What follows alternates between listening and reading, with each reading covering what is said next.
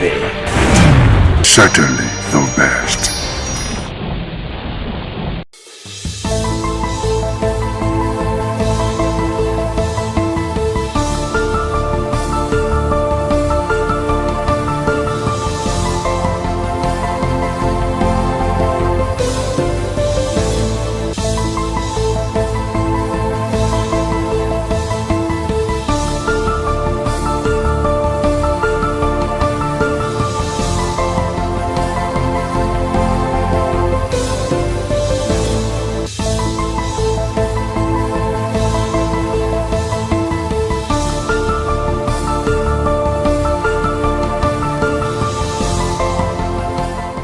Abandonment of wife and children remains a growing concern in our Nigerian society.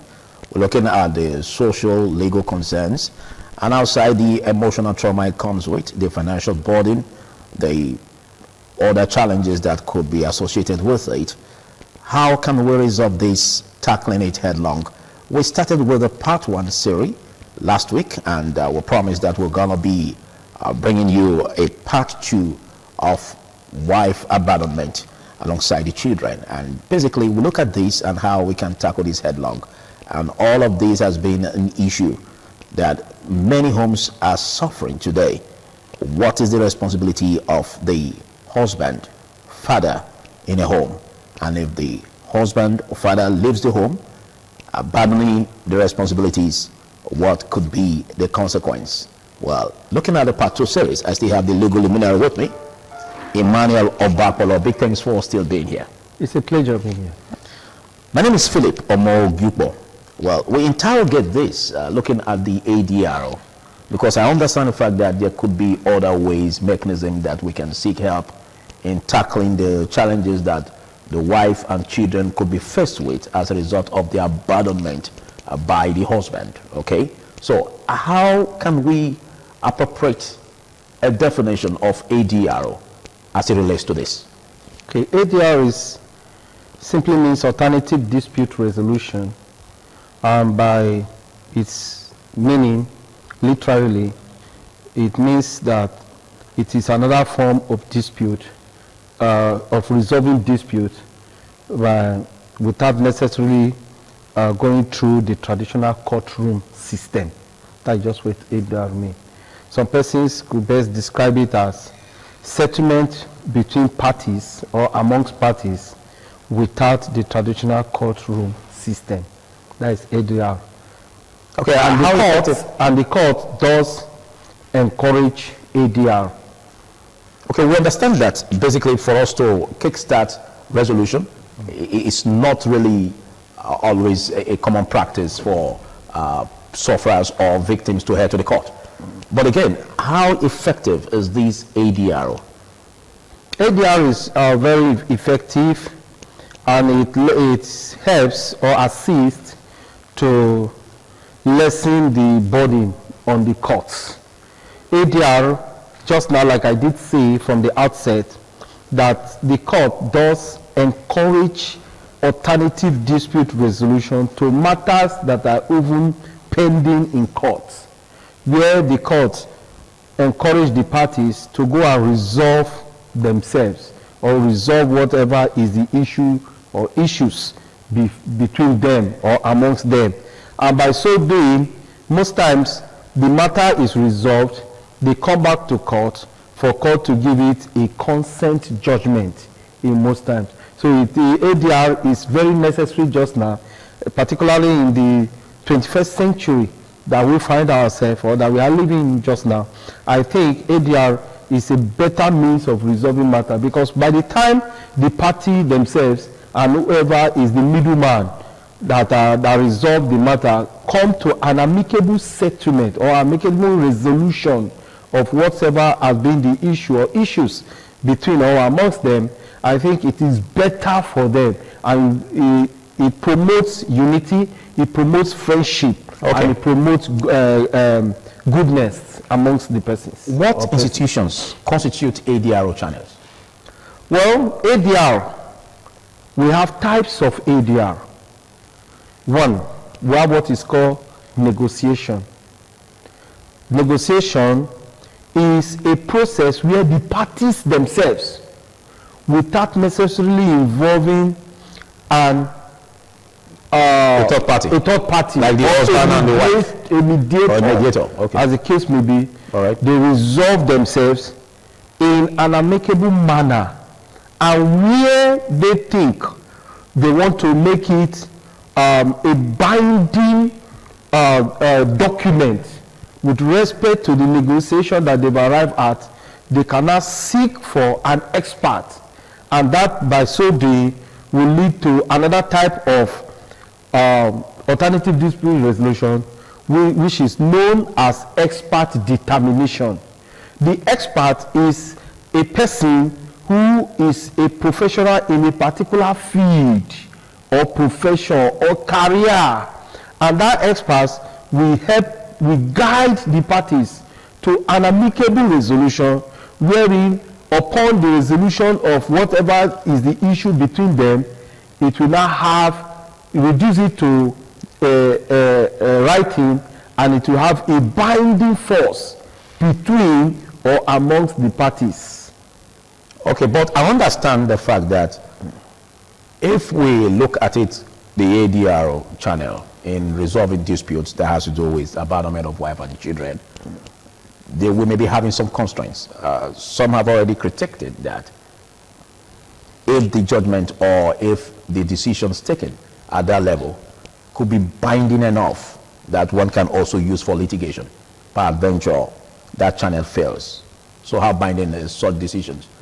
Most times, ADR is binding between or amongst the parties when it is reduced into writing, and the parties themselves agree to whatever resolution they have arrived at is binding on them. If a party violates the resolution that has been reached between or amongst them, that document cannot be filed in court so that it will have a binding force by the court. We have dispute resolutions like within the families, for instance, where the extended family can come in and resolve. How effective is that? Well, it is effective because that is the traditional way of settling matters or issues amongst parties, as the case may be. And before now, families, where it has to do with matrimonial matters, whether it is marriage under the Act or marriage under the native law and custom, we have seen how families were able to resolve the parties, and it becomes binding because where the family told the line of truth and justice, exactly. They will arrive at an amicable settlement of whatever is the resolution between or amongst the parties. But where there is an atom or a concern of bias, that is where you begin to find out that the parties will begin to frown at whatever resolution they have arrived at. Even in court judgment, there are situations where because the court is not a magician, the court is not where the parties have been. The court is not privy to whatever has been the issue between the parties. It is what the parties bring to court that the court will now look at and evaluate and arrive at whatever decision the court arrives at. And we've seen where people will say, oh, this court judgment, I am not in agreement with it. And that is why the law, particularly the Constitution, provide for an alternative route, which is for the person to go upstairs. And we'll see appeals and counter appeals. And even just now, we have seen, particularly in election petition matters, even when the Supreme Court arrive at the judgment, people still frown at it. The parties, their well-wishers and privies and surrogates, they begin to talk about it. But the good thing is that you don't have any other place to go but to go to the court of public opinion. It becomes mere opinion and not a binding force. Well, we're looking at this, but let's look at where some spouses could be dominant. While we could have some spouses that may not be dominant, where you just made mention of it that there could be situations about that will bring about bias, you know, in all of this. Now, what can you say is the most effective way to resolve issues under this branch of abandonment of wife and children, looking at the ADR? Most importantly, to my mind, I think the best way, alternative to resolving matrimonial matters, captured, be it abandonment of wife and children, be it abandonment of husband and children, whichever form or manner it takes, I think the traditional way of resolution of issues between or amongst parties should be the appropriate way. And but some have frowned at it. Yes. Some have said that some families could be biased and take side with the man, for instance, because if you look at the traditional setting in Africa, the man seems to always have his way in everything. And he's seen as the head of the home, and he's seen as someone who can never do wrong, even though there are skirmishes or features of him, you know, going against the rules that binds the relationship. So in that case, don't you see some gaps that could be closed? You know, when we talk of marriage now, we are looking at the two types of marriage or marriages that we have. One, marriage under the act. Two, marriage under the native law and custom. And if you look at the traditional way of resolution of issues amongst parties, most times it favors marriage under native law and custom. And that is why those who have advocated for resolution of matrimonial matters have advocated that most times it should be resolution, the alternative dispute resolution favors more importantly marriage under native law and custom. And by so doing, it is also in public domain that the resolution of marriage under native law and custom seem to favor the man more than the woman. And why is because most times the woman may be asked to refund the bride price paid on her head by the man. And when that is done, it is deemed that that marriage has died a natural death, or that marriage can no longer exist between the parties. But nobody seems to ask the question of what next? What compensation should also be given to the woman? Well, all toes towards a direction. And that direction, to my mind, seems to be that Africa is a man's world. But when you look at marriage under the arts, and marriage under the arts seem also to favor the woman, because even upon the issuance of the certificate, particularly where the marriage is conducted in the church, and I've also witnessed marriages under the arts in a ministry of what do you call this ministry now? Interior. Okay. Is it Ministry of Interior? Yes, correct. Ministry of Interior. I've witnessed some of them. Even the issuance of the certificate is to the woman. She's given to keep the certificate. What that simply means is that the certificate is her property. You get it? And the certificate also is a license for her protection. So, we're saying, anytime that there is... So the certificate is a weapon of defense? Yes, for our protection. Okay. So when there is, maybe that's why in some situations where there is crisis between the parties, you see the woman talking louder because she seems to have the weapon of protection in her custody. Under the statutory acts. Under the marriage, under the acts, or what is called, also called statutory marriage. So you cannot say that there is a divide. Marriage under the act seems to favor the woman. Marriage under native law and custom seems to favor the man. Then when we have a situation where both parties contract marriage under the act and marriage under native law and custom. We have made to understand that the marriage under the act seems to swallow the marriage under native law and custom.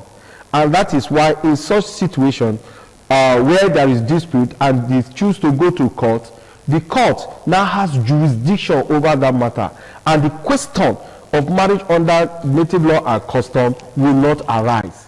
So, dispute resolution, the court can now look at it and see how, based on the facts before the court, evaluate same and come up with an appropriate or a proper judgment. Okay, we'll take a short break. Do stay.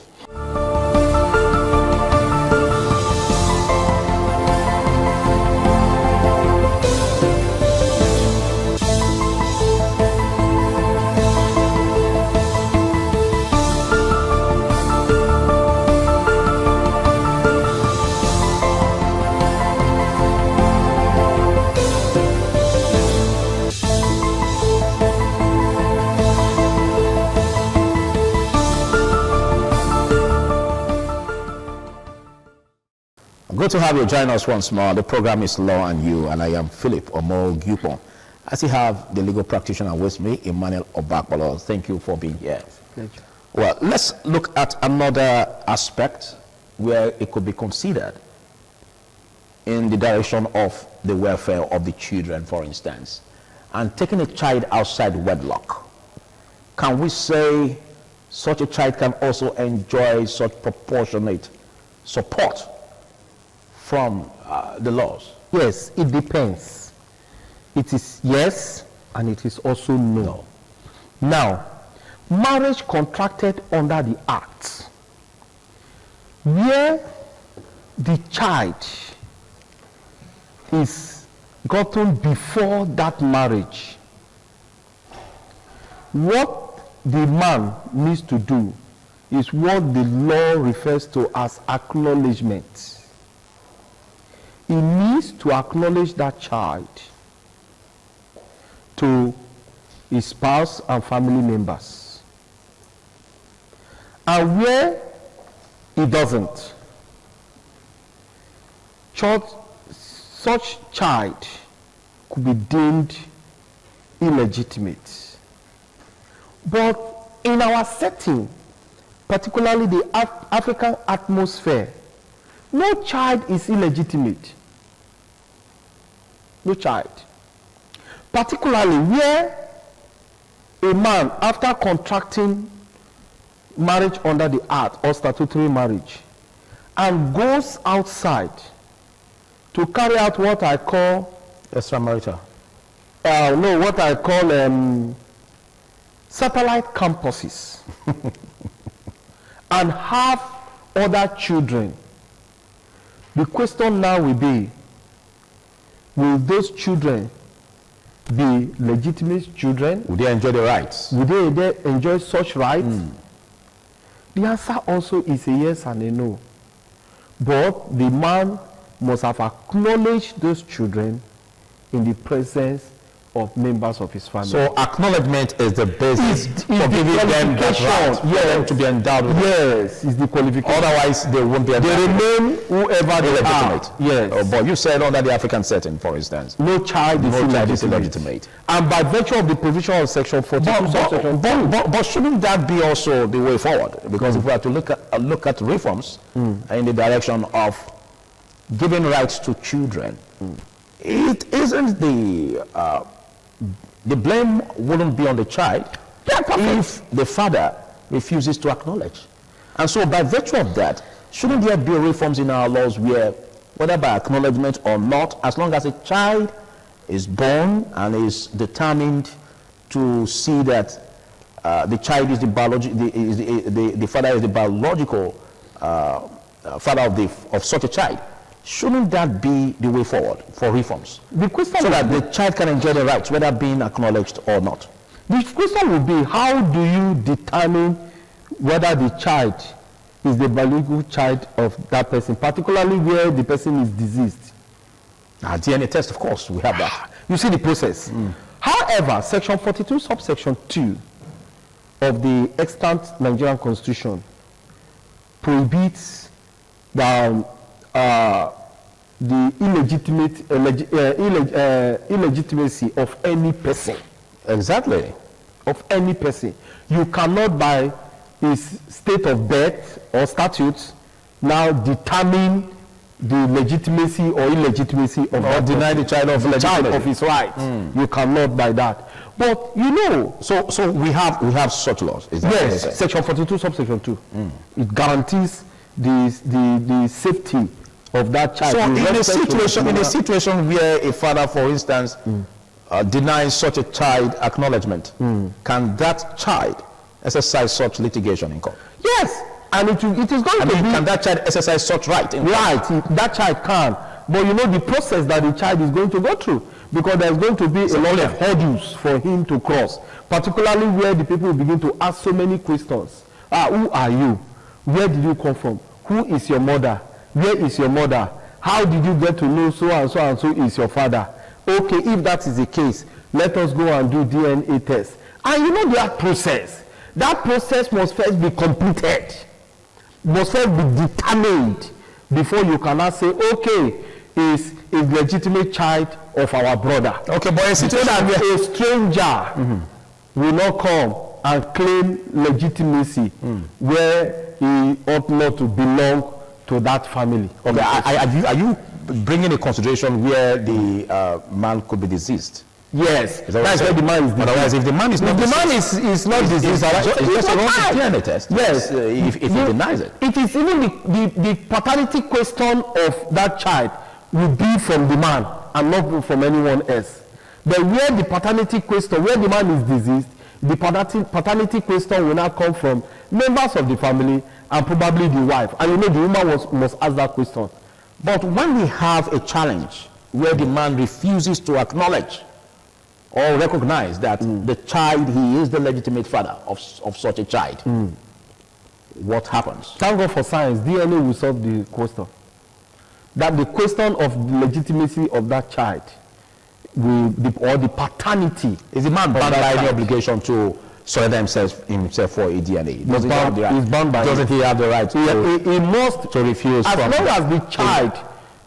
as the child says, you are my father, and the child gives reasons that will bring the question of who owns this child from the evidence presented by the child, the man is bound to subject himself. How is he bound? By the virtue of the fact that the so-called son is saying that he is the father? Yes. Peradventure now denies. I said I'm not your father. How can he? So what could happen to make the man to be bound by the act and surrender himself for a paternity test?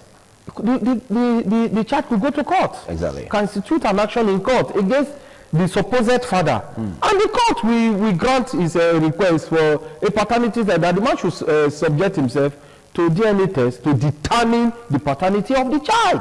He has that right. I said that to say this because most times we have such strong-headed men that will say no matter whose ox is God, they will want to go through that test because probably they know themselves that they must have committed one act or the other that brought about such incidents, you know. But going forward, what could be the reforms? Like a challenge where some have raised, a question that was raised. If the woman, for instance, suffers neglect emotionally, could the court also address that aspect where compensations can be made for the woman who was neglected by the spouse, even though after the remedy has been done, comes in and takes care of the financial obligation? But what about the emotional neglect? Can such a woman seek redress in court in that direction? Yes. Like I did say, the Violent Against Persons Prohibition Acts provide for that. I know that could be that is criminal. It means that the man is going to go through a criminal trial for a man to leave his wife. Yes. For allowing her to go through such emotional trauma. Yes. The man could be charged. Yes. And not abandoning financially or the financial burden, no. Just emotional, as in abandoning her, not even sleeping with her. Emotionally. Can the man be charged to court for that? Yes, it can be charged. It's an abandonment. It can be charged.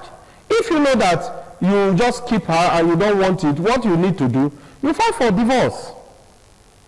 You file for divorce. So it's the responsibility of the man to play his role as a responsible father. Otherwise, if he fails to play his role, the woman can sue. Yes, as a responsible father or a responsible husband, you need to do the need. What if the man says he's not in the mood?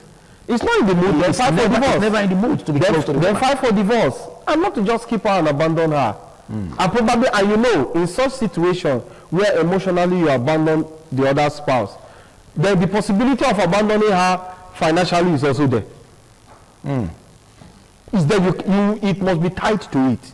Every form of responsibility that you ought to take with respect to the spouse, you withdraw them and neglect the spouse. We've seen men. You know, we can't place a number on it, but let's say majority or 50% of men, or less than that, anyways, that go about on extramarital relationships, even when they know that they are married to the woman legally under the act.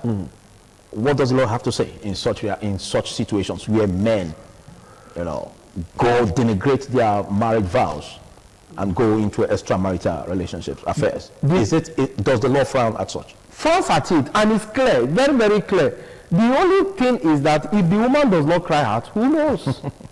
Who will hear it? So not until it takes the woman to cry out. And by crying out, and show evidence. Yes, by crying out that the husband has a side chick. Is that what you're talking about? Yes. Not another woman in put in a matrimonial will. We're looking at just a side chick. There's no satellite campus. Of course, yes. So which means the man can't do that. Yes, the woman can. The law frowns against the man to have extramarital relationship. Wow. That is bigamy. It's the offense of bigamy.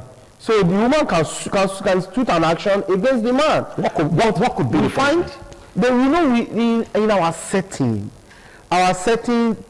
just like I did say, that this African atmosphere favors the man, so it presents a man's world.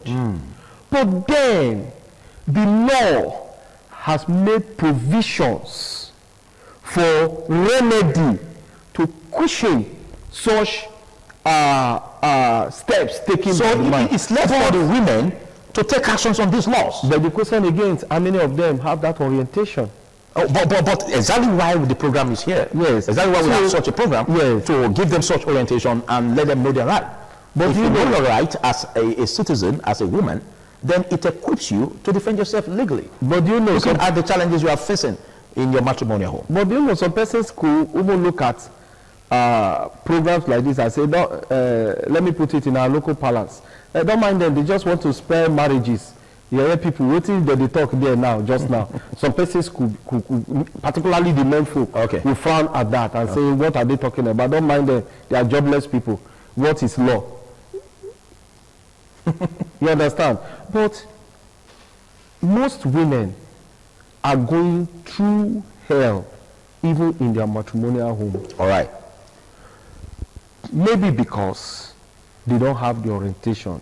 1. 2, maybe because their family background. 3, maybe because they just want to keep the marriage at all costs. Thank you. Thank you, Emmanuel Obapolo. Thank you so much. I'm afraid there's much we can take on today's episode. Well, this is just to equip you with the laws as a weapon that you have, as your rights, that any situation you find yourself that seems to be unfavorable in your matrimony, you equip yourself with these opportunities given by the law to seek redress in court and make sure that you get justice. We have various institutions, under the ADRO. We also have the court, under the Statutory Act, that can also help to marshal such, considerations in order for you to get justice. So if you have any challenges, it's just for you to approach the court, and then that can be done. But before we go, how can such a process be started in 30 seconds? If it is under the Violence Against Persons Prohibition Act or the Criminal Code or Penal Code, as the case may be, is to report the matter to the police. Okay. And the police investigate and charge. Or you get a lawyer. When can a lawyer come in? A lawyer is when you want to institute the matter in court under Civil Matrimonial Causes Act, under matrimonial causes. So you approach a lawyer who will now help to institute the matter in court. All right, thank you. This is a very huge topic and very sensitive at that. We will continue to interrogate it to make sure that you get justice in this direction. I am Philip Omo Bupon. We'll see you on the next episode. Bye for now.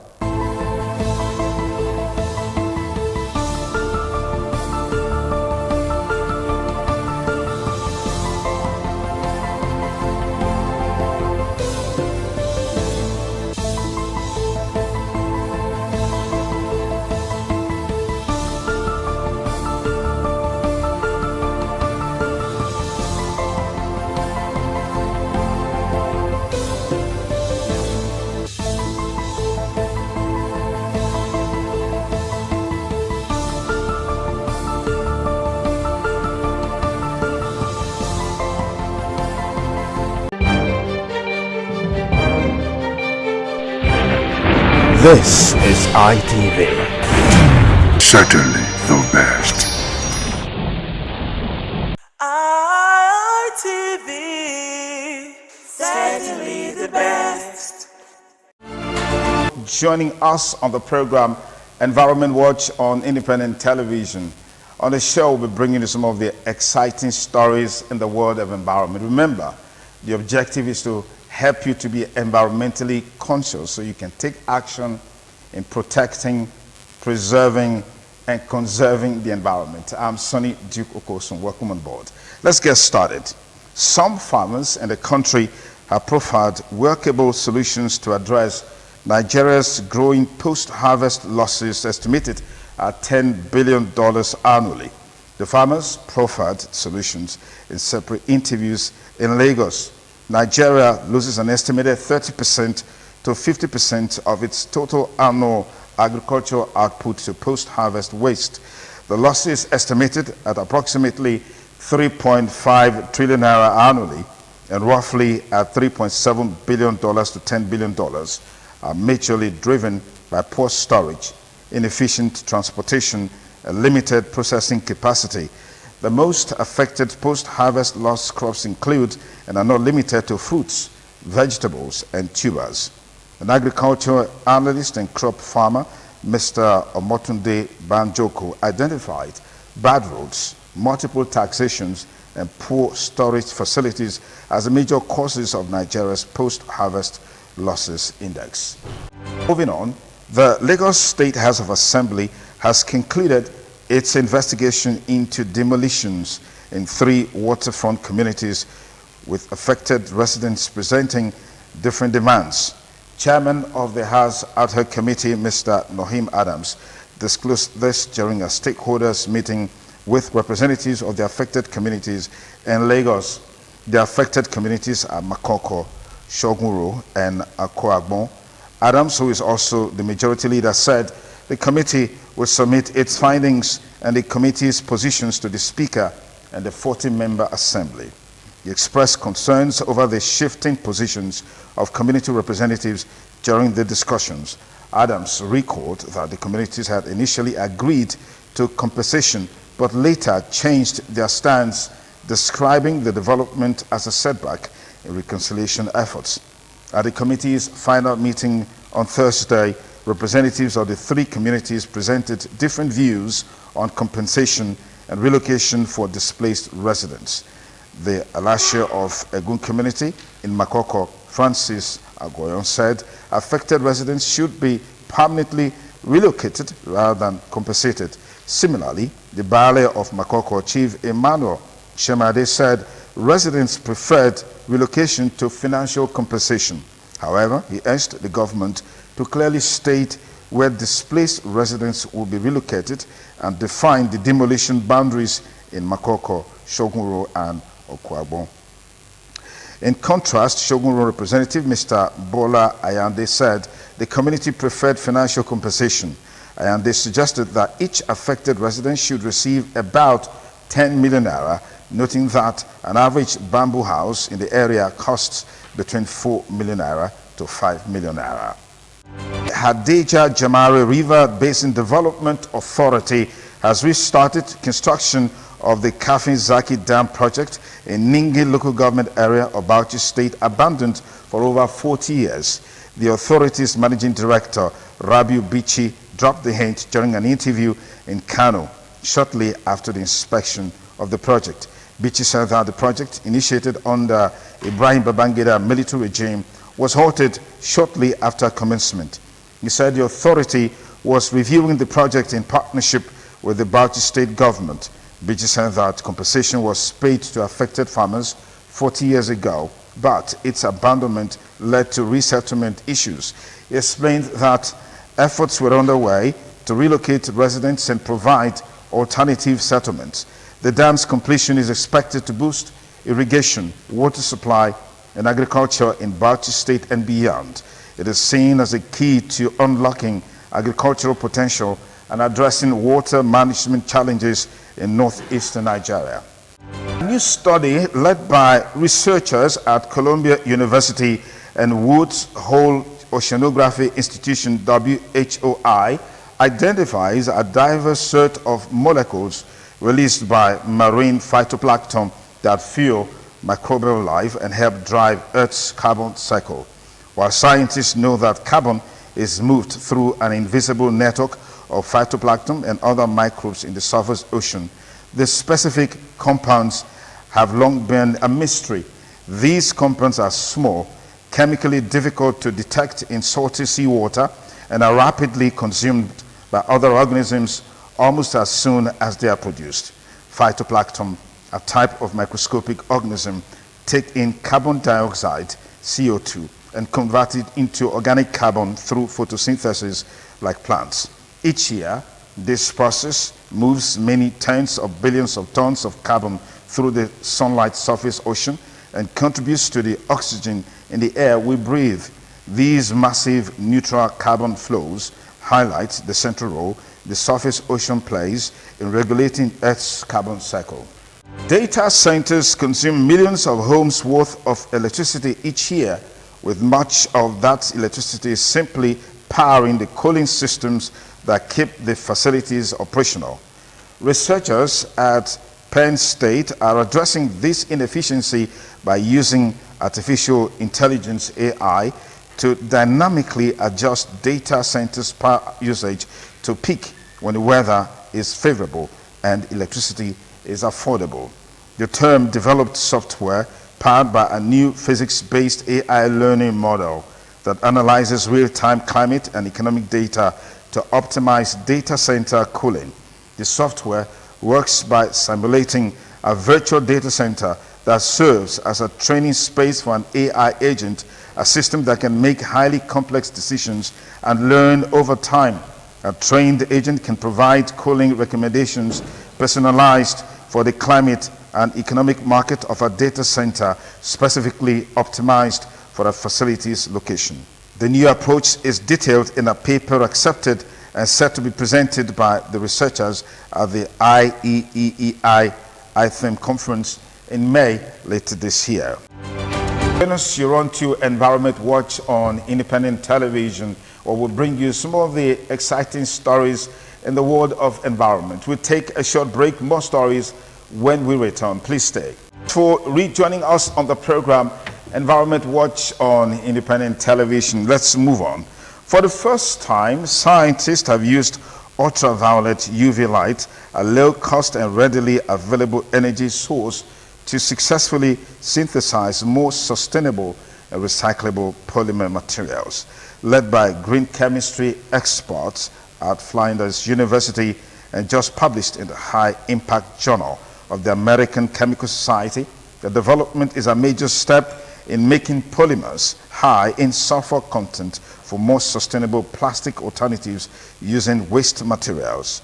Over the past decade, the Flinders University team has shown these highly flexible sulfur-rich polymers can be used in a wide range of high-value applications, from heavy metal land and water remediation, as well as optics for infrared imaging and even novel antimicrobial agents. The latest research promises to make them even more adaptable and affordable. covered the roles of bacterial species from the environment as they consume biodegradable plastic.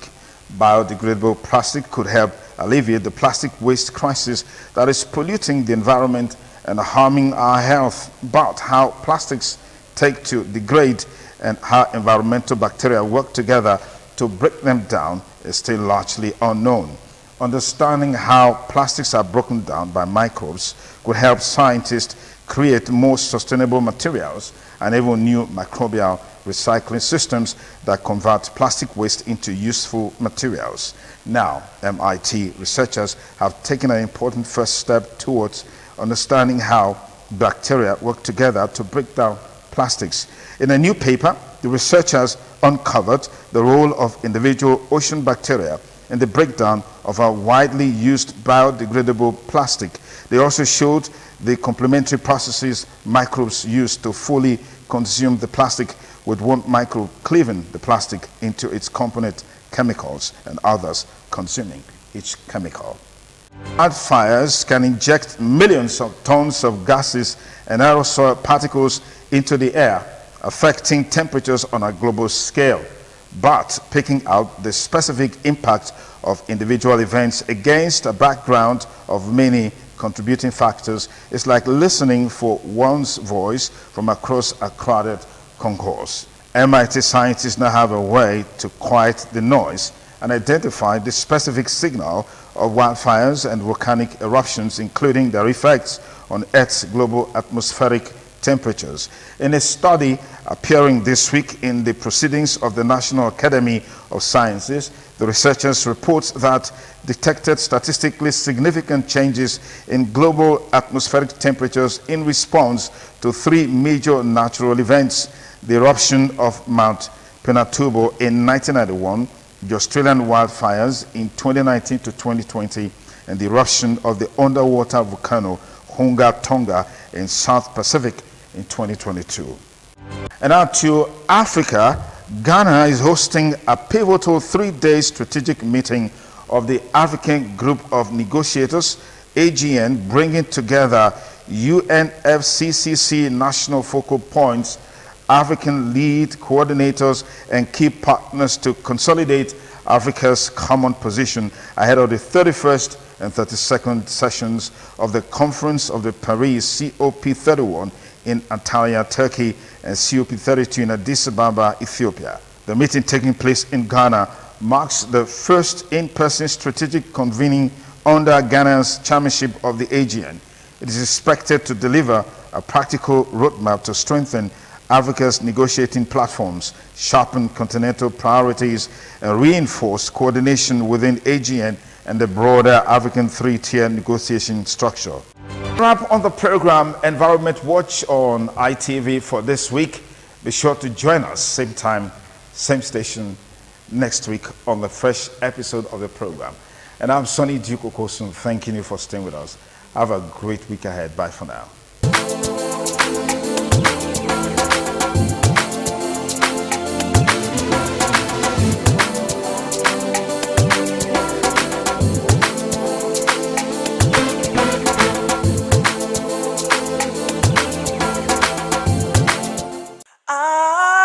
ITV, certainly the best.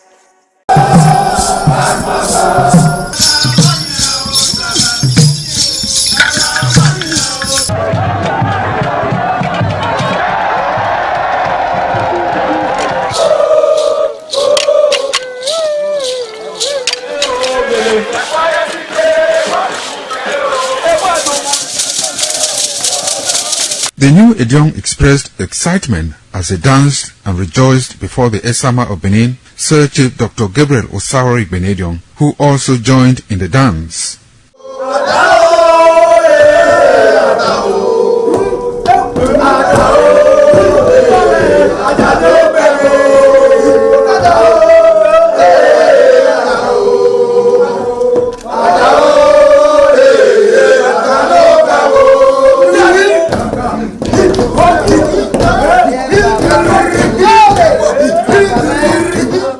As visiting and paying of homage to various homes of senior elders continued. The initiates spent 7 days performing diverse kinds of rites as required by tradition. They were furnished with rules and regulations regarding their new office as Edion. That I grew up in this community to the point that they have now also chosen me as an elder in this community. It's a thing of great joy. All thanks to the Esama of Benin, my people, my family, everybody, all Okada community for this great honor. I am very, very grateful. Well, this is my brother. I'll call him my uncle because he grew up with my father.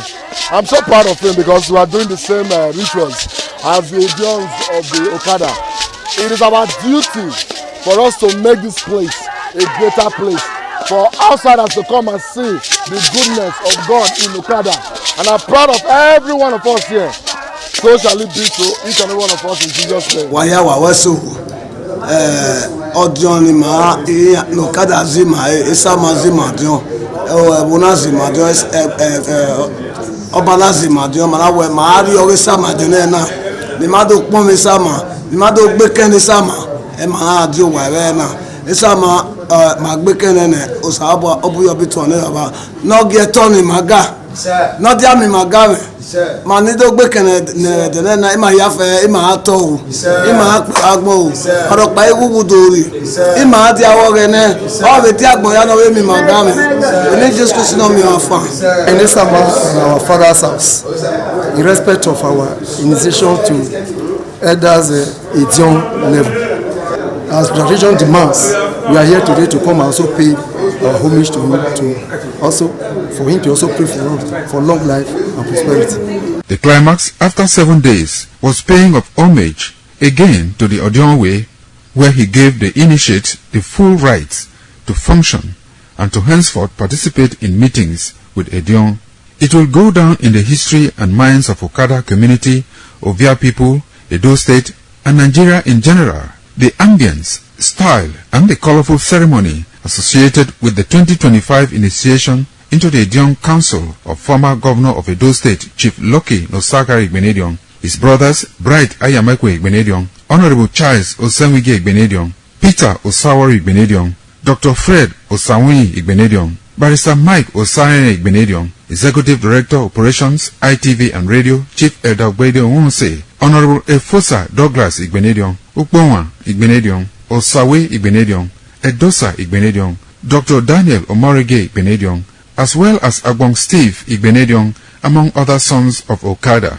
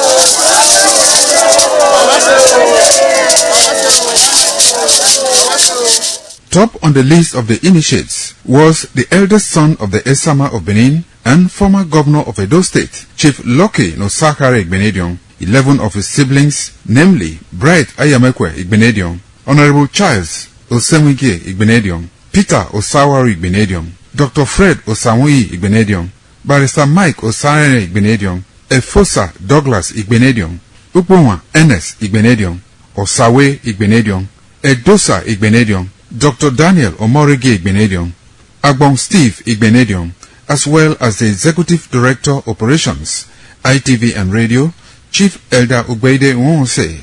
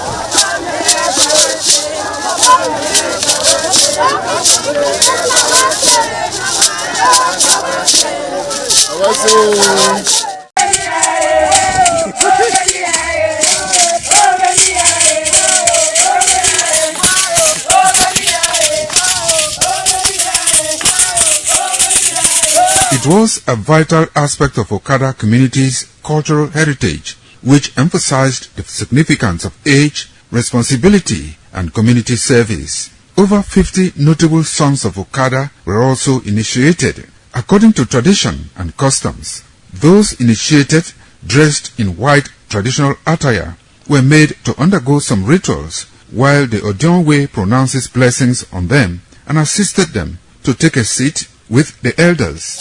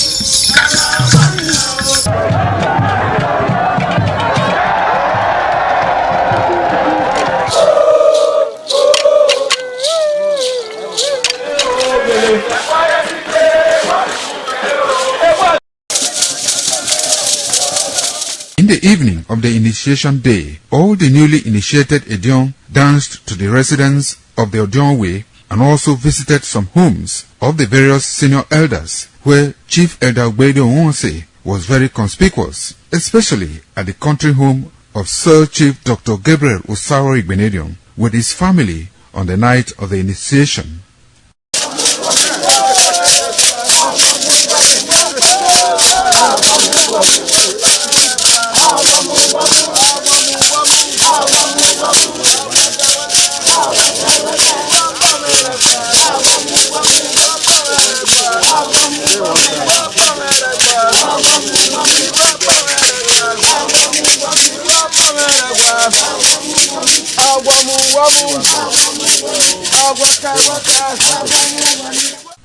On the following morning, as part of the rites to be performed by the newly initiated Edion in Okada town, the initiates, led by Chief Elder Ogbedo Onse, visited the Esama of Benin, Sir Chief Dr. Gabriel Osaro Igbenedion, at his Okada country home residence to pay homage and appreciate him for all he has done in the development of the community, which has placed Okada in world map. They also thanked him for his role in the success of their ceremony. They commended the Esama of Benin as a custodian of Benin cultural heritage and for revitalizing the age-long tradition of the age-grade ceremony.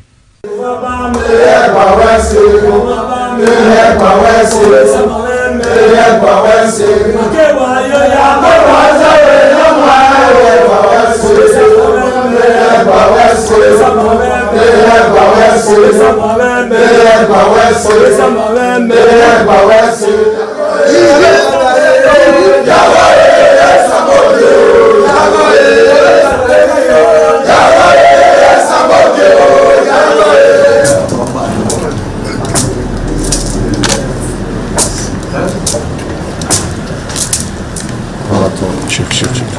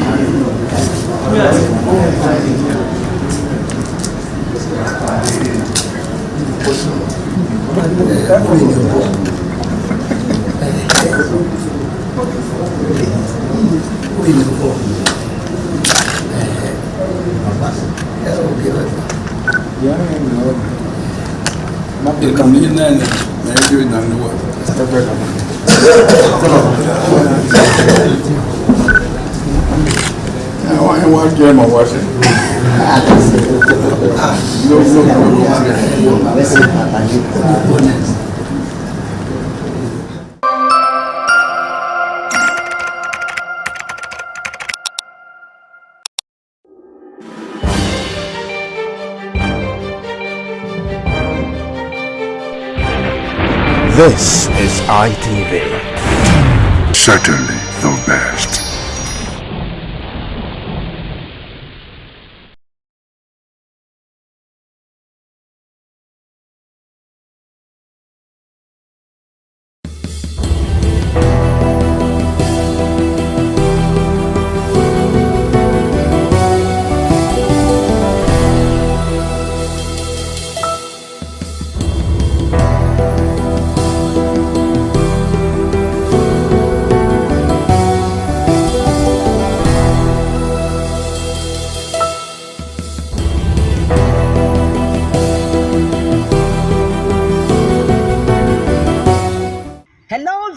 Welcome to Viewpoints on ITV. I am Caroline Okonji, and today on Viewpoint we're going to be talking about the current electricity issues and situations that we as business owners, as individuals, are facing in Nigeria, as over 80% of households lack adequate access to grid, as Nigeria's electricity sector suffers from chronic liquidity trap and infrastructural decay, leading to frequent national grid collapses, with generation dropping below 4,200 megawatts, far short of the 4,000 megawatts required for its citizens and population. It is a Viewpoint on ITV, and we're going to be looking at some of the key issues affecting our electricity sector in Nigeria. I am Caroline Okonji. In terms of security of it, we need light. And based on that, in some areas, it makes it difficult for us when we are on patrol at night. And we are even begging the state government to try and do something, at least by supplying street lights in some area that are dark in the night. In most cases in our community, there are places that is very dangerous, that without light we cannot do anything of such. For so doing, we want, as a matter of urgency, the Edo state government to try and do the needful, so that the security will be okay for us, so that we can be able to work effectively. The issue of NEPA issue that you came from is very rapid to us, in the sense that the NEPA look as if we are not a citizen of Nigeria, because since a month there's no light in us. We have been passing through. Which NEPA anytime they came, a minute or 30 minutes to, they will come and they will bring the light to us. That is, we are not expecting them to come and collect their bill. Indirectly, we are expecting bill from them to come and collect it. Within that hour or 2 hours, you will see a number of people with a ladder. They will come. They will come. And after their collection, there's nothing like light again. They will block us up. I think before we have this light, they mandated us to buy a meter, which we bought individual. We pay through the NDC, we have our transformer here, not through NEPA. Before we got out this light, they mandated us to write an application of submitting it to the NEPA as a will to them. And we work for it. We should not claim ownership. And we fought for the transformer. And after that, again, they came that there is no oil in it. We pay up to 1 point something again. Before. After all that, they came up again, said it was meter issue again, that every community, every houses have to have a meter, which we did. We have to. I have my own receipt. I have my paper meter in my residential house here. So after all that again, they came up with a past bill. We, before we make that transformer, got that transformer, we've been black out for 10 years here. They came with a bill to us again that we need to pay a standing bill. We went to Testament, their office there.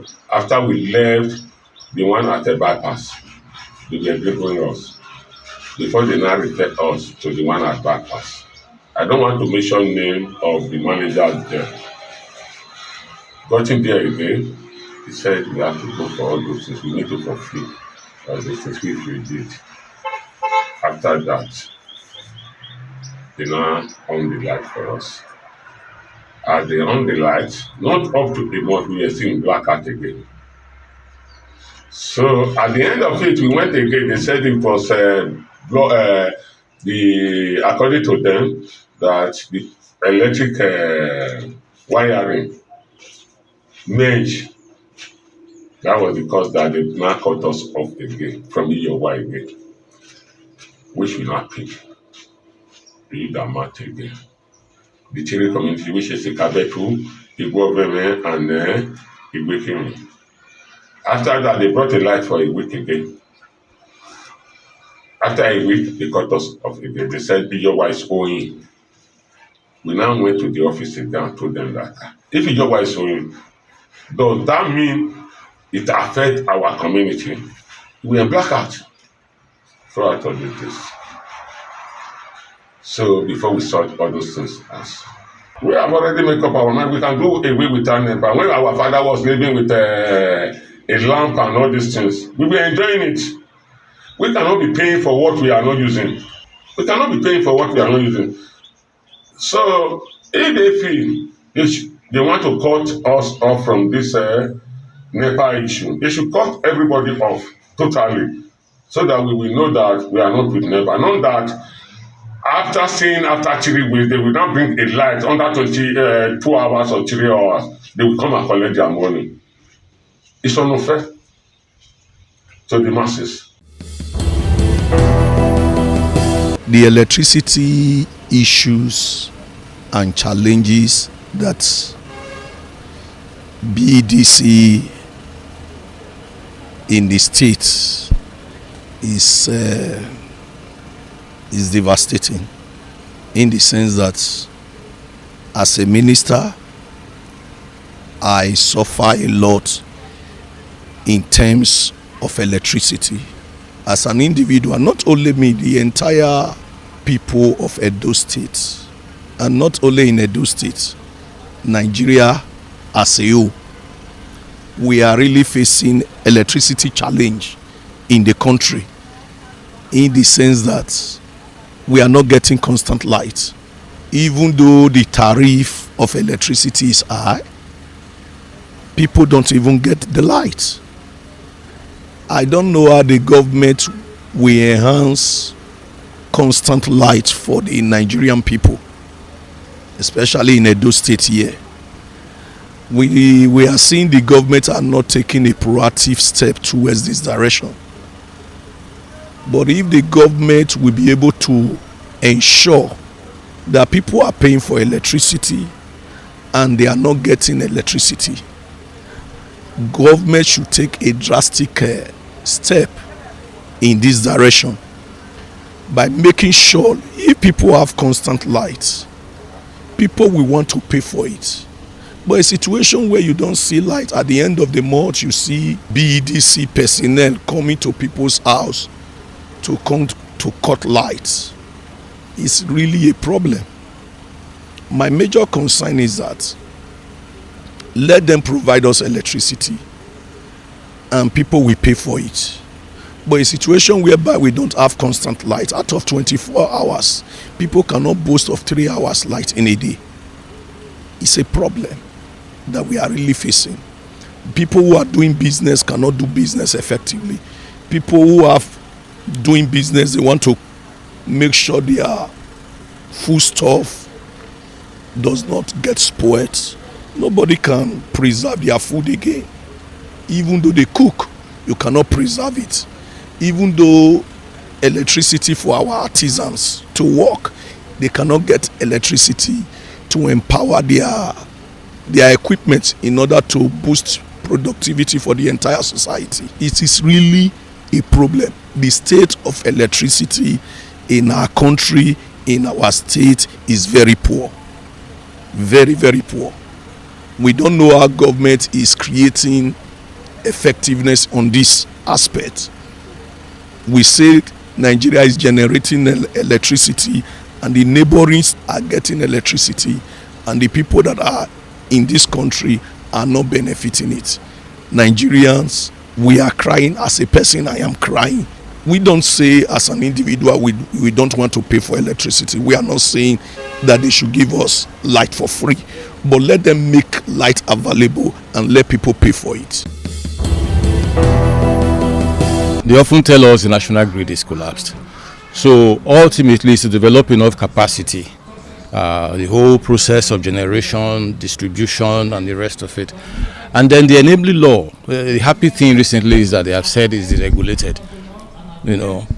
State governments and private investors can now enter the electricity market, generate and sell. So we do hope that will be a great deal of improvement, because without electricity, really, we are going to remain in the Stone Age. We cannot industrialize. Even domestically, we cannot have the comfort we should derive from electricity.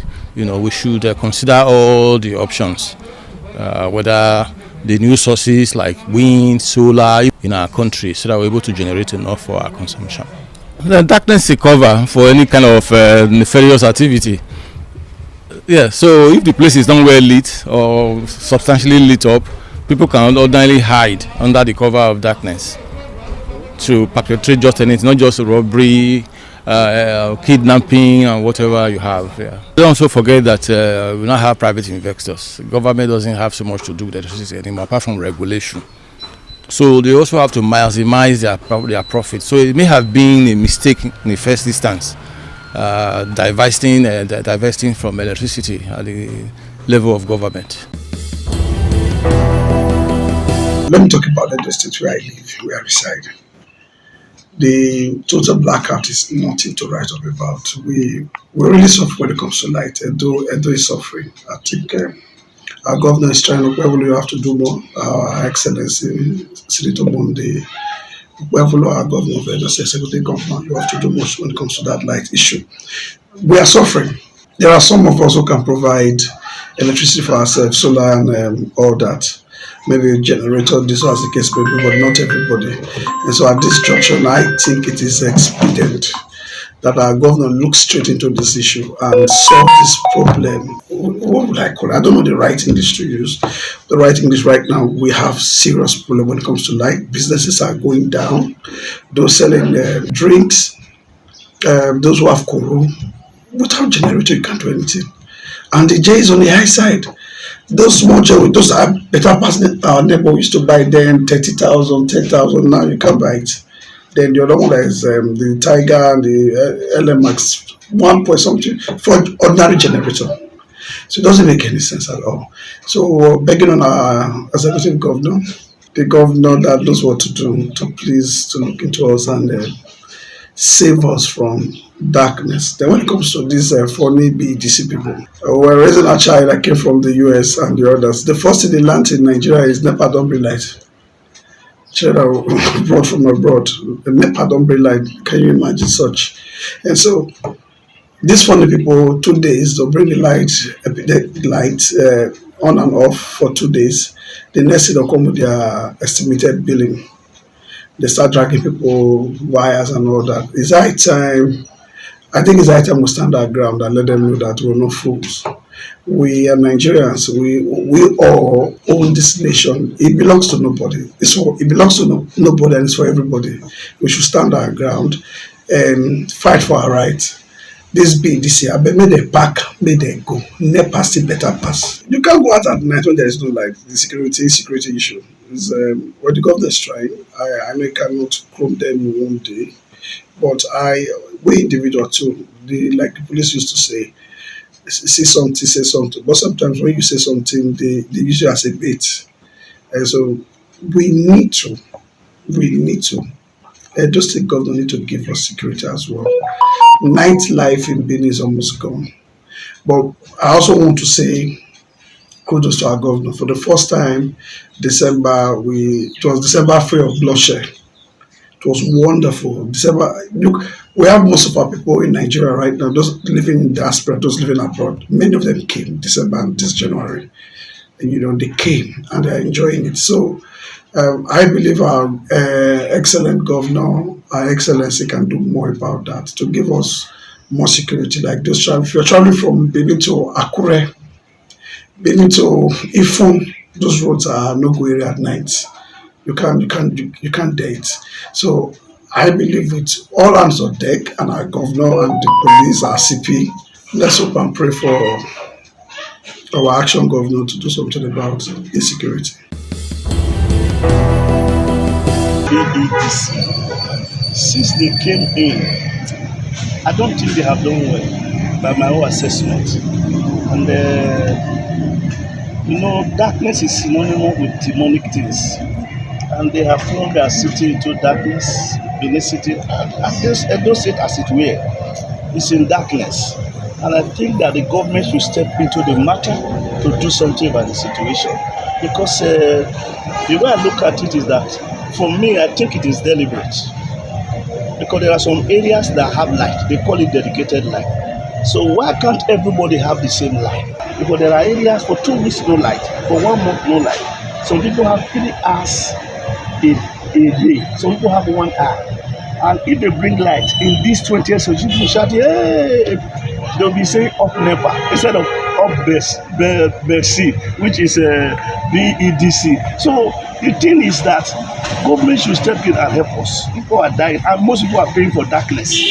They go there, they threaten people, they bring light when it is wanted for 3 days, 2 hours, 3 days, they come and collect money and they shut it down again. So I think the government should step in. If they are going to be thrown out, they should be thrown and bring people who can give us light, who are ready to pay. It was privatized. That was a good intention by government, but the people that did it, I'm sure they gave it to their cronies who does not know anything about the management of light, and that's why we are where we are. It has really hampered nightlife because you don't work in darkness, and then the only thing that is helping us now is this solar, and we go put everywhere, and some persons that have money to buy diesel and buy fuel. It's not everybody that has that kind of money. So it has really disturbed or hampered nightlife. But government is trying to bring it back by putting street light and everything. So we commend them. We pray that God will give government more power, more strength, more wisdom to do what they have to do.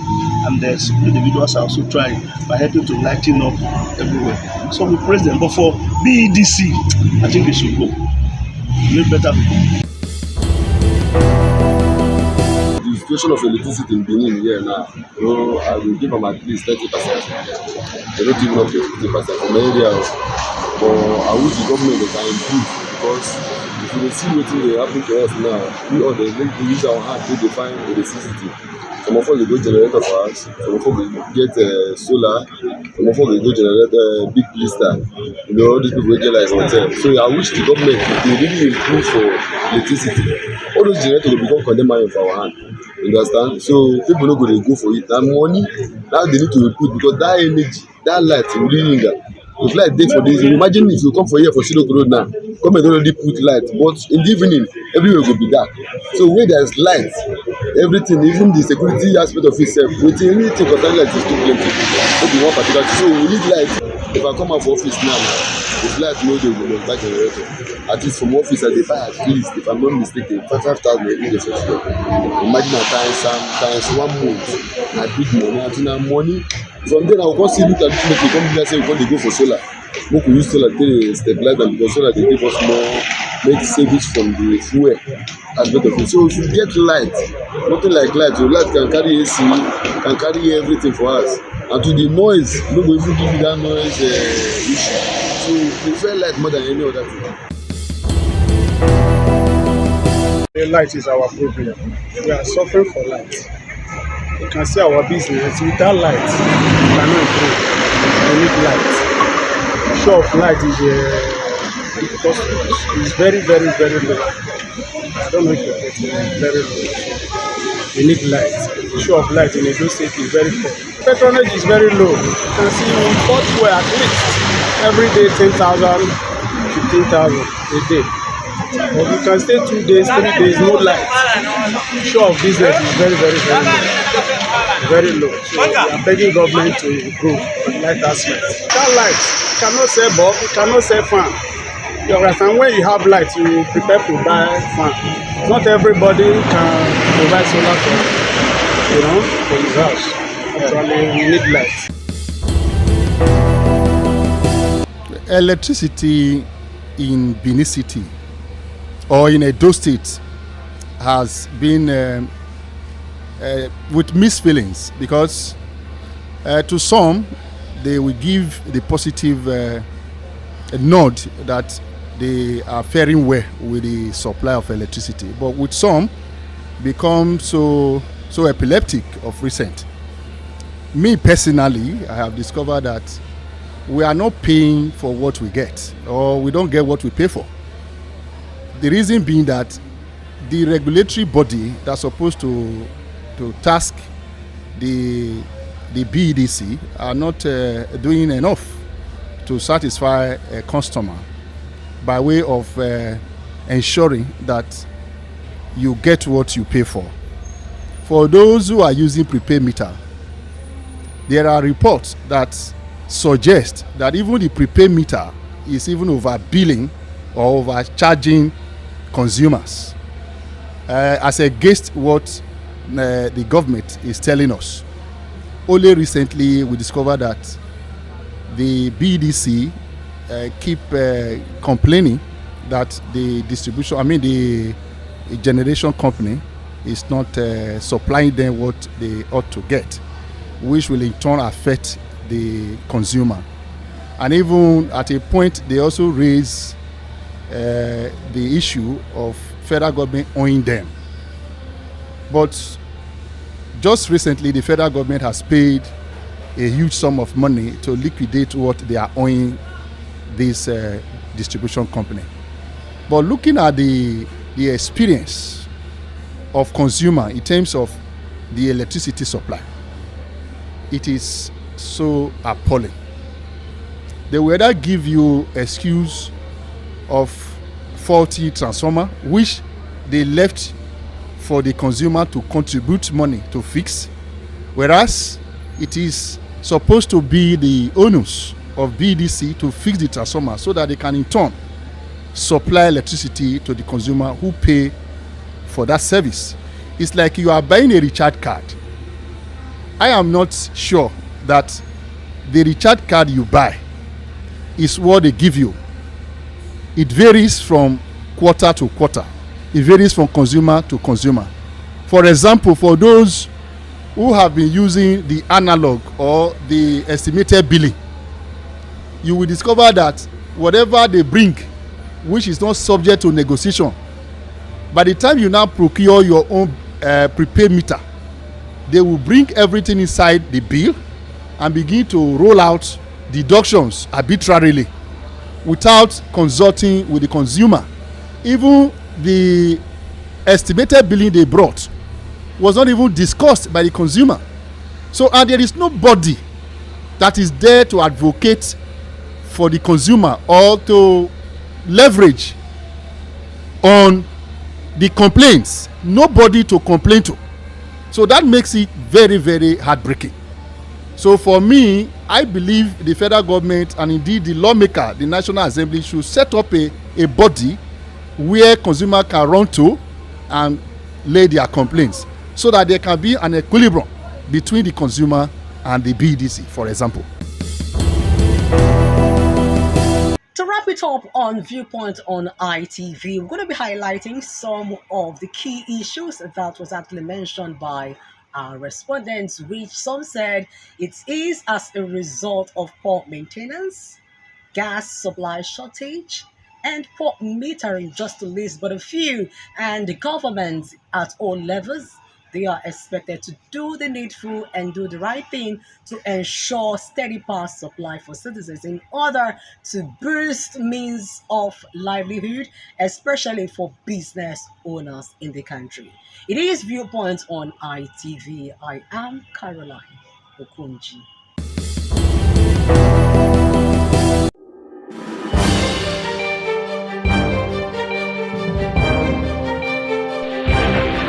This is ITV. Certainly the best.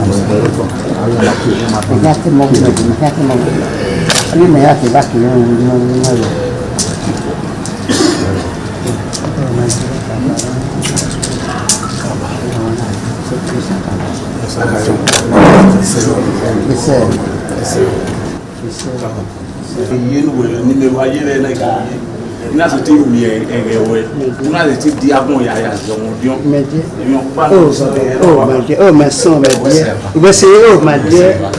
Oh, where are you here? You not over. Yes. You not do so much. Yes, my dear. Where's it happening? Where's it happening? Oh, where's my dear? It's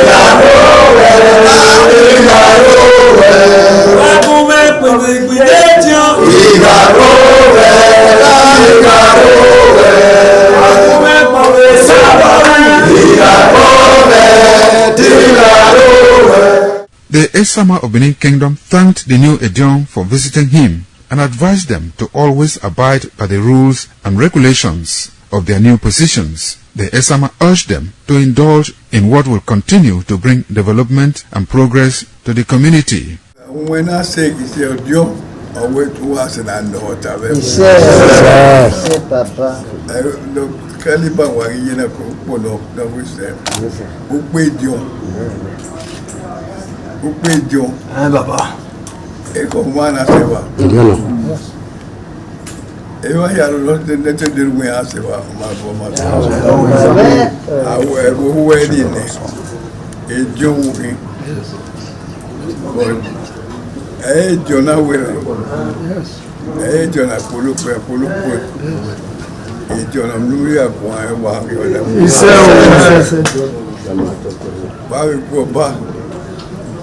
but John Way gathered in and I had the way.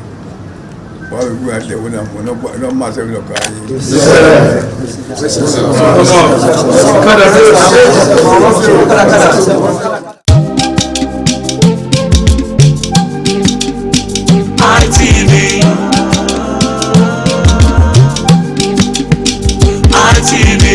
ITV, certainly the best.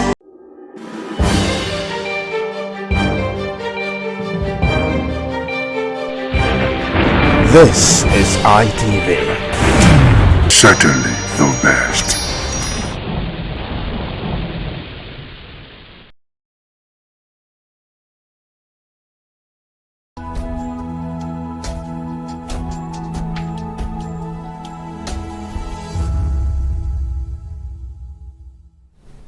Good afternoon and welcome to another exciting edition of Itches and Voices.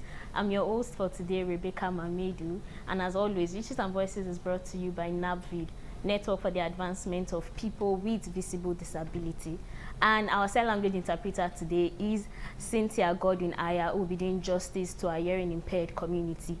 So over the years, NABVID has been advocating for the Disability community, and one aspect that you focused on over the years is education. As we all know, education is a leveler for everybody, including persons with disability. And our guest for today is the program officer of NABVID, Mr. Nobu Israel. Welcome to the studio. Thank you so much, Becky. I'm glad to be here, and I want to greet every of our listeners at home, and I want to say thank you for joining us today. You're welcome. And so we'll be diving right into the conversation. On the topic of inclusive education, most of the time when we hear inclusive education, I think it's more than just bringing students with disabilities into the classroom. So what would you say inclusive education mean beyond all of that? Thank you so much. Inclusive education is a concept where every person, whether you are physically challenged, hearing impaired, visually impaired, whatever the form of disability you have, you can learn, all right, in the regular learning environment. That is inclusive education. Currently, what we see most times is what we call special education, where we create special schools, special teachers for special needs children, all right? But in the real sense, inclusive education means that we make education, including learning, curriculum, teaching methods, even down to the environment, okay? Physical infrastructure. We make all of those things in a way where persons with abilities can come in and thrive. They can learn, all right? Looking at their needs, looking at their special condition, they can have that environment where they can learn. And the learning provides for them the need to feel included, all right, not excluded. You know, when you have special education and they are just separate, you know, it makes them feel, oh, we are different, right? So the essence of inclusive education is inclusion, that they are part of us, all right? They are learning from us. We are learning from them, so we are together. So there's no difference, all right? So that's the context, that's what inclusive education is. So when you talk about them being included, are you trying to say we should include kids with special needs to the regular school, or that is like maybe a special school, but they are included in those special schools? Again, like I earlier mentioned, inclusive education concepts is about learning in the same environment as well as other children without any special learning needs. That is the idea. All right. I think most of the times you go to some tertiary institutions. All right. Though we are not there yet, but they practice a form of inclusive education, even though it's not fully inclusive in terms of some of the metrics that define inclusive education. But you see them learning with their other counterparts in the same classroom. All right. So making the environment in a way that whether you have physical needs, you can learn in the same environment to someone who does not have any physical needs. That is the idea when we talk about inclusive education. So it is about removing the barriers that stops person with special needs or disability from learning in a regular environment. You remove those barriers. So when you take away those barriers, then you have inclusive education. Okay, that's powerful. And you made mention of some of the barriers. Before we go into how these barriers can be limited, can you throw a little light into what some of these barriers are that kids or students with special needs encounter in maybe going to school and their education generally? Okay. The first I want to mention, which I stated earlier, is the case of physical barrier. Yes. Physical barrier is very important, though it may sound, but it's very important. Physical barrier. For example, someone who is on a wheelchair wants to access a classroom, and the classroom is upstairs, and there is no elevator. That already is a limitation, is a challenge. Are you going to keep carrying that child every day on the wheelchair through the staircase? All right. So inclusive education says that that barrier, first of all, must be dealt with. That physical barrier should be dealt with, so that the child can have easy access to the classroom without needing extra aid, that makes them feel less of themselves. When you're carrying someone, it demoralizes them. Yes. So that, first of all, needs to be dealt with. Then secondly, we will talk about barrier. We're talking about also the case of learning barrier. For example, the teacher must understand that, if I have a child with special needs in my class, I can't teach every of them in the same pace. So that's where special education training comes in, where the teacher is trained on how to carry each of the children, irrespective of their learning needs or gaps, carry them along to ensure that that gap is bridged. All right, even down to the curriculum adjustments, down to I think there was a particular case where a child, for example, who is autistic, can demand, or his condition demands necessary what we call sensory breaks, because you can't teach a child, for example, for 5 hours straight and expect an autistic child who is also in that same class to also learn for 5 hours straight. You see, so a teacher who understands that, it's time for this child to have sensory break where his mind can be relaxed to be able to continue learning. So that is very important. So these are some of the barriers we're talking about. Then, of course, issues of policy implementation is also an issue. And, of course, one of the important barriers also is funding, because you can't have inclusive education without proper funding, because you need to upgrade a lot of infrastructure, curriculum review, training, capacity building. So a lot of things are involved. But, like I said, if we are able to remove these barriers, of course, we will have inclusive education.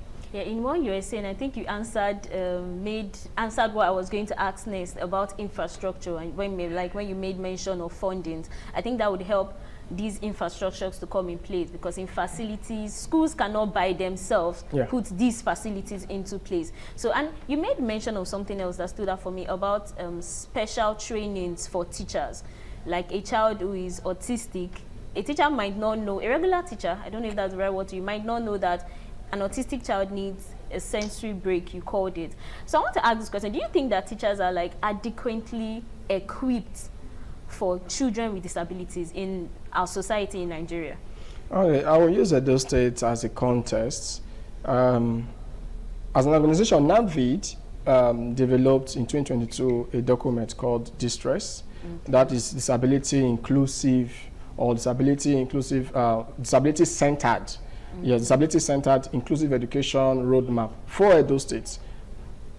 from 2022 to 2032. That's a 10-year roadmap, all right? And one of the gaps that was identified in that research document is the fact that we don't have enough special education teachers, and also those who are currently there needs to undergo regular training, because education is evolving.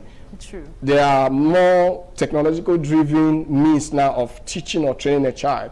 So you see that in terms of if they have been trained or is adequate, I will not say, okay, I think from that document, if I'm referring to that document, it is not adequate actually. We even need more education teachers, more special education teachers, all right? Because even those who are there right now are probably understaffed or have not gone through some form of modernized training or inclusive education. You know, for example, you know that with the advent of technology now, we now have several assistive devices that aids learning in the classroom. But first of all, we talked about barriers earlier. Do we even have if we have those technologies, do we even have the power to power those infrastructure? Right. Do we have the technical manpower to ensure that the teachers and the students can leverage on those technologies for learning? So it's cost cuts in any way, but the bottom line is the fact that currently in Edo State we don't have enough sign language not sign language now, we don't have enough special teachers, yes, for the special schools that we currently have in Edo State. We don't have enough. We need more special teachers, and at the same time to call for more training for them, because we don't want a case where persons with disabilities who are in need of their services are, you know, kept behind. And also even think that special education should even be something that every teacher should go through basic learning, basic training for. Yes. Because like you mentioned, if you are not exposed to special education, you may feel, oh, they are special. That's why if you see the word when we're talking about inclusive education, is like it's a separate thing. You know, it's supposed to be all encompassing. It's supposed to be infused into the educational system of the society or of Edo State, where the teacher does not see special education as, oh, it's for persons with disabilities. Yes, and all right. So we are not for persons with disabilities, and then you see a parent take a child to a school and the child is rejected, which also now creates another barrier, which is the social stigma. And say, no, your child cannot learn in my class because your child has a disability. Because the teacher actually feels helpless. It's not her fault, because she doesn't know how to manage or handle that child. So it's important that we look at our educational framework and beginning to make special education or inclusive education the focus.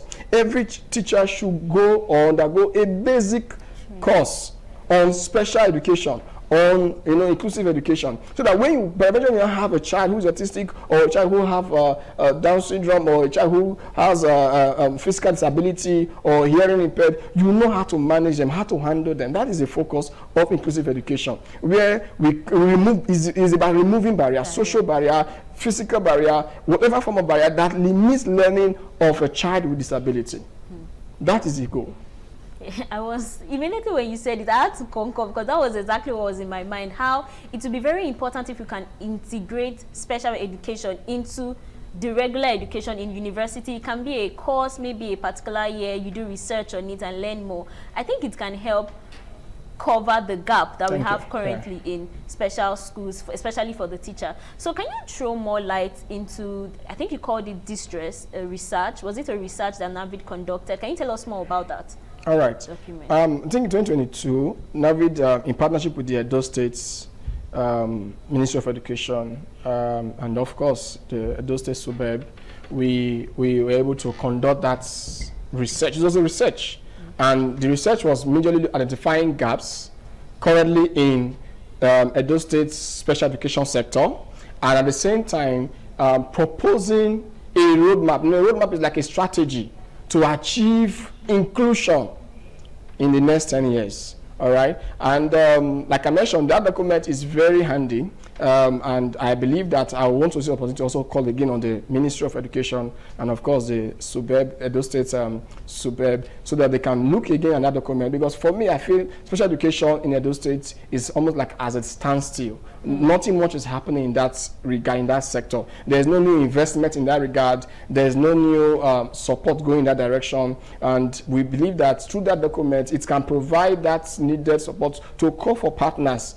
how they can advance special and inclusive education in Edo State. So what we are looking at is the fact that that document in itself is a working document. It is still operational at least from 2022, like I mentioned, till 2032. All right. So, and if you look at that document, it went as far as speaking to physical infrastructure. It went as far as speaking to capacity building for teachers, even down to curriculum review. You know, talking about funding and all of that.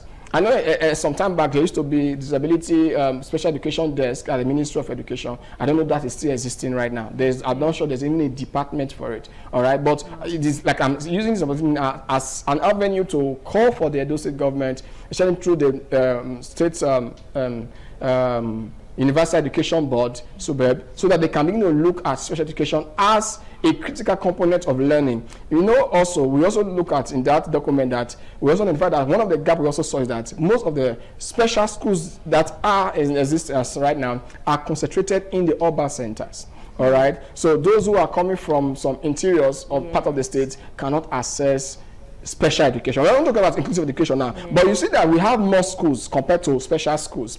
So if we now say the goal is to achieve inclusive education, it means the focus will now be transforming those regular schools to be more accommodating for special needs children, so that we will not be looking at building more special schools. We'll be thinking of upgrading the current existing schools to fit in, to accommodate special needs children. You see the logic. So I find that that's what the document was actually proposing in the long-term period of the 10 years. So that's what the document is about. It's about calling on stakeholders, especially the Edo State government, to the Ministry of Education, and of course the state's Universal Basic Education Board, to look at special education as a critical sector. Like you mentioned earlier in your introductory speech, you said that special education is a leveler. Education itself is a leveler for persons with disabilities, because on a normal day, persons with disabilities go through challenges, learning, mobility, you know, even not economic, a lot of things. But if you want to empower them, is according to, if I'm quoting Melody Omosana, that's the director of NAVID, he will always use a word that for persons with disabilities, education is a leveler, and at the same time, too, education for persons with disabilities is giving them the empowerment, the capacity to contribute to the proverbial national cake than just be spectators or giving them handouts. So we are now going to be moving from not just say, okay, we are just going to be handing out what we feel is good for them, but giving that opportunity to thrive, that to grow, to contribute, because they've been exposed to learning. So, but they are visually impaired. How can they see? They have assistive devices that enables them to learn. How can they move to and fro? Don't worry about that. Just provide the environment. You understand? Yes. They are not helpless. Persons with disabilities are not helpless. They have capacity. They have capacities in them. They have mental capacity. Even someone who may have what's it called, mental or intellectual disability, has some level of capacity to learn. Yeah. So, but if all we need to do is to provide the environment for them, for where they can learn and grow, be inspired to achieve that innate capacity God has put in them. Yes, I think in a closed word, it's just saying that we should move beyond charity. Because a lot of times, most people want to reduce persons with disabilities to just giving alms, charity, and looking like they cannot by themselves be a part of society and give to society. I want to take you back to something you said. You made mention of the curriculum being a part of the distress document. Can you throw more light? Are you saying that it should be like a different curriculum for special schools, for students with disability, like completely different from other students? Okay, I will not say that. If we are saying that, it means we are taking ourselves back again to special education and separating ourselves from inclusive education, which is the focus. Yes. All right. Inclusive education is a miss, where when you are designing curriculum, you factor in the learning pace, the learning needs of special children. What I mean children with disabilities. All right, you factor it in. The same way to also mention the fact that even the training of teachers, there should be a component for inclusive education, so that same component that is to train teachers on a regular basis, there is a component for inclusive education in it, where they are learning to. So we are going to be passing this knowledge to. So how do we teach? Are we going to just rush the whole lesson because we want to meet up with time, or we are going to be mindful that there's someone who probably is a slow learner. And funny enough, do you know that when we were even in school, when I was in school, there are some of us in class who have slow learning capacity. Yes. I remember there was a time when I was in school, I don't want to mention the name of the school right now, but when I was in school, in secondary school, we were learning mathematics one day, and our teacher was teaching.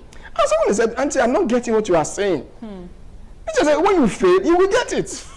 No, you can imagine that kind of statement. Yeah. When you fail, you will get it. So, but that's not all to know. If the teacher understand the concept of inclusive education, also that we are not all at the same learning pace. Yes, that's true.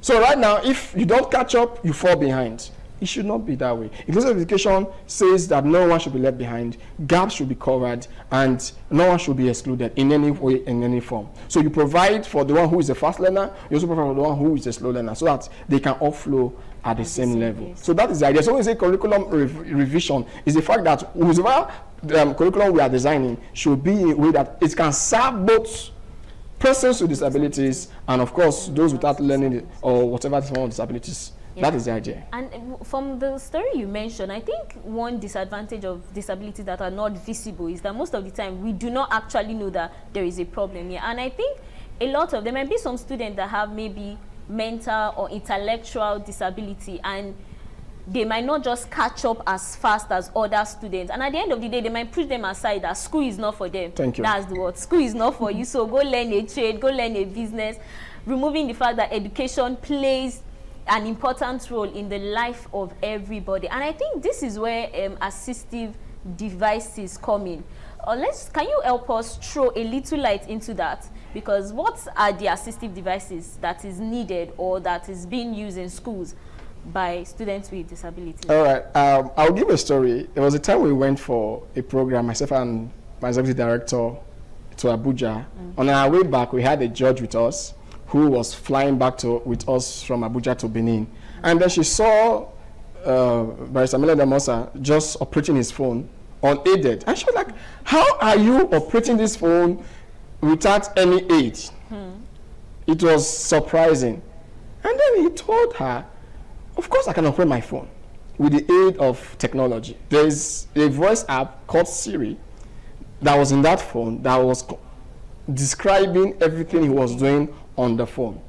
Now for learning, for visually impaired, they use braille machines, where they can read dotted lines on a paper and can read as fluent as you who is reading and looking at the paper or the text that have been typed on the paper. They can read as fluent. So if you want to give them a chance at learning, it means that braille is a very vital component for visually impaired learners.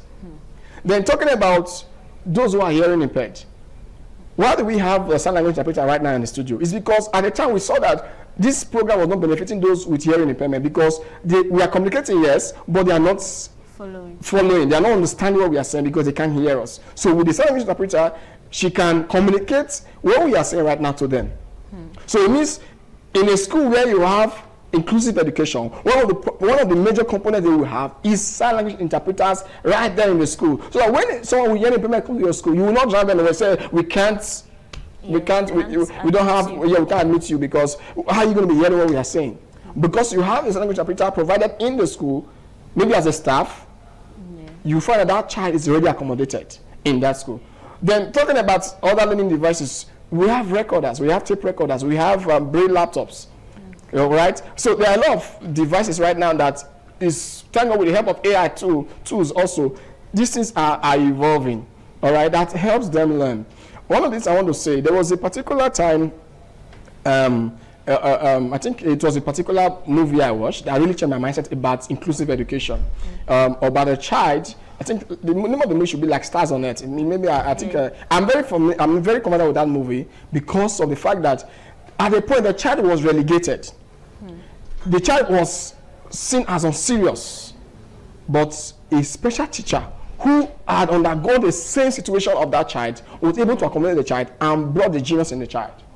So that's about inclusive education. It means giving every child a chance to thrive, to learn, to grow, to become themselves who God has made them to be, irrespective of their disability.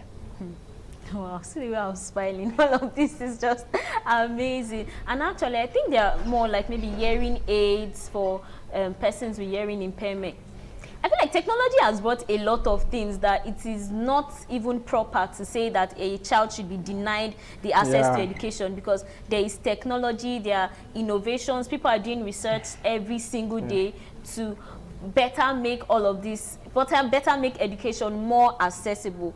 Oh my goodness, it has been an amazing time in the studio, and I wish we could go on and on and on. So very quickly, if there is something, what is one word or one message you would like to leave with teachers, parents, advocates, or our audience that have been following this conversation all through since we started right now? Like, what is a word or a statement that you'd want to leave with them? All right, for the government, I want to say this, that inclusive education should be the goal, not just to have something by the side called special education. Inclusive education should be the goal, is what is practiced everywhere in the world. Then secondly, to our teachers, please be more accommodative. Every child does not have the same learning speed, the same learning capacity. Be patient with the one who is a fast learner, at the same time, the same way you also accommodate those who are slow learners. Then also to our parents, please, your child with disabilities is not incapacitated. All it needs is the right environment that will make him stay motivated to keep learning, to keep thriving, to not feel useless about himself. That's what I want to say. Thank you. Thank you very much, Mr. Isdro. It has been a very exciting session in the studio today, and I think we've learned a lot about from assistive technology to inclusiveness, and how at the end of the day it is not so difficult. The world is changing, the world is moving, and education being a leveler is what should be provided to every child, disability or not. And this is not the age where we keep a child with disability inside the house just because, okay, he shouldn't go to school, what would he amount to or thereabouts. Times have changed and things have been made available. And I would like to say, if you have a child with disability, NAMVID's office is at 34 Arosa Street off Sampomba Road. In case you want to visit us, you have any question to ask, we are always available to talk to you or to advise you on what you should or can do. Thank you very much for joining us today, and remember, spot a itch and be a voice. Thank you.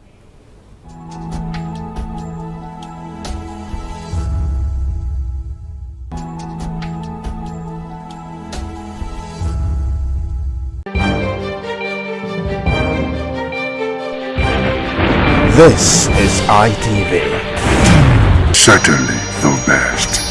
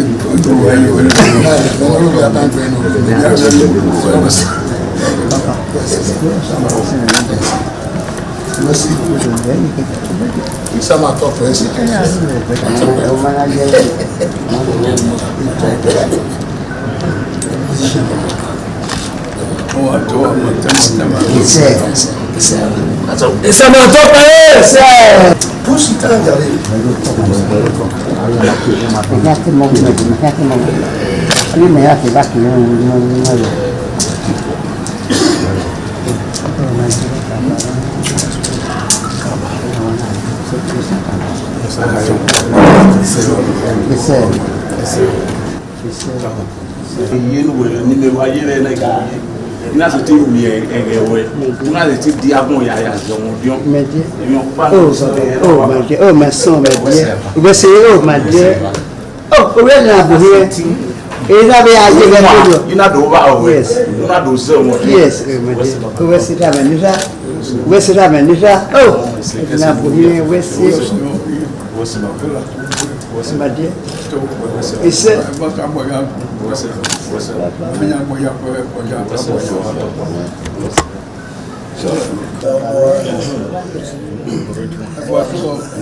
comment c'est papa voici nous irons Sama Tokwe.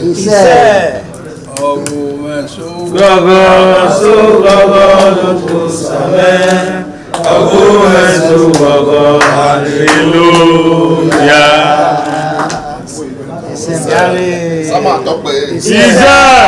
Wayagi makpome samane. Wayagi makpome samane.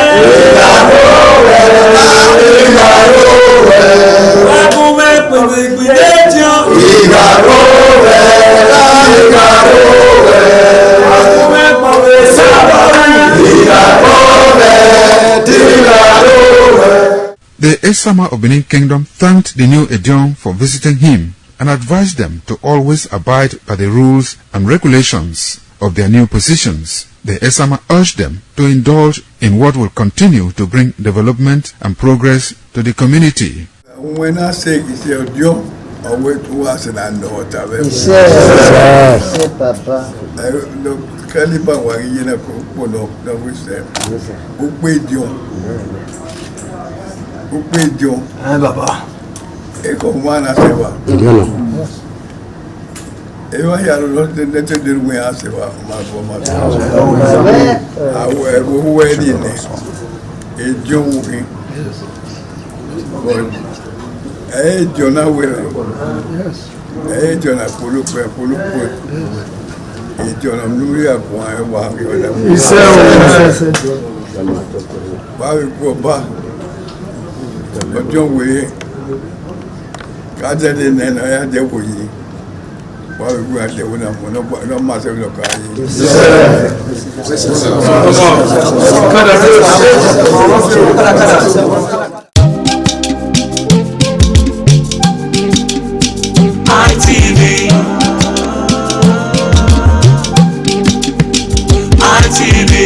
ITV, certainly the best. This is ITV. Certainly the best.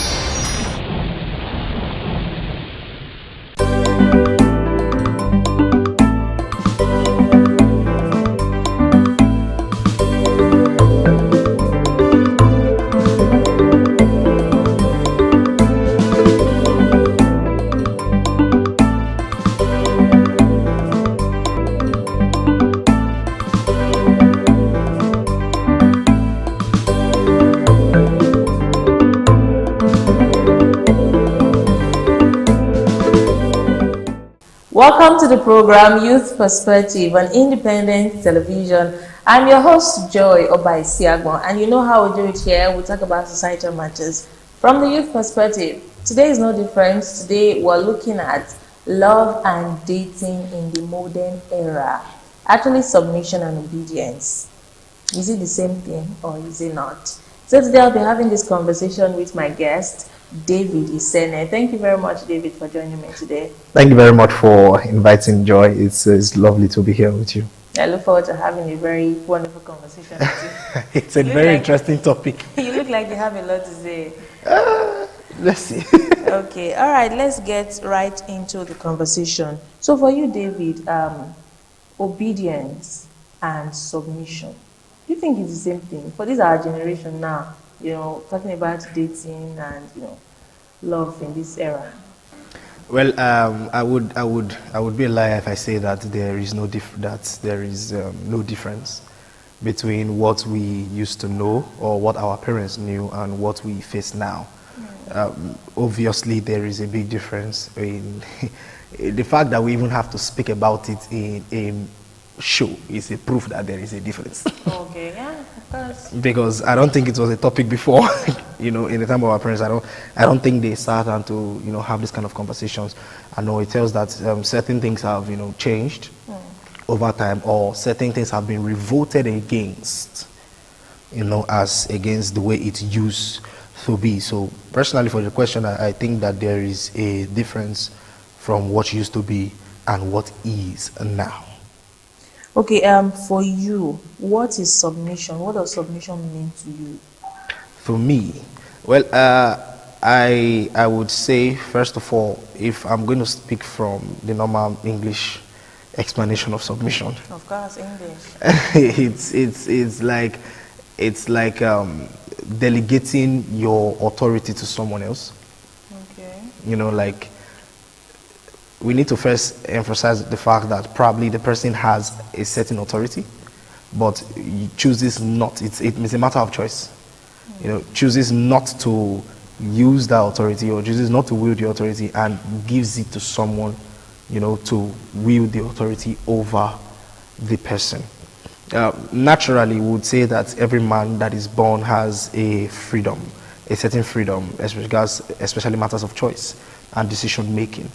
You know, your ability to not use those decisions and someone else is using it over you is actually submitting to another person's authority.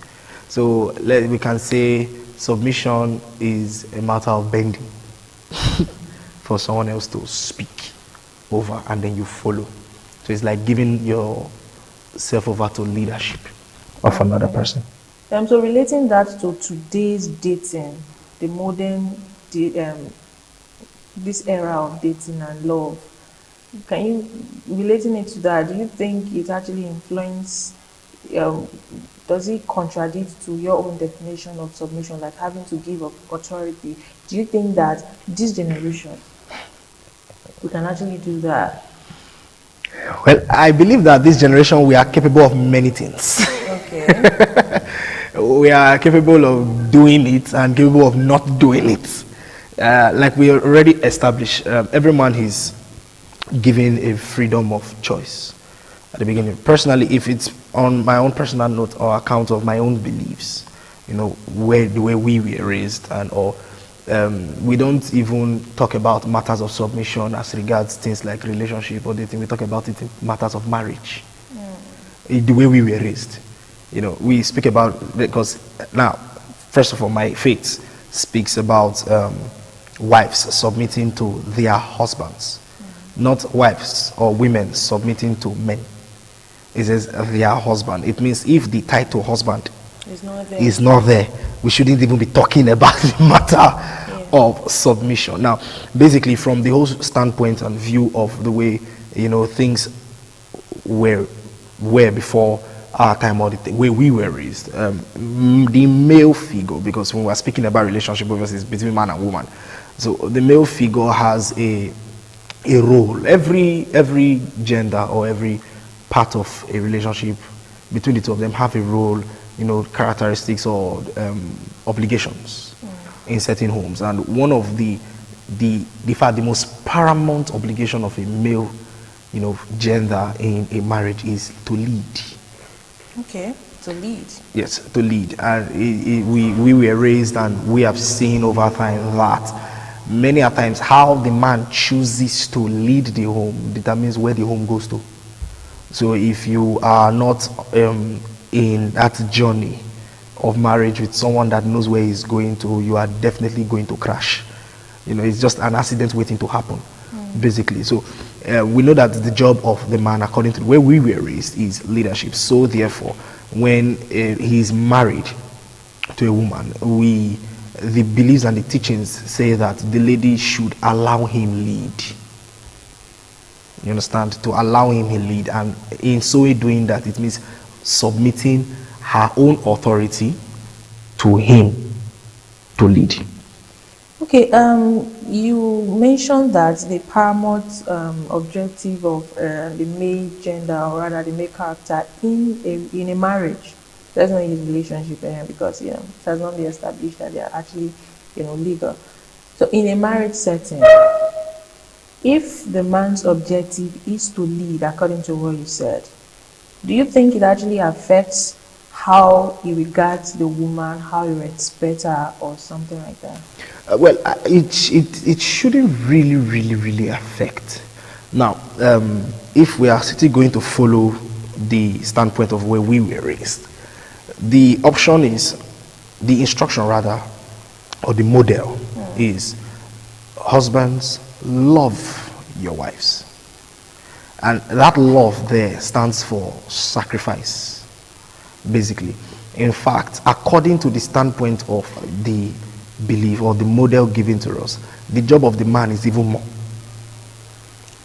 than that of the woman, according to the proper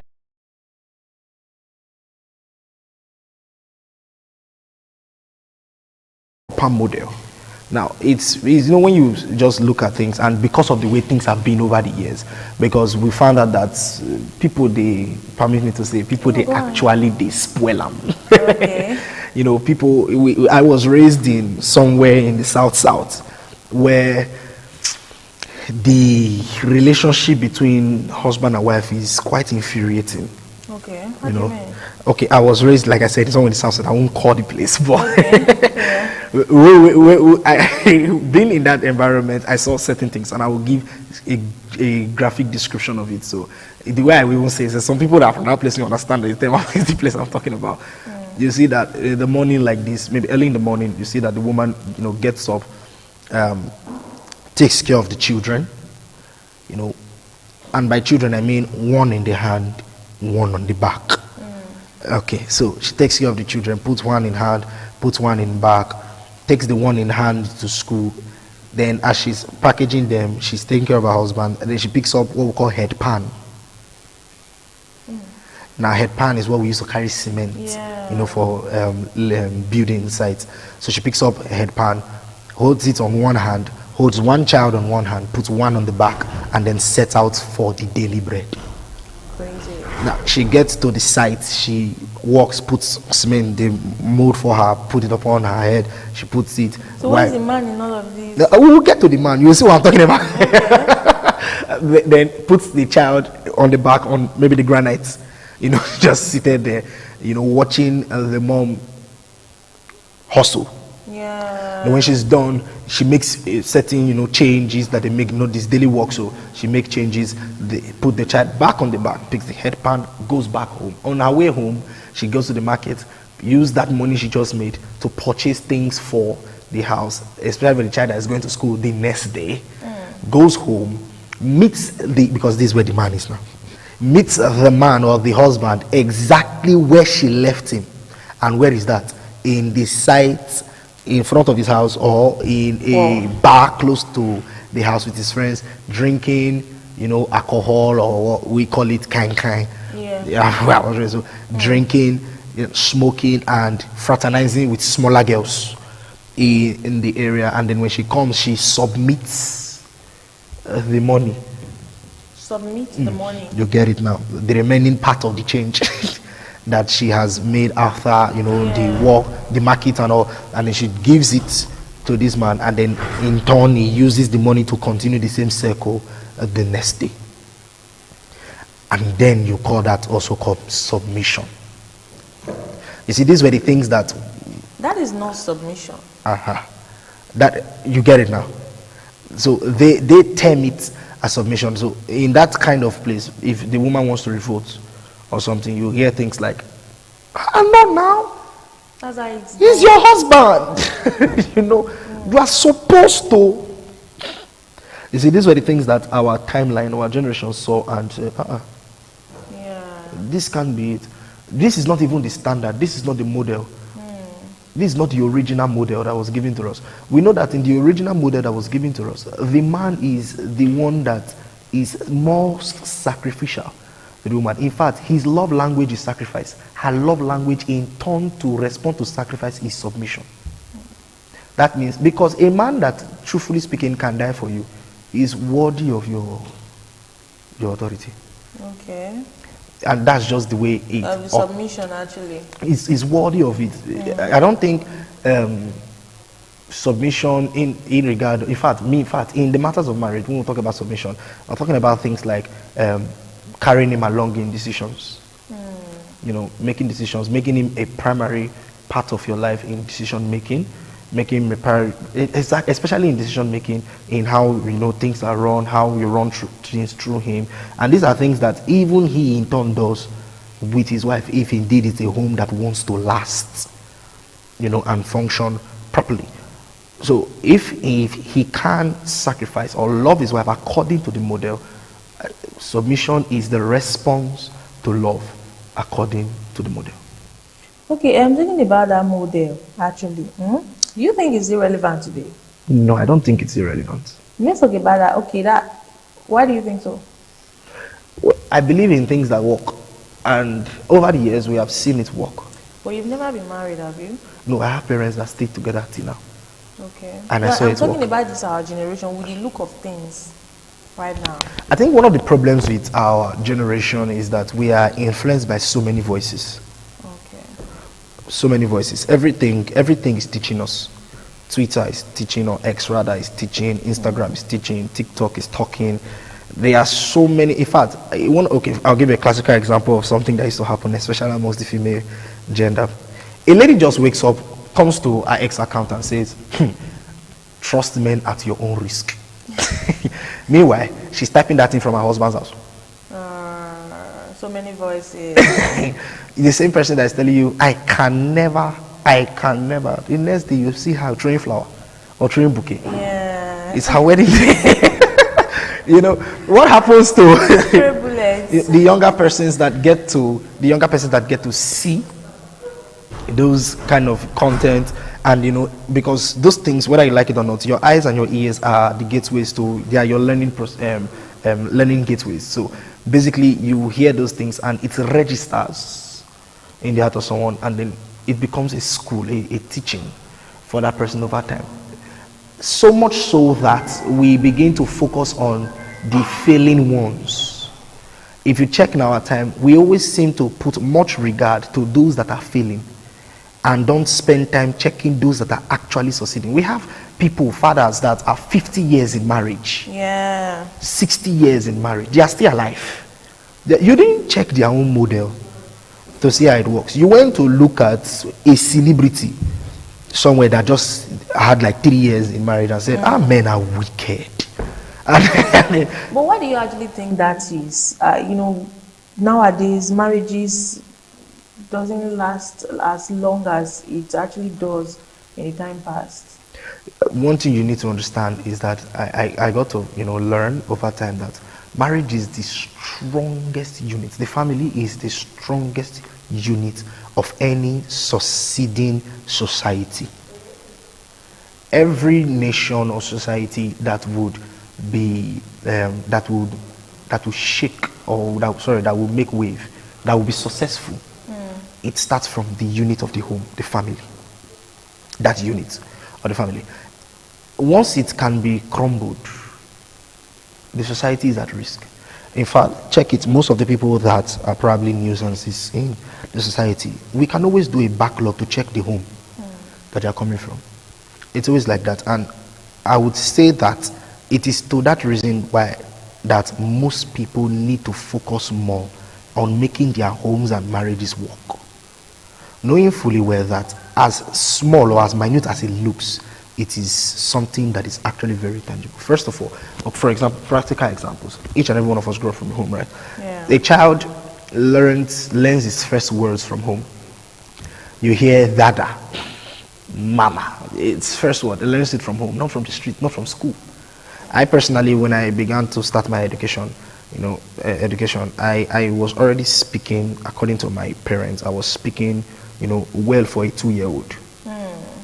I was speaking well, and so when it was time to begin, my education, I didn't need to go through the normal rigors of probably going to crèche and play, and do those kind of stuff. I just started straight from the classes that do writing. Where did I learn it from? From the home. I didn't learn it from any forward corner of any school. From the home. That's how intentional. That's how important the home is to a child. The things, I was raised in a place that is very rough, somewhere in the south, very rough. But I was not, I didn't look like the environment. I didn't look like the environment not because I was not in the environment, but because I was in a safe haven, my home. Yeah, because of your own unit. The unit.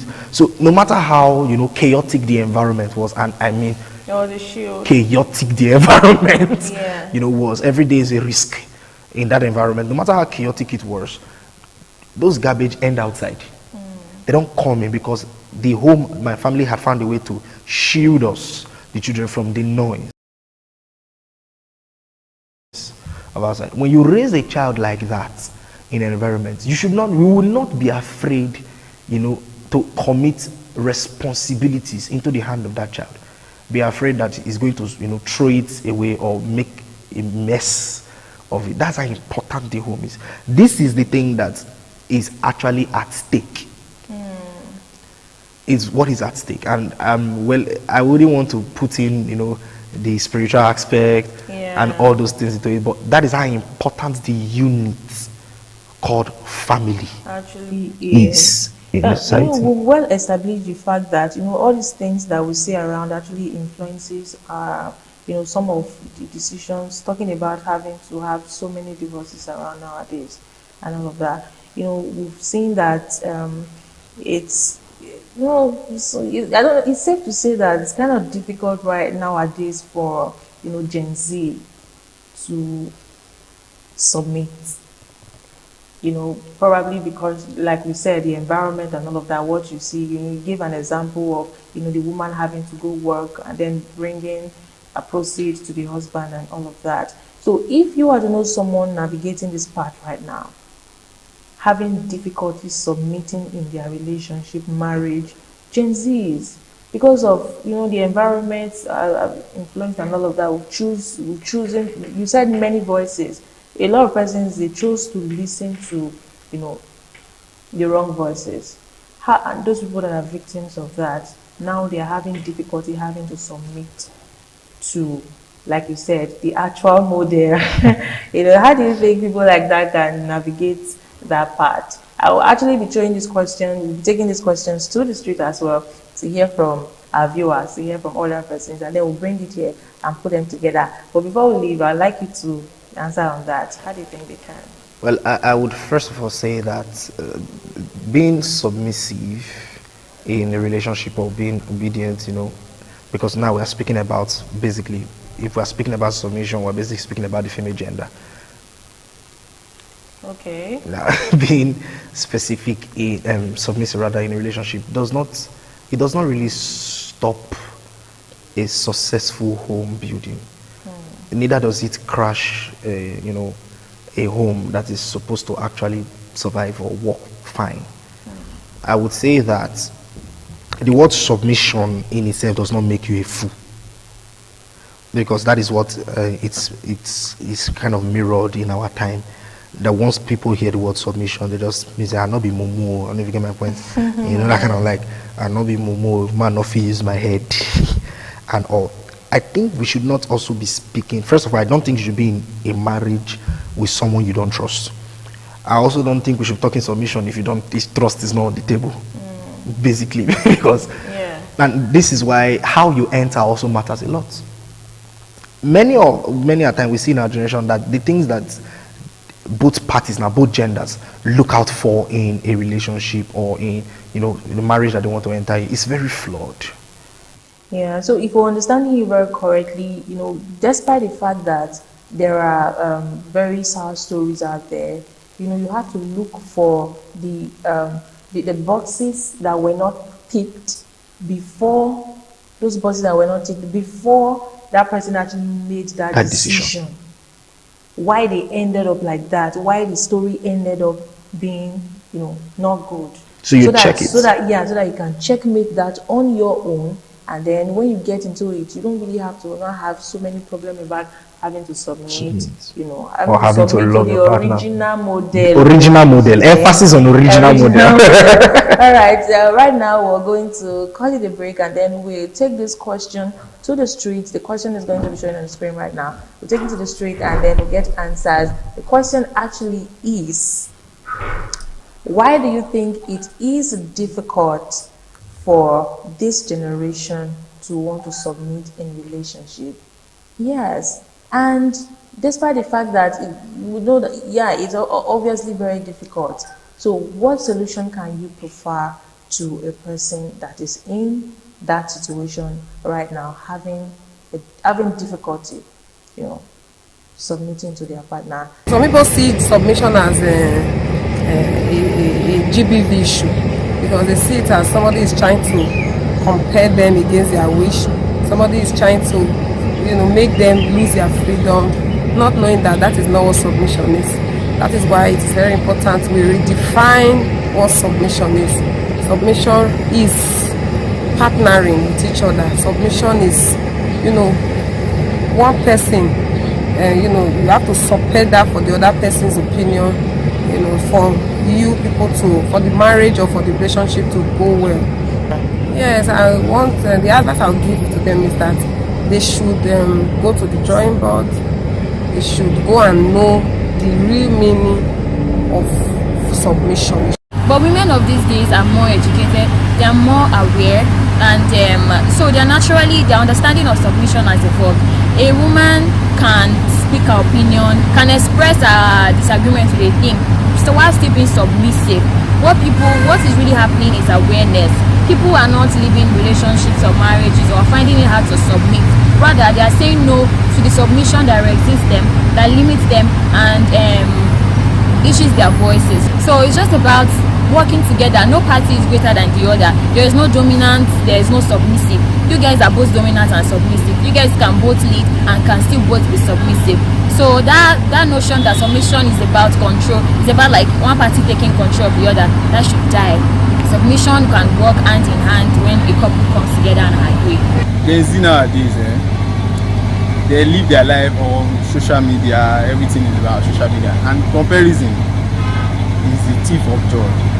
So they tend to compare what they see online, how people live their life online, how celebrities, public figure do everything online. So they compare it with themselves. So that's the main reason they can never be submissive, because they feel like the new coup is being all these feminism, all these equality. So submission is not the new coup, so they won't follow it.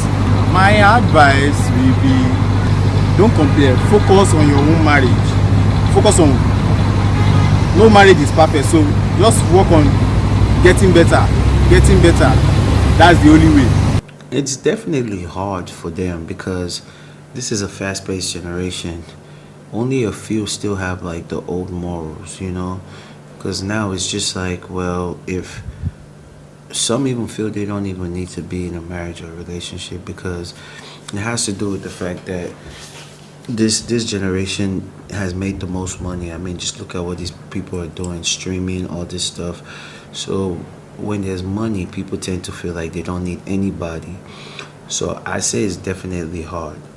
So it's just the way the world evolves, the way these things get more difficult. So, and it's really, we're losing the morals on everything, and it's hard, but at the end of the day, all I can say is if they could just sit down and see, okay, my parents didn't come from this, and just try to emulate their parents, and I feel we'll all be all right. All right, those are the amazing opinions from our guests out there. Hope you have been able to learn a thing or two. Yes, and that brings us to the end of today's episode. Thank you very much, David, for joining me today. Thank you very much for inviting. It was an exciting discussion. All right, until next week, I am your host, Joy Obaisiagbon. Bye for now.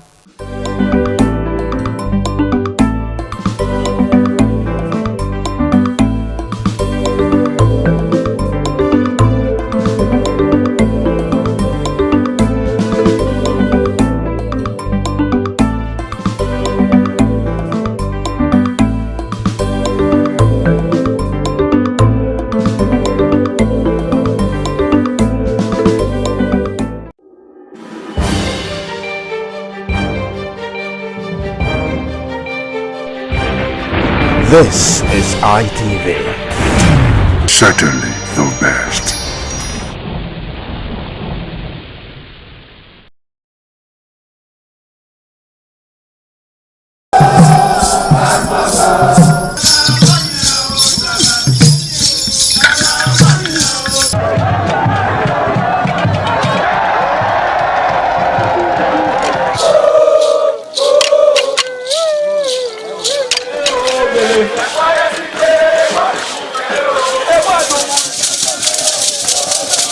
The Igua Festival is the colorful and crowd-pulling festival in Benin Kingdom.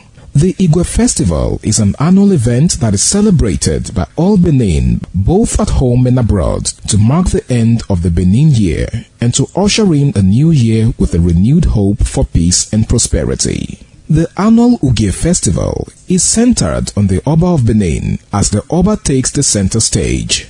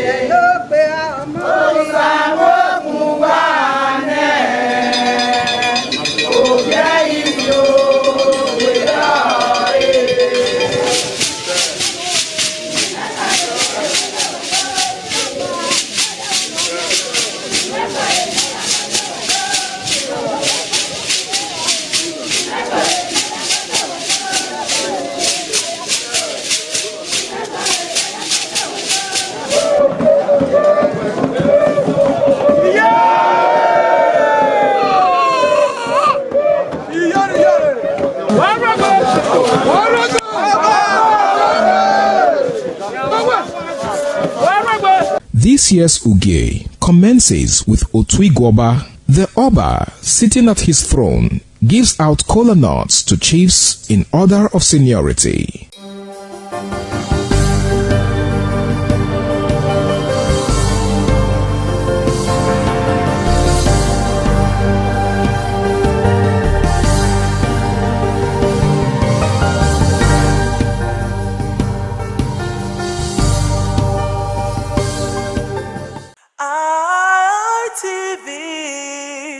Certainly the best.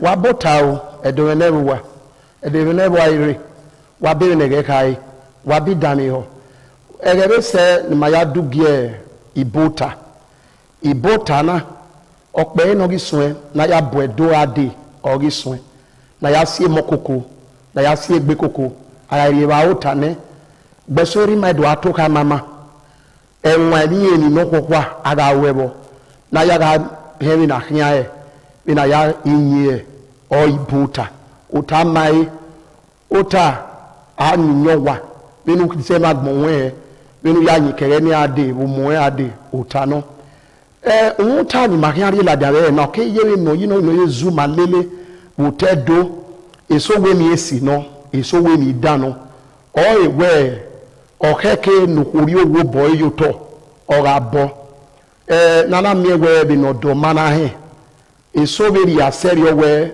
ote befu odo enze unde we awodo ni eme eso we o makeke kaka onaze mana wona mulade na ya wi bude yo na domiki na he emi no keke iyima na ogun egun eme na okere magwe iyima an atu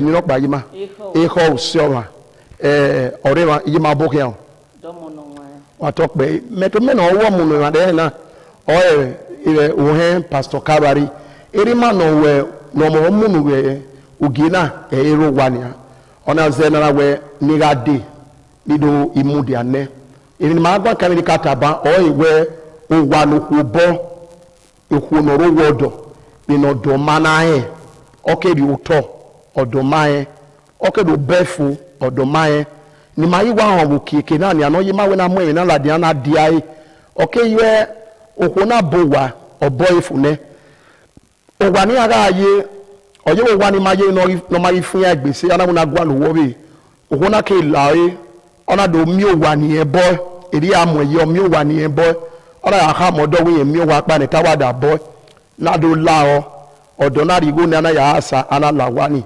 ogbukpe agbukpe nebo ya sukpise ino do mana he wi go ni asa epogo kiyen ojo ori adowa ni ho ni de yo to ho mi owu ara do duiko baka yi mo yi odo we ma ri to yin ma ebo wa ala wo ma we agi mo yo wa na jina odo na we onya wa ni na mo yo wa ni ye o wa ya ye ma ya na we agi wa ta ma ya ye na gbode na temata ogwana nu we yina ogo obukhana nori awa no gbana na gbube ba yana so oni rie ma we pe me ade ni ke asayo wana owo kin ga asana ni epo agba ya le lerere ni ana mi go ya asa ana we na mo ladia eso we ko ni ma we se eso we mo mana we na we gbe gun ayo uru no zedo iyima ma when we retire na egbe we wa mi igo ko ya bo wa ino mana tamodo emi dano emi esi no emi dano go ri oto o ma tamoda fun ofu o metin bi oto o metin bo wa so pa ona ga ofu no ro gbodo go mana tamoda fun uni me no gba boge ne mata opia o uta opia unwa o odo o osalobo anu pogeva ogofu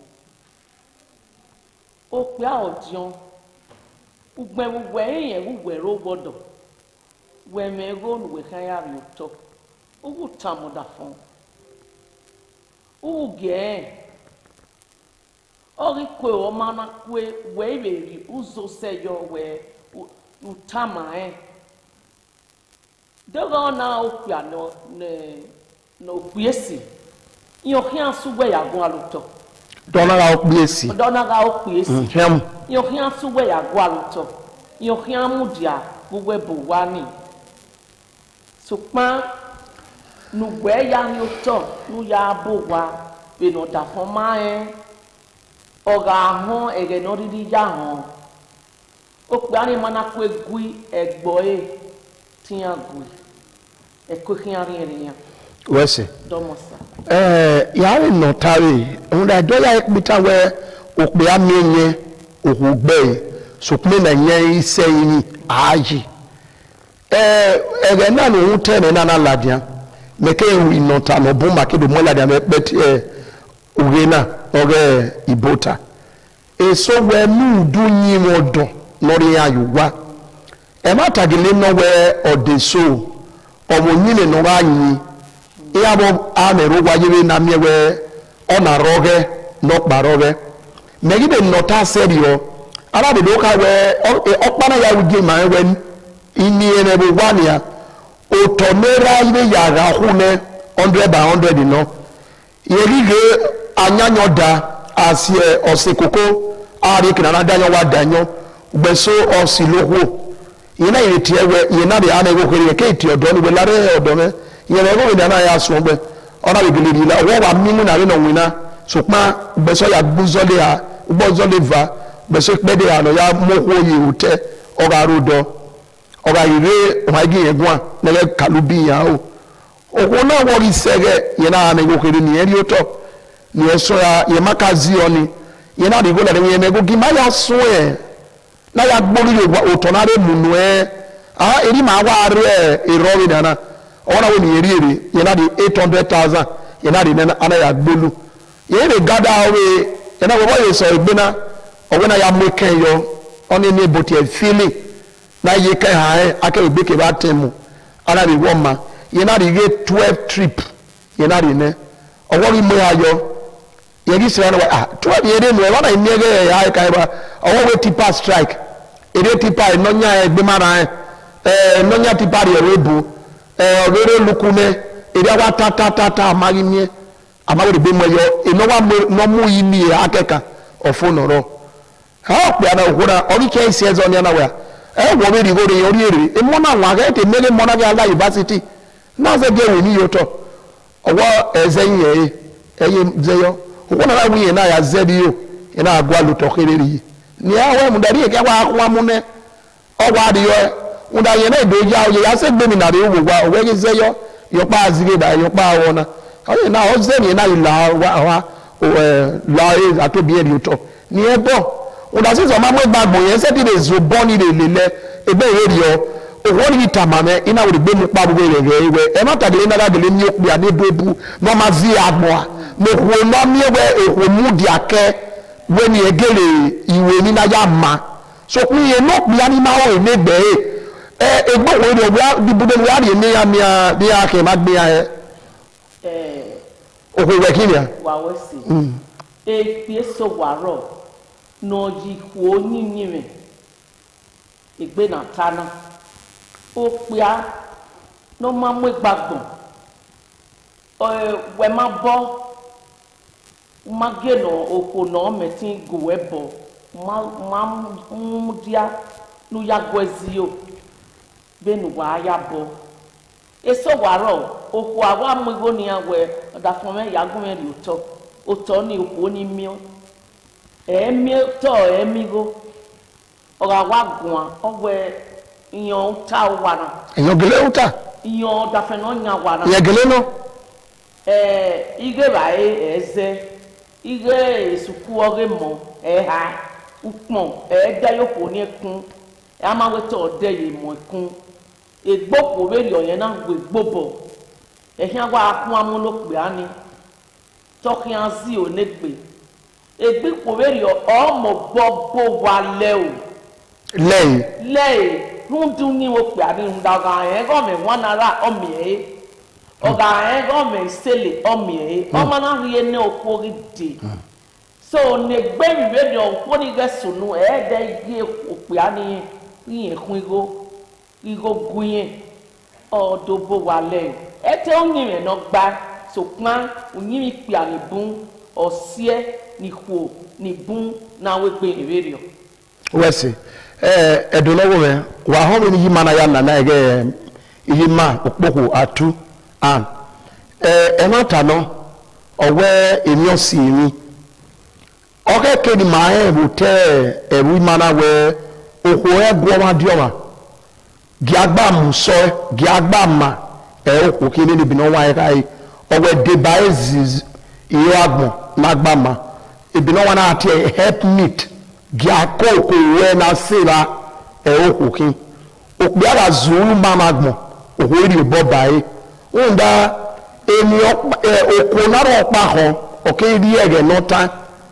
owe ina so no ya esi wan abetima si wan owe oban mo ma o se wa obu se so mana we go ma ro loro yeke no gweru ai we kiamu iru yeke igawu yo bonu e ma ta no emi no salo bazun da eri oku olopia we no ri obo bae no ya muso no wi obo ne so pipi so da gele mi we obo sani ae ami adueki igo la obo ye ba lu egbo a ye gi zeyo ohoni eso me ara si go wa eso yo zige bae eso yo zige suku uye ni omi we e monye so ba ke sukure abawo ni arigo na ye igbo ko neri ya uda gi me sano je oge kankan amunene okoda munobo oso amogie nene bo yegide gboko di ememo emori yigide gboko bi ya na rabu wa egbo aberio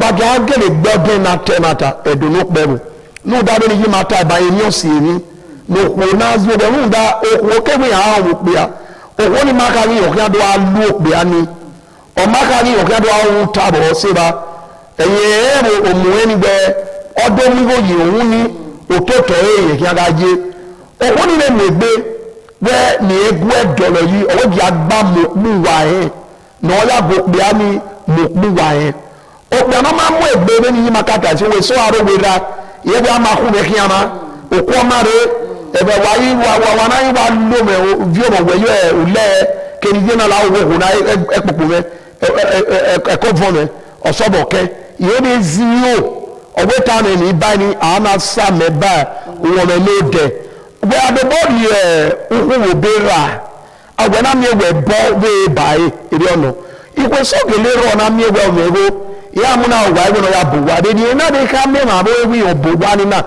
okpiani obo emi okpiani aro mebe ni okpa be dokpa yima mabe katare ugie ibota na miewe okpiani na yari ohoni na ri oto ona ri go okpiani no ri oto okpiani siba ona we ohono ni egbe ni o kan yo ona gbe ni eto boye yo ona we o ma mini oyo pa ye bie na adofie ni yo nya ye nje pe to pa no ri ohun ona ewe bo ohoni kewu ọmọ ẹgbẹ́ ọ̀pẹ́ ní yàrá ọgbà ní ọ̀tọ̀ ní kìí ẹ̀nẹ́ ọmọ àríwú ọ̀pẹ́ ní ilẹ̀ mọ́ ọ̀hún ọbẹ̀ lọ́ka bì ẹ̀nẹ́ ẹnẹ́wọ̀n màmá ìyá mú ẹ̀yọ́ bí yí à yóò yí sèba agbólúyọ̀ nẹ̀ yí bàbá má sọ̀tọ̀ bí yí má rí ẹ̀ bèbá ní ẹ̀nẹ́ ọwọ́ wí agbótọ́ ọ̀nà wẹ̀ dótọ́ lọ́kí yí wọ́n kà mú wáyé dótọ́ ọwọ́ nílẹ̀ mọ́túwárì ọyẹ́ kí wọ́n náà ọ̀tọ̀ bí yí à nẹ̀ gbogbo ẹ̀dẹ̀nu yá gbẹgbà rẹ ni ọ̀nà àní ìrọ̀lẹ́ gbogbo agbálótọ́ yìí máa ani gwalutọ ma n'ọgbọlu yọ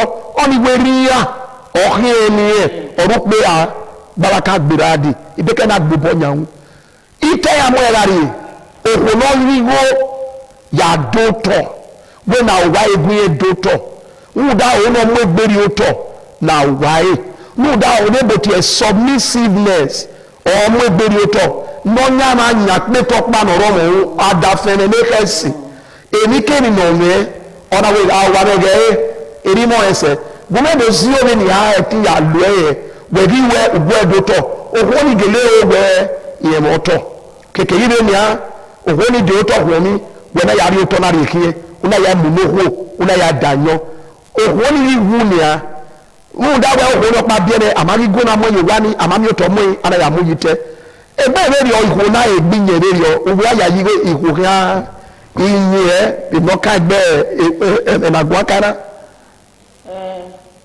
ìpèsè wà gbélé rọ nùnyìmíyàn èso wàrà ọ̀dà zoe ọ̀dà zowa. eva mia o yẹ wọ́n wa àbí mí nà ọmọ eva kúgbé a. èso wà mẹ eva. àdàzó ọbẹ̀ àwọn ọmọ wa. ọ̀dà zoe nọ̀bẹ̀ ọ̀dà zowa ẹ̀bẹ̀ lọ́gọ̀ náà yẹn ọ̀nì òkú èsì ọ̀nì òkú à n'ọmụdị agịdịgba okpu anọ keke nụ okpogharụ ji na n'ọdazoe nọbị ọdazogwa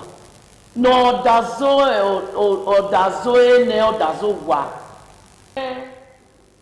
ihe ewere nọ keke wụwa enyu n'ime ọdafe n'ọnya wa enyu n'ime n'ụta ọgwụgwa ọmọ anọgwego benu mọ ẹsẹ uweri enese okwo nọmẹ ọbẹrẹrẹ ọbụbụ n'okpu a wẹwà akwụọ mọ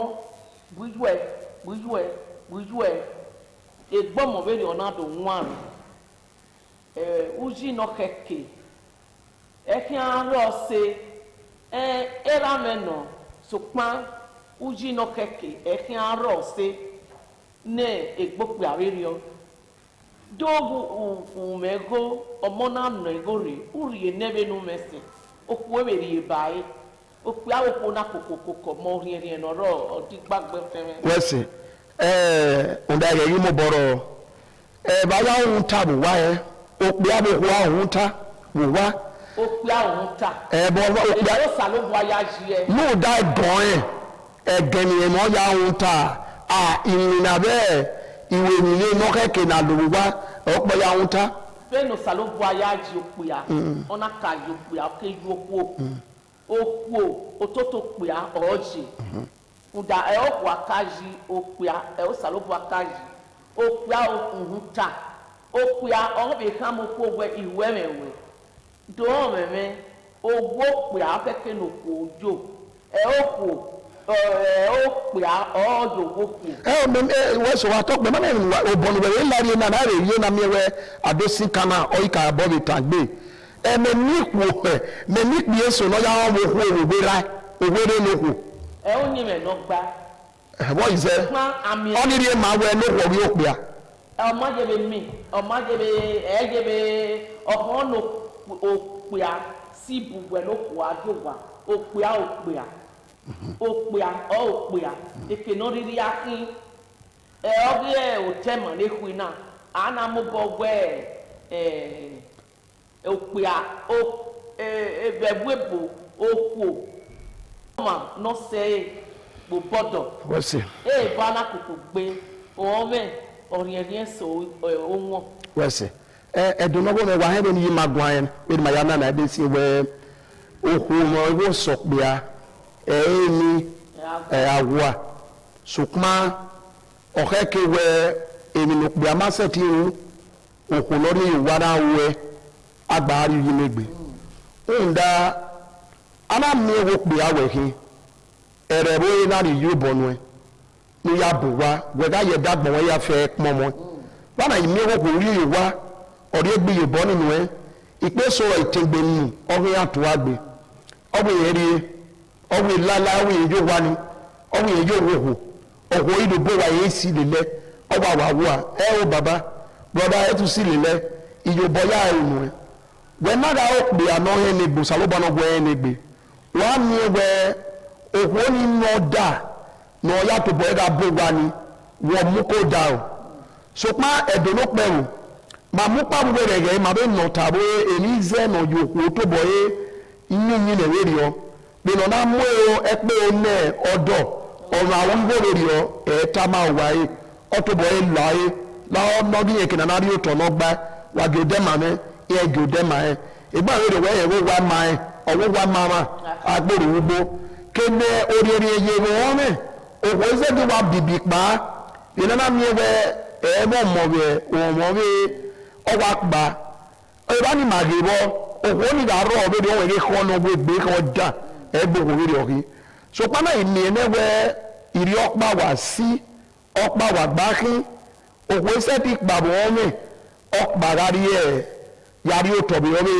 ọ̀sùn ẹ̀rá bọ́ ọ̀gbẹ́lù ọ̀gá wọn ìná ọ̀dọ̀ bọ́ wa ní ọbẹ̀ fún ìdánmọ́ná tá máa wẹ̀ ẹ̀dọ́ màkà gbọ̀n kàmẹ́ náà àárẹ̀ tí máa ní kẹ́ẹ̀ká gbọ̀n kàmẹ́ náà bẹ̀ ògẹ́ mánàrántàm mánàwé náà bẹ̀ mọ́ ìlàdí àwọn ọ̀gẹ́ dùn èmi èsì náà sopena ọkọọdẹ ọ̀nọ̀rọ̀ wẹ òhànàdó táyì wẹ òhò onírì bọ́ ọ̀rí sè wà ní ara ayé anáwó ní agbálùwá ìyẹn náà yà agbálùwá wó bọ̀ èmi yẹn ọ̀nà kà máa dàfọ́ ẹ̀mí èmi ò wá náà o dàfọ́ kéèrè wó làdí aná yà á sa aná yà rẹ́ni yàrá páàkì adé owó òhò ní ìpó nẹ ní ayé àrò wa ní ọ̀dọ́ ẹ̀ máa ẹ̀ wẹ ọ̀hùhàn ọ̀nyà wà ní ayé ìkẹ́tìkà náà mi ní ẹ̀ ihó ni ọ̀rọ̀ ìmìẹ́ ọ̀dìgbò ní kẹ́tíkà ìdè ní màdá màwá kàkà bọ́ yìí gbé àkà ẹgbẹ́ ìrírí ọmọ akẹ́kẹ́ ìní dá ẹ̀rọ àníhòhò nínú ìwé ẹgbẹ́ wọn àbẹ̀bọ̀ bò wá wà kí apákì àkíyá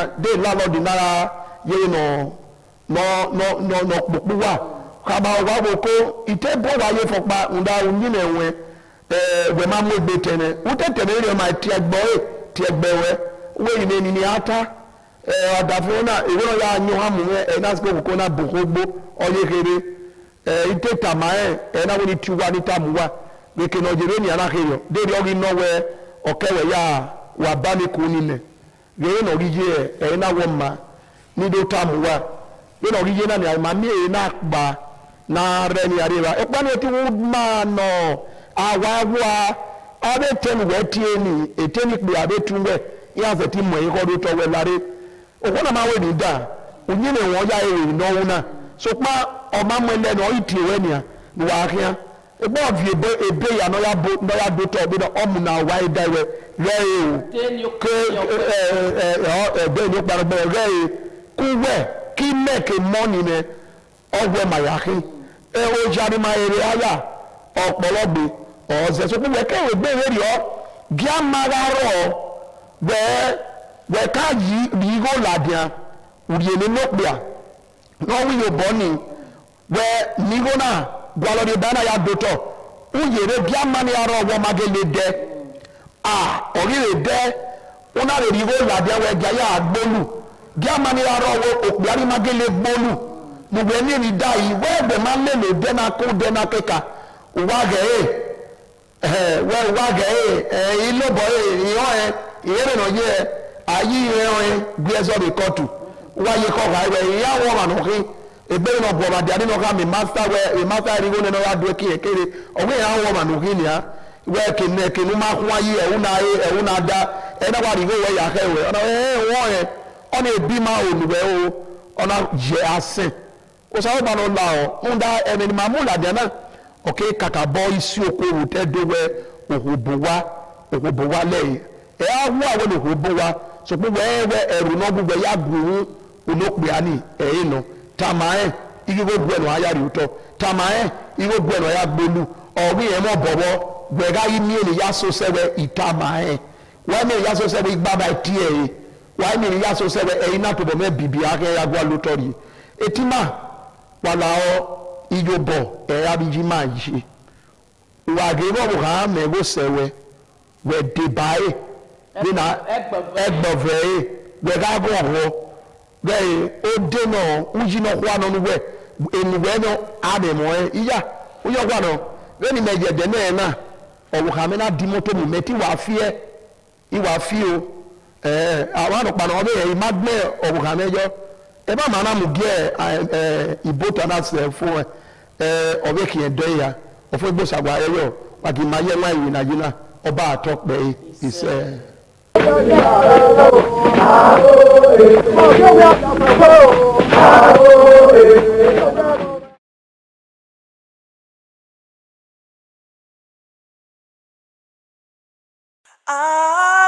ITV, certainly the best.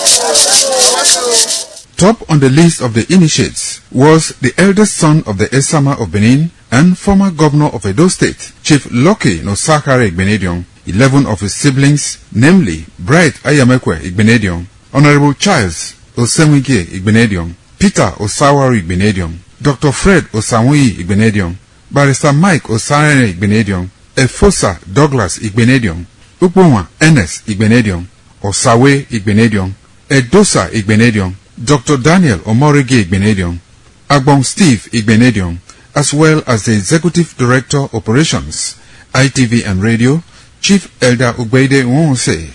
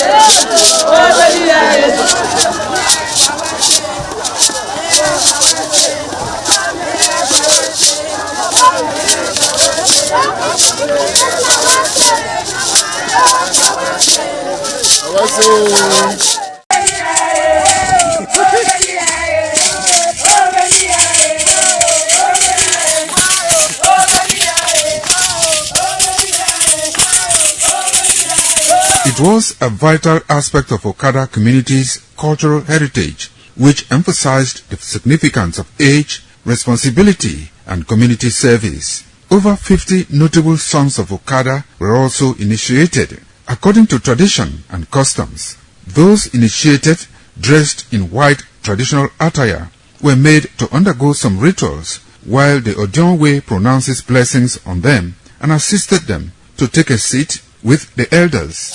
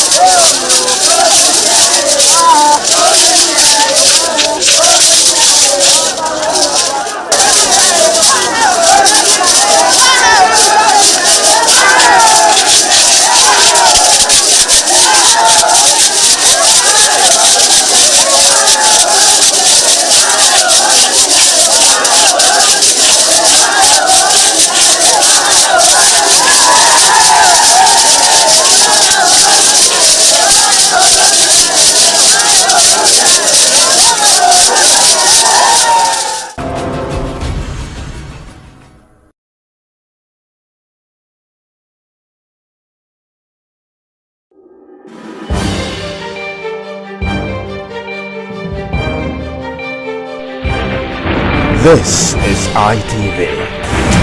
Certainly the best.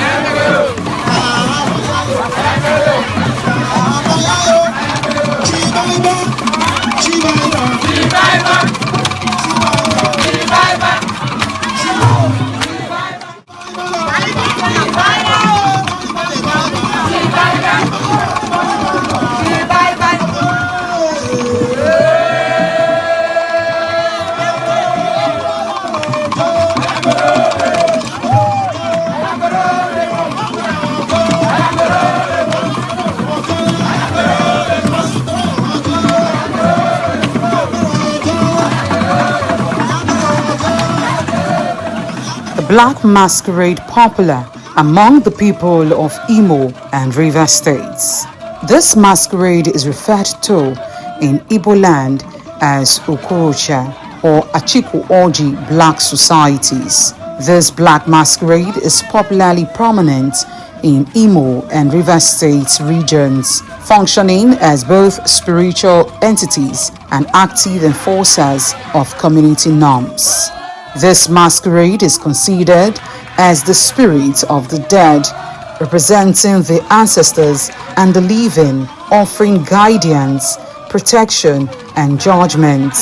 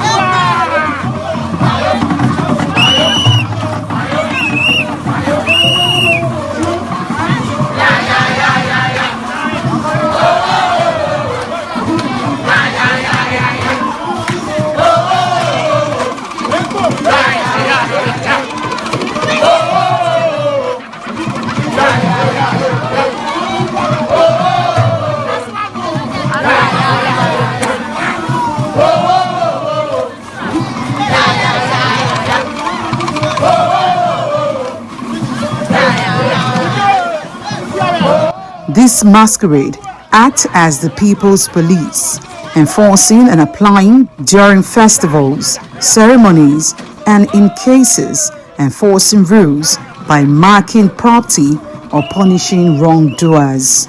The black masquerade engineers the modern community, bringing joy, wipe away sorrow as the people enjoy brotherhood throughout the masquerade dance. The masquerade performance remembered the community of love and shared of friendship that is embedded in the society.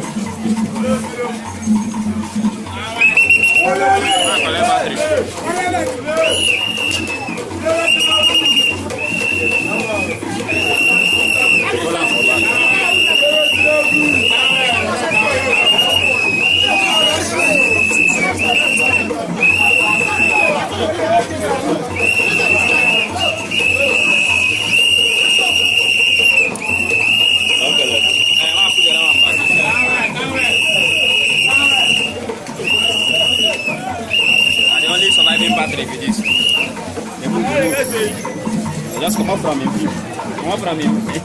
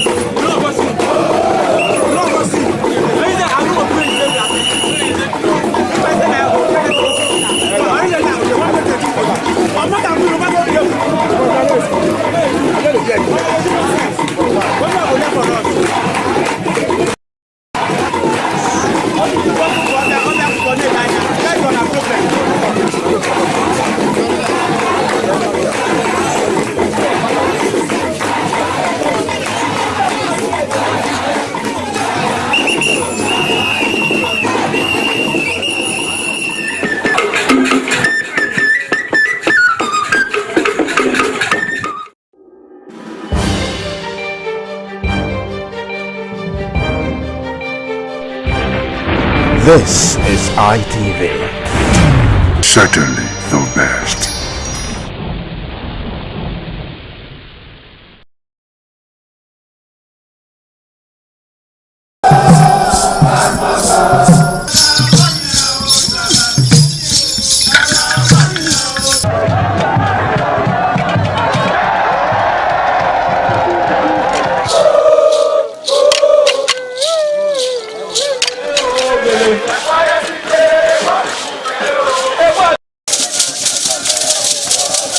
In the evening of the initiation day, all the newly initiated Edion danced to the residents of the Odion Way and also visited some homes of the various senior elders, where Chief Elder Ogbedo Onwonse was very conspicuous, especially at the country home of Sir Chief Dr. Gabriel Osaro Igbenedion with his family on the night of the initiation.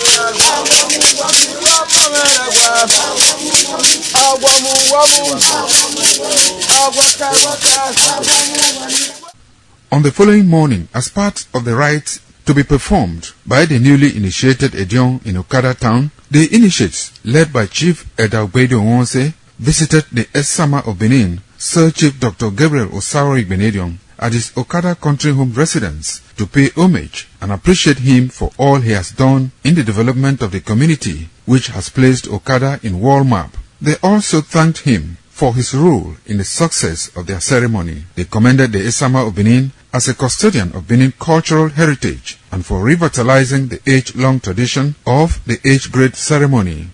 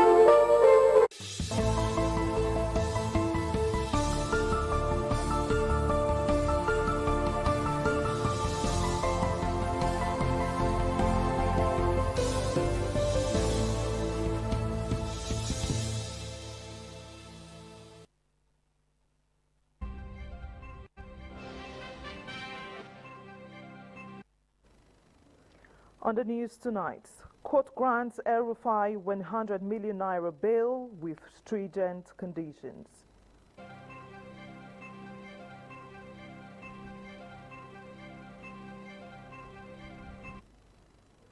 Developer of Abuja collapsed building faces arrest as Wike orders investigation. Seals off premises.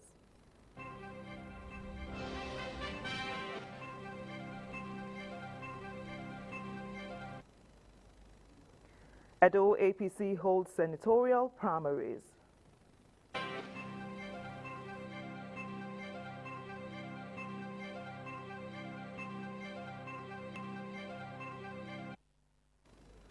Governor Makinde confirms arrest of suspected informants over students kidnapped.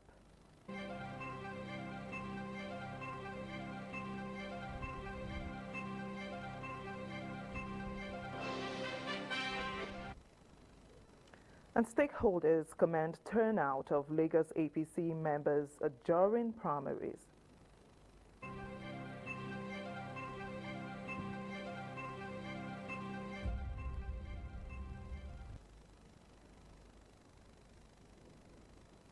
Good evening, Nigeria, and welcome to ITV's main news. I am Joyce Ikogu. I'm being joined by Sonny Duke Okosun from our Benin Network studio. Hi, Sonny, good evening. It's been quite a long stretch since we last shared the screen. How have you been? Awesome, Joyce. Good evening, and it's a delight to be with you on the ITV main news tonight. Many thanks, Sonny. And also joining from our Lagos studio is Messelina Unkwo. Hi, Messelina. Trust you're doing great. Sure, I'm fine. Beautiful evening to you, Joyce. Good to see you on the screen tonight. Good to see you also. Remember, you can watch ITV Live online at www.itvradioNG.com/live. Now follow us on all our social media platforms on Facebook, X, Instagram, YouTube, and TikTok at ITV Radio NG. All right, let's hit the road. The Federal High Court in Abuja on Monday granted bail to former Kaduna State Governor Nasir El-Rufai in the sum of 100 million naira over charges bordering on alleged breach of national security. Justice Joyce Abdulmalik, while ruling on the bail application, imposed stringent conditions for the former governor's release. The court held that the surety must reside in either Maitama or Asokoro district of Abuja and must deposit the original certificate of occupancy of a landed property with the court's registry. The judge further ruled that the surety must be a civil servant not below grade level 17 and must provide evidence of salary payment for at least 3 months, authenticated by a bank manager within the court's jurisdiction. Justice Abdulmalik also directed that the surety must depose to an affidavit of means, enter into a bail bond, and submit a recent passport photograph to the court's registry. As part of conditions, El-Rufai was ordered to deposit all valid international passports with the court. The Minister of the Federal Capital Territory, Nyesom Wike, on Monday orders a full-scale investigation into the building collapse in Abuja. The claimed 5 lives, directing that the premises be sealed off immediately. FCT correspondent Joy Igoche Ehiakinat Wike also discloses that an engineer linked to the collapsed structure has been arrested, while the developer will equally face arrest. The FCT Minister Nyesom Wike visits the site of the tragic building collapse in Gudu, Abuja, where the FCT administration confirms 5 fatalities. Wike describes the incident as very pathetic and orders scale investment along setting up of a panel to unravel the cause of the collapse. Very pathetic. Nobody's happy when you lose somebody. Again, it's what I've always said, that developers should allow government thoroughly to supervise whatever construction that is going on. Nobody will want to make policy that will retard development. But again, we know that when you're constructing buildings of this nature, the lives of the people is very, very important. Very, very important. And so it has happened, and they have told the lot of the rail control to seal up the premises. We're going to set up a panel to really look at what really happened. And then one of the engineers have been arrested. From there, we'll get to the developer. And the developer will also be arrested. So government is taking over here. The director of the rail control will be able to their preliminary investigation of what was responsible.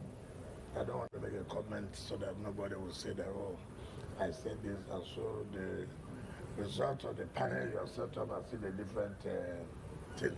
The minister stresses that strict compliance with building standards, including soil tests and the use of quality materials, remains critical to preventing future disasters. From Abuja, Joy Igoche Herkina, ITV News.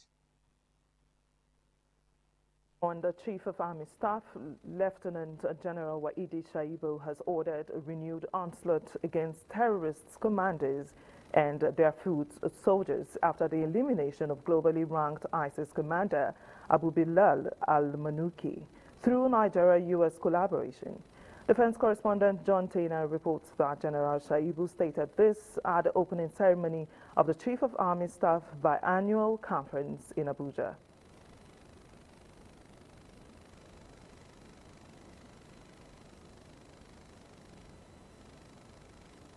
The Nigerian Army hierarchy and commanders convened in Abuja for the biannual Chief of Army Staff Conference to review its theater operations in a bid to strengthen deployment in areas that are needed. As the volatile security threats continue to evolve, the Nigerian Army seeks to reduce its operational engagement to contain the changing threats. Speaking while addressing the commanders, the Chief of Army Staff, Lieutenant General Waidi Shaibu, says stronger collaboration among countries and security agencies is key to winning the war against terrorism and other violent crimes. The recent collaborative offensive operations conducted by Nigerian and American forces, we successfully neutralized the globally ranked second-in-command of the Islamic State for Iraq and Syria, Abu Bilal al-Muniki, represent a major milestone in our collective counterterrorism efforts. This achievement clearly demonstrates the glowing effectiveness of intelligence sharing, precision targeting, and a collaboration with strategic partners committed to regional and global security. General Shaibu tasked commanders at the conference to prioritize the training and welfare of soldiers under their commands. Commanders of all levels must therefore continue to enforce strict maintenance discipline and ensure adequate training in order to maximize operational benefits of these assets.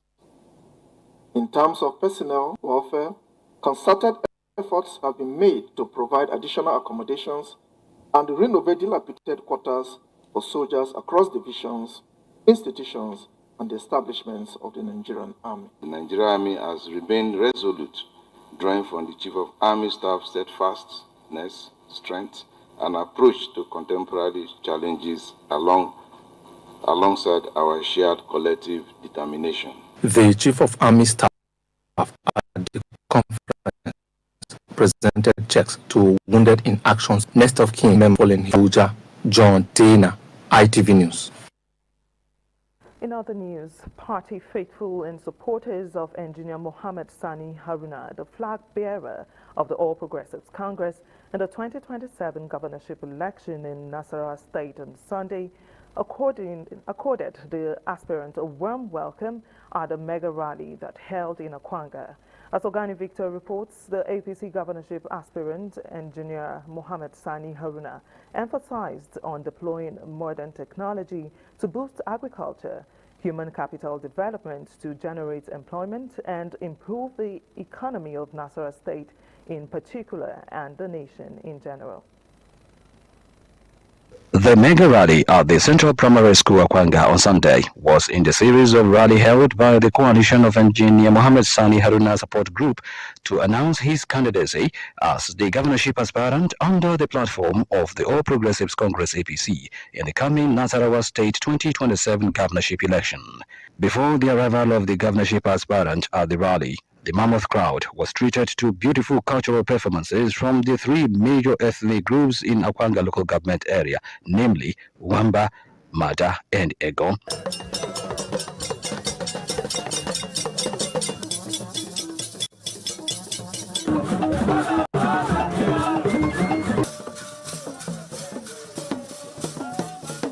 When engineer Mohammed Sani Haruna, however, arrived, he told his supporters that his mission was to equitably distribute the resources of Nasarawa State if voted into power. The sky will then be the beginning of your journey. Is that me? Yes! Oh, you know. Oh, you know. You know this? And I also promise you by the grace of God, and if you trust, I will tell you. I will tell you the foundation of resources. Mohammed Haruna was also quick to add that in the era of scientific and technological breakthroughs, he would employ science and technology to boost the economy of the state and add value to lives. We have demonstrated that we can bring smart agriculture, smart mining technology and processing in this state for the benefit of the citizens. And that is what we demonstrated by establishing agricultural machinery and equipment development institute in Latvia. Thursday next week is slated for the Nasarawa State APC governorship primary election. In Akwanga, venue of the rally, Organi Victor, ITV News. You're still on to ITV's main news. From the nation's capital, we now take you to our Benin Network studio where Sonny Duke has more reports. Over to you, Sonny. Thank you, Joyce. Moving on the ITV main news tonight, Pastor Osagi Ezeyamu has emerged winner of the APC senatorial primary election for Edo South Senatorial District. Pastor Osagi Ezeyamu polled 33,399 votes to defeat other contestants. Moussa Ugiagbe has details. Announcing the results at the APC Senatorial Collation Center, the returning officer Abubakar Mohammed Kabiru said Pastor Osagi Ezeyamu scored the highest number of votes with a total of 33,399 votes. Kabiru thereafter declared Pastor Osagi Ezeyamu winner of the Edo South Senatorial primary election. Following the election in the 77 wards of Edo South Senatorial districts, the collated results have been returned for the aspirants as follows. Senator Nega Imaswe, 5,107 votes. Engineer Omorogi Obede Ihama, 12,560 votes. Pastor Uzaki Izeyamu, 33,387. Pastor Osagi Ezeyamu, having scored the highest number of votes, is hereby declared winner. Speaking after the declaration, an elated Pastor Osagi Ezeyamu expressed appreciation to party members and supporters for ensuring his victory. We want to thank God for this pronouncement. Turnout that we have seen here today is one of the best we have ever seen. Our people came out in large numbers. I want to thank our people for their resilience. In many places, those who were entrusted with the responsibility of coming to counting refused to come. In fact, in all the places, they refused to bring result sheets. But thank God for our party leaders in the various wards who were determined that our people cannot come in large numbers and the primaries will fail. So this victory is not for me alone. This victory is for the people of Edo South. From Benin, Ikmomosa Ugiagbe, ITV News. In a related development, results declared by the National Assembly Electoral Committee shows Honorable Bede Ihama scored 27,154 votes, being the highest figure in the just concluded All Progressives Congress APC senatorial primaries for Edo South Senatorial District. Pius Nsogo reports that the results were announced by the National Assembly Electoral Committee at the Rukbota Hall, the designated collation center in Benin City. The announcement of the result sets the stage for the final confirmation of the APC's flag bearer for Edo South ahead of the general elections. According to the committee, Honorable Bede Ihama scored a total of 27,154 votes. Senator Neda Imaswen, 13,580 votes, while Pastor Osagi Ezeyamu scored a total of 6,785.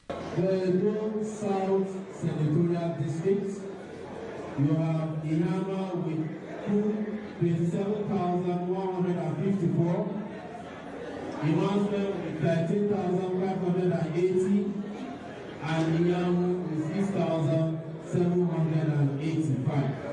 The returning officer said the figures will be forwarded to the party's national headquarters in Abuja for official ratification and declaration. From Benin, Pius Nsogo, ITV News.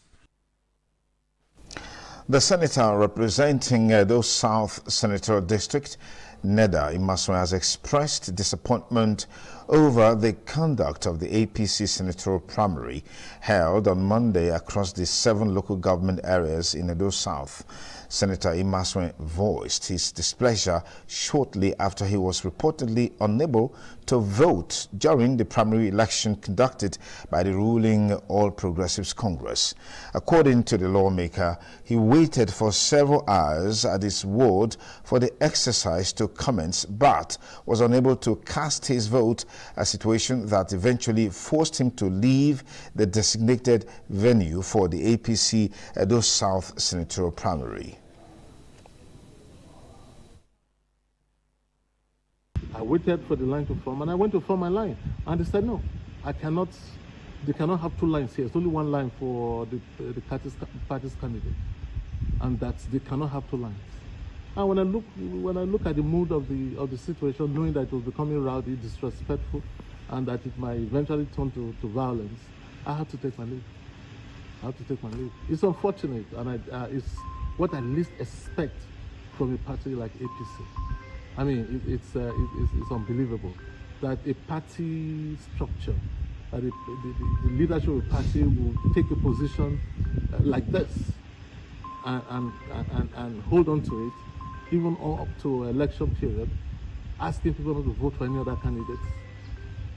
Besides them monetizing it, they were also using force to make sure that nobody else stands on any other line except their preferred candidate. So I don't see what is preferable in this exercise. It's unfortunate, it's shameful, and it's what I least expect. Speaking on his next line of action, Senator Imaswe said he chose to avoid any form of violence and would seek instead a redress through the APC appeals process.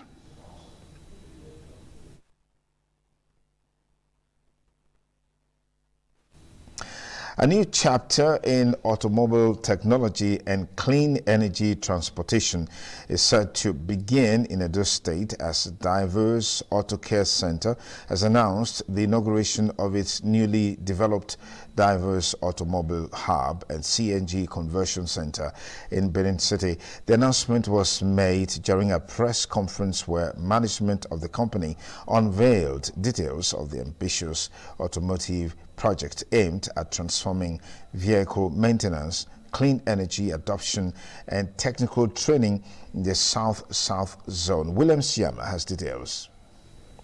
Speaking at the briefing, officials of the company said the new facility, located at Kilometer 6, Sapele Road, directly opposite Edo Production Center, before Limit Junction, represents the next phase in the evolution of Diverse Auto Care Center, which has operated for years within the Edo Production Center axis, providing automobile services to customers across Edo and Delta states. According to the company, Diverse Automobile Hub is conceived as a modern technology-driven automotive center designed to provide world-class automobile solutions under one roof. A major highlight of the project is the establishment of a state-of-the-art compressed natural gas CNG conversion center, which management described as the company's contribution towards supporting the federal government's clean energy and alternative fuel initiative. Our goal is simple: to position Benin City and Edo State as part of the future of modern transportation and automobile innovation in Nigeria. One of the major highlights of this project is our CNG Conversion Center, which aligns with the federal government compressed natural gas CNG initiative, aimed at promoting cleaner energy, reducing transportation costs, and providing Nigerians with more affordable alternatives. Management also disclosed that the hub is positioning itself for the future of mobility through electric vehicle marketing and charging solutions. Beyond automobile services, the company said the facility will also function as a technical training center for technicians, students, and artisans interested in modern automobile technologies and clean energy systems. Beyond CNG, we are also looking ahead of the future of mobility. The Diverse Automobile Hub is positioning itself as a supporter of electric vehicle adoption in Edo State through the introduction of EV marketing and charging solution. The inauguration of the diverse automobile hub CNG Conversion Center is scheduled to hold on 26th of May 2026 in Benin City. William Siama, ITV News. We now take you to our Lagos Network studio where Marcelina is standing by. Over to you, Marcelina. Many thanks, Joyce, and welcome to our Lagos Network studio. As political parties conduct primary elections across the country, some politicians in Lagos State have advocated for a level playing field that some of the areas monitored during the APC House of Representatives primary witnessed participation of party faithful. Members of the APC with their party cards filed out for exercise. Commenting on the process, the Speaker, Lagos State House of Assembly, Right Honorable Mudashiru Basa, said the essence of the primary election is to allow party members express their will even though the decisions of the party is supreme. We are going back to it. At least we allow people to express themselves, to choose their own candidates. And this is what we have witnessed over, and we can see the crowd, I think, is a very good development. We are still awaiting the result from other wards, but I'm sure. Some chieftains of the APC, while commenting on the level of turnout by members of the party, said it is the beauty of democracy. See politics as a game, not a other. We are going there to serve, and with the people they are serving said they no longer want to and move on. You can see now the way I visited, we are all peaceful because the APC due its senatorial, House of Assembly and governorship primary to hold across the state. From Lagos, Marcelina Unkwo, ITV News. In another report, Lagos Traffic Management of last month has expressed sorrow over a fatal road accident that occurred on 3rd Mainland Bridge by Adekunle inward Iyanwuru, resulting in a tragic loss of life. The agency said the incident occurred whenever of a Lexus car rammed into a police officer riding a Bajaj motorcycle on 3rd Mainland Bridge. While the police officer died on the spot, the driver of the Lexus Jeep immediately reported himself at Adekunle Police Division.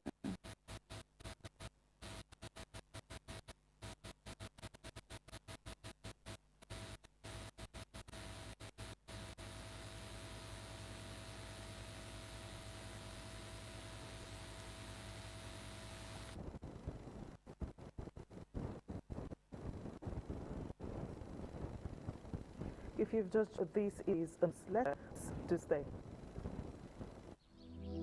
Milo 3-in-1 Milky and Creamy is truly milky and contains calcium.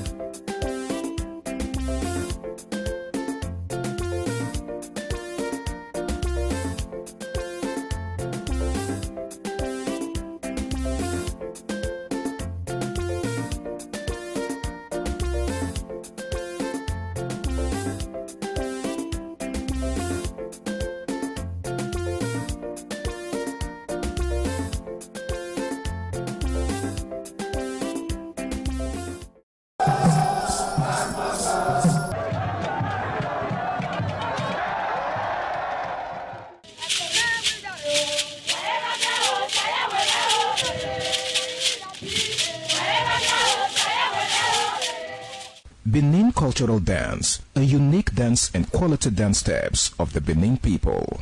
This dance is a vibrant mix of traditions, arts and beliefs, deeply rooted in the country's diverse ethnic groups and their rich history. The dance has artistic expressions depicting the people's history. Benin people have been famous for bronze and brass work, some of which is said to date back from the 13th century, especially ivory and wood carving.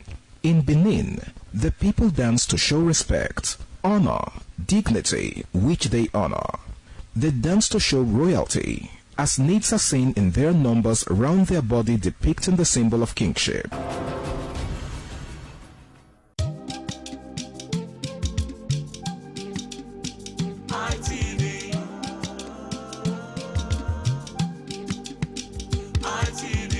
ITV, certainly the best.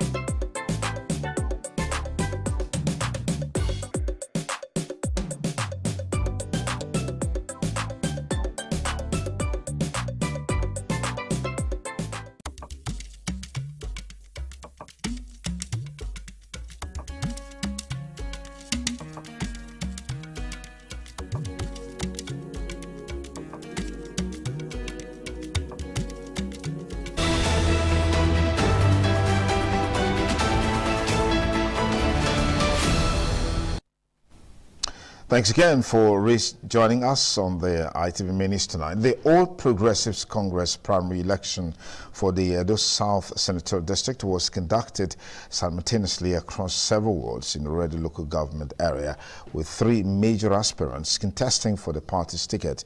The contestants are the incumbent senator representing Edo South, Neda Imaswe, a former Edo State governorship candidate, Osage Izeyamu, a former House of Representative member, Honorable Moege Ugbede Ihama. Donald Ahimie brings us details.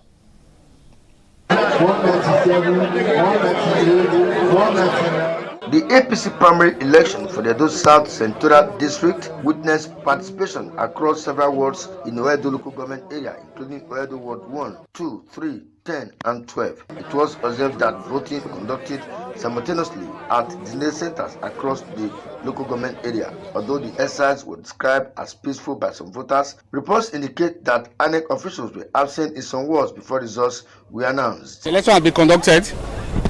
People came out and voted for the candidate of their choice, and we counted, and a winner emerged. The outcome was okay in terms of votes that were cast. 3 posters were presented.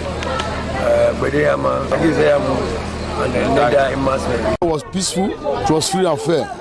We just stood behind our aspirants.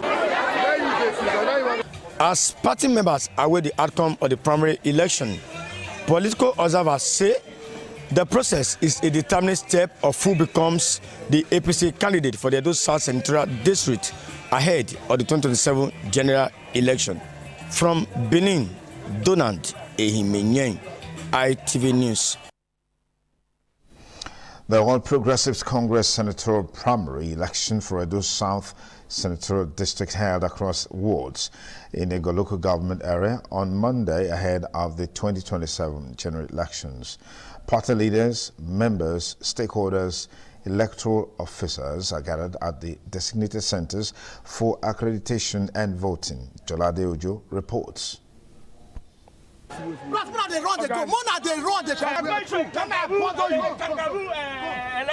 telling you now authoritatively that shut down your camera and leave this place. Shut down your camera and leave. I know what I'm talking about, you know we're not to go happen. That was the scene at Igua Ward 9, where moments of tension and disagreement were observed in supporters following attempts by members of the press to monitor activities at the voting center. The situation was, however, different at Ward 10, where large numbers of supporters of Pastor Pastor Osagie Izeyamu thronged to the voting center awaiting commencement of the exercise, while other aspirants, Right Honorable Omoige Ogbedeyama and Senator Neda Imasue, recorded low turnout of supporters. The voting exercise, however, experienced delay following the late arrival of electoral officials. We have been here since around 7 o'clock. We have been waiting. It's almost after 10. There's nothing like INEC here now, so we are still waiting.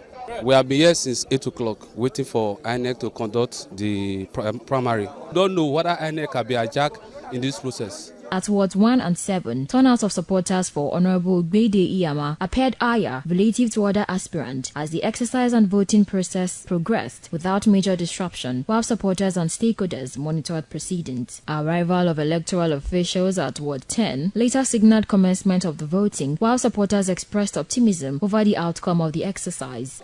So we've just done our primary election, and it was peaceful, as you can see. There was no fights.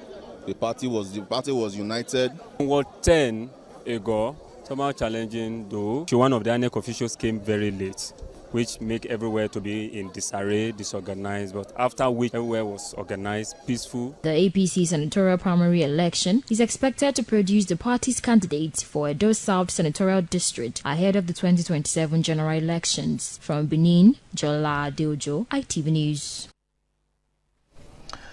Tension, excitement, and massive show of political strength characterized the APC senatorial primaries in Ovia Northeast as party supporters turned out in large numbers to queue behind the aspirants of their choice. Pius Usawo has details. The APC primary election at Ekiadolo Ward 4 in Ovia Northeast local government area witnessed a large turnout of party loyalists, with supporters openly queuing behind Pastor Osagie Izeyamu, while a noticeably smaller queue formed for Senator Neda Imasue. However, despite the visible participation of party members, APC election officials were allegedly absent during the counting and official collation process. The development created a charged political atmosphere in the ward as chants, songs, and displays of solidarity by supporters of Pastor Izeyamu dominated the exercise. Speaking at the venue, an APC stalwart, Honorable Isaac Osahon, alleged that officials sent from the party headquarters arrived at the venue but left shortly after witnessing the massive turnout in favor of Pastor Izeyamu. According to him, the officials appeared overwhelmed by the crowd and departed without supervising the counting process. They came here, we wanted to conduct it. They said, with the crowd they are seeing, the lineup, they cannot stay. They left here. We counted the line. You will see that we have 307 people on queue for Pastor Osagie Izeyamu. Neda had only 8. The unexpected absence of electoral officials created uncertainty among party members and supporters, many of whom demanded clarification from the party leadership. For us here, we believe in democracy. We have practiced democracy here. We have come out to direct voting. That's what the law says. Because in APC, it is either consensus or direct. And we have come in by way of direct because there was no consensus. And here now, it is clear. Osagie Izeyamu has won. As of the time of filing this report, there had been no official statement from the APC leadership regarding the incident or the outcome of the exercise. From Ekiadolo, Ovia Northeast Local Government, Pius Nsogo, ITV News. More stories on the APC primaries in Edo South Senatorial District and other parts of the state in just a moment. Please stay. Benin City, the future of automobile is here.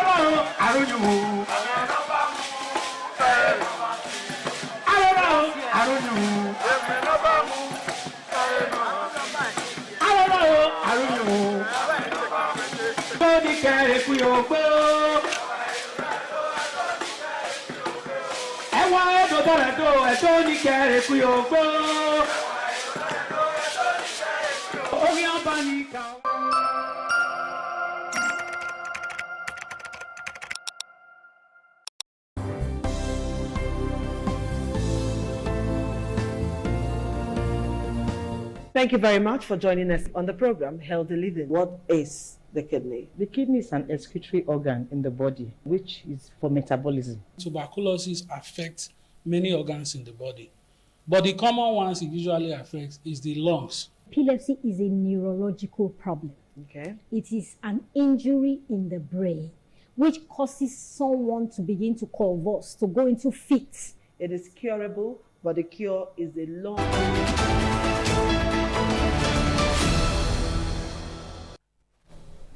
The Deputy Governor of Edo State, Right Honorable Dennis Idahosa, has commended the peaceful conduct of the senatorial primary election of the All Progressives Congress in Ovia Southwest local government area. Deborah Ugbefun, who was on the entourage of the Deputy Governor, reports.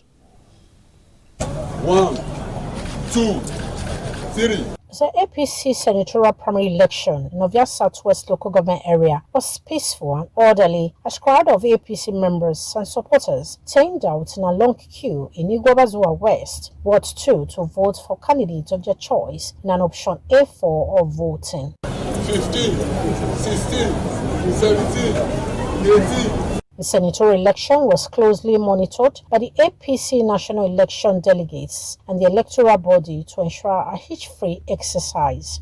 The result of the 10 wards that constitute Ovia Southwest, the panel election has been conducted successfully without any round of appearance. The total scores of the first contestant, Honorable Iyama, have the total vote cast for 4,263, while then at score 2,131, while Pastor Iyama score 1,065. Reacting to the conduct of the senatorial primary election in Ovia Southwest, the state's Deputy Governor, Right Honorable Dennis Dahosa, commended the peaceful and orderly process. I want to thank all members of All Progressive Congress in Ovia Southwest local government. They came out in large numbers to vote for the candidate of their choice. Everything was transparent and it was credible. And the winner has emerged, the person of Right Honorable Ogbede Ihama, one of your Southwest local government. This is a victory for all. The primaries are over. We are waiting for the total collation of the senatorial district and where the winner will emerge. In Igua, Deborah Ubefun, ITV News.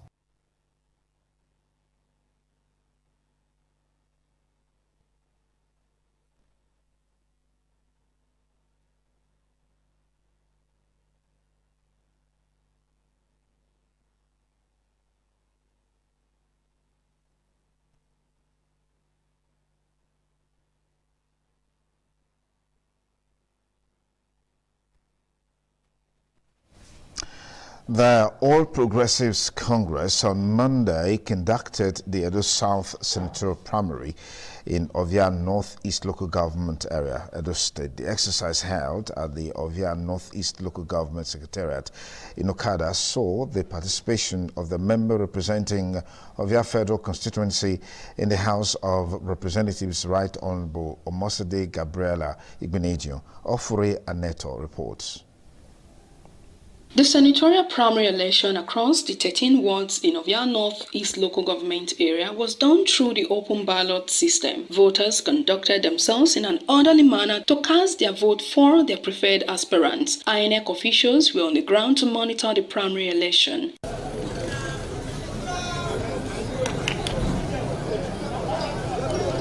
Mr. Obede Iyama Omaregi got 3,514 in Ovia Northeast. That is his total vote in this local government. While Mr. Neda Bernard Imaseun got 1,759. And the last person here is Eze Iyamo Andrew with just 807. Meaning that Obede won this local government.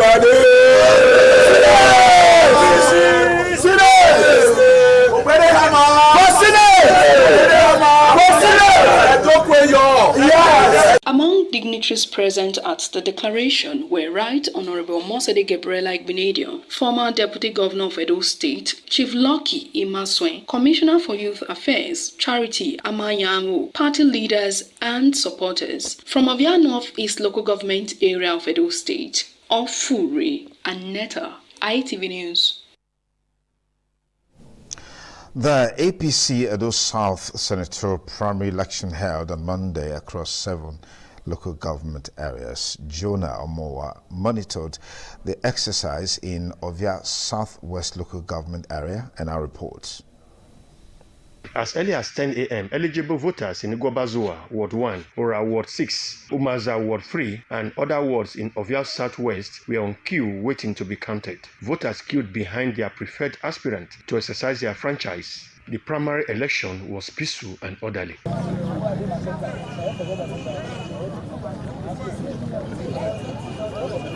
Officials of the Independent Electoral Commission were on the ground to observe the conduct of the primaries held in the 10 wards that made up Ovia Southwest local government area. The turnout of voters in all the wards visited in Ovia Southwest was impressive. From Igua, Jonah Omowa, ITV News.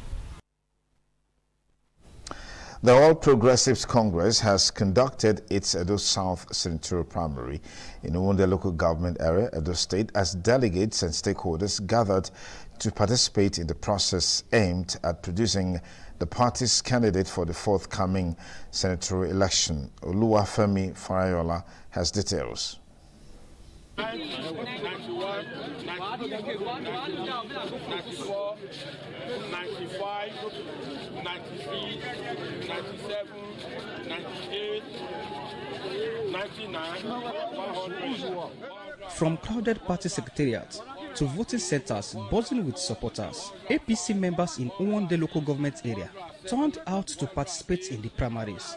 Security officials and party leaders monitored proceedings as accreditation and voting progressed across the 10 wards of Uwunde local government area. 131, 133, 133, 134, 135, 137, 138, 139, 140, 141, 142, 143, 144, 145. Speaking during the exercise, some party stakeholders commended members for maintaining discipline and unity throughout the process. They harped on the need for transparency and fairness in strengthening internal democracy within the party. Everyone has carried out, their own exercise, and we have all converged in where the final results, were collated and read out. It was very peaceful, and more like a family meeting. It was a peaceful event, and we're done with our primaries, and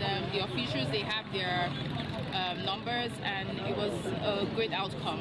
It was excellent, it was good and great, peaceful, the voice of the majority was so loud and clear. This place has been very peaceful, and the people of Ward 1 are very, very peaceful. Oluwafemi Farayola, ITV News. The APC senatorial primary election was conducted peacefully in Orion local government area for the state. Wonsa Ogiagbo reports that the primary election was monitored by officials of the Independent National Electoral Commission, INEC. At Okogbo in Ukpato Ward 5, accredited members of the APC trooped out as early as 8 a.m. to participate in the exercise aimed at selecting the party's candidate for the Edo South senatorial seats. 1, 2, 3, 4, 5, 6, 7, 8. The situation was the same at Ewoigai in Ugbeka Ward 3 and Ewokabwa in Iyoba Ward 4. At Ugbokonio in Ugboko Ward 5, the constituency of one of the aspirants, Pastor Osage Izeyamu, an unprecedented crowd of APC members turned out to participate in the exercise. 424, 425, 426, 427, 428, 429, 430. Pastor Izeyamu, who commended the peaceful conduct of the primary election, however, expressed concern over some irregularities. The turnout is wonderful. It's unfortunate that those who were entrusted with this task are not even here. And I'm happy that we have been able to at least take the initiative and agree that the process should start. In this place, there's no intimidation, there's no violence. And the reports I'm getting is that our opponents have resorted to violence. So I want to appeal to the authorities that this is a family affair. This is primaries within the APC. And so there's no need to resort to any kind of wrong activity. The APC senatorial primary was peaceful at Okogbo, Ukpato Ward, Ugbokoniro, Ugboko Ward, and other wards visited. From Orion local government area, Ikmomosa Ugiagbe, ITV News.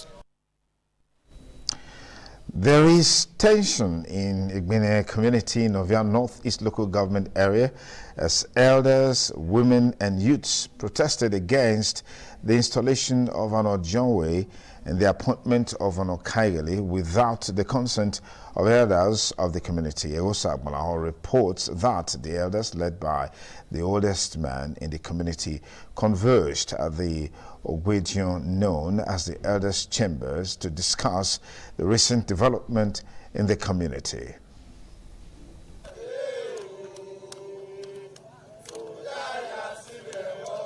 Youths, women, and residents of Igba community in Ovia Northeast local government area have expressed displeasure over the alleged forceful installation of Dodionwe and the appointment of Ikahile. According to the oldest man, Anohe, also known as the chief priest in Igba community, Pa Moses Idionwe, he is the rightful elder due for installation as Odionwe and not the man he personally initiated into the elders' council. Other elders who corroborated the claims of the oldest man, Anohe of Igba community, said they were shocked and taken aback that the elders were not informed and that Benin tradition was allegedly not followed by the group responsible for the installation of the Odionwe. But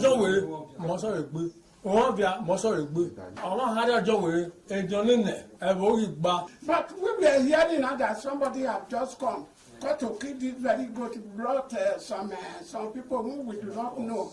None of us were there. Some of the youths said it is unacceptable for anyone to be installed as Odionwe or appointed as Okagile without strict adherence to lay down rules. We saw a troop of boys, thugs, all over our communities. They said they came to install Mr. Alelege Egbinadolo as the Odionwe without the notice of the community. So they all chased us away. This is why we are calling on the Oba of Benin to please to intervene. Forcefully decide to install Odionwe in our Ogwedion, which has never been done before, and it's a very big taboo. Attempts to get the reaction of the man accused of forcefully installing himself as Odionwe was unsuccessful. However, independent television intends to get its reaction whenever it's ready to speak on the matter. Egosa Agmonlao, ITV News. That community report was on Igba community, not Egbine, as earlier introduced. And moving on, Victor Ikhaotoe has been appointed as the acting Okagile of Uzebu community in Oredo local government area, Edo State, by the Ojonwe, Pa, Raimi, Rumse, and elders. A statement by Mr. Ikhaotoe says the appointment was as a result of the suspension of the former Okagile, Uswalele Abodefe, over allegations of land grabbing, financial impropriety, administrative rascality, and high-handedness. The statement explains that elders immediately constituted a panel of inquiry to investigate all the allegations, and based on that, the suspended Okagile was invited severally to defend himself, but failed, refused, and neglected. And as such, his suspension was duly ratified by the Ojonwe and the elders through media announcement dated Saturday, March 28, 2026.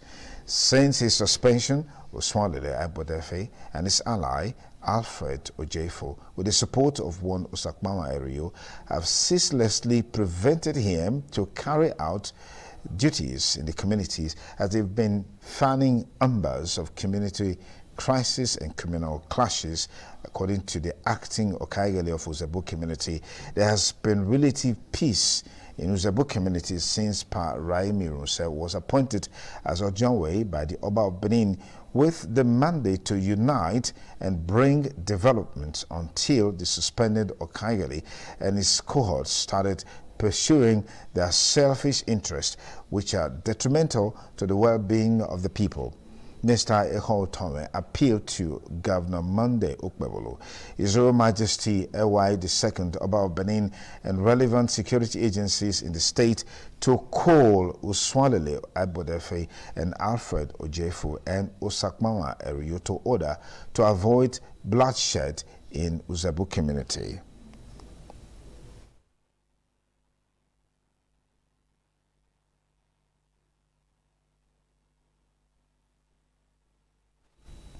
And on to the ever-interesting world of sports, we join Tolukbe Ogutime for stories trending.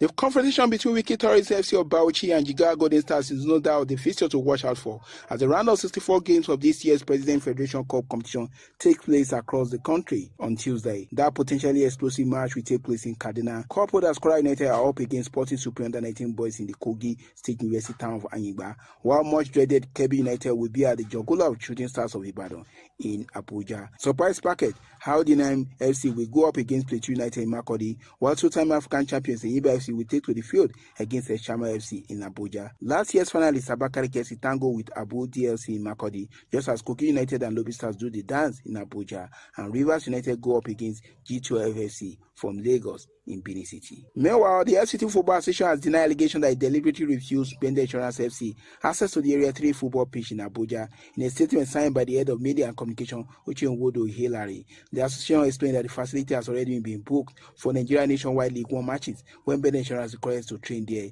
ahead of Federation Cup fixture.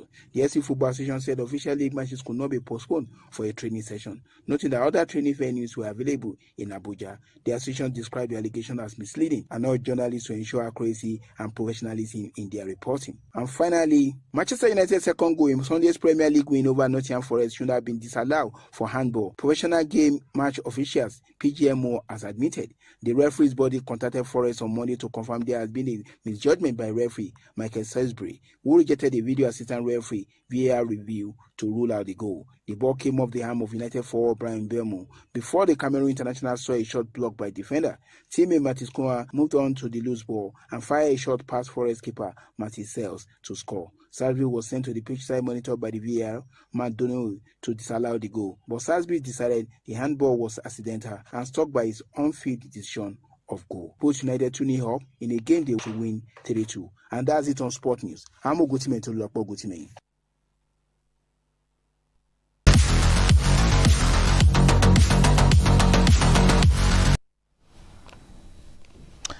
And that's a wrap on the ITV News tonight. Thank you for sharing your evening with us. Good night.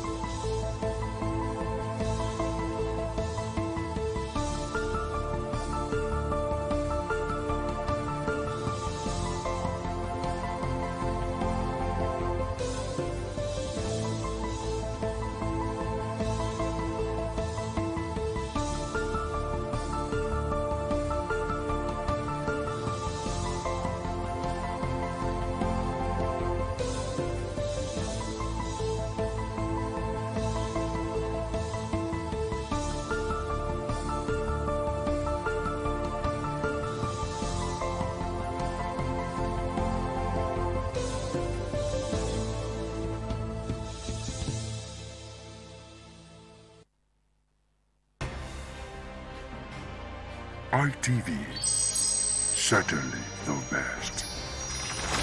Imagine, see. This is ITV, certainly the best.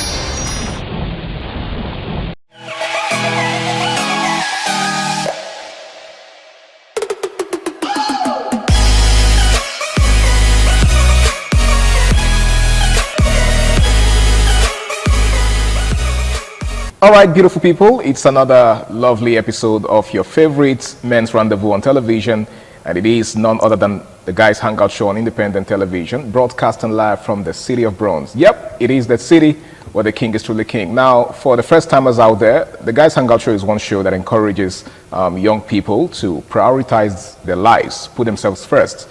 You know, we live in a society where little or no attention is given to the needs of men. Why is that? Only God knows. But hey, if you don't put yourself first, who's going to put you first? So that's basically what this show exists for, okay? So we encourage young men, basically, you know, to prioritize themselves and prioritize their needs. It's only when they put themselves first and invest in themselves that they can have to give to others. Just like the adage says, you can't give what you don't have. My name is Harry Igboje, and of course, it's my pleasure to have you join us on this beautiful episode of the show. Now, like you already know, I'm never alone. I've got some amazing gentlemen in the house with me, and together we're going to be taking a look at a very interesting topic that we have to discuss tonight. Now, to my far left is a very amazing person. He is a social analyst, and of course, he's also an educationist. He goes by the name of Ramsey Uwaila Abu. Good to have you, Ramsey. Thank you very much, Mr. Harry. And as usual, it is always a pleasure to be on the show. Indeed. And as good advocates of good things in society, or as satirists, the Guys Hangout show has been a platform for us to correct some of the ills in society and as well expose its vices in order for it not to be repeated by the younger generations. Absolutely. I mean, who's in a better position to, bring some of these issues to the fore than the natural leaders of society? Yeah. There are lots of responsibilities on men's shoulders, so we really can't afford not to live up to those expectations, right? Yes, all right, it's good to have you in the house. Thank you. Now, seated next to him is a friend and a colleague. He took out time from his busy schedule to be with us today. Of course. Yes, of course, and he goes by the name of Michael. It's good to have you, Michael. Thank you very much. It's a privilege to be here again to, showcase and show what the guys is all about. Anyway, this is a wonderful platform for us to actually discuss things that pertains boys, guys especially. The good and the bad. We don't have to be biased. Understand? Thank you very much for the privilege. Thank you so much for coming. Now, gentlemen, we have a very interesting topic before us. We're taking a look at emotional intelligence, right? The need for people to learn to control their emotion. Now, if you take a look at a lot of young people today, you will discover that there seems to be a lack of emotional control. For example, when someone is very happy, they tend to do something crazy. They tend to do things that, they later begin to regret. And then when they're also very angry, they go to the extreme. Right? Some of them do some very crazy things, only for them to start regretting it later. Now, you will agree with me that there is need for emotional control. Why do you think a lot of young people don't seem to have that ability to control themselves when they are at the apogee, when they are at the height of their emotional, expressions? Okay, let me say lack of emotional discipline. It's almost becoming a widespread thing in our society. Not almost becoming, it is. It is a cankerworm that is eating deep into the fabric of the society. Lack of emotional discipline among the youth today can be tied to a number of factors. Okay. But before going to this number of factors, I want us to dwell on I want us to give a working definition of lack of emotional discipline. To be able to discipline yourself first is one of the greatest things you could ever do in life. It's very easy for you to tell the next person you are not doing this, you are supposed to do this. But how about yourself? How about you? So that is what many of our youth don't have. Now when these emotions come, we know that emotions sometimes tend to take us off our natural state, at that state where our senses are complete. But that notwithstanding, there is still need for us to take control over our emotions, because the resultant effects of our emotional actions most times are very detrimental. People tend to take permanent decisions in temporary settings because they couldn't just suppress their emotions. And as youth, we all know that the youthful age comes with its own youthful exuberance. There are that curiosity, that need for exploration and all that tend to make our emotions flare up, and some of us even we are not being controlled by our temporary emotions instead of sitting down to say, what will be the resultant effect of this particular thing? But what are some of the factors that are responsible for this lack of emotional discipline? One, peer pressure. My friends do it, I will also want to do it. It's almost becoming a new normal now that if you are, let me use your language, if you are the type that is rugged in quotes, so they seem to see you as a macho man, that man that is taking control over, that tough guy. So instead they want to also do so that people will call them tough guy. No one is thinking about the consequences. And these consequences most time are very, very detrimental, either in the long run or in the short time. So I think youth need to sit down and take total control of their emotions. If they are able to take total control of their emotions, it will save them a whole lot. religiously, in terms of relationship and all that. We'll get to that in the course of this discussion. Absolutely, we will definitely get to that. Now, Michael, there is a story in the Bible of a king, I think Herod, who asked his wife's daughter to entertain him and his guests. Now, the lady performed so well that he was super impressed. He was impressed to the point where he, gave her a blank check, asked her to, name her price or ask for anything. And then we all know how that story went. The lady asked for the head of John the Baptist, and the rest, they say, is history. Now, that was at the height of the man's excitement, right? And that's a case in point, as far as this discourse is concerned.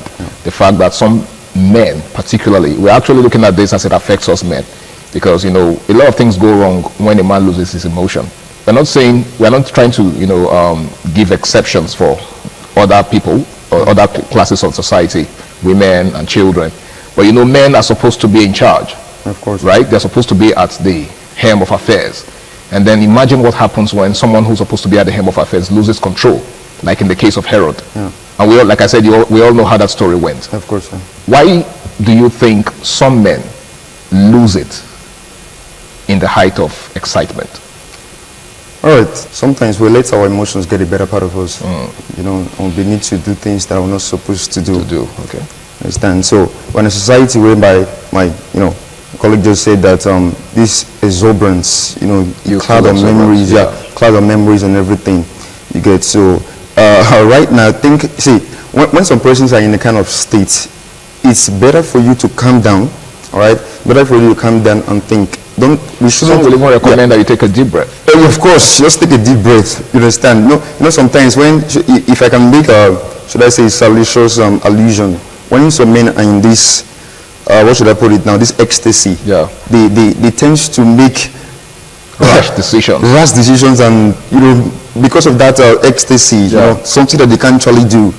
You get, so they just start making those promises because of the height, the peak, the apogee of that excitement in quotes. You get, so I think people should, most of the time they have to calm down when they're in situations, whether they are, we have some people that are belligerent. You get, so when they're in a particular situation, they should try to, keep calm. Just keep calm so that your emotions don't get the better part of you. You get, sometimes we got to do things that we later get to regret so much. In fact, you'll be like, am I the one that did this? I can't believe it. You get, these some persons there in television, they'll ask them, so how do you feel? They'll not be melancholic, like, well, I feel bad. That's because they are allowed, you get, so they allow their emotion to get the better part of them. You get, so if some persons actually bring themselves to a check, like, this is how she respond in situation. For example, now, all right, some persons they're asking for donation. Some persons out of shyness or whatever, out of they want to impress, intimidation, they don't begin to call. At the end of the day, now you're calling them, they're running away from. Like we say in our local parlance, when their eye clear. Of course, when their eye clear in the local parlance, you understand. So sometimes when they're in different situations, you try to be placid. Not so fall into regret. Now, there's a particular story I stumbled upon on social media of a guy that was just thinking aloud, right? Some of these guys will just come on social media and say certain things, like share their experiences and all. So dude was talking about an experience he had with his, with a lady, right? He said that he used to, every time he comes on social media and sees people talking about PS5, that he remembers a certain experience he had with a lady, how that he used to play PS5 a lot, and then at some point, a certain girl he was dating at the time got fed up with the fact that he was getting too addicted to the game. And then she came, seized the PS5 and then soaked it in water, right? And that was how he lost his PS5. And ever since, every time he hears people talking about PS5, that experience just, comes rushing back into his mind. Now, this, to a very large extent, has affected lots of relationships, right? We have men who just tend to lose their emotion or lose their senses the moment they are angry, for example. Lots of cases of DV, domestic violence, are born out of this, lack of emotional discipline. You're angry, someone offended you. Now, just like Michael just said, one of the measures that people usually recommend whenever someone is angry is that they take a walk, right? Take a walk away from the scene. But that doesn't seem to be the case anymore. Now, that singular act by that lady was born out of a lack of emotional discipline. Now, how much damage do you think this could, do to society if it is not checked? Definitely, it will increase the number of inmates we have in our prison. It will encourage more violence, as people will tend to learn from the wrong people. It will cause a lot of breakup. It will increase divorce. It will increase the rates of crime. When we're talking about emotions, it all starts from the mind. People should learn to put their mind in check. Before you act, definitely these things have been conceived on the mind. You tend to brood on it on the mind. You tend to ruminate on it on the mind.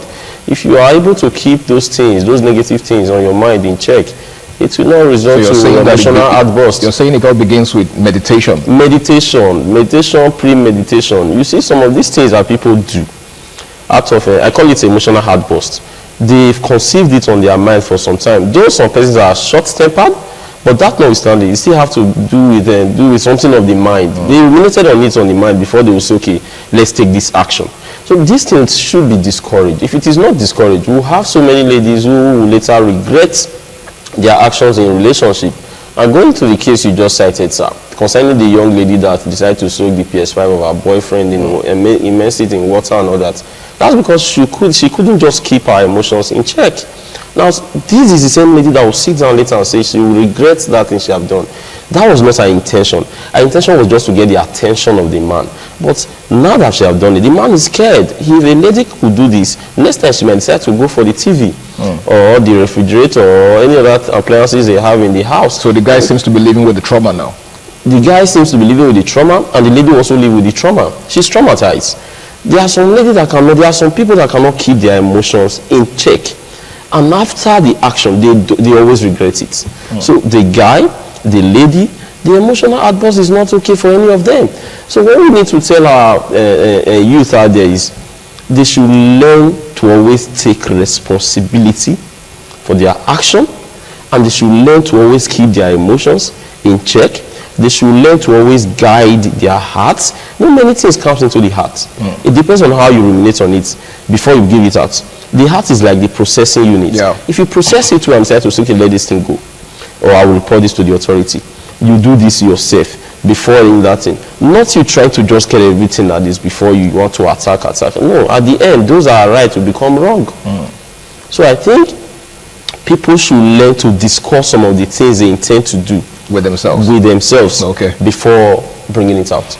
Okay, now, Michael, while he was talking, he made reference to the need for accountability, and that's a should I call it a currency that seems to be lacking in recent time, in modern day, because a lot of persons would rather push the blame to someone else, the blame for their actions to someone else, and the blame game continues. It seems like a cycle. It's a never-ending phenomenon.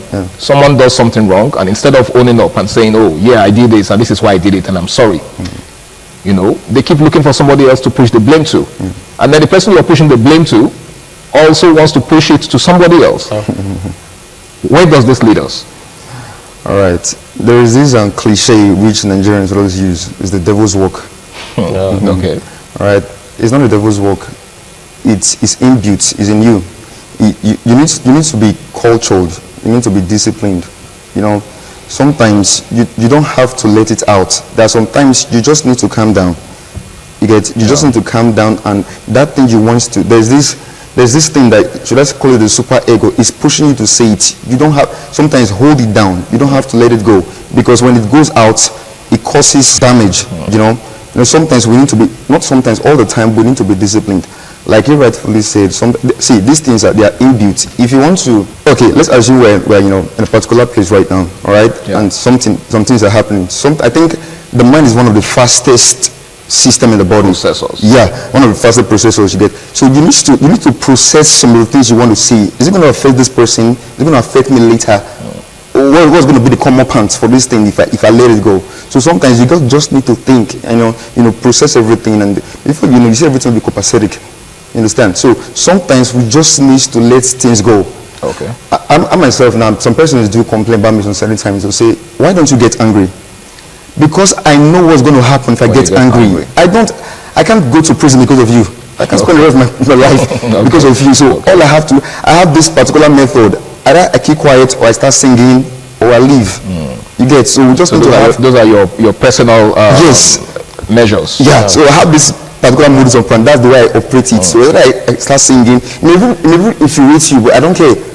You get, so for peace to reign, you get, for peace to reign, I just need to be placid. Before you know, everything will be cool. All right, guys, in case you're just joining us, it's still the Guys Hangout show on Independent Television. And tonight we're taking a look at the need for emotional discipline. Now, emotional discipline seems to be lacking in our day because a lot of persons just allow themselves go when they are at the height of their emotional expression. There's absolutely nothing wrong in, being yourself and expressing yourself. But, it's very important that you learn to put a check on your emotion. Else you do things that you will regret, either good or bad. Now, Ramsey, let's take a look at the attendance effect of these things, right? Now, while Michael was talking, he made reference to the fact that sometimes the effects of these things are long-term. Yeah, they are. And so, for example, the things you say cannot be taken back. Words are like eggs, and when broken, you can't retrieve them. And that is why you must mind your words, you must mind your actions. You must not throw stones at every dog that barks at you. A man that is focused will not always want to attend to distractions. Some of these things these people do, they are distractions. If you are on the moving bicycle, then there is no need to stop. Have you seen anybody that is sleeping on a bicycle? Of course not. No, if you want to get to your destination, you keep moving. Now, definitely the people will get on your nerves. People will want to say things that will distract you. But like I always told my students, you don't throw stones at every dog that barks at you. That is a way of keeping your emotions intact. Now, you see the effects of emotional outburst. Most times they outweighs the benefit of it. So if you check some of the things that you will do when you get angry, then you keep your anger in check. And let's not forget, anger is just a letter different from danger. If a man is very hungry, it will lead the man to a dangerous place that the man did not even expect. So with that, I expect everyone these days to say, I won't get angry. Instead, I will report to the authority, or I will do this later. You must sit here and start looking at the resultant effects of what this thing will be. A wise man once told me, he said, we know how fights start, but we don't know how it ends. So if you know you don't know how a fight is going to end, then just start the fight. Start the fight, okay. So it's time for us to sit down and say, this is not the time we allow emotions to get over us. Rather, this is the time for us to keep our emotions in check. And most times you find out that you will be very happy later if you are able to keep your emotions in check. Because when you see the resultant effect of most things that will occur when you are not keeping your emotions in check, you find out that it's so detrimental. It outweighs the positive aspect of it. So I think it's always good for us to control our emotions. And don't allow our emotions to control us. Like I said before, when you see people that are taking permanent decisions in temporary situations, you know that they are not able to keep their emotions.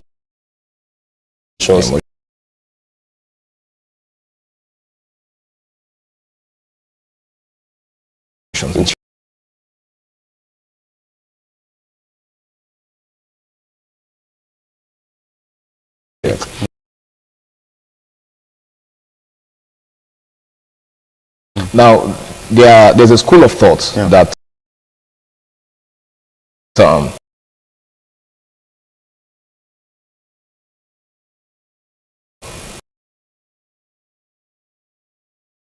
it's better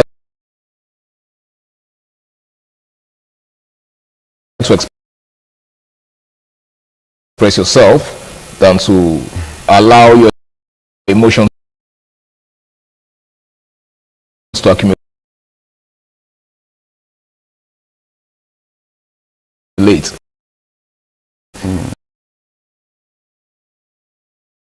Because when you allow that to happen, it will get to a certain point where, when there will be an explosion, and once that explosion takes place, a lot of things go wrong. Do you share that opinion? Yeah. All right. The thing now is that I think it's a stupendous idea. See, share your opinions, but let it be packaged in a way that will not affect the next person. Okay. See, let's assume someone upsets me, and it's been bothering me, causing through my veins, everything. So I want to let the person know. There'll be a way. I have to take the person away from public or from that place, so that person will not feel embarrassed. And I'll take the person to a particular place and start first. See, you need to make the person feel calm first, compliment the person first, and then start making your own complaints. Okay. In that, using that modus operandi, it will make the person feel guilty. Like, oh, I'm so sorry. But if you come in a bellicose manner, just in a hostile manner. Just be shouting and everything, it deteriorates everything. So there should be a particular way, like I said, the packaging. Just call the person to a particular place. At least the person should be reasonable enough to know, okay, for you to even bring this thing to my table, I think let us solve it.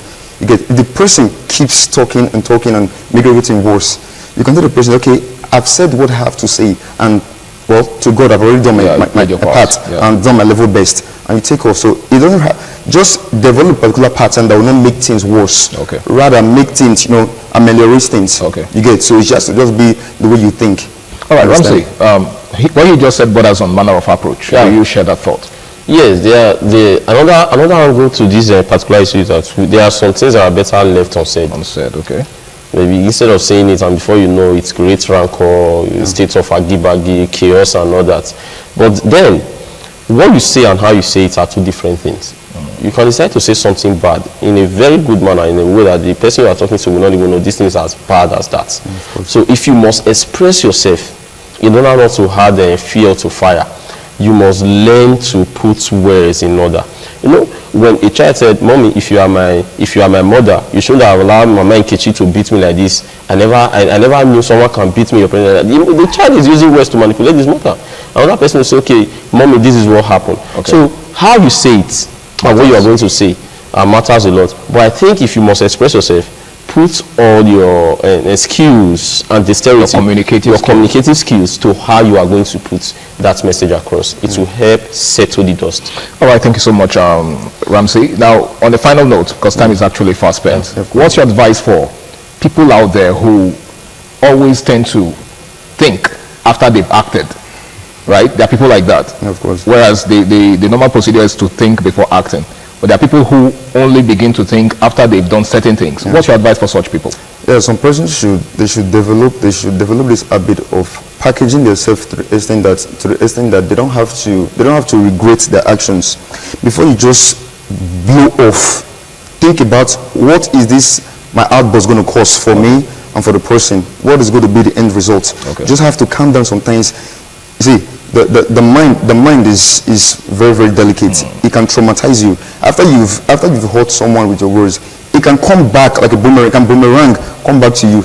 You may never sleep because of what you've said. You are thinking of. So it's your conscience that's not helping you. Yeah, of course. You just need to think like, okay, how will you feel someone tells you this particular thing you're saying? Okay. So you just need to calm down. All right. Most of the time now, I believe to think like, this what I say to this person, let me edit it. Okay. Like I just send somebody a message. Sometimes it's too late to even edit. Of course, it's too late. You get so sometimes I just throw my advice and be like, okay, I'm so sorry about that. All right, thank you. Ramsey, you said something about, I know on the final note though, I know you already said something about discussing some of these things with yourself first. Yeah, so would that be your final word on this? Yeah, everyone out there should learn to be in total control of their personality in all ramification. Okay. Don't throw stones at every dog that barks at you. Keep moving and be focused. All right, gentlemen, I want to say a big thank you for taking our time to be with me on tonight's edition of the show. You guys made it a success, and I really do appreciate it. Thank you very much. And I hope that the next time I call upon you, you will be able to oblige me. Absolutely. Thank you so much. Now, it's been the Guys Hangout Show on Independent Television, broadcasting live from the city of Bronx. And tonight we've been talking about the need for emotional discipline. Now, it's very, very important that you learn to control yourself. There is absolutely nothing wrong in expressing yourself. It's why you're human, right? But it's also very important that you learn to put a check on yourself, just so you don't do things that you'll regret. Nobody wants to regret their actions. It's never a good thing, okay? So it's very important that you learn to put your emotions in check. My name is Harry Igboje, and until I come your way again, same time, same station next week, this is me saying stay out of trouble and enjoy the rest of your night. Bye for now.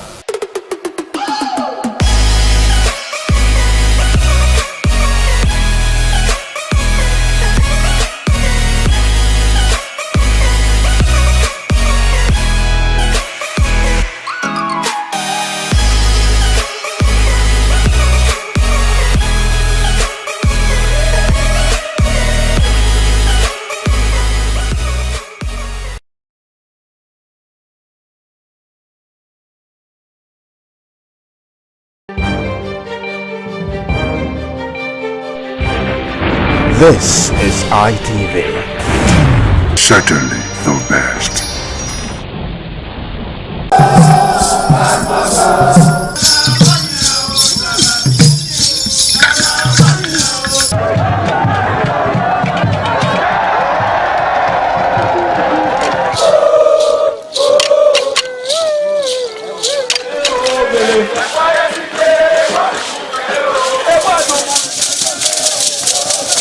The new Edion expressed excitement as he danced and rejoiced before the Esama of Benin, Sir Chief Dr. Gabriel Osawari Benedion, who also joined in the dance.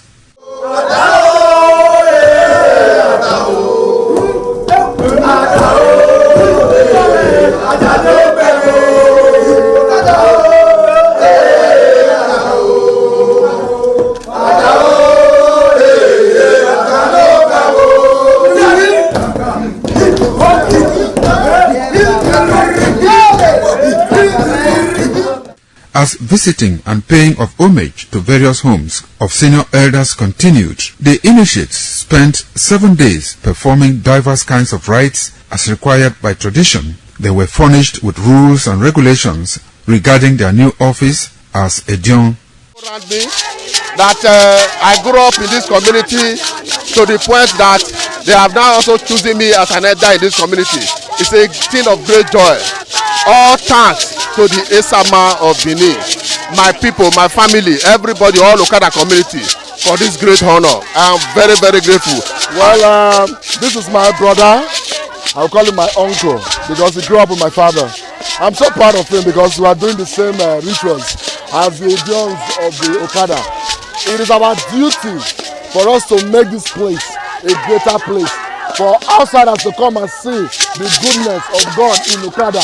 And I'm proud of every one of us here. So shall it be to each and every one of us in Jesus' name. Waya wawesu Odion ma Okada zima Esama zima Odion Bona zima Odion Obala zima Odion Malawe Maari Esama Odion na the mado pon Esama the mado gbeken Esama e ma Odion wa na Esama magbeken ne osabo obuyo bitu ne baba no get turn maga no dia mi maga ma ni do gbeken ne de na e ma ya fe e ma ato o e ma agbon o oro pa ewu dori e ma di awo re ne o be ti agbon ya no we mi maga me ni just question no mi afa In Esama, in our father's house, in respect of our initiation to elders Edion level, as tradition demands, we are here today to come and also pay our homage to him, to also for him to also pray for us for long life and prosperity. The climax after 7 days was paying of homage again to the Odion way, where he gave the initiates the full rights to function and to henceforth participate in meetings with Edion. It will go down in the history and minds of Okada community, Ovia people, Edo State, and Nigeria in general.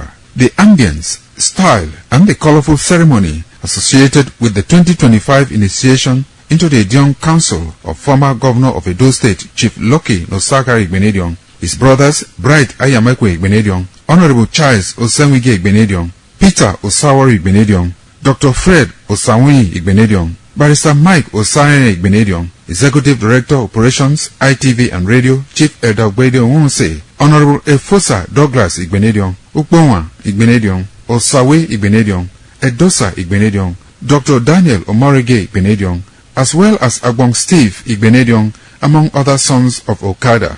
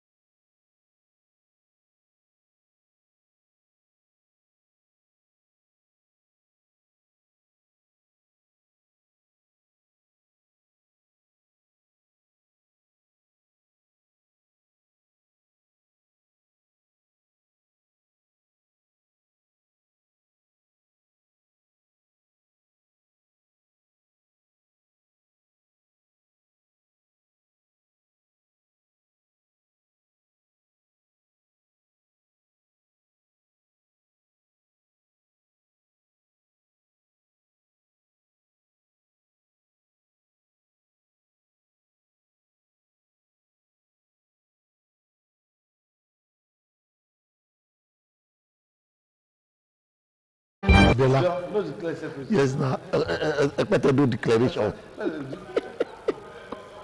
Anybody can declare himself president. Anybody can I can't declare see. president.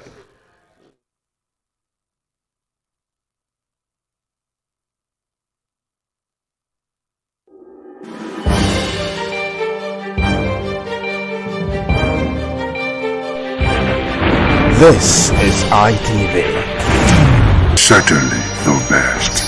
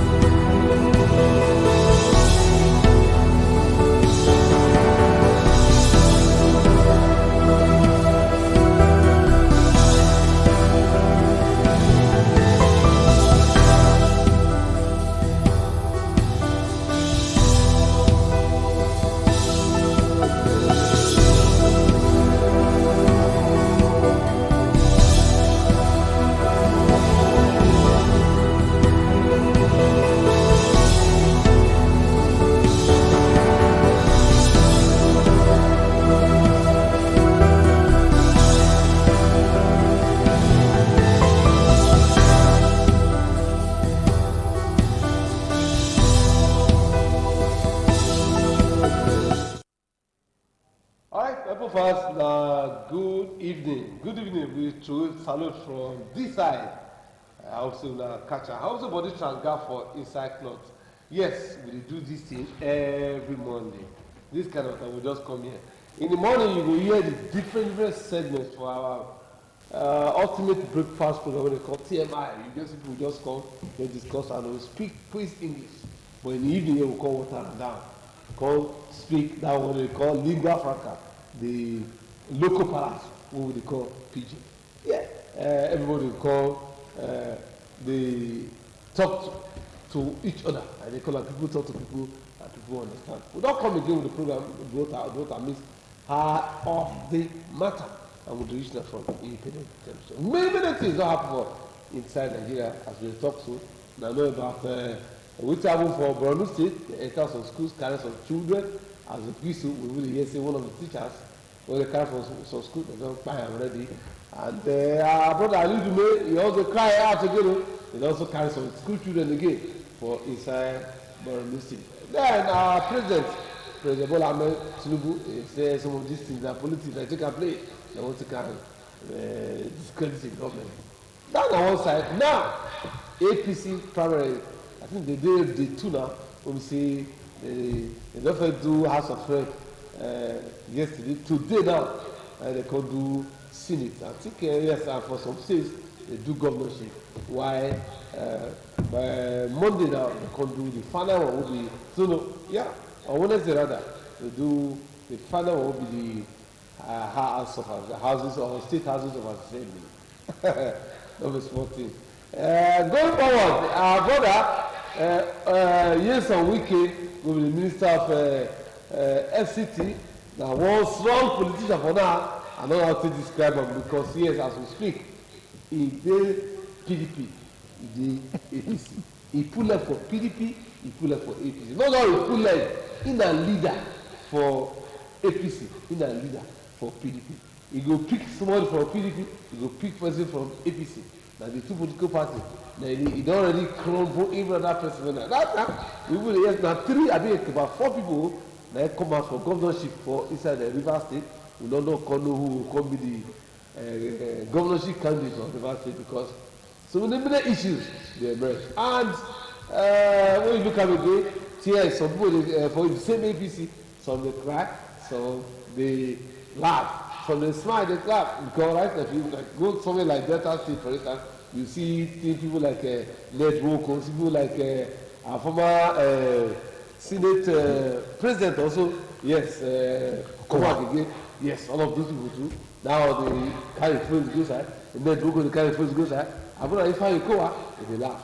Many things. Issues they for politics, but for do the same thing. Do not Senator Shomole the smart for Kwaibom, our brother Babu the smart, and some other things of the smart. In fact, for good, the what do you mean now? Benga Dennis don't say. That will if blessings do again and all that. So, issues they want to discuss today. But then the mark, we don't start, and so we jump and no guy the beat. We don't start the program. I don't say Victor. Victor, good evening. Good evening, man. Good evening, viewers. Happy politics, happy party. Happy party. I wouldn't say that because I'm not part of it. Okay. Yes, the maestro himself is with us. A political. I'll talk now. Our brother, one person who I know very well, is a pro-democracy activist, is a human rights activist, he's an editor, he's a writer, and of course, one person who say he don't come out for so many things, he don't author so many books, he don't proofread so many books, he see the right books, and one person who say he get knowledge for book, he know how state go fit take care. Look for money and less resources from the develop that. No, that was it. One person just our regular Professor Sylvester Odio Akane, Professor of Political Science, all the way from Lagos State University. Prof, good evening, sir. Good evening, Imam. Good evening, my brothers. One day for studio there. Prof, move just go straight. First of all, look at the whole scenario. You see the small analysis where they make so. What will be the where we call okay now? Let us know what the constitution talk about party primaries and what the public is supposed to know about party primaries. What will be the true position? For instance, that you be professor of political science for APC, even if you know this, but you know something. Tell us what will be the position of or the constitution of the party concerning primaries, and what the court talk, and what the Supreme Court talk. And how do people go take assess what is the happen right now? The primary when they conduct now, well, the first thing to say about primary, they say primary they very important because now they select people when go cover. You know, they call them for politics elite recruitment process. Now they will go select who go represent us. So if you select bad candidates, you don't make mistake. If you select good one, God will help us there. But the electoral reform, they clear about primaries now. Where we say you either do, direct or you do consensus. So now that one then follow for, for these primaries when they do for all over the country now. Some places where consensus they, wahala not they. But people when say direct now they want, people go do the election. Then party member go vote. Select who want to represent them for public office. Now, so the rule they as simple as that. But the thing when they inside, they say, if they not handle and we care, wahala can't dey inside. If he scatter the party, and if he reduce the chance of the party, for election, now that one be the big when they inside. Okay, all right, Prof. Don't open the line, say, you hear what the Prof talk now. Yeah. Going forward, will they see shocks? Will they see tears? Will they see jubilation? First of all, where are we going from here? From what you don't hear so far. If you begin to mention names, at least they don't declare for. See Botanical, see Igua, see Omo Agege, see Nollywood. You understand? Okay. You just watch ITV just now. Yeah. Now two people don't come get now. See Bediama and see. Yeah. You see, in politics, they don't talk and say. I think now Shomole they talk. You see, if you are going to contest election in politics, you should prepare that you win or you lose. But the problem here is that how did you lose? How you take lose now matter?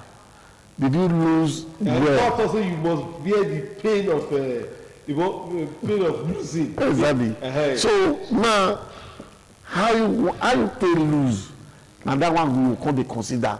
If I lose normally, if I have lost to a better candidate, no problem.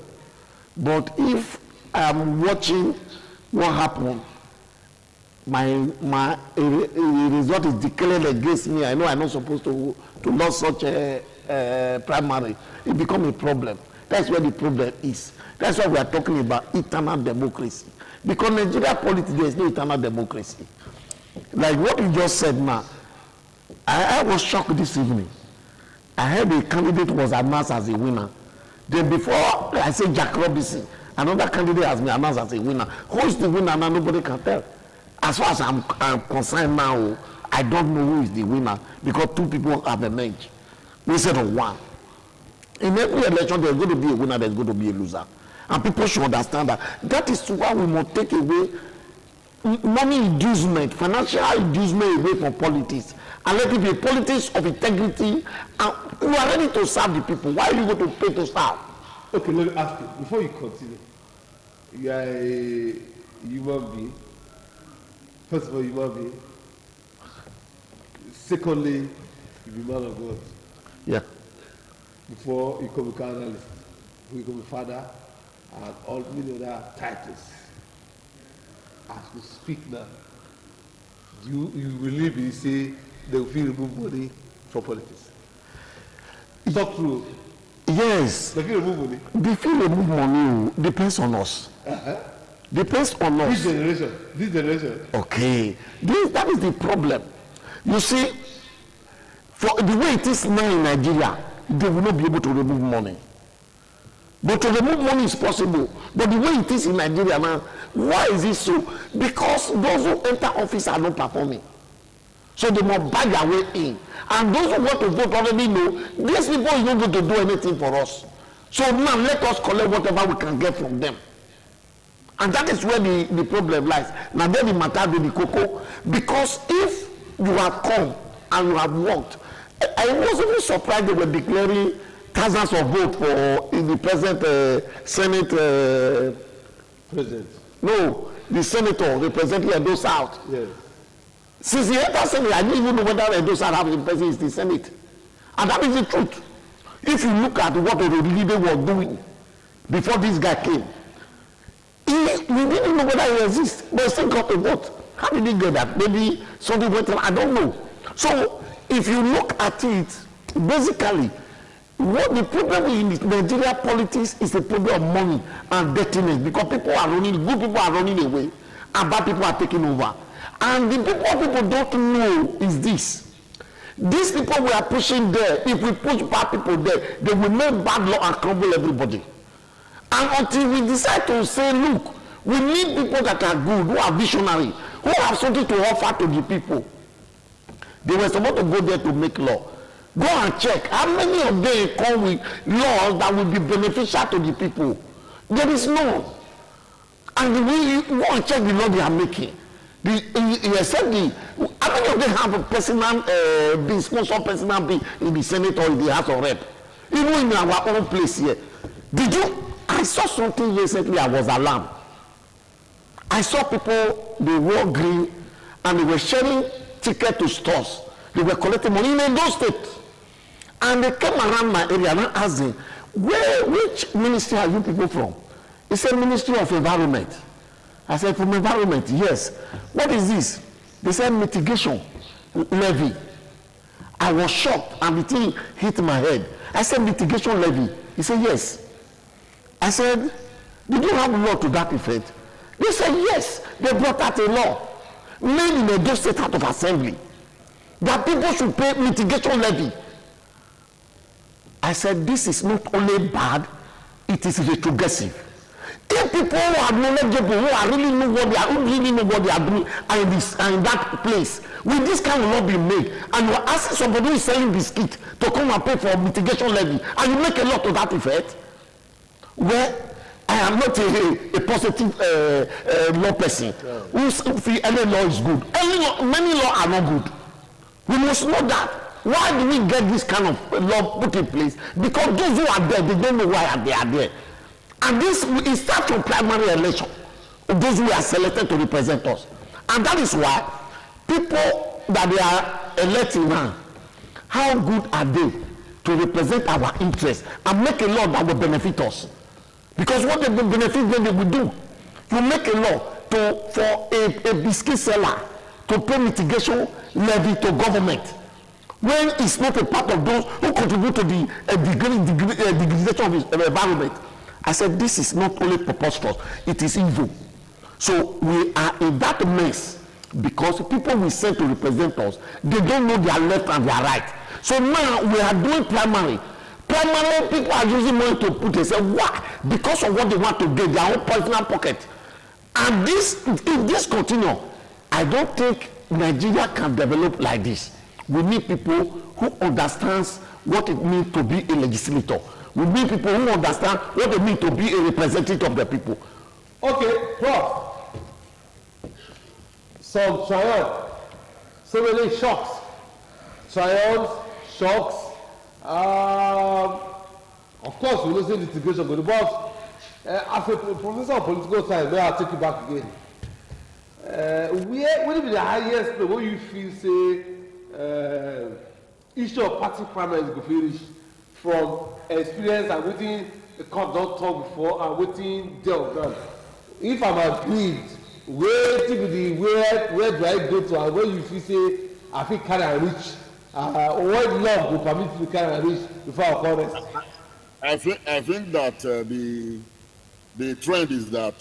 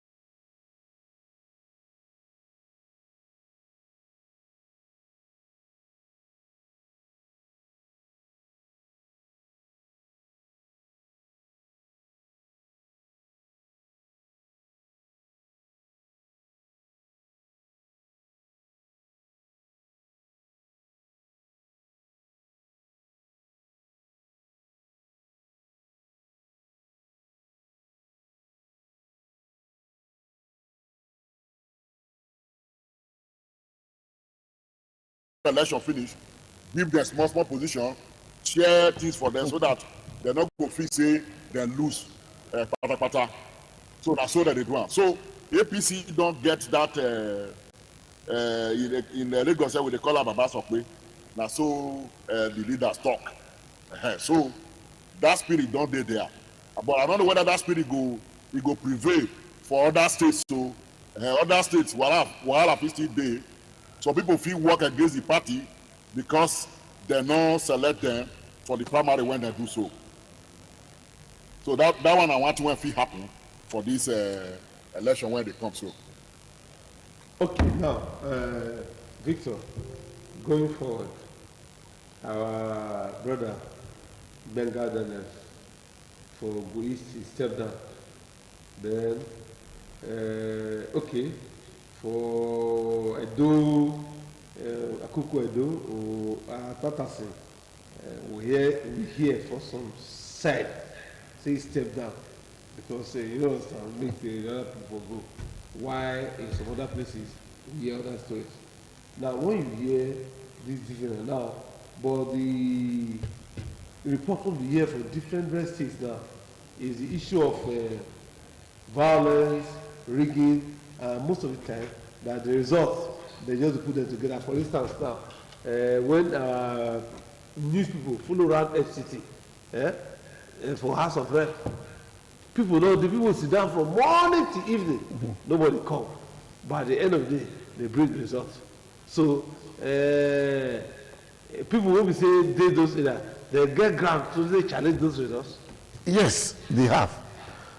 You see, there is a mechanism, we call it a party mechanism, party structure that they put in place. If you do this primary, if you are not satisfied, you come to the party and report and say, this one what they do, I don't like it. CIB, not go the way party put up for ground, may take go. Then the party will look at it. If party look at it, finish, and is not satisfied, it can go to court and say, make court look at it. Then court will not look at it. What court will not look at is the way when party talking. Una take one. If you not be so una take one, then either they say make them go back go do one, or court will make their own pronouncement on based on what party put for ground. For example, party will say we are doing consensus. Consensus, most time consensus does not bring problem. It is general, it is direct election, direct primary. When you now say direct primary, people are supposed to come to the field and be counted. That day you have a video clip of it. From morning to evening, nobody comes here and the result was declared. That is an evidence to show that there was no election here. And nobody was counted. And how did you get this result? Court can say, remove that result, go and do primary again. And they will do that. They can challenge, they have the power, they have the right to challenge those things. But first, you must pass through party structure. If you boycott the party structure, that will say you didn't follow the rule yourself. So court can from there strike out the matter. Say you didn't follow the party formula. So in everything we are doing, if the internal mechanisms are good and they follow it, they're supposed not to be a problem. But you know Nigeria are good in cutting corners. Doing it in a shortcut. That is our major problem. And we are going to hear many of it. Even in the news this evening, even in Edo State, the primary they did in Edo State, some place there was no election at all. I saw it in the news. They said they didn't come. But people have been declared winner. So those things will lead to litigation. And once the litigation starts, court will look into it. Okay, Prof. Yes, what is the full party primaries? Some will smile, while some will weep. Gnashing of teeth has always been an issue. Right now, we come over here for you say the APCs as a political party don't ban those committees where they conduct primaries, say, may not declare results for what they did. Don't you think that kind of thing it go further widen the gap between the party and the people?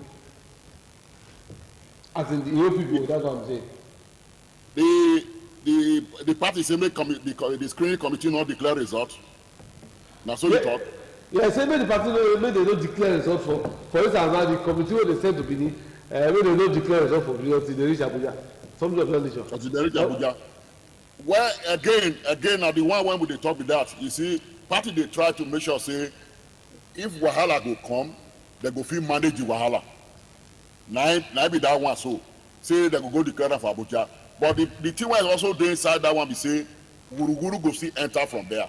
If you look at Bayelsa own, the party can't disqualify by 47 before. They can't reduce the number now to 44. Bring back Bemure Bruce when they be say they disqualified before. So that is the kind of thing where go fit happen, you know, for Abuja when you carry the result. Instead, make you declare before the party members when vote for the primary, you say na Abuja you go announce am. That one not go, you not get transparency. It go lead to wahala again. And now make me talk say, as it be, if the primary not dey transparent, it go lead to wahala. But the people will lose. They not really get time on their side with the election timetable now. When they go say they move to another party, you have to go register for another party because each party they submit membership register to INEC. So that wahala dey there. So those one when not go another party, go register, say make them contest under another party against their party, then those one now they go mobilize. Maybe they make sure say they vote against their own party. That one a silent war when go enter inside at the end of the day. All right, if you just watch the program, Udwota means heart of the matter. The heart of now is the party primaries. If you go around Nigeria, the ruling All Progressive Congress don't start their own with the way for I think NDC, AGC, PDP, all of them will do their own and will follow up all the stories. But what do we say? Many issues they come up for the different party. But the question I want to ask before we come back is say, is there any time when we say party primaries, day free affair? The problem of daughter, we'll take this break, commercial break, and at the end of the day we'll come back. We'll take a break when they come.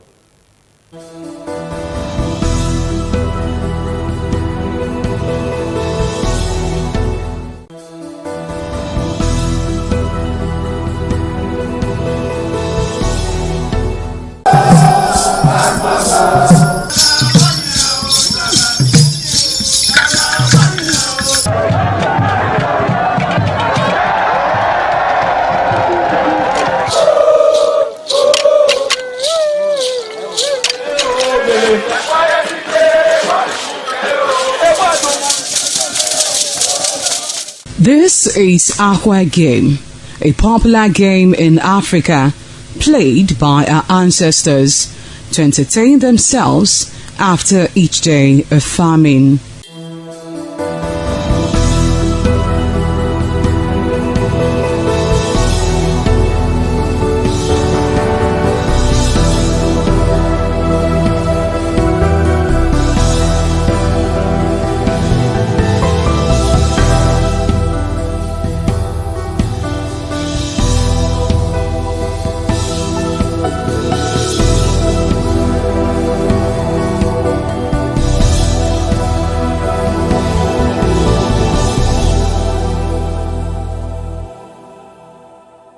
It is also relevant in our coronation in Africa. It is a sport and indeed very interesting, as every seed had a role in the game.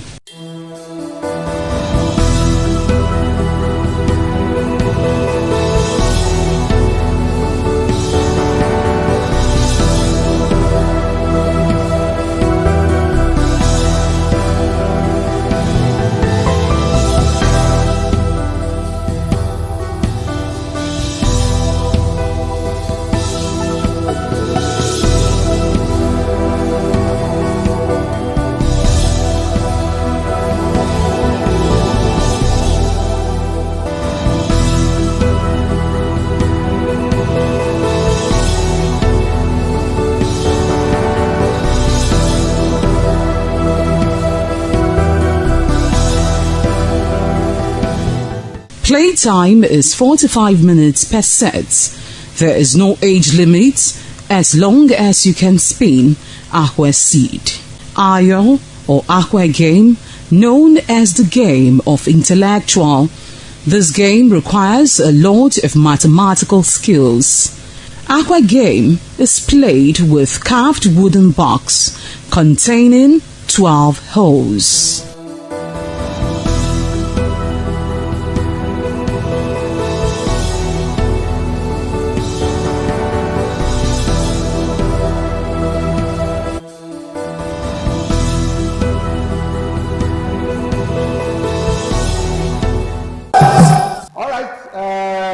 Join the program Udwota means heart of the matter. I would see for his Benin television. Okay, yes, a lot of people call me, they ask me, we see 2 reports from the station, you like my brother asked, but yes, our own rule is to report which we will see for the field. But the APC, I've been able to, yes. APC get committee, APC as a party, that they will come talk. Who will be their candidate, who the what. Exactly. But whenever you see the news, as a president, as a station, we must report all sides. Just like if you watch now, we will see Wike PDP, we will see another set of PDP. We don't feel report one side, leave one side. Anybody at all, even if the ABC said there is 50, we will report all of them. But it's the duty of the law and the constitutional authority now to say, okay, no, that this one I will do, but not be weak because decide for them. Because everybody will come, we go report them because they get right by law. When NBC data say we must give everybody fair hearing. So by NBC code, we must give everybody fair hearing. So even when you see for news, that's what will be until the body itself no contact. So the professor himself, the maestro of political science, and now I come to you. Prof, you there? You okay? Now, first of all, for Musa from Rivers State, our brother, Wiki, years of Wiki, apply. We don't have to talk about that now. He don't bring one person come. They call him Kingsley Chanda. So, Chinda. Yes, say they go Chinda. Say they go contest for that place. About 3 people that buy for them because the governor or thereabout. Then the Rivers Screening Committee, they call disqualify is 70 senators who say represent Rivers West. Then also even the immediate past deputy governor too, they disqualify. Then all the people who say they for the governor's camp will take form for House of Assembly, they disqualify all of them. Take it up from there, Prof. Well, the thing for primary, even for Nigeria history, if you look at well, the electoral reform just come put down for law. It's actually about consensus. If you look at Second Republic, how people like them Ambrose Alik emerge, how people like them Bola Ige emerge, how people like them Pajasin emerge. Now leadership, they say, this one, now go fit represent our party. Now go fit promote the ideas when our party believe in. Now so the thing they emerge. But the one went there for this Fourth Republic, when we did so, we say, we not get Adaze, where our people, those people, they call them Adaze, for position across the country. You know, it not be like, say, when you go say you get Ambrose Ali, you get Bola Ige, you get BC Onabanjo, you get Ajasi for position, or you get Jack Conde for position. We not get them for this Fourth Republic. I don't want to be the real wahala.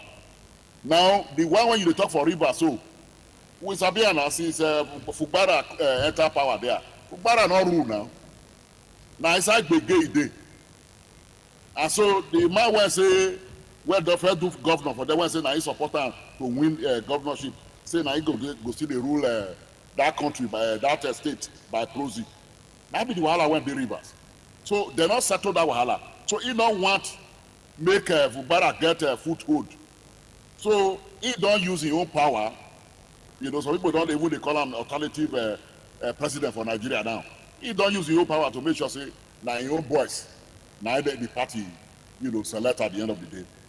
So waiting that one fit cost, everybody know.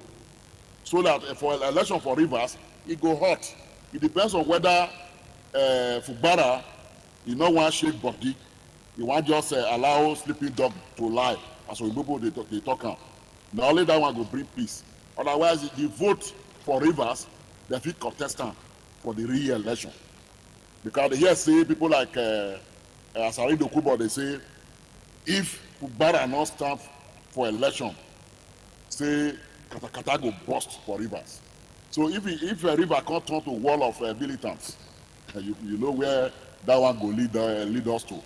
Because almost all the republics when we don't get, now party wuru now end all of them.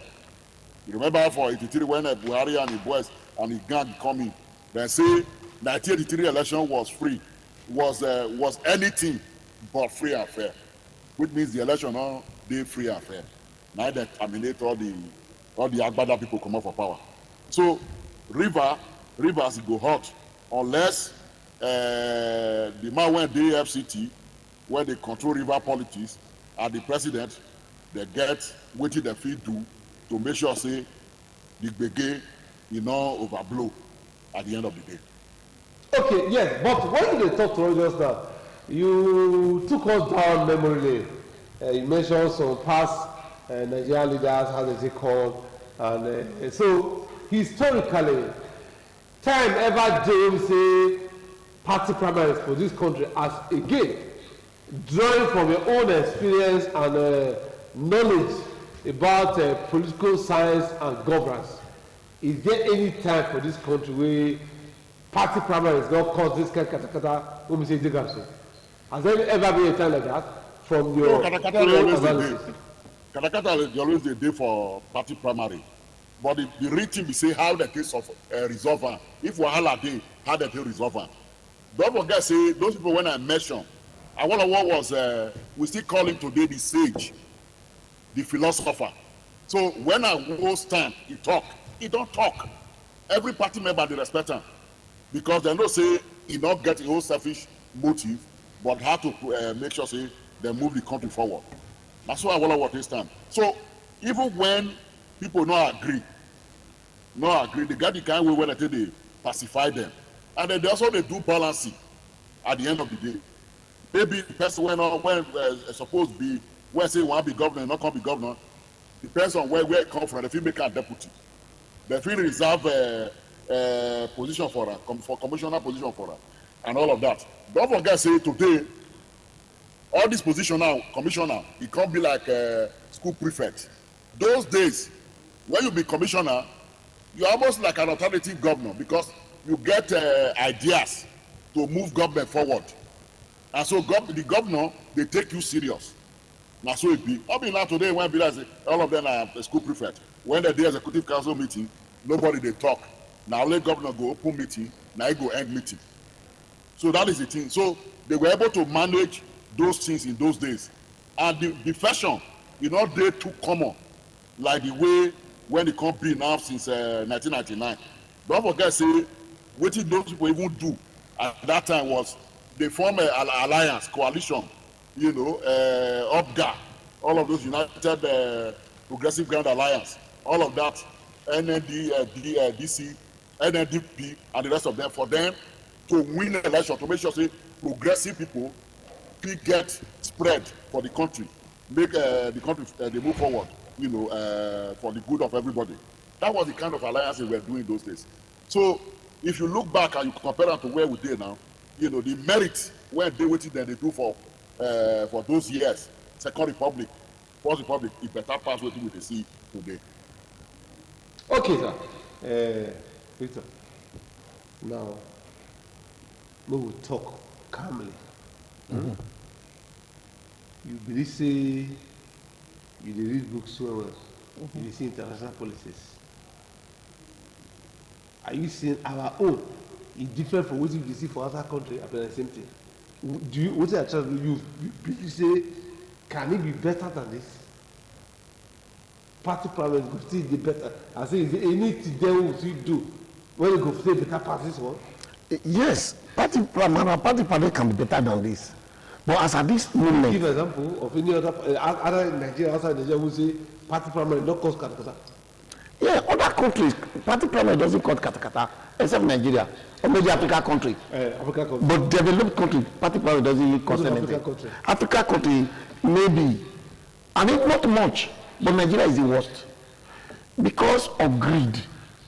Not because of greed for power, greed for money.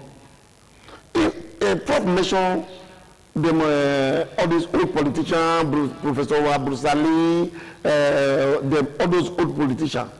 When Awolowo was leading them, they come by consensus. When you look at the qualification, look at everything, you are the most qualified, you are better than any other person.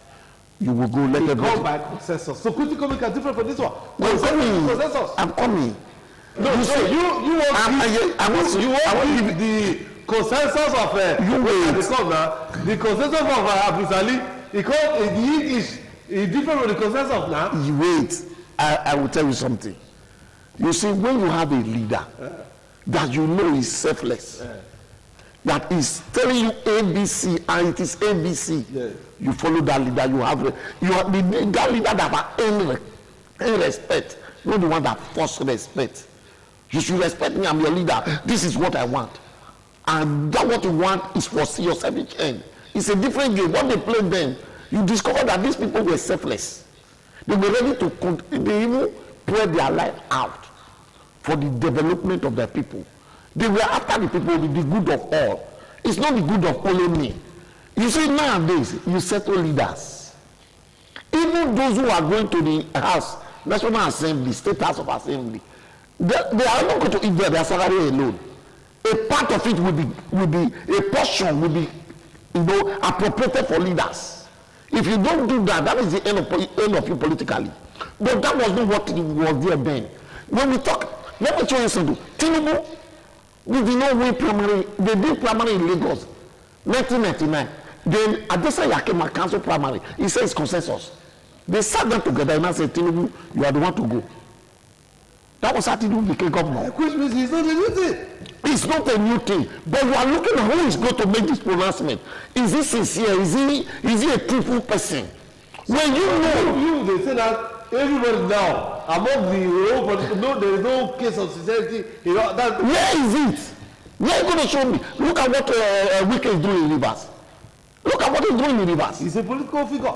Political figures. Yes. You are forcing him. He's not any respect. He's forcing respect. How can you say he's forcing respect? Yes. He's even the kafara. Yes. No. Let me show you something. No. You see, the only they look at from here. You know the same way Rivers plays a dance for no. You never see the wicked waka by street by itself.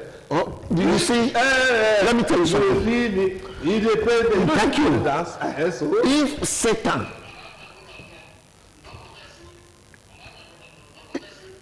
he said that you allow me to talk. Okay.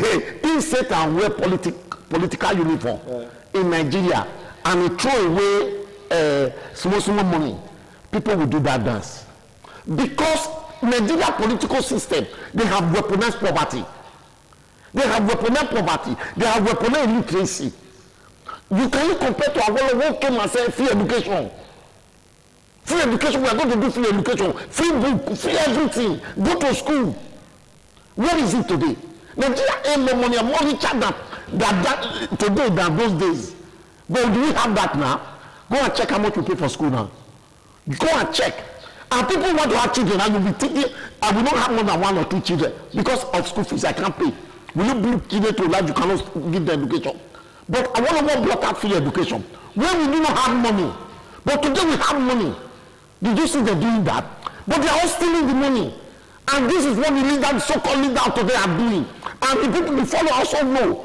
So they also position themselves on how to grab for the pie. That is what we are facing this kind of thing today. Okay, Prof. To wrap up this topic, in all of this, party is supreme. But party still is supreme again. Tell us about party supremacy and where we did that. No, well, I mean, what my brother they talk, he was saying the truth. There's nothing like party supremacy today, because in the first place we not get party. There are no party. What we get for Nigeria and a special purpose vehicle. Anybody when they vie for public office, he go run enter one party. If he even form 2 parties for grant, say if they not given a chance for one, he go enter the other. So we not get party, because when you get party, that party go get ideology. And that ideology now about how they go take govern the country, whether on a local government level, whether on a state level, whether on a presidential level, how they go take govern the country. Who make sure say the welfare of the people is taken care of. Make sure say the security of life and property is taken care of. You get method, you get scheme, how they go take do, you get framework. Now party they do. The party can't get what they call them for serious political science language, temperance. That temperance now be discipline. You know, you must follow the party rules. You know, and that is when you can talk about party supremacy. You can see we have an environment in the last 2 months. People move from one party to the other. If the one party not give you presidential seat, you run enter the other. We don't get party for Nigeria. So party supremacy is not there at all. Because the party supremacy now, all the governors, the president, now they can't be party leader now. Whereas the chairman of the party or the national leader of the party, who is not the governor, who is not the president, used to be very, very powerful. Exactly. You know, and everybody respects him. And the party, once they take decision, is binding on the person holding public office. That one not day to day. So honestly, for Nigerian Fourth Republic, my dear brother, will not get party. How they talking? We have not started at all. We not get party. Or we have what we can call political party deficit for Nigeria. We not get party. Okay, but when you talk just now, you mentioned say some people say a way they agree, they go come work against their party because they don't give them ticket. But is it not about service? If 10 of us work for test for an office and I can't get them, not besides house, I do I have to force myself to serve my people? 10 of us work for test for something. You can't get that. You know, it's the other hand. You need to call the fight, fight. You know when my brother they talked just now, he was telling you that not be the way where the people be for Second Republic and First Republic, neither be now. Because for you to contest election, now your constituency will even recommend you. Say you are the person we want. The party leadership will know that genuinely you have the credentials and you also have a popular base when you go film win election. You know, so that one not there now.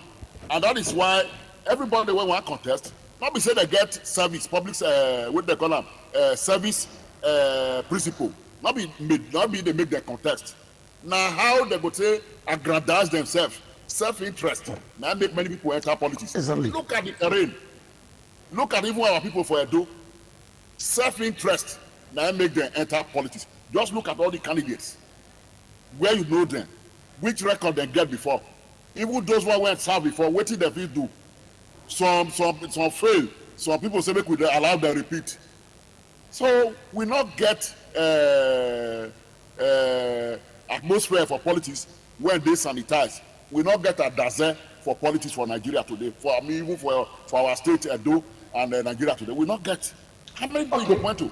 Thank you very much, Prof. Time not to give before about what it is the fate of Governor Simelai Fubara for River State and what if you see go happen for River State if in case they don't give a ticket by today I think governor is supposed to be today, right? Yeah, yes. Or tomorrow. Okay. When they don't come give a ticket, what you say go happen? You see, they have come with the fate. The fate, if they don't give a ticket, it's not going anywhere. Because as at now, if you do not register in a political party, you cannot contest election. And that window have been closed. You know that is what they did. Yeah. They say close the window of registration. So give us your registered members. So from now, it's only those people in that registered member that can contest any election. So the window for registration has closed for every party. If they did not give you ticket now, it's not going anywhere. Just service tenure and go home. Prof, just the mention yourself. Just one last question. In 1 minute, what is the fate of the River State Governor Simelai Fubara in case they don't give a ticket number one and two? What will happen with that party? I'm not sure. Say I know the fate because they read one report. I'm not there too clear about the report. Say he want contest for under another party now. I read that report, but I'm not so clear about it. I think in case if you know say if by phone they don't clear am now, if the screen is been cleared. What I'm saying in case APC no come, you know say if they do the primaries, you no come favour am. Wetin come with the wetin be the fate and the fate of the political party in Rivers State and also wetin dey promise president himself. Well, the thing be say e go affect. That's no way not go affect river election. Whichever way it turn out to be, that election not go dey transparent. As I talked before, katakata go dey that river of river election. The vote when go come from there. Whether they rig am o, they not rig am o, e not go dey transparent. So oil, they don't take oil raw body for that state, and that oil go follow every election when they do for that state. Before that, up to January 2027, when the election go shele, we must all those things go happen for that state. Peace not go there. The result when go come there go dey controversial because they don't take oil raw body, all of them. Professor Odio Sylvester Odio Ahane, a professor of political science all the way from Lagos State University. We thank you very much for joining us this evening from Lagos virtually. And we hope to see by next week again you deal with us, because yes, you and I want to say when it comes to politics, you don't work around nowhere. So the people would like to hear from you. Thank you very much for saying you join us, and greet your family and every member of the family all the way from Lagos State. Thank you very much, Prof. And my brother Victor, thank you for the time to always come here and talk about Nigeria and the betterment. As we also have the program today, I salute my brother Momo, Musa, Evida, production team will make this program to be successful. Of course, Nigeria on our own, and they will continue to do the best for our country and preserve the next generation for our children and children's children. We'll see that again about the man in man at Mount signing off and saying God bless Nigeria.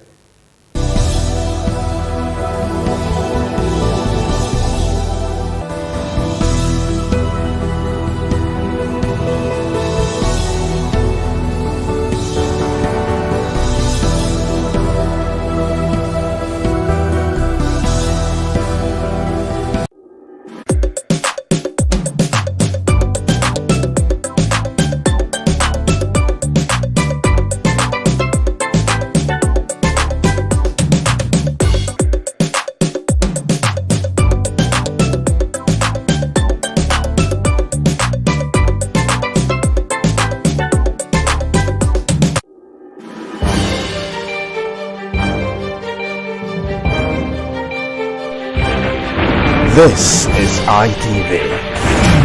Certainly the best.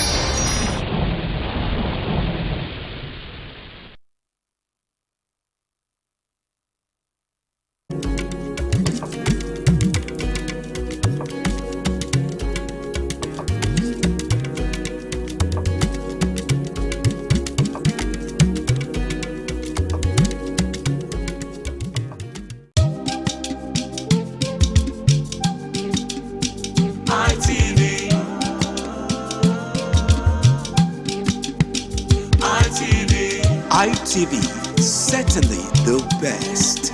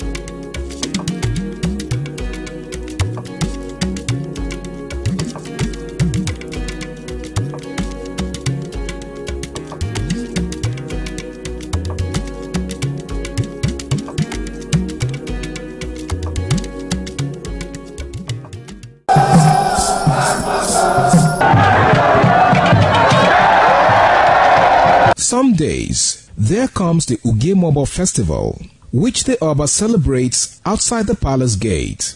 A pavilion is built of red cloth where rites are performed to drive away all evil spirits still unsatisfied by the year's sacrifices. The Ugemobo Festival is to commemorate an event in Benin history which dates back to 1504 AD.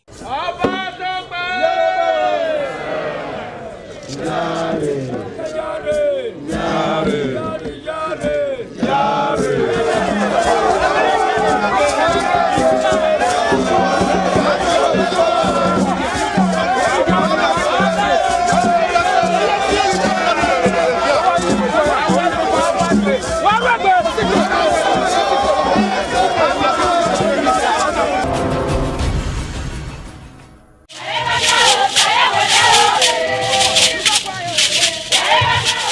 In a rare display of botanical brilliance, the palm tree defied natural norms, sprouting multiple branches that bear fruits. This rare occurrence has become a wonder to many, as experts are calling it a one-in-a-million phenomenon.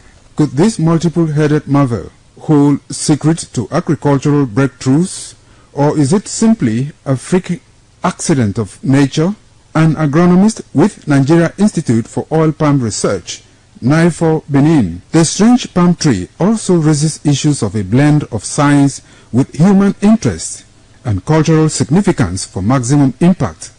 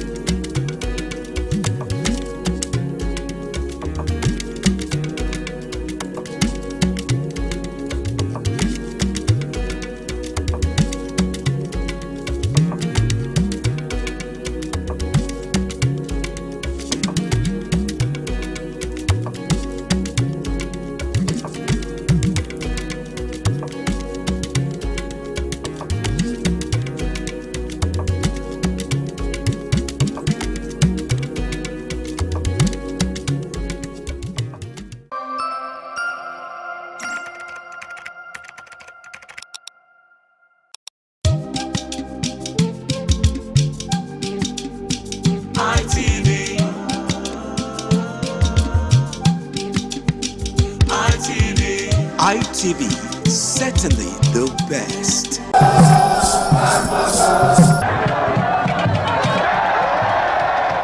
The Ugewe is the final ceremony of the series of festivals. It is one of peace and lightheartedness, following the more solemn of the ritual year. Ugewe is the festival of the Ewe leaves, a symbol of good luck and joy. It is the most popular of all that heralds the dawn of a Benin New Year, new vow, newness of life and freshness of life, and a new hope for the future. In the evening, the Ewe leaves are presented to the Oba of Benin in grand style.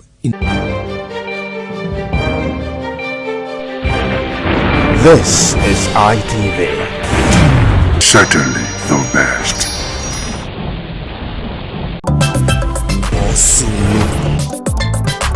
Waiting day up.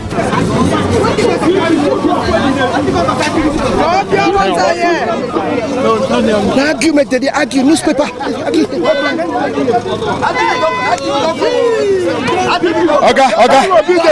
What is the argument? What is the argument? What is the argument? Obi Kwakwaso trigger. What is the problem? What is the problem? You are happy that Obi and Kwakwaso they don't join NDC. That's the argument for now. The thing that after they destroy ADC, Obi don't have any place to go. And Kwakwaso, we thank God that now we are seeing that Obi and Kwakwaso have joined NDC. That's our happiness. That's the movie rate. Now so it just be. The movie party. What's the argument? What's the argument? The argument is Obi have left ADC and is going to NDC. I'm forgetting that NDC also have case in the court. What's it?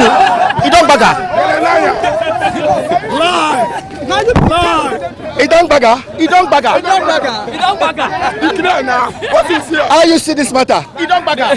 The matter tire me. You don't bugger. Nigerians with the talk say Obi Kwakwaso and ADC go give these tickets. Now will Nigeria be interested in this combination, in this new party? Yes.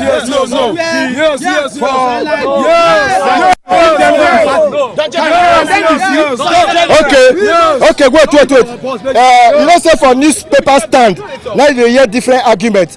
Is there any APC supporter here? Yes. Oga, come here. Come here. Is there any ADC supporter here? ADC. Any other party supporter there here? NDC. When they start to call NDC? When they born NDC? Who is the national chairman they born NDC? Who is the national chairman of NDC? Wait. He said, make I ask you now, who is the national chairman of your party? I am the national chairman of the party. We have. Hello. Wait now, Oga. We don't have people. Oga, wait now. Mona, relax. We don't get politicians. We have a recycled band of people. Either they were here or they are here. You understand? Okay, wait, before I go. Is it that Nigerians, they find a credible candidate will go challenge President Bola Tinubu? Yes. No, I ask you a question. Yes. Nigerians, are you people looking for who can contest with Tinubu? Yes.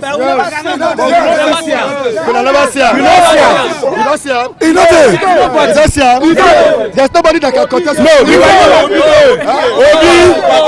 Obi and Papaso. We don't want Papaso. Obi was in Abuja. There is crisis in Abuja. He run away. He went to PDP. There is crisis in PDP. He run away. He went to Labour. There is crisis in Labour. He run away. Now in NDC, there is crisis in NDC. He run away. Then if you give him Nigeria, if there is crisis in Nigeria, he will also run away. That's your own opinion. Yes. That's your own opinion. Yes.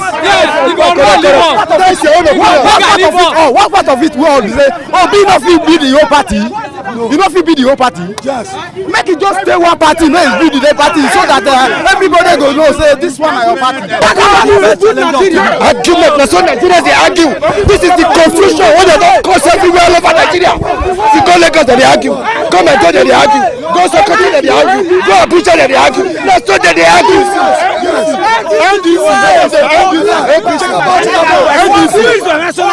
Who is your national chairman?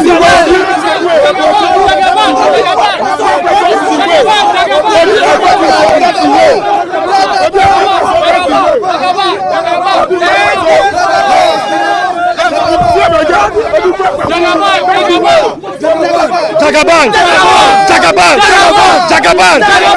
Obi.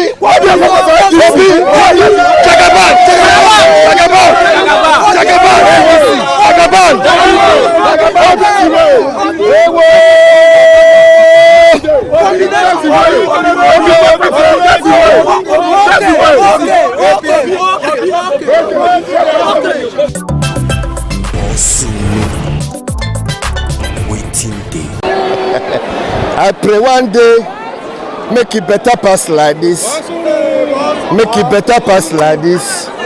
Make it better pass like this. So I pray one day make it better pass like this. Every May 1st, now workers day for Nigeria. All these people they be workers, they be civil servants, not be smart, you know.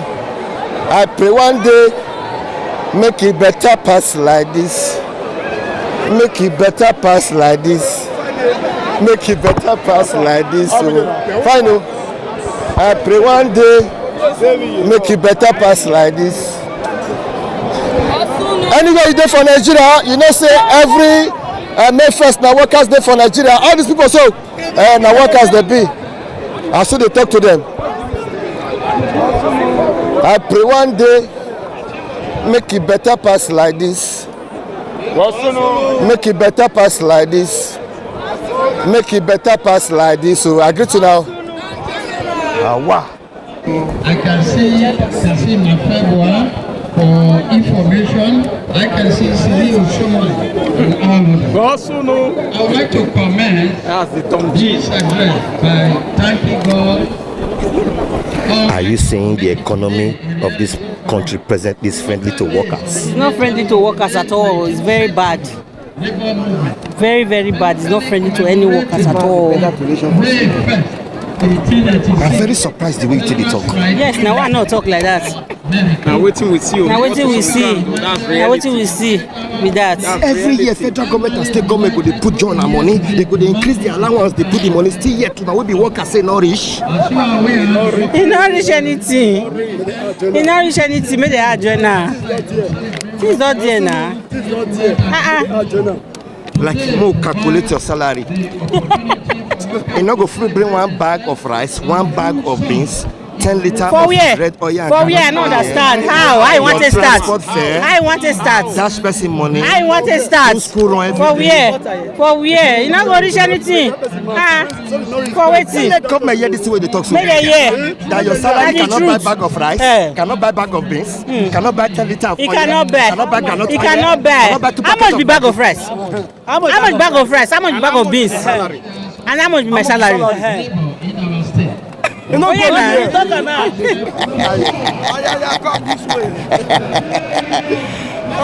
us. How you doing? Good. What be your message? Nigerian workers are not happy.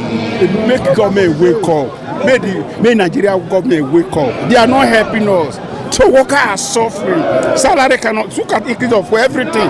The salary cannot even cover you one day. That's a big problem we have. Let them wake up. Like in Edo say, look at the pensioner. The so-called PECON where they did. A retirement will go home with less than 50,000 a month. We are begging the government to revise that pension. That is the most important thing we really want. Are you saying the economy, the present economy, is not friendly to Nigeria workers? No, at all. It's not friendly at all. We are facing a lot of problems. It's not the truth. They are not friendly. Look at, just ask everybody outside. There's not.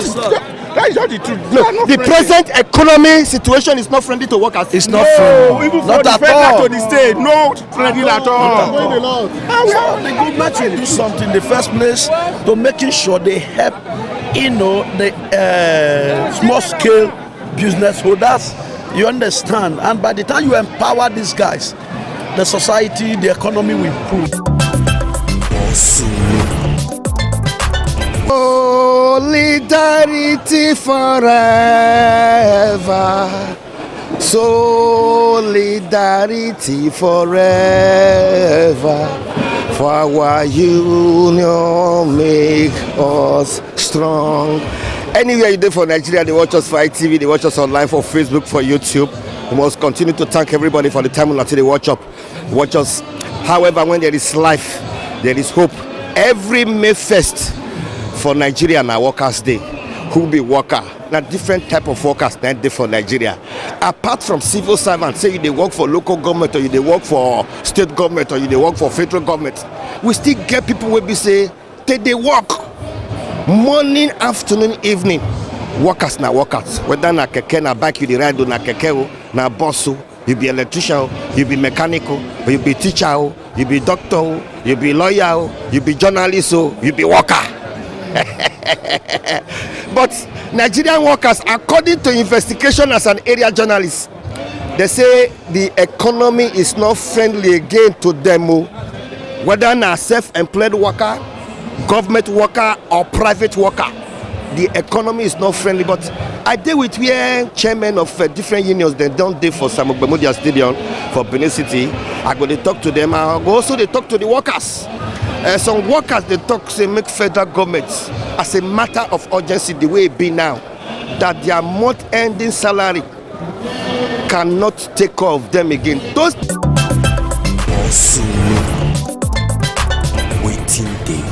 solidarity forever, for the union make us strong. No. Hope you don't. The rest. No more tell us ourselves the truth. Okay. What the federal government need to do for Nigerian workers? Because Nigerian workers say things are not easy for them. For me, Nigeria federal, they need to, I'm not sure say that they feel the pains when lesser power or states masses they feel. If they feel them, I sure say they for find the way when they will take ameliorate pains when people they pass through. People they pass through pains, so cloth na cover body fowl cold they beat am na feather not let them they see am.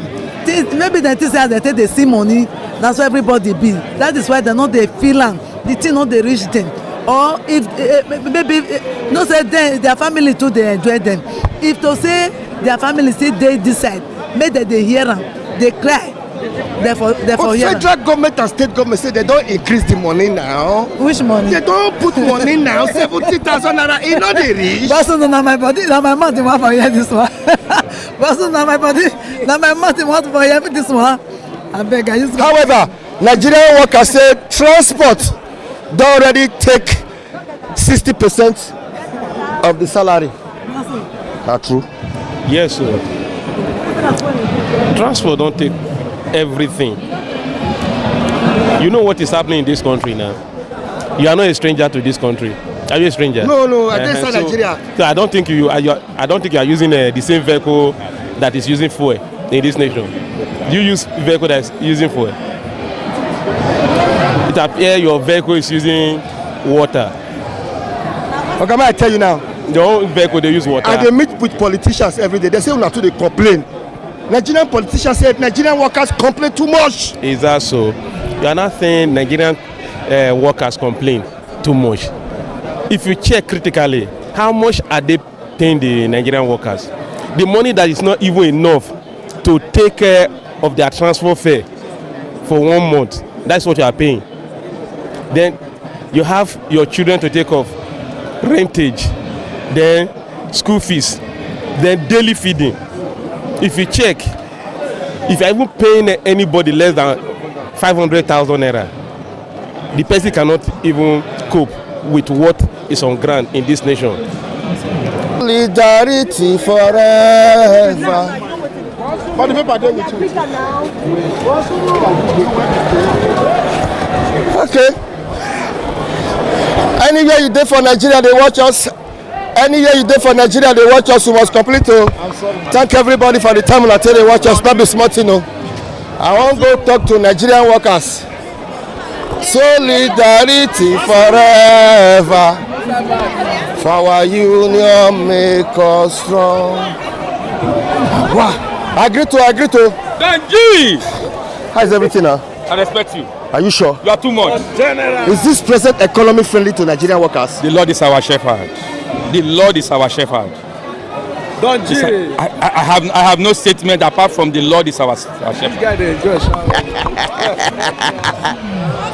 Agree to now. How is everything now? How do you work now? Wait, can sit down. I want to sit down here. Nigerian workers.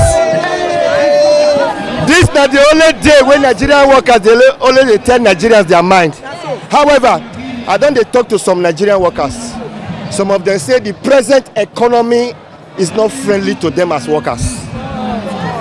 The take-home pay is not taking home again. Igua motor phone for salary. Igua waffle. So you are trying to tell me, say, with the present state of the salary, Nigerian workers are not happy? We are not happy. They should increase it to ×2. Gary with the soak for office now. I tell you now, politicians, I don't go meet them. They say you people are the problem of Nigerian workers. Like seriously? What? How? How? That you people complain too much. Matter. That's what they talk. They say Nigerian workers complain too much. They really talk and say when they carry another person dead body, they know how it be.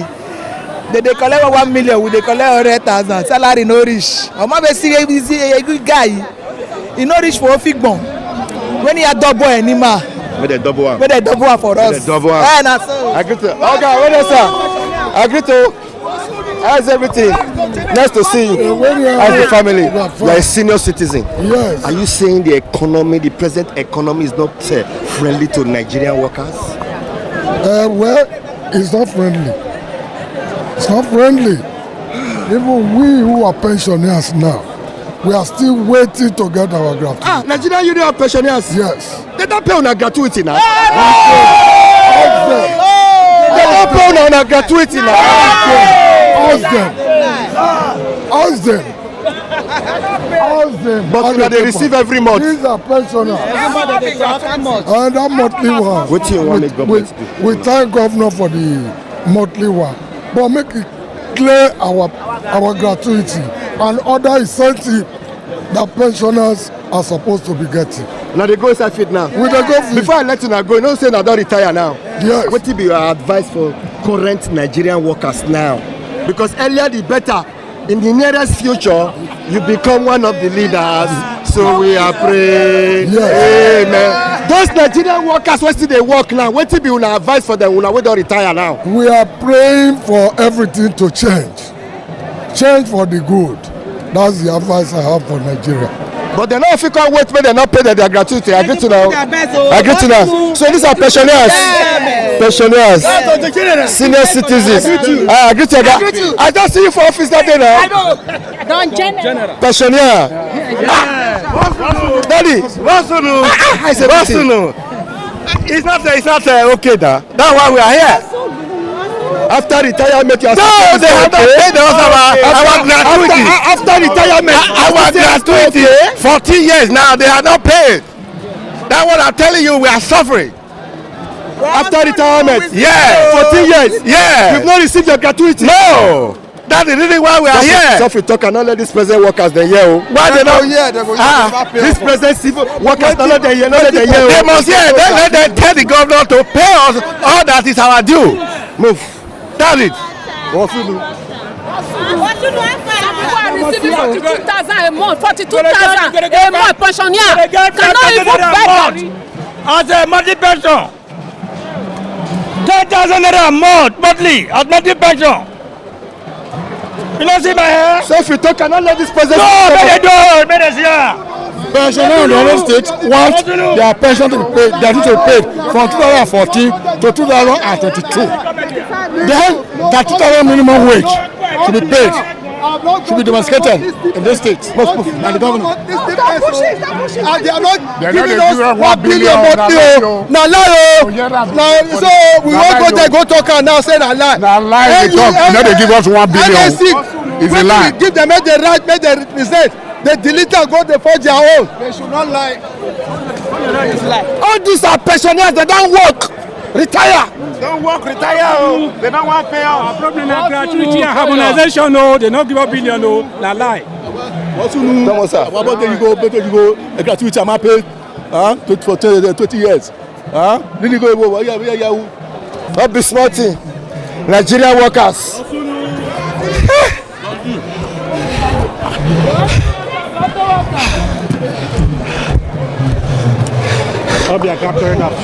Yes. Politicians say Nigerian workers are the problem of their problem.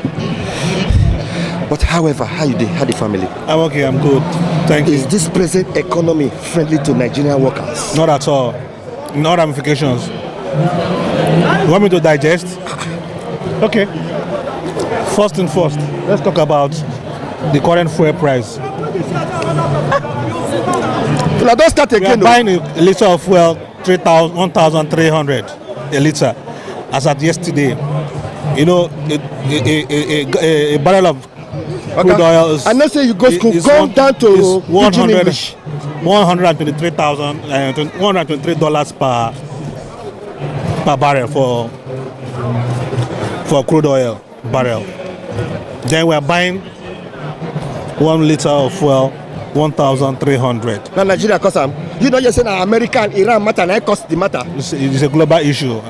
It's a global issue. But however, it's affecting Nigerian workers. So how do the government come into our aid? That's the question. In other Senate climes, we'll be hearing the government are coming to their aid by subsidizing some stuffs and they even give them soft loan or something. But in our country, in Nigeria here, none of it has been done. They keep promising. The president will give a broadcast, will say, I know you are going through a lot of things. I know it's so hard with you. But how long are we going to be here? We know. He knows, but what plans do you have for the citizens? That's the question.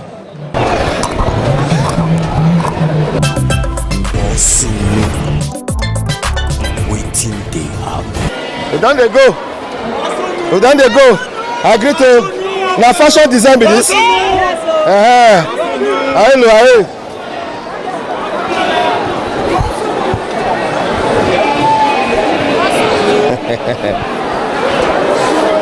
Now fashion designers be this. I greet you now. They don't have anything. When I'm about here, I said, no, I can't tell you. How are you? Waiting they have. Former NNC chairman. I greet you, my Oga. Edo State Council. How's everything? Thank you for joining us today. Good. As a All the veteran. journalists in Edo State. We are good. Well, in case they watch us online for ITV, for Facebook, for YouTube, online, I did with the NUJ chairman of Edo State, Mr. or Comrade Festus Aleri. Maga, how you doing? We are quiet. Today now Workers' Day. And you don't see I'm saying journalists from time to time. Now with the people they come to talk to bring out their advice. I say Workers' Day today, what is your advice and message to journalists? The advice and I give say, may they continue to report the truth. Anywhere the thing happen, may they report them. You don't say that they beat us well for some areas, so and a lot of things they happen, but we not let them deter us from doing the right thing. The right thing now, when the situation happen, we will report them. Anywhere it happen, we will report them. We will let the world know. Say something don't happen, and how will they do? So we will continue to do it. So as we celebrate Workers' Day, and to appeal to all the journalists in Edo State to make sure say now only truth they will report. But when they see some, when they say not straighten well, maybe they balance out. If somebody say this man don't thief my money, go find out from the man. They say you thief money, you do thief money, and that will they call balancing. So that one-sided report. Conventional journal, that's journalists when they train, they all the report on. Now this one what they call yellow journalism. Okay. If you see the present time we're now, from now to the end of the year now, yes. Now election time now. Yes. What will be your advice for TV and radio stations? Especially for the one within your domain for Edo State, because you don't see I'm saying this is not the time where politicians they bring one kind thing or the other. Yeah, that make me the toyous now. It gets some jingles when they go bring when we know say you know they airworthy. It gets some information when they go bring when we know say that information even then when they bring and know say na lie but they just want make we report am to take blackmail the other party. So our advice be say we will try make sure say we find that properly. We do call investigative journalism. If you say this man he not finish school, say not graduate for university, you want more your reporter like that? No, now we go find out from the university. We will write to the university. We get certificate. They say this man do. Say they say this man not graduate from that school. It will true graduate. Now when the reply come, now we call report because the idea is say we can't go report and say this man not go school. Later I call discover and say he go school. Now shame on that TV as well reporter now. So the truth of the matter be say we must continue to balance every report when they break on. Politics don't reach now. Some people will tell you say now lie. Now they take the gain for politics, and they don't feel use us to lie because we must also find out this lie where they give us not true. Festus Aleri, ABS News. Thank you. Rising cost of Waiting they have.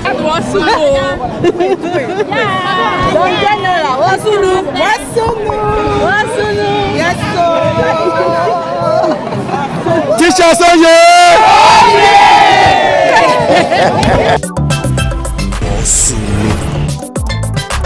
Waiting they have.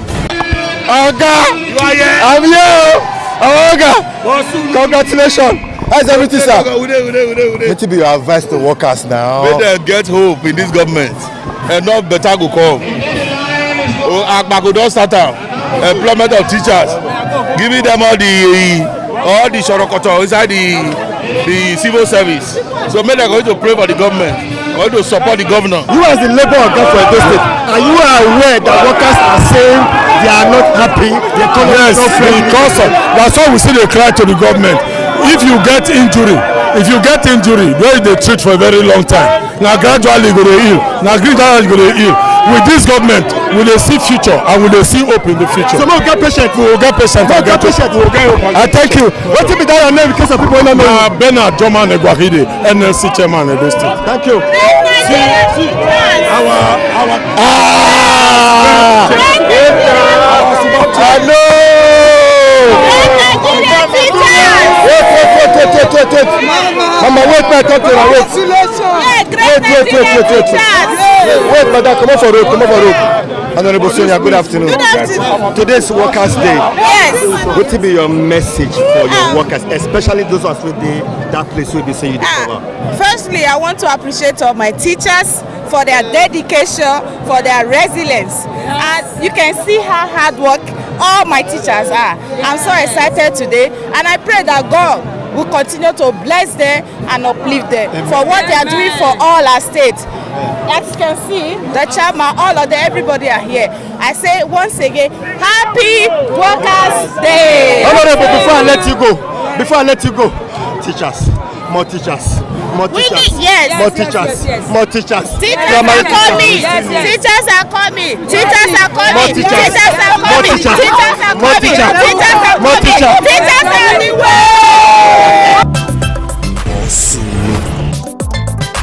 Waiting they happen soon. Now waiting they happen. Now waiting they happen. Now waiting they happen. Waiting they happen. This is ITV. Certainly the best.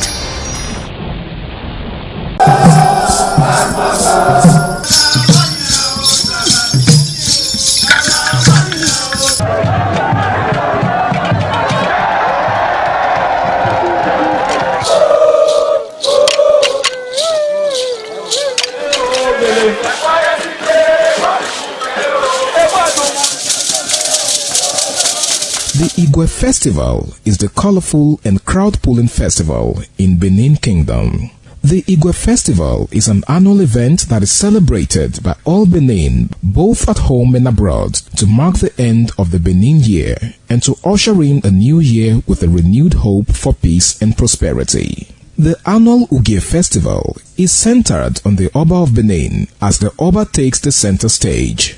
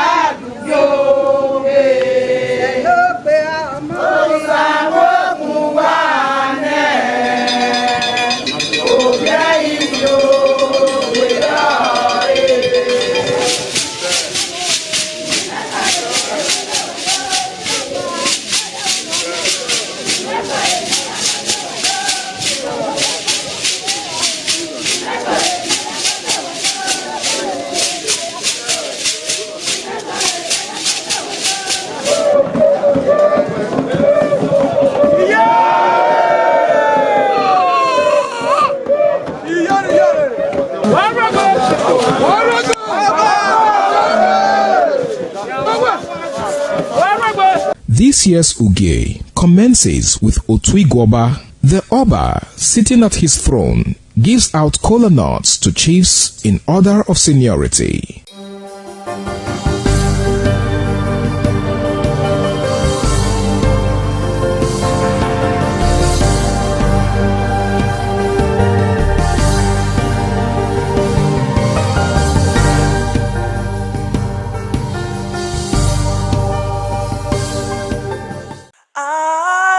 ITV, certainly the best.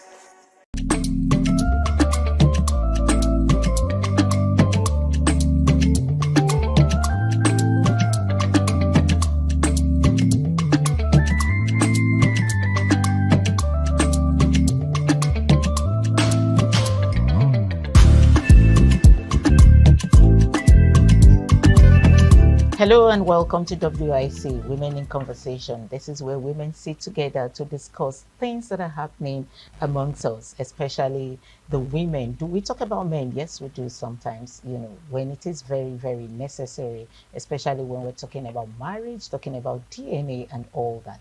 But this is a room for women where we discuss, where we'll laugh, where we'll chit-chat, as you might call it.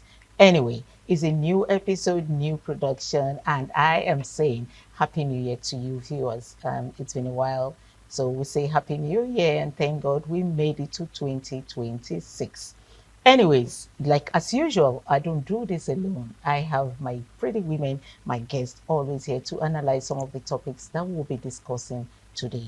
And on my right, I have Princess Edith Madejemo, who is a household name. She is the CEO Golden Touch Collection. Edith. Good morning, Happy New Year, and thanks for having me. Happy New Year, and welcome as usual. And to my left, we have Ayo. The thing about Ayo, let me talk about Ayo before introducing her. I have been pursuing Ayo to join us on WIC because she has a lot to talk about. She has a lot to educate us on. But of course, Ayo is a very busy person. Thank God she made it through to us today. She is Ayo Ali Balogun. Ayo Ali Balogun is a management consultant. Ayo, thank you for joining us. Thank you for having me. You also pretty. I told you behind the camera, I like your earrings, so I'm going to take it. Anyway, thank you for joining us again. And let's just go straight to today's discussion. Ladies, it's been a problem, mothers, especially these young mothers these days, they shy away from discussing the adult talks with their daughter. And so the question is, when is the right time to start the discussion with your daughter on adult talks? I know you understand what I mean when I say adult talks. Princess, let me start with you. Oh. I'm actually on that table right now. Wow. And at times it gives me goosebumps when I'm talking about it. But what do we have to talk about it? As an intentional parent, you just have to be open to some extent. I don't think there is a perfect time for it, in as much as you watch your child or your girl child growing from 7 years, you can start at least educating her about herself. Then thereafter, from 10 years, I think you can start introducing some talk to her. Especially, I have this topic I introduced to myself and my daughter, mom and daughter night. We used to do it every Friday or Saturday night. At times, once or twice in a month, we do it. And that is the time we talk. How old is your daughter, if I might ask? She's almost 10. She's 9, going to 10. So we have mom and daughter nights, and at times, these nights are the nights we talk. At times, she will jot some things down about me that she want to tell me. Or about me, because I used to tell her, what do I do that you don't like? We parents, we can be somehow at times. So, and she will put it down. She's looking forward to that mother and daughter night that she'll tell me, Mommy, you used to do this and I don't like it. It makes me sad. As those points that she pointed out to me that makes her sad, I have to look into it. At times give her excuse. Then that is the time I have to talk to her about this adult talk. It's never too late when you start from 8, because you don't know where they go. You can't be with them all through. They go to church, they go to children party, you may be there. They go to school, you may be there with them at that children party, but you won't be playing with them. Maybe you just sit at the corner where the parents sit, and they will mingle with their friends. They go to school. You don't know what the other parents are teaching their children. And some of these things come from school. Do you understand? So I would say from 8 years, because from 8 years, an 8-year-old girl child should understand what you are talking about. We're able to get the message. You understand? So I would say from 8 years, you start telling them their body and how to associate with the opposite sex. Okay. Thank you, Princess. Now, Princess had said from 8 years. But some mothers will tell you, 8 years child, is a baby. I'm still, bathing for her and all that. I don't want to start talking to her about the adult talk at 8 years. Do you agree with her, or what exact time do you think is the right time for one to start discussing adult talk with the children? Let me remind you that some children, like you said, at 8 years, are fully blown with everything. Everything. When I mean everything, I have seen a lot of them. So when do you think is the right time to start talking? So personally, I think much earlier. Okay. Earlier than 7? Earlier than 7. And I must mention this. I don't know if you remember this lady, Auntie Jessica Obioma. She used to be there. And she told me many years ago and said, have you educated your daughter on her body and private? My daughter was 4 years at that time. Wow. I thought, strange. She said, no. She's a child, because you still have some children wearing Pampers at 4. Right. So I remember visiting her and she said, no, you tell her, here, if anybody touch you, no. Because abuse, someone who, who is looking for a prey would not leave children under 8. As long as a child begins to, the cognitive, develops and the child can assimilate, you understand, you begin to, in the language that the child would understand, you get. Even when they're playing, nobody touch you here, don't, like that. Break it beat by beat. You'd be surprised that by age 8, like you said, a lot of children, I know when I was much younger, a girl had started her monthly period at the age of 8. Wow. So you can imagine such a girl. Of course, she has womanly body and everything. Now, what do you think would happen if that child hadn't been well groomed? Okay, that's it. You understand? Now you also have some children are very adventurous. They're curious. There's so many things online today that they see and they want to explore. You see young children, I query a lot of the Nigerian movies where, they're very explicit when it comes to trying to describe adult scenes. And I think the census board should look into that. I think it's just too much for me. So I think the earlier, as soon as a child can recognize and assimilate, 8, 2, 3, nobody touch you here, okay? Anybody touch you there, you tell mommy. Because it starts a predator starts to groom a child. I say, if you tell your mommy, I'll beat you. If I tell your mommy, I kill you. I'll kill your mommy.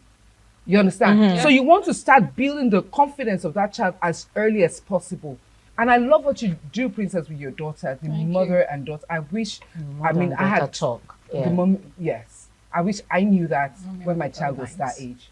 But I think that's brilliant. And I'm going to propagate it. It's brilliant. And I love the fact that you are encouraging her to pen down her thoughts about your actions. You, yeah.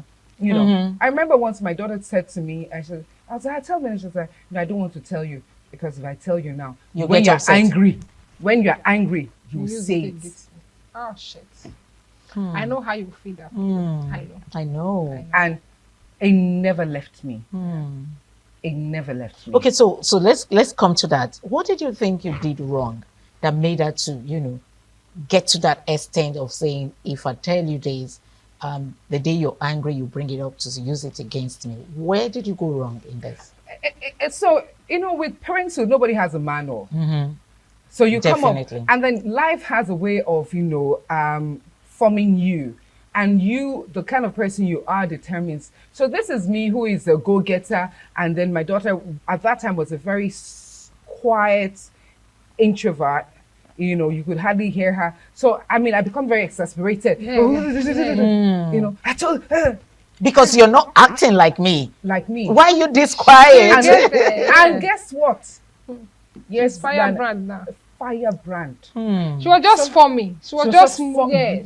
No, that's language. Forming. No, I don't think she was forming. She was watching you. Yeah, no. So that was her forming stage. Molding. Yes, was molding. That's what I mean by that. Okay. So it comes in. Sorry, darling. Yes. It comes in different way. Like your daughter said, if I tell you what you do now, if I tell you what's happening, you use it against me. Yes. I just imagine how you feel. It has happened to me actually. My own was smacking. So like you did something, I'll smack you. So there was something happened in school and she didn't tell me. I get to know, I think the third day or the other day. And I queried her. She said, I said, you told me everything. Because I made it a point of duty that when I come to pick her, right from the car, we're already discussing. How did the day go? Even if I'm on call, once I drop that call, start telling me, start talking. Don't wait for me to ask you. We started it when she was little. So start telling me what, the things I couldn't enjoy when I was growing. I want my daughter to enjoy it. I learned, I enroll in all these different platforms, just to learn how to be a better mother, a better parent. I do. So I ask, I say, once I drop my phone, anything you think you should tell me, start talking. Don't wait for me anymore to start asking you. So I got to know 3 days after, and I asked her, why didn't you tell me? She was mute. For some time, I was like, am I talking to you? She said, yes. Did you hear what I said? She said, yes. I said, why didn't you tell me? And she said, if I tell you, you will smack me. You know, that's just as you said, it got to my brain like, so this girl can keep secret from me because I will smack her. So how did you correct that? Oh, so whenever she tells me things that would have made me smack her, I will not smack her. I will just hold on and correct her. That part, you know, I would have beat you. But I don't want to beat you, so you can keep telling me. Okay. And you get me. So because of after that scenario, such a thing never happened. Ayo, I have had a young lady who came to meet me and said to me, I like the relationship you have with your daughter. I have just one daughter. I have the relationship you have with your daughter, but I do not have that relationship with my daughter. My daughter was actually very grown at the time she was talking to me about it, but her daughter was about 7 or 9, so she doesn't have that relationship that her daughter prefers to go talk to her dad. And then most times when her daughter wants to use her undies or, you know, zipper, she goes meet her dad. Daddy, do my zipper for me. Where do you think that mother went wrong for the daughter to have stayed away from her and rather talk with the father? All right, so a lot of women, you know, query, oh, my children prefer the father, or that this. I don't say anything wrong with that. And I think, you know, the father also has a right to enjoy special bond with the daughter and with the son. So, you know, we can't tell, even as adults, we don't choose who to love or who we fall in love with romantically. And now when it comes to bonding, you know, there's this special thing that it just happens. I don't think the mother went wrong, and I don't think she should beat herself over it. She should leverage on the father and daughter relationship to get, you know, her own space, which is, you know, complements that relationship, encourage the relationship, and the girl will begin to trust her enough to say, oh, mommy's chill with this, and bring her in. I want to have her as the third man in that relationship instead of trying to, you know, form her own and by breaking it. I don't think so. I think the father has a right to have a special bond with his daughter, and I don't think the mother went wrong. And she should just leverage on the special father and daughter relationship, which I love, you know, and promote it, encourage them, and they would naturally drag her along. I think. Fantastic. They would naturally drag. I just hope she's listening, because she was very worried. She came and then she was complaining, my daughter doesn't have this bond you have with your daughter. But I built that bond with my daughter. It's not a one-day thing. It wasn't a one-day thing. Absolutely. Just like she said, I started this mother-daughter talk. I made her to know that she has to tell me everything. She's free to discuss anything with me. And then we became very close, you know. In fact, don't worry, you see the two of us, you think we're friends. Yeah, she's very grown now. Anyway, let's go on a short break. We will be right back to continue this discussion. It's a VIC.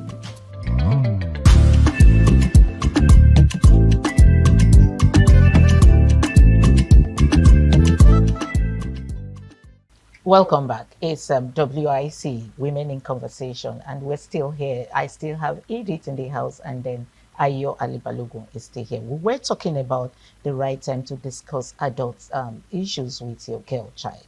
But anyway, everybody here has said their own how to handle it and how to go about it. I just hope you viewers out there listened and learned from these two women here. So we're going to be moving on, still on the girl child. Yes, a lot of people will say is a boy child not a child. The boy child is also molested. Okay, it's not just the girl child, but it is very common with the girl child. We have seen very recently where we see 11-year-old girls being pregnant. We see the pictures and videos everywhere, and it's beginning to become a thing of concern. So that is why I chose for us to discuss this today. A boy child is also very, very molested, just like a female child. But let's move on to the girl child. Still on the girl child, dating. When is the right time for a girl child to start dating? Right. Sorry. So before I go into that, permit me, I'm also very passionate about the boy child. Mm-hmm. The boy child, any child, male or female, is vulnerable. Mm-hmm. Very, very. And must be educated. Mm-hmm. You have, boys child sodomized by older caregivers or people around, or also explored to adults things by the older female caregiver. True. So it is important, whether you have a girl child or boy child, to educate them on how to keep their private. So back on track. Thank you for that. So back on track. When do you think is the right time for a girl child to start dating? We are concentrating on the girl child today. Right. We could bring in the boy child later on, but for the girl child, when is the right time for a girl child to start dating? Romantically. Now, so when you say dating, I found that in recent times that, I think our generation would say dating is, immediately you're kissing, you're going to bed and all of that. But apparently, when you say dating, it's just you're going out for drinks, you're going out for movies. Then from the dating stage, you have the talking stage, and then so there are different stages according to the millennials and the Gen Z. Mm-hmm. Yeah. So now, for the girl child, any child, especially female, who is smart enough to get into the adult space, that is the university, is open to and susceptible to things like that. Now, you can imagine a girl child. So this child goes to university at the age of 16 or 17. I think there was a law. I don't know if they reversed it now that the girl, you can't get into university in Nigeria until you're 7 age. Yeah. That law just started last year, sometimes last year. 3 years ago. 3 years ago. Was it 2 3 years ago? Yes, I think yes, maybe to 2024 or early 2025. Yeah. So, but if a girl child is old enough to get into university, smart enough to get into university, and finds a guy that she finds, to be honest, all of us at some point when we were in secondary school had crush on one person or the other. Sure. But in the university, you can encourage, because most, and from experience, I'll tell you that it's actually better for them to begin to have an open mind about having, healthy relationship, not amorous relationship with opposite sex, not that early. So when we say dating, are we talking about just going on, my friend is visiting me and the works? Yeah, I think 8, 16, as long as you're in the university, I'm cool with that. But even if you're in the secondary school and, they do the dating, but they won't call it dating, they call it hangout. So we need to define clearly what we mean by dating. And that is why I said dating romantically, not the hangouts. It's not even hangouts. We hear children say, I'm going for a sleepover in my friend's house. Oh. Yes, a sleepover. So we're going to be touching the sleepover thing, because I have a friend that has a particular issue about her daughter going for a sleepover. She also came to report that case to me. But let's go to you, Edith. Let's talk about the dating before we go to the sleepover. To me, I won't say there's a particular age frame for dating. But like she rightly said, when a girl child is smart enough to be in the university, I think she's open for anything that comes to dating. because in the university you have missed people, you have people, or you have people that you crush on, that crush on you, and I think at that stage you can express yourself, and another guy also is bold enough to express themselves, unlike when they were in the secondary school. At this stage they are very expressional, and you are open for that. Then you should prepare your child, your daughter, ahead of this stage. Although they should also prepare their mind ahead of it, that okay, now you, my daughter, you are going to the university. Mind you, are going to come across Peter, you are going to come across some men that will admire you. Admiring you doesn't mean they want to take you to bed. You can associate, you can date anybody, but not the romantic part of it. You understand? Yes. Not going to bed. Then while dating, communication, like you said, stage by stage, communication, going out for lunch, for dinner, at times you party. It's an agreement. From the beginning of that dating, you spell out what you want. You understand? We want to just be friends. I love you and I like you. Let's be friends until I get to 20. Don't you think that word love is heavy for just being friends? No, it can't be heavy. You can love somebody and still respect that person's opinion. But that's actually what love is. Love is respect. So I love you and I want to date you. You can accept to date the person. I'm not going to bed. I'm not romantically entangled. And that's where... Are you getting it? Then you can be there for each other. You can have lunch together. You can go to party together. And you can still remain clean. Until the time that appointed time that you said, okay, you can just reach an agreement like, I want to be 20. I want to get to 21. I want to do it when I'm a graduate. Okay. We'll come to that. Yes, let's go to you. It brings us back to those adult education you've been giving your child. Thank you. So it's cumulative. Now you now see how successful you can measure your performance by how your girl child responds to all of this. Now she has a freedom. Has she all of a sudden forgotten all the education you have given her over the years? And that is where you also don't sit back or rest on your oars as a mother. You still go on, Let the girl child be open to, exploring. But you know that in this Gen Z age, they are actually very different, okay? Back when they get to school, all the children are coming from different homes, different upbringings, different background. What you told your daughter is not what I probably would have told my daughter. Do you know there's some parents, there's some mothers who would say, if you meet a senator, that will spoil you. Go ahead to do that. Oh, you have parents that can encourage their children to do all sorts. Yes, that's what I'm saying. So how do you maintain that that's good upbringing, that's good conversation you have had with your daughter before going to the uni? How do you continue to maintain that so she doesn't get to be lured by a child coming from a different background? Constant talking. I would say, like she said, you don't relax. Like you've done your part, and the rest is there, left for her to decide. You still keep talking. Keep still talking, and once in a while, talk to her, call her. You can bump into her. I like to do that once in a while. Just go to school unannounced, and you know where your child is. Like all the teaching all along, she has to put them to practice.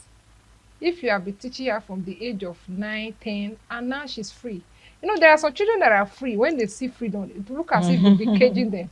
They will just go haywire. But there are some children, even when they have that freedom, they will still be able to maintain that, character that they brought from the house. Like, okay, this is what my mom said I shouldn't do.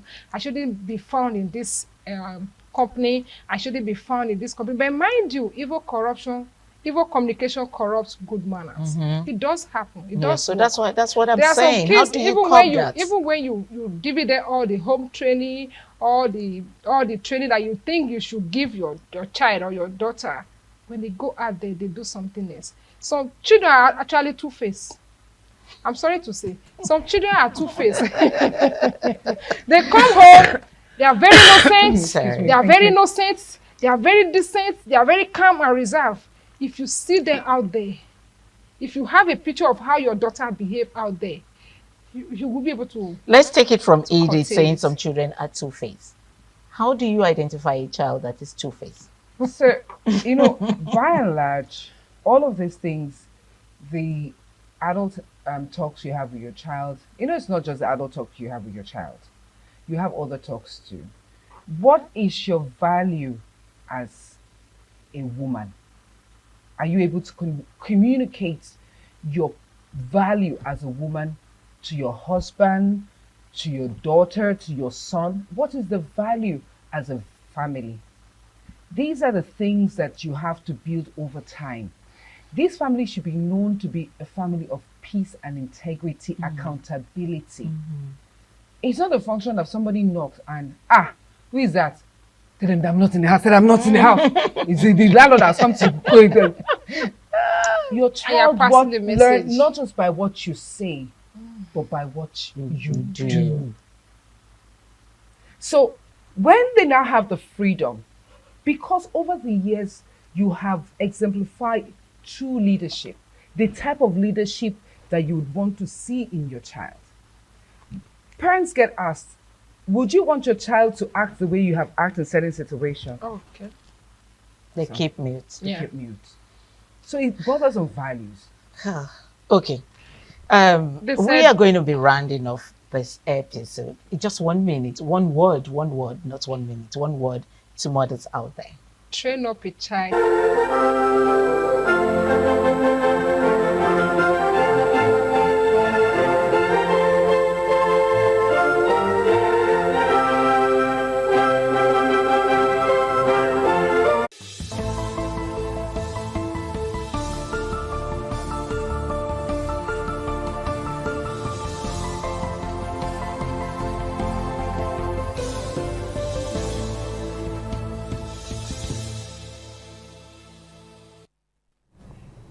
A beautiful evening to you and thanks for joining us on ITV News for this time. I am Harry Igboje. Pastor Sagi Izeyamo has emerged winner of the APC senatorial primary election for Edo South Senatorial District in Edo State. Pastor Izeyamo polled 33,399 votes to defeat other contestants. Igbomosa Ogiagbe has details. Announcing the results at the APC Senatorial Collation Center, the returning officer Abubakar Mohammed Kabiru said Pastor Osage Izeyamu scored the highest number of votes with a total of 33,399 votes. Kabiru thereafter declared Pastor Osage Izeyamu winner of the Edo South Senatorial primary election. Following the election in the 77 wards of Edo South Senatorial districts, the collated results have been returned for the aspirants as follows. Senator Nega Imaswe, 5,107 votes. Engineer Omoroge Obede Ihama, 12,560 votes. Pastor Ozage Izeyamu, 33,397. Pastor Osage Izeyamu, having scored the highest number of votes, is hereby declared winner. Speaking after the declaration, an elated Pastor Osage Izeyamu expressed appreciation to party members and supporters for ensuring his victory. We want to thank God for this pronouncement. The turnout that we have seen here today is one of the best we have ever seen. Our people came out in large numbers. I want to thank our people for their resilience. In many places, those who were entrusted with the responsibility of coming to counting refused to come. In fact, in all the places, they refused to bring result sheets. But thank God for our party leaders in the various wards who were determined that our people cannot come in large numbers and the primaries will fail. So this victory is not for me alone. This victory is for the people of Edo South. From Benin, Igbomosa Ogiagbe, ITV News. In a related development, results declared by the National Assembly Electoral Committee shows Honorable Ogbede Hama scored 27,154 votes, being the highest figure in the just concluded All Progressives Congress APC senatorial primaries for Edo South Senatorial District. Pius Nsogo reports that the results were announced by the National Assembly Electoral Committee at Rupota Hall in Benin City. The announcement of the result sets the stage for the final confirmation of the APC's flag bearer for Edo South ahead of the general elections. According to the committee, Honorable Gbede Yama scored a total of 27,154 votes. Senator Neda Imaswen, 13,580 votes, while Pastor Osage Izeyamu scored a total of 6,785. The Edo South Senatorial District, you have Iyama with 27,154, Imaswe with 13,580, and Iyamu with 6,785. The returning officer said the figures will be forwarded to the party's national headquarters in Abuja for official ratification and declaration. From Benin, Pius Nsogo, ITV News. The senator representing Edo South Senatorial District, Neda Imaswe, has expressed disappointment over the conduct of the APC senatorial primary held on Monday across the 7 local government areas in Edo South. Senator Imaswe voiced his displeasure shortly after he was reportedly unable to vote during the primary election conducted by the ruling All Progressives Congress. According to the lawmaker, he waited for several hours at his ward for the exercise to commence but was unable to cast his vote, a situation that eventually forced him to leave the designated venue for the APC Edo South Senatorial primary.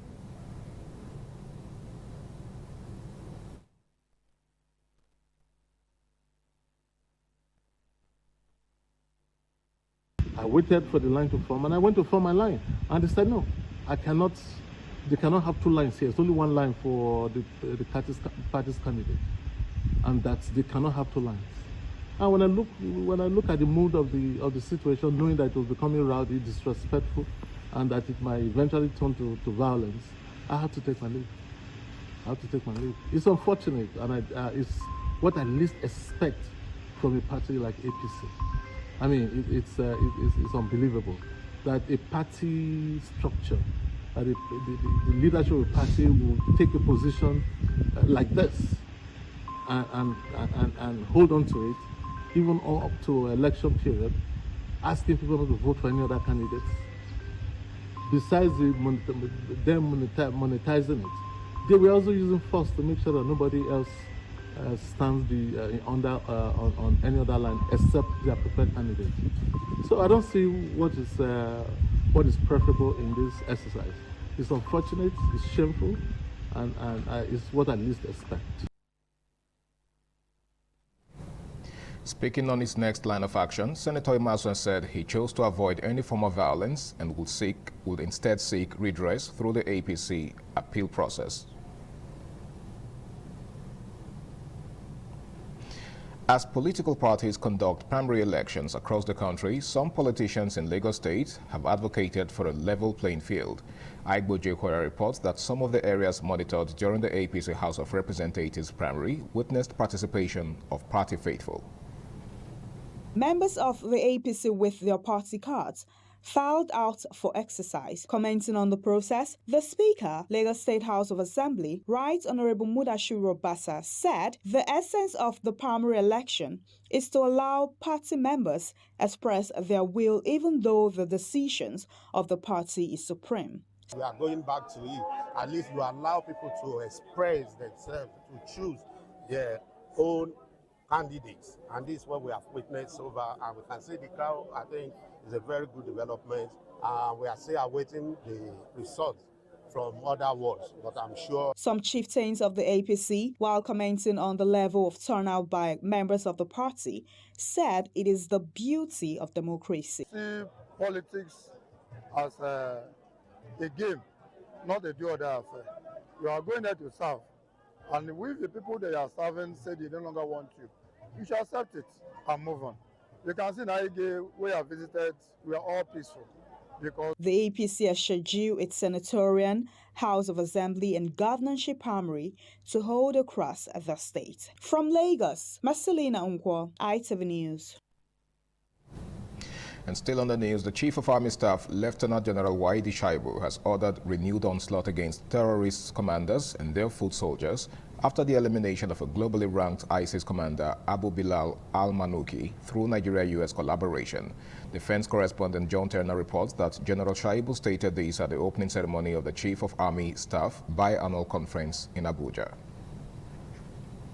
The Nigerian Army hierarchy and commanders convened in Abuja for the biannual Chief of Army Staff Conference to review its theater operations in a bid to strengthen deployment in areas that are needed. As the volatile security threats continue to evolve, the Nigerian Army seeks to reduce its operational engagement to contain the changing threats. Speaking while addressing the commanders, the Chief of Army Staff, Lieutenant General Waidi Shaibu, says stronger collaboration among countries and security agencies is key to winning the war against terrorism and other violent crimes. The recent collaborative offensive operations conducted by Nigerian and American forces, we successfully neutralized the globally ranked second in command of the Islamic State for Iraq and Syria, Abu Bilal al-Muniki, represent a major milestone in our collective counterterrorism efforts.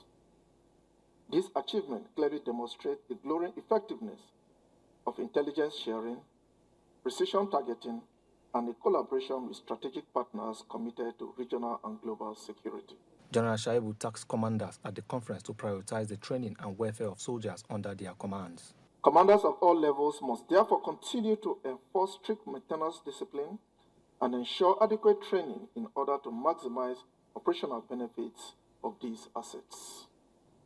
In terms of personnel welfare, concerted efforts have been made to provide additional accommodations and renovate dilapidated quarters for soldiers across divisions, institutions, and the establishments of the Nigerian Army. The Nigerian Army has remained resolute, drawing from the Chief of Army Staff steadfastness, strength, and approach to contemporary challenges alongside our shared collective determination. The Chief of Army Staff at the conference presented checks to wounded in action soldiers, next of kings, and family members of fallen heroes. From Abuja, John Tina, ITV News. And that report wraps it on ITV News for this time. Many thanks for watching. I am Harry Igbo J. Do enjoy the rest of your night.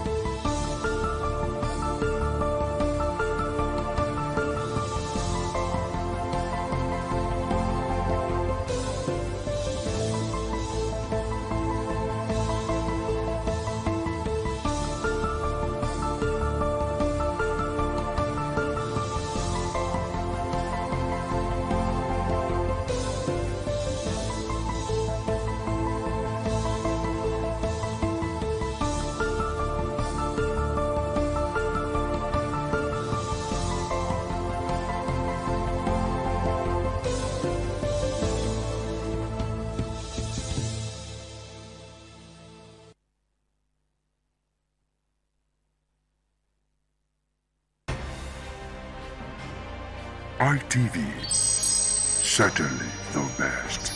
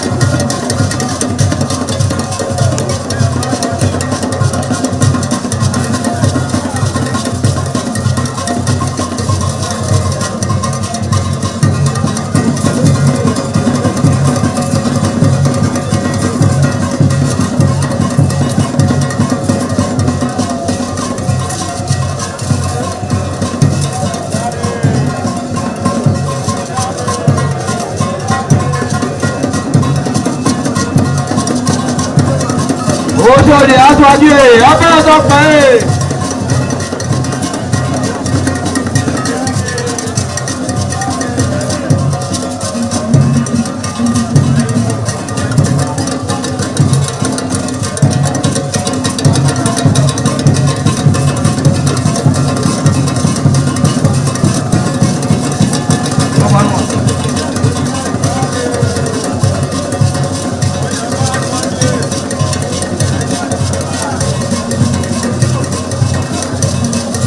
Ayaba aṣáájú ẹ̀ abẹ́rẹ́ pẹ́.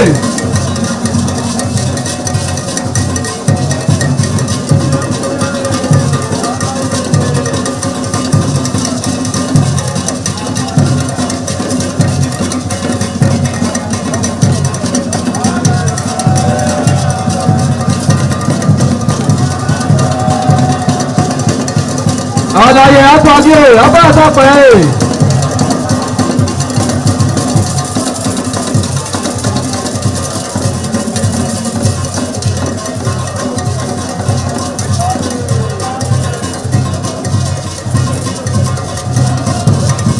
Ẹgbẹ̀dúwà.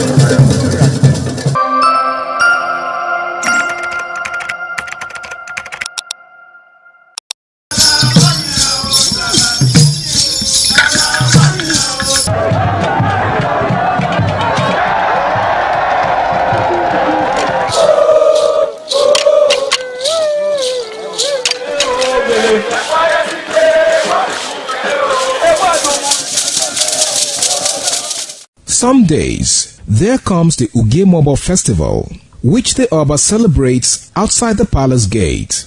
A pavilion is built of red cloth where rites are performed to drive away all evil spirits still unsatisfied by the year's sacrifices. The Igua Festival is to commemorate an event in Benin history which dates back to 1504 AD.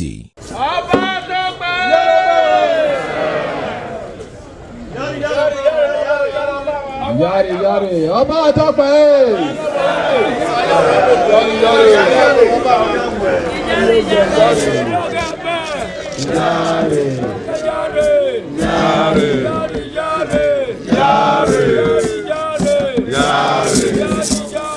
Yari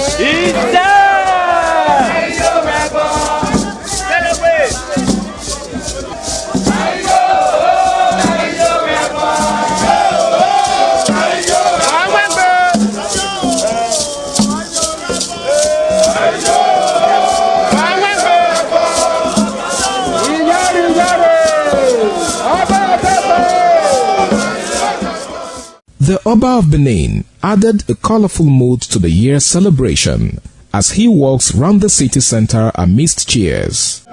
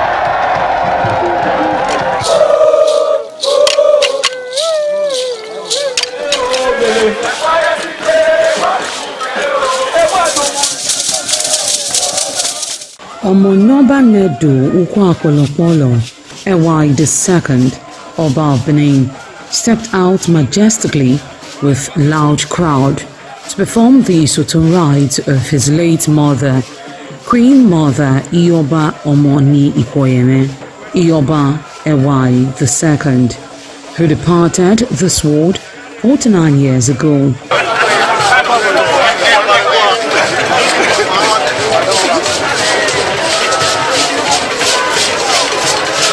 Isoton is a traditional rite of the procession in memory of the departed person's spirit in Benin Kingdom. It is usually heralded by public display of the departed person's influence during their sojourn on earth. The display of a human effigy symbolizing the departed royal matriarch was preceded by the Oba of Benin, who led the procession from his palace to the Immortal Shrine at King Square in Benin City, where he offered prayers for the repose of the soul of the Queen Mother, Ioba Ewai II.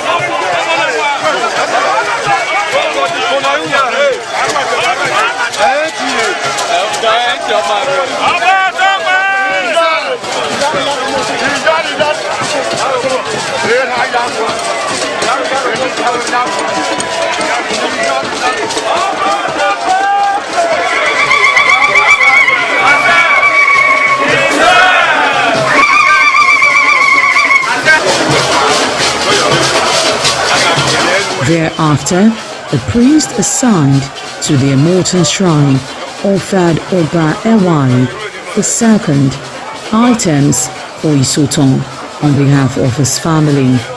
However, chalk, known as Uri, represented a mixture from royal fans after ancestral spirits were invoked to bear witness and announce his arrival.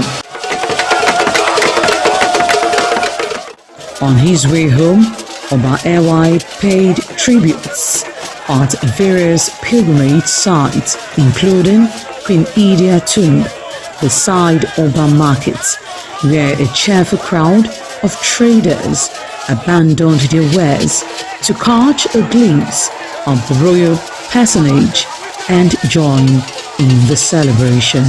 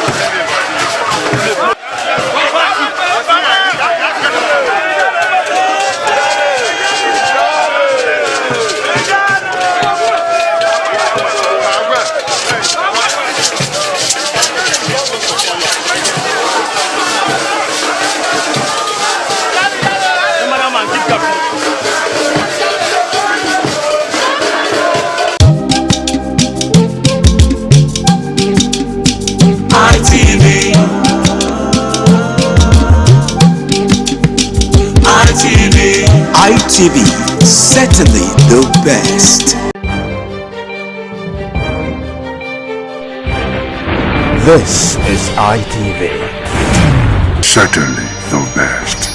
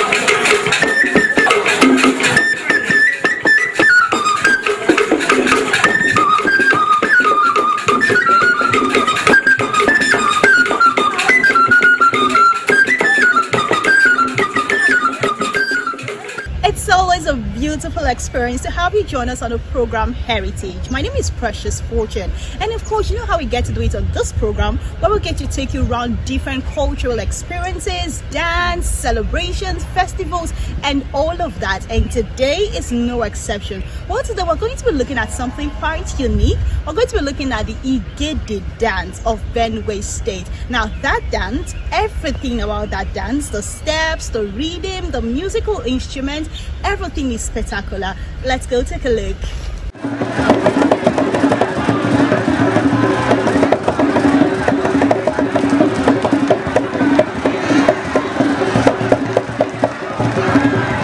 The Igede dance is a popular and vibrant cultural performance of the Igede people of Benue State, Nigeria. It is often associated with the Igede Igua Festival, a major cultural celebration that showcases the heritage and identity of the people. The Igede people trace their ancestry to Sabongida Ora in Edo State, from where they migrated centuries ago under the leadership of a figure named Agba, before settling in present-day Benue State. The dance derives its name from the legendary founder, Agba, who was said to be a renowned native doctor. According to tradition, he was deeply connected to a musical instrument called Igede, from which the people and eventually the dance got its name.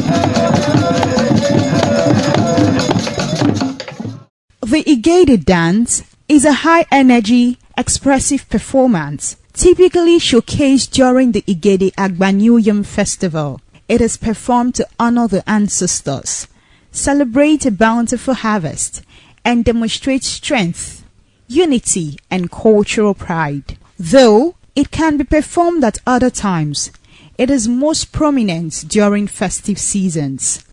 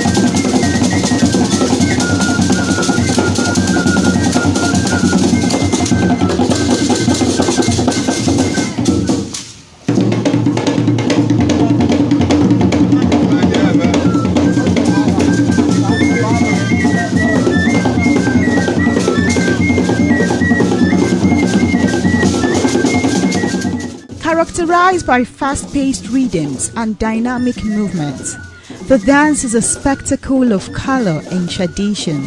Dancers adorn themselves in striking traditional attire, often in shades of blue, white, and black, creating a visually captivating performance that reflects the richness of Igede culture.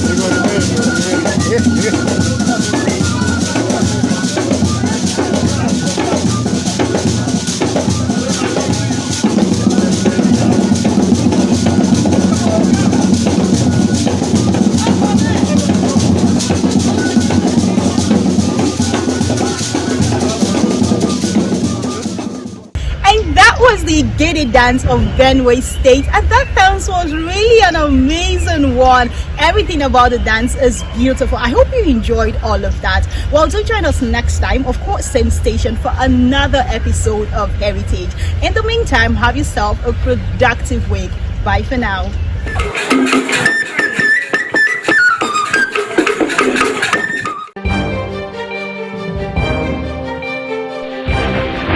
This is ITV. Certainly the best.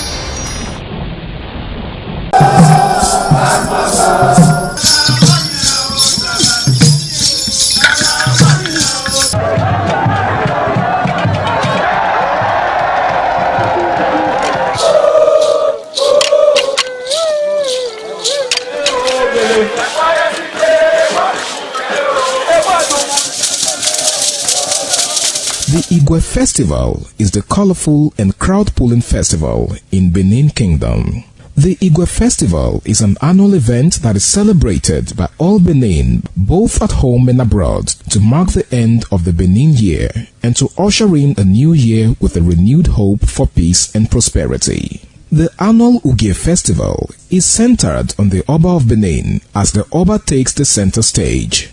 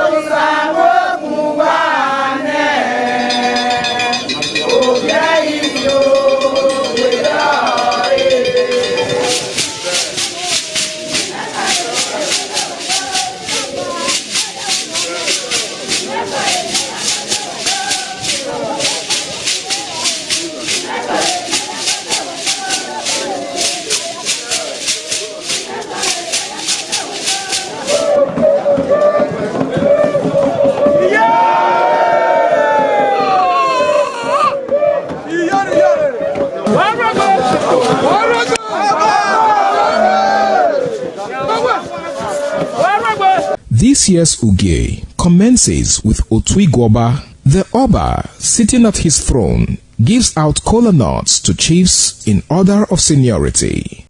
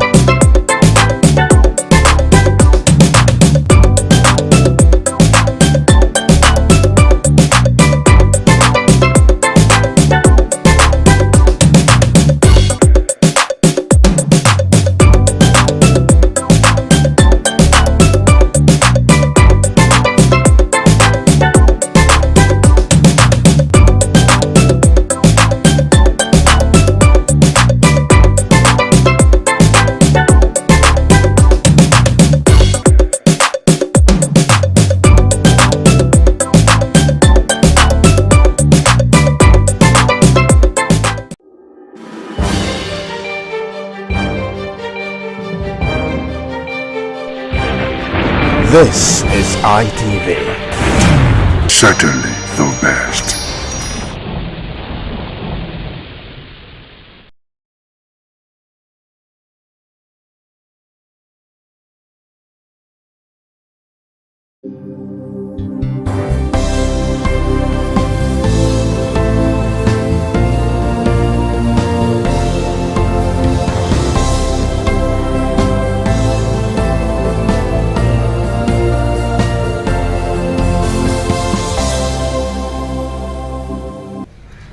Good morning, Nigeria, and I would say you're very welcome. It's a wonderful Monday morning once again, and I welcome you to This Morning on ITV TMI on independent television, where of course we get to discuss consequential issues from our political, social, and even security landscape here in Nigeria and even globally. We do this across 3 network centers, Benin here, Lagos and Abuja, where we get to deliberate on these issues and bring you insightful analysis and conversations that are shaping it. I am Chukwufumnanya Digwe, and I'm one of your anchors here in Benin. I'm not doing this alone. I have with me the beautiful and intellectual Anu Luakbo Stevens. Good morning, Anu. Good morning, Chukwufunaya. You look great. So do you. How was your weekend, and how are you fired up to take the conversation this morning? Well, my weekend was great, a mix of both, but yeah, thank God we are here, and so many things to talk about, so many things transpired over the weekend, from politics to entertainment, a whole lot of dragons in line, but it's good to know that we're here and ready to take the baton. Definitely. There is so much to unpack. I did tell you before, from the political landscape here in the country to the security landscape as well. First on the list is one of the most consequential topics that is circulating both our social spaces in real life and even on social media, the just concluded APC primaries. Now, the APC primaries timeline happens to be the House of Representatives primaries, which was held on Saturday, May 16, 2026, and we're also expecting the Senate primaries today, May 18, 2026. So talking about the House of Representative primaries, there were losers, there were winners, and there's a lot of conversation shaping it, Anu. Absolutely. It was quite a mix of both primaries, if I'm to put it that way, with so many things that actually did, hold as the key highlight for the APC primaries over the weekend. We saw sitting persons who couldn't get back to their seat. For instance, someone in Edo State, Julius Uhuabure, who came out third in his own, primaries that was held here, and that sparked a lot of reactions. We had persons who have been in power for a couple of terms. In fact, Desmond Elliott, we heard that he has been in that seat for 3 terms, and he actually had the intention of running again for the 4th term. And we also did hear a bit of, shenanigans between him and his godfather, Femi Bajabiamila. If that has been settled, we do not know. But online as well, we also saw, I don't know if you saw clips of persons counting during the primaries. It was from 1 to 10, and from 10 to 100. And that actually sparked a lot of, reactions online and offline. And also the big one was with the chief priest, Cubana chief priest, where he couldn't even, win his own slot. And someone actually did say somebody who was trying, a city boy who was trying to connect Imo to the federal, couldn't connect himself to the center. And he got, a lot of persons talking online. But away from that, we saw intimidation. The voter turnout was really great. And, it's one conversation that we should have today. All right, definitely. So one part of your submission that really caught my attention happens to be the issue of Cubana chief priest not being able to secure the Osu Olu Oru federal constituency right there in Imo State. And there was a lot of conversation basically because of how he goes all out for the city boy movement, and basically with the president's son canvasses for another term for the president. So it's a mix of shock, disappointment, but there's some people that actually did expect this. So I would say try again next time. He also did come out to say that he decided not to contest at the end of the day because he said that his brother has held that position before, and also it's not the time for his ward to do that. I feel like that's sore loser talk, but what do we know? The certificates for the primary election have also been presented right here in Edo State. 9 winners representing the federal constituencies in the National Assembly at the APC State Secretariat right here in Benin City, where we saw that the returning officer and chairman of the National Working Committee of the APC Federal Constituency primary election in Edo State, Honorable Ahmad Ajana, presented the certificates, said the direct primary elections for the House of Representatives across 192 wards were peaceful and fair. So, of course, there's a lot of conversation, but these are definitely the reports, Anu. Absolutely. Well, we also reacting to, just to go back to Kubanacho, first reacting to him, I know the president's son, Sheyi Tinubu, has also responded and encouraged him and said it's not all of the things that you win. You win some, you lose some to win the war. I wonder which war he was referring to there. But then again, we saw political legacies, you know, beholden just before our very eyes. The son of the former president, Muhammadu Buhari, actually won. Yusuf Buhari won his own, you know, tickets right there. But it's actually, it's a win-win, really. Likes of Tajuddin Abbas of the, you know, House of Representatives also won his. The Lagos State Minister of the House of Assembly, Obasa, also actually won again. Oji Uzor Kalu won, and you know, there were several wins. But the main thing that actually, you know, broke the camel's back was when we saw that some persons who are currently in seat couldn't win or, you know, get back to that particular position, and that's sparked a lot of reactions online. Well, it is what it is. The APC is one very viable party for the 2027 general elections, and definitely these primaries is going to shape what we're going to see in 2027. We're still on this conversation, and we have a lot more to unpack. And joining us in this conversation and a lot more, we have Mercelina Nkwo in Lagos. Good morning, Mercelina. How was your weekend, and how are you fired up for this morning? I'm very well, thank you. Good morning, Chukwumfunaya. Good morning, Anu. The weekend was good. I mean, it's a rainy day here in Lagos. So we're still going to be talking about the primaries election and the APC primaries that was held on Saturday. You know, we're going to be talking about that today from Lagos Network today. And of course,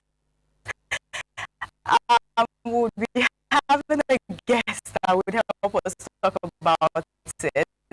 You know, I overheard yourself and Anu were talking about... oh, well, a bit of a glitch there. So, Anu, another conversation that basically is shaping conversations in social and also media spaces happens to be the joint operation between the Nigerian and U.S. government, where you know, the Lake Chad Basin was struck, and a prominent IS leader, Islamic State leader, was killed. The person of Al-Bilal al-Minuki was killed. He happens to be, according to the descriptions of U.S. President Donald Trump, the second in command of ISIS globally, and also is it a global terror concern, according to the U.S. states, and Washington did declare him that. And you know, this happens to be one of the major strikes by the U.S. and Nigerian government since all of this terror has, you know, happened recently. So what's your take on this? Well, we saw that happen over the weekend, first with Donald Trump having it on his socials, and then again we saw the federal government coming out to say, yes, indeed it happened, it was a joint operation. But then there's been mixed reactions and different responses, especially from the DSS headquarters, and also Femi Falana, one of the prominent human rights activists and also a lawyer, did state that who really was killed, that the same person actually mentioned to be killed was actually killed in the 2024. And then we also have the conversation of them actually, just like Shirkal, them actually bearing, or you know, the name moving to the next person coming into that position. But then again, this is actually happening at a time where over the weekend in Oyo State precisely, another, now emphasis on Oyo State. It's quite interesting to see how the security situation in the country is moving closely to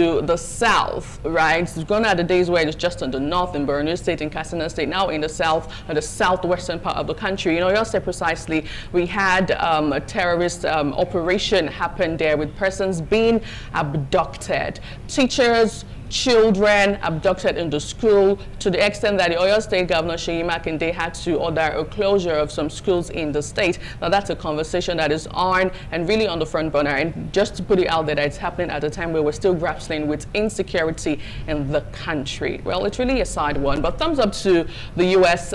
president. Another major key point that was highlighted is the fact that the way America is now, you know, generalizing and tagging Nigerians and saying it's more or less like a terrorist, you know, climate is another thing that we need to look forward to and also address moving forward.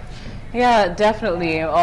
Strikingly, you did mention the Friday attack right there in Oyo State, where about 45 school children, talking about primary and nursery school children, were abducted by these terrorists, which one of the teachers of the school happened to say that they spoke English, they spoke Hausa, Pidgin English, they spoke Hausa, and they spoke Yoruba languages fluently. And like you did note, it's moving closer to the south. So these are things that we hope that will be curbed in due time. Also getting to see the joint operation strike that, according to the US and Nigerian government, killed a high-ranking terrorist leader. Well, all of this and more, we're still unpacking on the show. I don't want you to go away. Do stay. Up next is the newspaper review segment, and then we'll go forward with this discussion. Stay with us.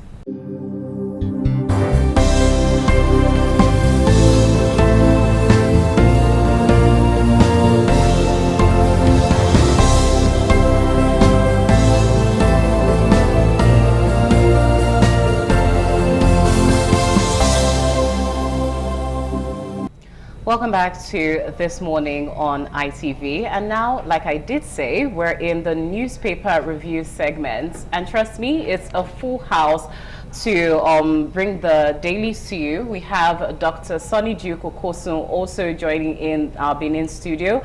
And we also have the HOD Mass Communication Department at the University of Benin, Dr. Dan Eherifo, gracing the studio this morning. Good morning. Thank you. Good morning. Good morning, Dr. Sonny Duke. Good morning, Ife. Good morning, Anu. I mean, nice conversation we started with this morning. The APC primaries. I mean, it's still ongoing, but interesting things are coming out. I saw video clips where some people were actually brutalized in Lagos with bleeding nose, bleeding head, and all of that. And then I saw one that actually shocked me, but I won't say it's a shock. I think it's because some of the primaries, they were mere consensus.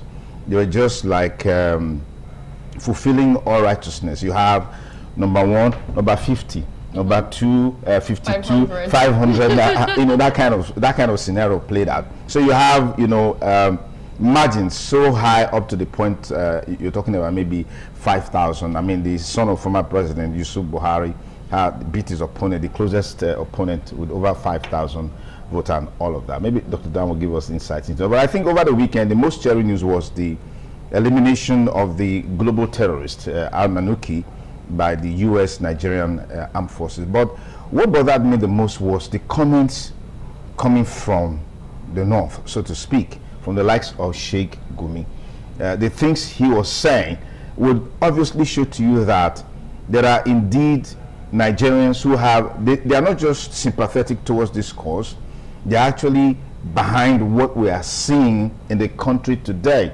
Look at the situation in Oyo State, which you mentioned, and the principal is crying out, the parents are in pain. I mean, it's just so devastating to see that government is doing things to address this issue, but those who are supposed to be encouraging government, supporting the military, are the ones criticizing some of this action, Dr. Dan. Well, I will start with the primaries I just had yesterday with reference to the House of Reps.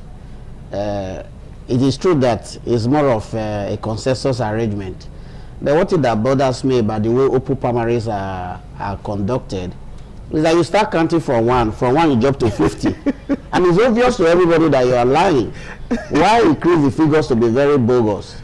For those constituencies where you had issues with reference to parallel congresses, in some constituencies you have arrangement where if it goes to this local government this time, the next tenure it should go to the other local government. But those who have tasted power feel strongly that the honey is sweet, and they cannot afford to leave the honey. That is why you have such cases of high level of disagreement as obvious in on one federal constituency. That of Akoko Edo is supposed to be the same, but the powers that be seems to be very strong, and they had their way. They had their way. So where you have disagreements emanated from the fact that maybe there is disagreement across party leadership on who should actually go, so they will encourage parallel primaries with the mind that those who have strong influence in Abuja will automatically have their way. What is happening at the national level in terms of the terrorist activities? It is an obvious fact that there are Nigerians who support terrorism because it's a business to some of them. So if you're asking them to stop the business where they make billions of naira yearly, they will do everything possible to stop you. But we'll continue to pray that the military continue to succeed with their effort so that the endless killing of Nigerians will reduce to the barest minimum, and we'll have a country where we'll go back and say, indeed, this is a safe nation. This alliance between Nigeria and the U.S. is producing results, but some fanatics, fundamentalists, don't seem to want to have anything to do with it, like Sheikh Gumi, based on his comments we've heard in recent times. Yes, like I said earlier, over the years he has been the chief negotiator. A man who negotiates ransom on behalf of terrorists, he may definitely have some benefit that he gets. So on one hand, he is saying, let us not be killing the terrorists. But on the second perspective, he is saying, no, they are our brothers. What are those soldiers they are killing? Do they not have families? Those people, those lives and properties they destroy, those young children they make orphans, are they not having families? So sometimes you look at the way these people talk, you'll be asking yourself whether they are reasonable. I thank God that the son is in the military. If I were a commanding officer, I will send his son to the theater of war. To the front line. Yeah, so that if he's eliminated, he will feel the pain that others are feeling. That is the way to deal with people like that. Okay. All right, thank you so much for your disposition so far. Now let's take a look at our national dailies. Top of that list happens to be a Daily Sun. On the Daily Sun newspaper headlines, on 2028, it says APC faces revolt from trapped, disgruntled aspirants. Hundreds of aspirants decry imposition, deceit. Also on Daily Sun, 2027, PDP camps clash over nomination of candidates. That story is on page 27. On the business scene, it headlines, marketers fight Dangote over plans to block petrol import permits. The subrider says, say Nigerians' interests must triumph any single player. Also on Daily Sun, Senate, Okowa Umuagege, battle for soul of Delta and the APC. That's on page 27, and the subrider says Shatima withdraws from Kaduna Central race, calls for party unity. Away from that, on the business scene, banks under pressure to turn 4.65 trillion naira capital profits into real growth. That story is on page 2. Also on Daily Sun, Yoruba land under siege, Afenifere raises the alarm. Subrider says NAPTAN tasks Makinde security agencies on speedy release of kidnapped Oyo teachers and students. That story is on page 4. Also on Daily Sun, outsurge persists over high parking fare at MM2 Lagos. Subrider, we've no plans to reduce tariff by Courtney. and that's on page 25. It's over to you, Dr. Dan. Well, we'll start with the major headline about the likely revolt that will happen in 2027.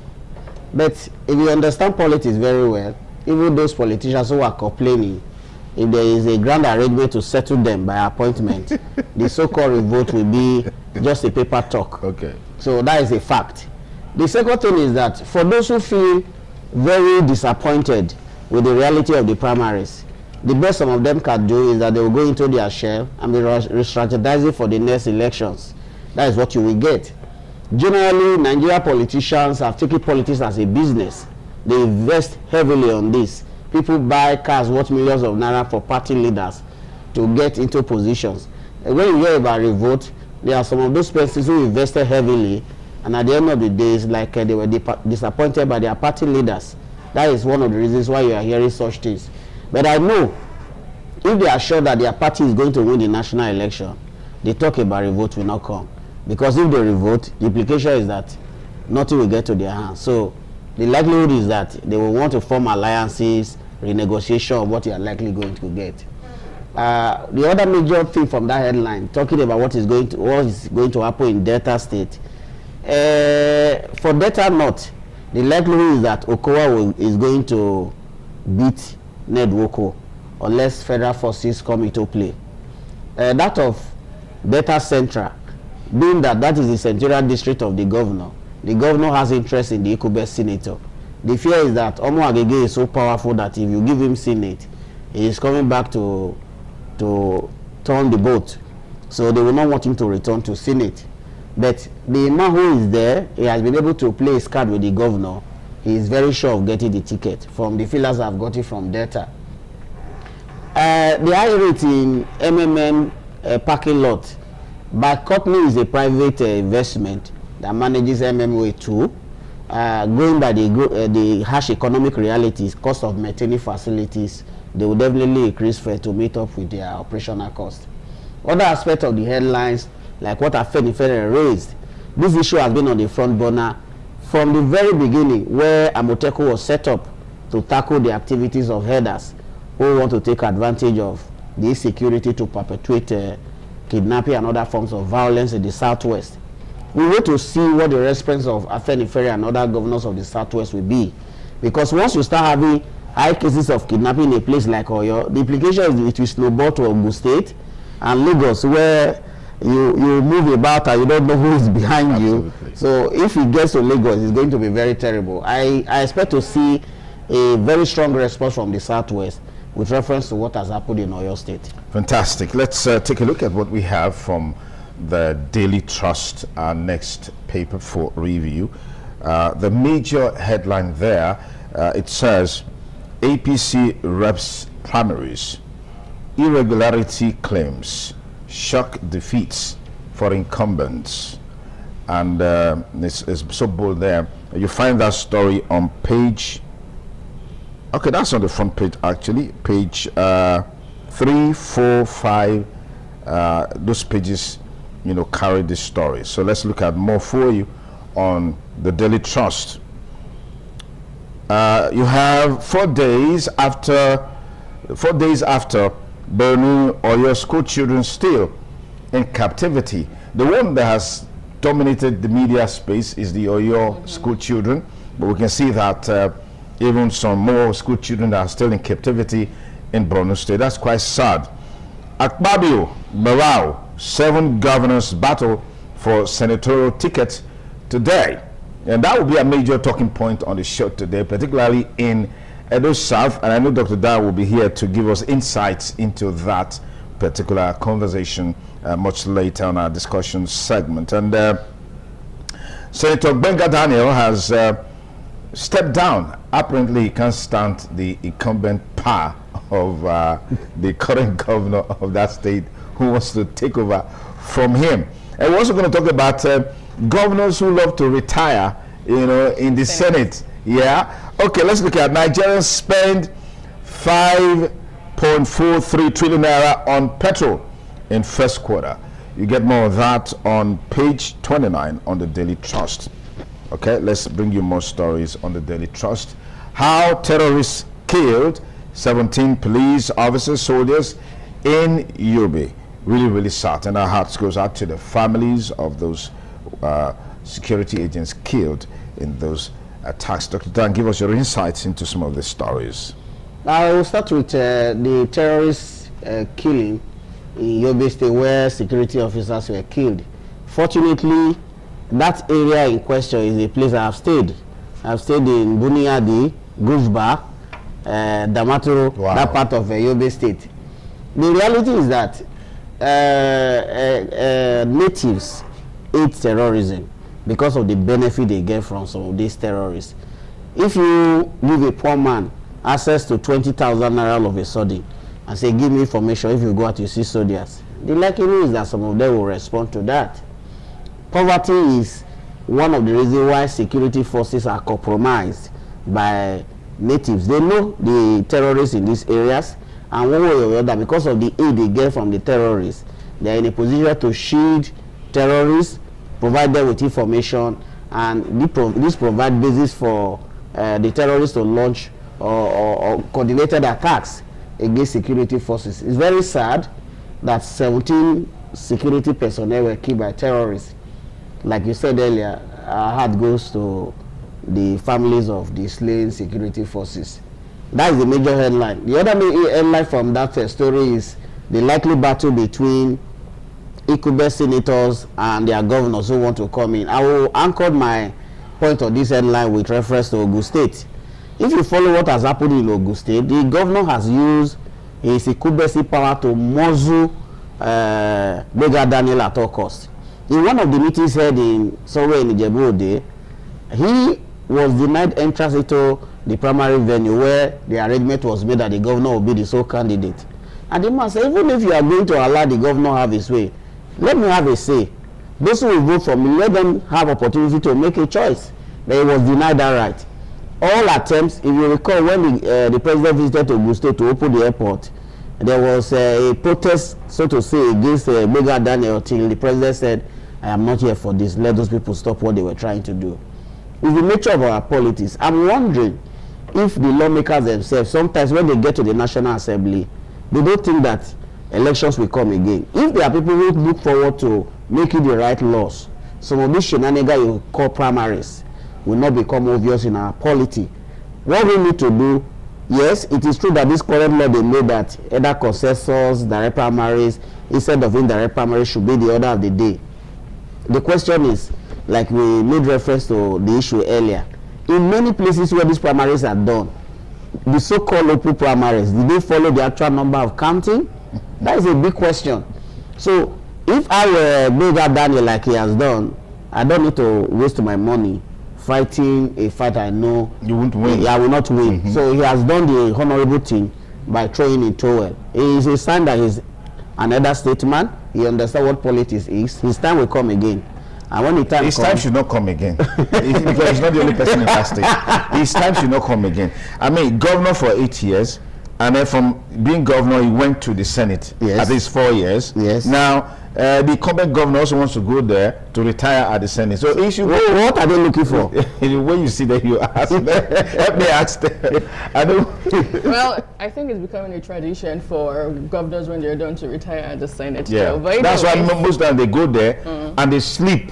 And they sleep like someone that is tired. I mean, it's crazy. We see all of these things on screen. You see them sleep and sleep out. No bills, no motion, no law, no contributions on the floor of the house. Yeah, it's quite sad. Absolutely. Well, we'll move away from Daily Trust newspaper now to the first daily newspaper, leading with the major headline trending all over the national dailies this morning. As it says, 2027 shock losses, big wins on the first daily newspaper. Shock losses, big wins, rock APC representative primaries. That's the major headline there. Away from that, APC screen Yahaya Bello for Senate.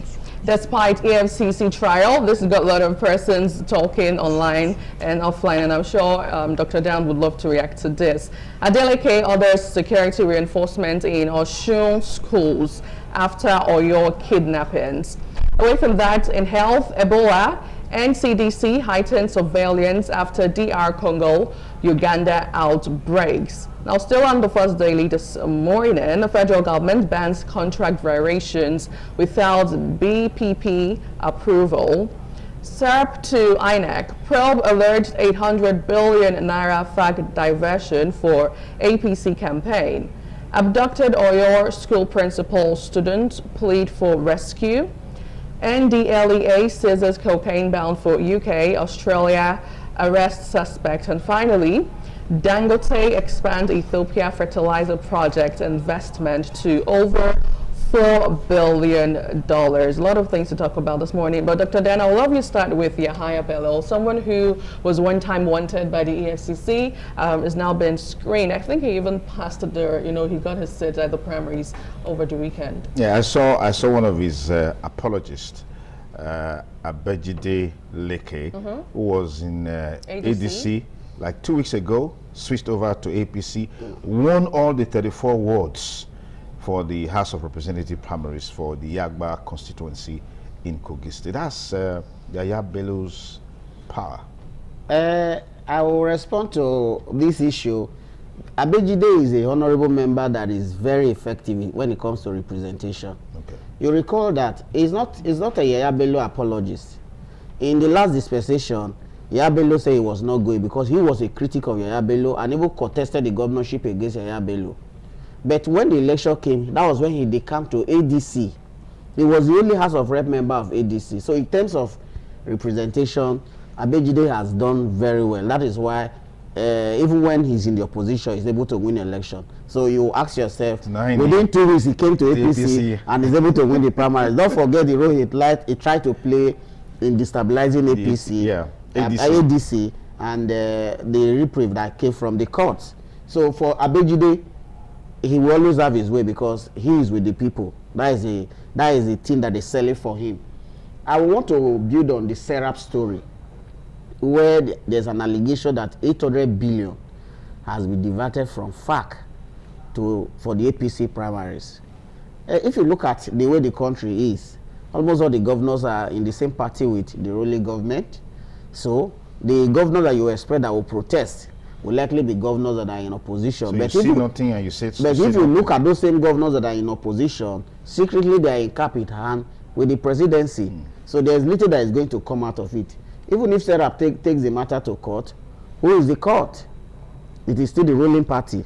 So I'm asking myself why the federal government will divert, as alleged by Serap, 800 billion to be shared to APC states for their primaries. Don't forget that 2027, you will see the power of money in terms of vote buying. You will be buying vote for 100,000, 200,000, and the poor people will line up and take the money. They will have their way. So those who need to fight this, the civil society group, those who need to raise their alarm, we should start saying this now so that we can nip it in the bud. If not, 2027, those who have the power of cash will determine where the election will go. Okay. All right, well, moving on to the Nation newspaper now. A major headline there says, governors, heavyweights gun for APC Senate tickets. It also sub-writes, big battles in Ogun, Delta, Kano, Edo, Gombe, others. Smooth sail for Akpabio, Barao, Bamidele, Abiru, Oshomole, Buni. Also on the Nation newspaper, on the business scene, it's on Dangote's investment in Ethiopia as Dangote pushes for food security in Africa with fertilizer plants. That's on page 19. Also on the Nation, interest rate inflation top CBN's policy meeting. Away from that, kidnappers of pupils trapped inside Oyo National Park. Moving on, BOI gets $200 million AFDB loan to support industrial sector. Also on the Nation, finally, Wigwe's passing almost stopped Bielsa power plant project, says Diri. That's on page 6. Over to you, Dr. Dan. Yes, I will start with that story of Bielsa State investment in power and the funding gap that came as a result of the death of Herbert Wigwe. For governors who understand what it means to bring development to their people, that is the way to go. If you look at what is happening, there is shortage of power across the nation. So for governors who have the raw resources available, investing in the power sector to bring about stable power supply and the likely industrialization that will come from it is a very good development. Thank God they were able to settle the hiccups associated with that funding, and that they have a breakthrough now with reference to the Bayelsa Power Project. Other governors should start taking in the same direction. The battles for Senate, as we have said in our earlier conversation on this, is very obvious. We're going to see, there are states you are going to have serious battles. Places like Edo South, places where strong contenders are fighting for the same ticket, you're going to have very serious issues in those states. But the reality is that those who have the backing of the presidency or the leadership of the party will have their way. That is just the truth. Fantastic. Let's look at our next daily.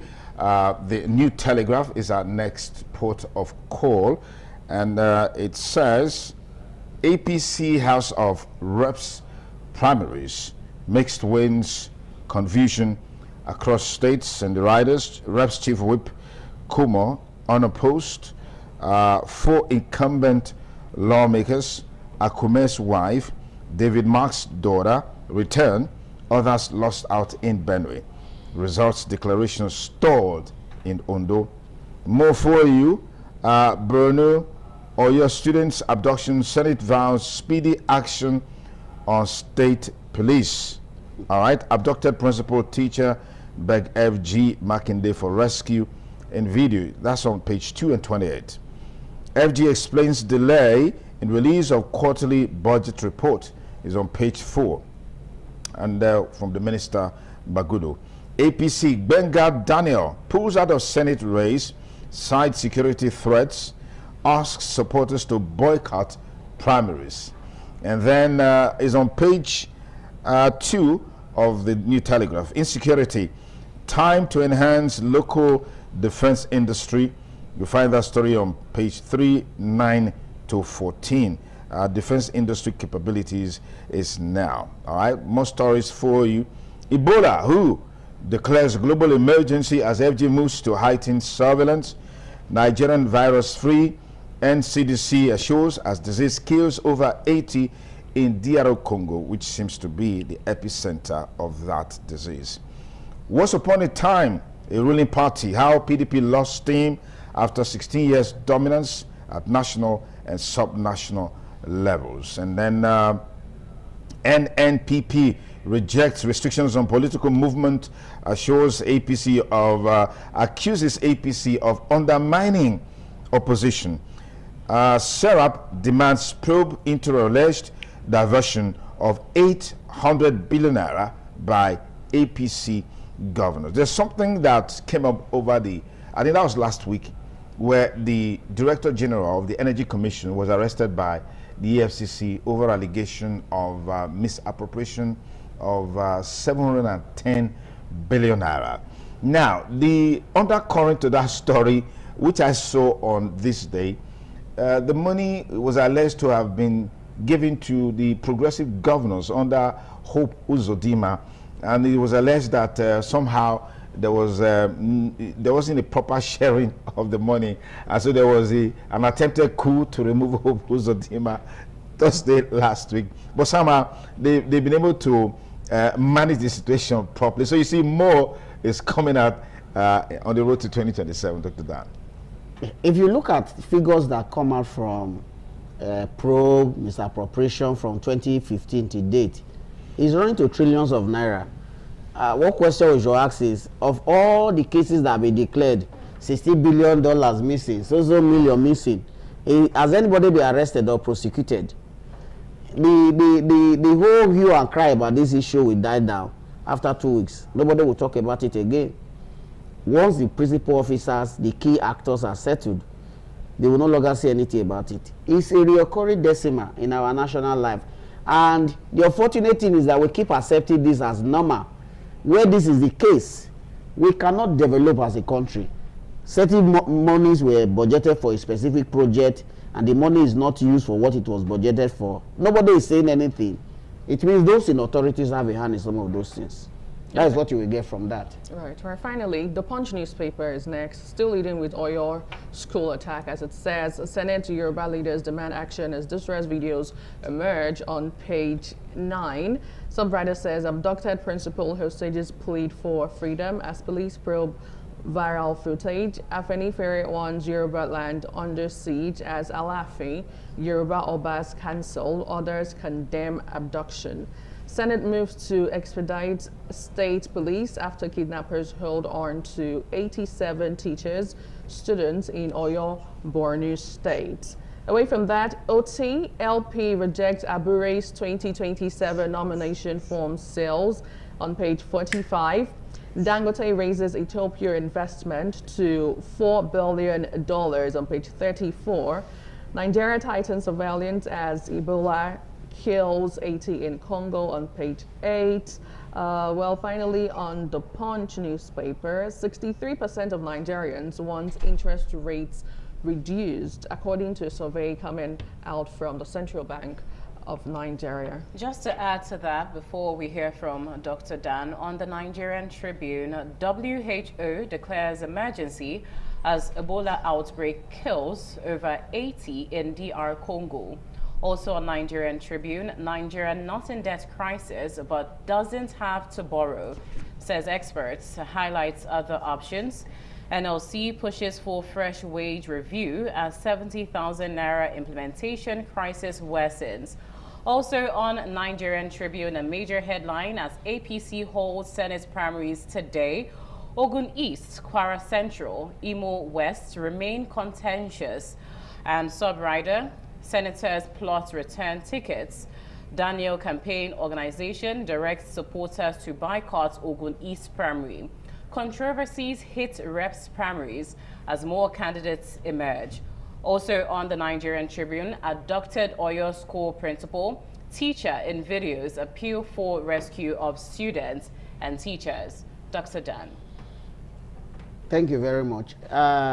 What has happened in Oyo State has always been a recurring issue in some parts of the north, and now it has happened in the southwest. What does the government need to do with reference to Oyo State? You have a Moteku, you have a local vigilantes all over the place. Deliberate effort should be made by the government to ensure that those persons, those children are rescued, including the teachers. But it's a wake-up call to other governors to start looking inward. What I found very sad is that now that it has happened, you will not hear about the school protection project. Already. And once this issue dies down, nobody will talk about it. I recall when was the Minister of Education and the Dapchi school abduction. Yeah. There was a funding arrangement to have security protection for all major secondary schools, especially the boarding schools in Nigeria. What has happened to that funding project? It was a foreign donor support. Nobody is talking about it. Now that it has happened, you hear Osun State government saying there should be a security surveillance around school. When this issue is over, nobody will talk about it again. I think there is something wrong with us as a people. We don't think about sustainability of projects, sustainability of programs, and that will take me to the Ebola issue. If you look at the Ebola issue, we practice hand washing. Once COVID was over, we no longer wash our hands, we no longer do all of those things. If we sustain that culture of washing our hands, stay distance, stay cleaning, even if there is an outbreak, it will be managed to a barest minimum. Well, thank you very much, Dr. Dan, for your disposition on all of the papers brought forward. Well, this is where we draw the curtain on our newspaper review segment. Up next is the most consequential aspect of this program, the discussion segment, where we take a deep dive into the issues that are trending. Don't go away. Dr. Sonny Juko Kosun is leading that conversation. Stay with us.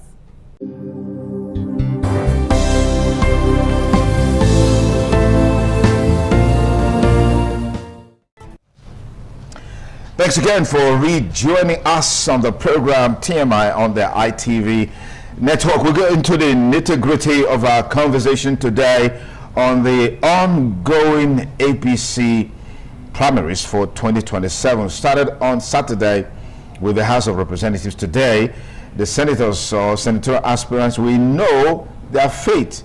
And then on Thursday, we'll be having the State House of Assembly primaries. The result for the House of Representatives is already out. Expectations are high for the senatorial exercise today, particularly in Edo South Senatorial District. Let me welcome Austin Agbeomori. Is a global affairs analyst joining us virtually from Abuja. Austin, it's a delight to have you join us on the program. Thank you for your patience. Thank you. It was a good patience. Well, and of course, our guest analyst, Dr. Dan Ekarifo, is an associate professor of mass communication, HUD Mass Communication Department, Uniben, is still with us. Thank you again for joining us. Thank you very much. Okay, so Austin, let me start with you. We've seen the big winners, and we've also seen the big losers in the primaries. House of Representatives. Cubana Chief Priest is one of the major culprits, with a lot of mockings online, people throwing shades at him. I'm sure it's because he's one of the arrowheads of the City Boys movement, the coordinator in Imo State. We've also seen the likes of Mudashiru Obasa, who is the Speaker House of Lagos State House of Assembly. He was impeached one time. 24 hours later, he was restored back to his position. Now he's gotten the ticket unopposed for Agege Federal Constituency. Yusuf Buhari, son of late President Muhammadu Buhari. And then, of course, the likes of Professor Julius Ihonvere, Owan Federal Constituency, was going in for third term, but it didn't quite succeed. We've seen what has happened in Edo State in terms of who has gotten the ticket so far. Give me your perspectives on all of this.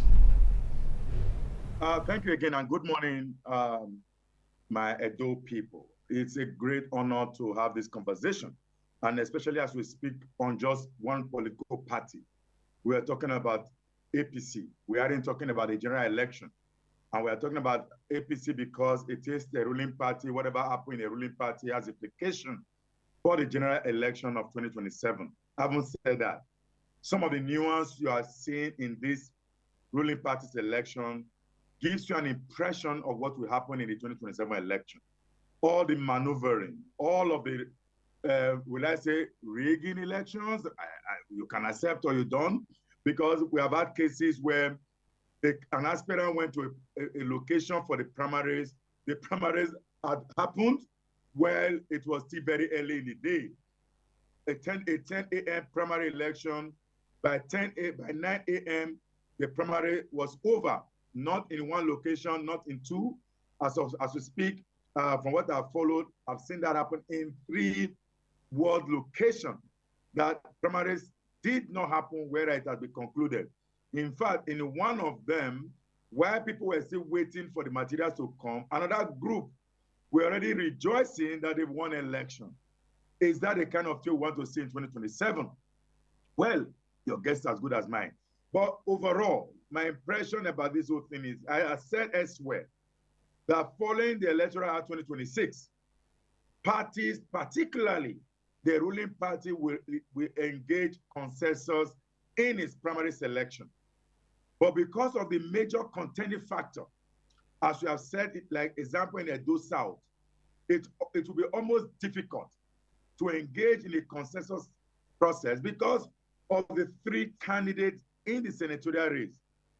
A former global ticket candidate, a current member of the Senate, a former House of Rep member who had to step down for former Governor Baseki, and who is seen to be who is seen now to be compensated with the senatorial bid.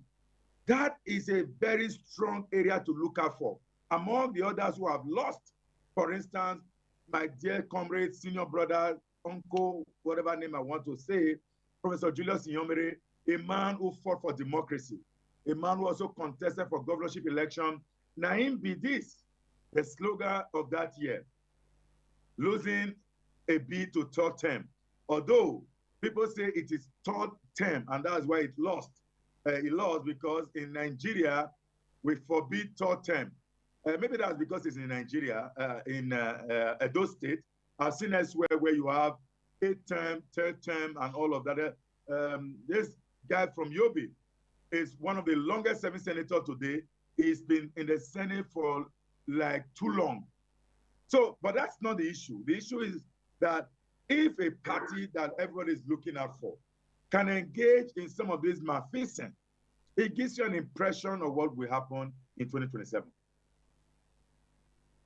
All right, thank you very much, Dr. Austin, for that empirical review, if I can use that word. But Dr. Dan, the issue of internal democracy is on the burner against the background of what we have seen in these House of Representatives primaries. We're also seeing power play from the incumbency factor of a ruling governor or a governor that is in the helm of affairs in some states. And what do you make of this culture of people saying third term is Ebola, third term is unacceptable in Nigeria? But there are certain climes where this is not a factor. In the US, you've seen the Kennedys and the likes being in Congress for up to 34 years, 40-something years, as the case may be. But we know that in Nigeria, too, the likes of the former Senate president is doing almost 28 years in the National Assembly, transiting from the House of Representatives to the Senate. Give me your perspectives on this. We can get party primaries right if party leadership, those in government, especially the governor, is ready to allow transparency in the process. What I do know is that in many constituencies, there is an arrangement where if you're, for instance, a place like Onwa Federal Constituency, it has two local governments, Onwa West and Onwa East. The arrangement of the political leaders across party in that area is that if the member of the House of Reps, this tenor, is from Onwa West and he has served 2 tenor, he should not seek election for a third tenor. Okay. That is the arrangement. Pali Riase was there. When Pali Riase left, he came to Onwa West. So it's not the turn of Onwa East. And it appears because of the personality of Julius and some of the things he brought to the constituency, the conclusion is that he should be allowed to go back. And some persons are saying no. If we continue like this, we'll begin to play settlement. The initial agreement reached by the founding fathers of the constituency, we will break it. That is what has given birth to this. I can assure you, even though the primaries has been concluded at the level where there's people are saying former commissioner won, but there was a parallel Congress. You can be rest assured that he will bring his own influence to bear at the national level. The parallel Congress brought him forth as a winner. Yes, okay. There's a parallel Congress that brought him forth as a winner. So we will now move the fight from the federal constituency to the federal secretariat of the party. Okay. And then those who have the influence, their name will enter into the ballot. Don't mind what you are saying on the field that Social person was the winner.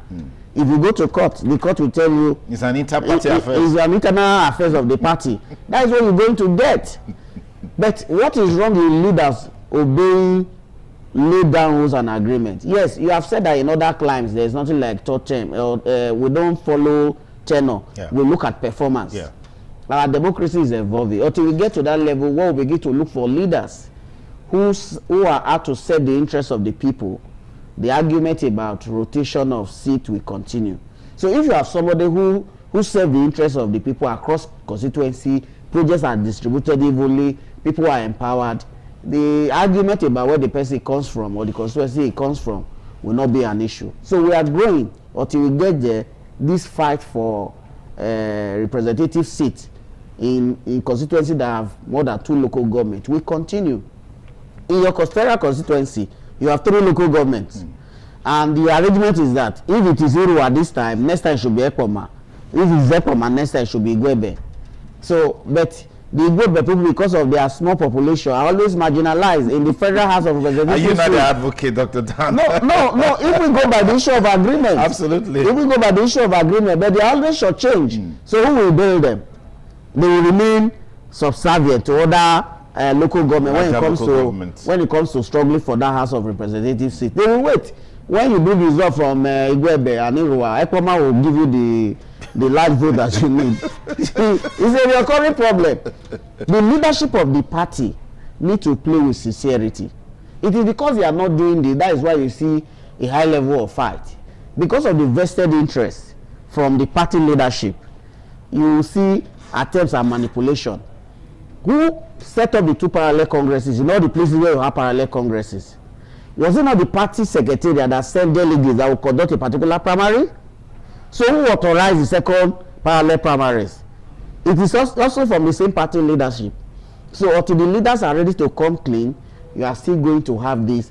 You will see what will happen in today's senatorial election. Okay, that's a major talking point, Austin. The senatorial primaries is coming up today. I'm sure about now. The mobilization will be ongoing at the various wards. Talk to me about your expectation, beginning with Edo South. Yesterday, there was supposed to be a consensus rally for a particular aspirant who is the anointed aspirant for Edo South, but the governor ordered the cancellation of that rally.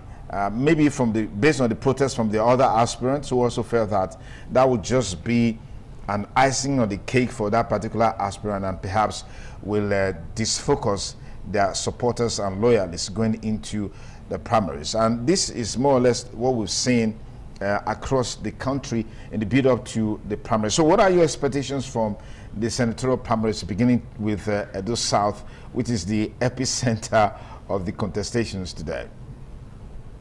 The key word, we need to underline that word, the epicenter, because that is where the conversation post-primaries will be focused on, not necessarily in Edo Central, of course in Edo North, but let me start, like you said, in Edo Central.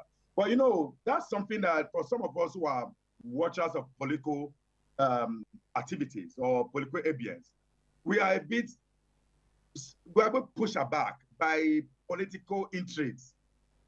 For me, I don't get it when the governor of Edo State, for instance, let me stay with Edo South, bringing to bear the personality of 2 important participants in this case. The governor, who is not necessarily on the ballot for the Senate, but his interest, having a command and control system in place, and someone like the Pastor Yamu on the other side. So let's situate it. If I am the governor, for instance, I will never forget certain role, how people played the things that helped me to win election, to suddenly backtrack on some of those benefits, no matter what the person may have done to you. I give you this case, and that's part of the problem that Governor Simi Fubara had with Wike, and that's why you see division in that process, that some people supporting Fubara, others supporting Wike, that you do not undermine those who brought you to limelight. That's talking about leadership. Never throw away the ladder with which you got to the top. The governor, who will have known the governor if it hadn't been for someone like Yamu, who fought tooth and nail with his own organizing among a structure to light up the governor, even against certain resistance from the power bloc in Edo State. The same governor is the one who is asking the same Yamu to step down. I mean, it's somehow, but this is politics, and that's why if I help you in politics, I should also learn not to accept anything from you. But if you look at the current senator, of course, nobody is talking about the current senator, because he won under a political party due to massive movement for him. Nedu, what's his other name? Left Labour Party, ran to APC because he wanted security. Meanwhile, the position he chairs in the Senate is a position reserved for opposition political party. He kept that position even after leaving the Labour Party. Ethics committee. He continued to hold on to ethics committee, a position reserved for opposition party. I mean, if you turn on to our brother, because all of them are our brothers, because I'm also proudly from Edo South. If you turn now to Ugbedeyama, fine gentleman, someone who had to step down for Obaseki, who was lobbied to step down for Obaseki, and I'm sure that's why the compensation is coming in, because among other people who helped him to step down is former governor of Rivers State, yes, Wike. But if you also remember in 2016, Wike was on the side of Obaseki, I mean of Izeyamu, but he didn't quite play a major role, apparently because maybe I don't want to say some things on air that may contradict some people's view. But when Iran ran a conflict with Obaseki, and when he ran a conflict with Shomole, it was move. Let us stay down, bring Obaseki on board from PDP to APC, step down all the major contenders. One of them was a very strong contender in that case, Iyama. But today, that conversation is on. But they should go into contest. And as the group from Oshomole has, the group from Izeyamu has said, let there be contest, free contest. In fact, I've also listened to Pastor Izeyamu a few minutes ago when he was addressing, if I was shown on ITV, that whoever wins this contest is a party man, he will support. However, it should be transparent process. But what we have seen already, there seems to be transparency, especially when there was supposed to be a mega rally. A mega rally. If the other group had not shut down the mega rally, would the governor have shut it down? The governor should be sent to me. All right, Dr. Austin, let me pause you for a moment. Let me pause you there. We'll take a minute break. We'll be back in just a moment to continue with the conversation. Please stay with us.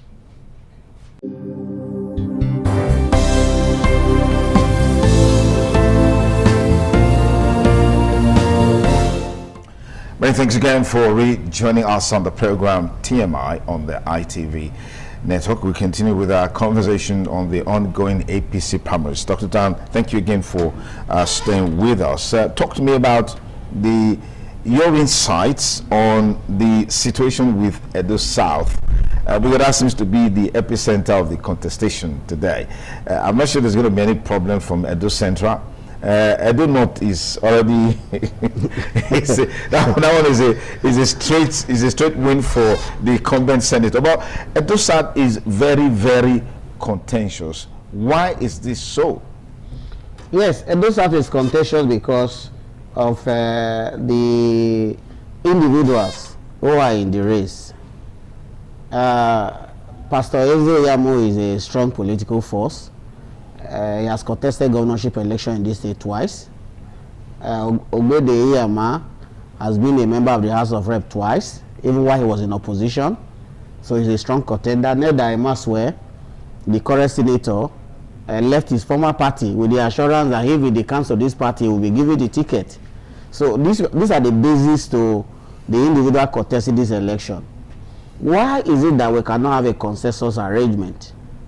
You recall that in 2015, Pastor Izeyamu came on a consensus arrangement as the governorship candidate for APC or PDP. 2019, he was a consensus candidate for APC. Let's look at this current senatorial race. Some were thinking that Ogbedeyama should be the consensus candidate. Pastor Izeyamu said no, he's interested in the race. And because the governor cannot wave him aside, because of the role he played in his emergence, you are thinking about a likely contest. But people fail to realize that the governors coming into office as governor of Edo State, they were also underhand dealings undertaken by Ogbedeyama to bring the governor as governor. If you watch what happened in the day the election was conducted, when collation was done, those who don't know what played out will not understand why Ogbedeyama is a strong force in this election. The reason is that Ogbedeyama played a role in ensuring that the governor win that election. Many persons are not aware of that. But for many party leaders, they are aware. That is where the issue is. So if those who labored, both of them supported the governor to emerge, and the governor is now under obligation to pay back. I did this for you. I know the fear of the governor. There are certain interests that the governor cannot afford to offend, because when he does that by 2027 or 2028, when he will be seeking re-election, those forces will come at him and he may not survive it. Don't forget that the governor's senatorial district is the smallest when it comes to voting strength. So the governor is careful. What type of decision should I take in this matter? On one hand, he wants to support one. On the other hand, he's not supporting one. But the governor knows where his heart is. All these so-called say, don't rally, don't rally. The governor knows what he's doing.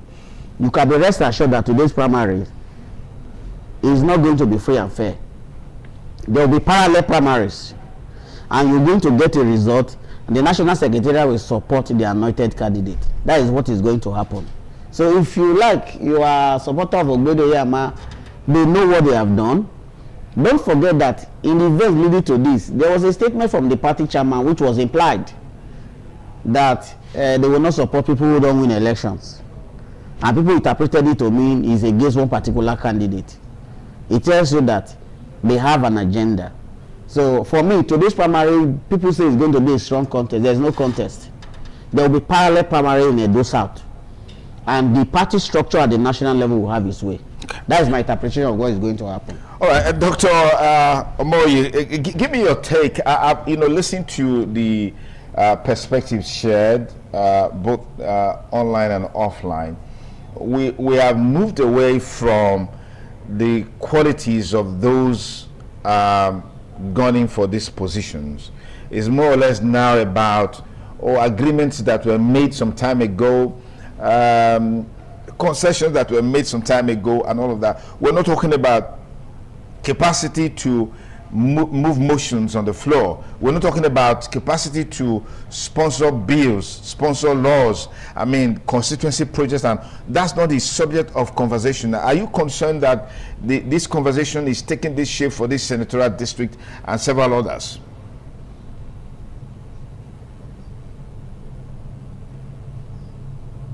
My brother, Dr. Okosu, let me be frank to you. Nigerians are looking for a leader with empathy, a leader who can respond to their needs. So yes, there are other capacities that are needed, competence, etc. But a leader that is accessible, it's becoming to be key. If you follow the trends along with Senator Emma Swen, you will see that the grievances against him has to do with accessibility while in parliament. But maybe before I move on, let me quickly just state, because my colleague on the studio said there were things that Iyama did. I would love to be educated, because part of the conversation in that primaries, which I followed, even spoke about it at one of your sister stations here in Abuja, was how the current senator in Edo North was brutal against someone who was backing the governor, who in fact, according to the current senator of Edo North, said they took the material to his house and that's where they counted the vote. Whereas the current senator of Edo North also brought in the serving governor in Imo to write result without computation. Those contestations went to the National Assembly, as my colleague has said. Yes, the National Office of the party, that's Abuja office of APC, came and they took a decision to go back and finish the primaries for which the governor succeeded. In any case, there is a structure ab initio the contest. So there is no agreement. I don't want to say there was an agreement between these candidates. I'm not sure, but I'm talking about being able to be careful, as my colleague said, so that you don't ask one on the other. But the fact remains, according to Ogbedo Yama, that there's nothing wrong about getting an outsider support. So right now, the support that Ogbedo Yama has is from an outsider. And if you look at the conversation, it's literally a compensation. Not because I love to be educated in this contest. I'm sure there are evidential proof to show that his role countered that of Oshomole and of course the current deputy governor. I'm saying this verbatim so that we can get it right and get it and focus. And maybe just to quickly also say, maybe in the course of having a conversation, maybe a slight update, 2015, I think the election took place in 2016. The nomination was in 2016. And of course, the nomination was also in 2020, not 2019, just for the purpose of people taking away our conversation to go and do other analysis. Having said that, we are not asking for not asking for competence. Either of them, in my opinion, those have that competence, those have that face, those have that representation. You cannot push away someone like former two-time member of the House of Representatives, someone in the National Assembly who was very vocal at the National Assembly in the House of Reps, talking about Okada. You cannot take away a sitting senator who spearheaded the ethics committee, the one who probed Natasha Potty, who came to limelight based on those cases, and his name was literally everywhere. You cannot undermine that individual because occupancy does have a factor always, but maybe not necessarily in parliament. Because for executive, we know how incumbent power plays its role, maybe not directly correlated with parliamentary incumbency. Or are you going to undermine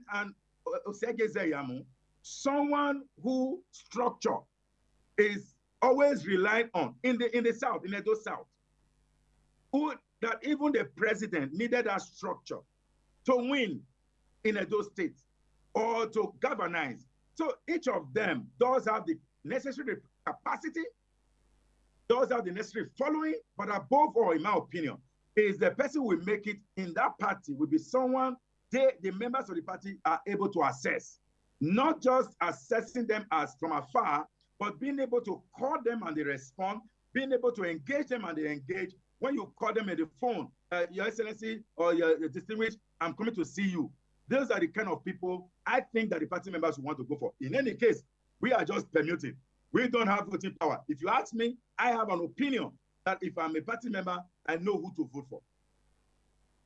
All right, I'm sure even those listening to you, they know who you will likely vote for. Anyway, that's on the lighter side. Dr. Dam, this is a very interesting situation where you literally have political bigwigs, an incumbent senator who leveraged on the mantra of obedient movement to come into power, eventually joining the ruling party. Former two-time member House of Representative, governorship aspirant who eventually stepped down, as they say, and then of course serial contestant, so to speak for governorship in Edo State, former SSG. These are no pushovers, and don't also forget that we have other political parties who are also going for Edo South. Let's look at the pros and the cons of this issue. In an ideal situation, what would be the best way to avoid a backlash, a fallout from these primaries? There will be no fallout. I said this with air of sanctity. They understand the way the power of incumbency works. If a decision is taken as to who to be the candidate and you work against the interests of the party, it means the likely benefit you are going to get, you will not get it anymore. There will be no backlash.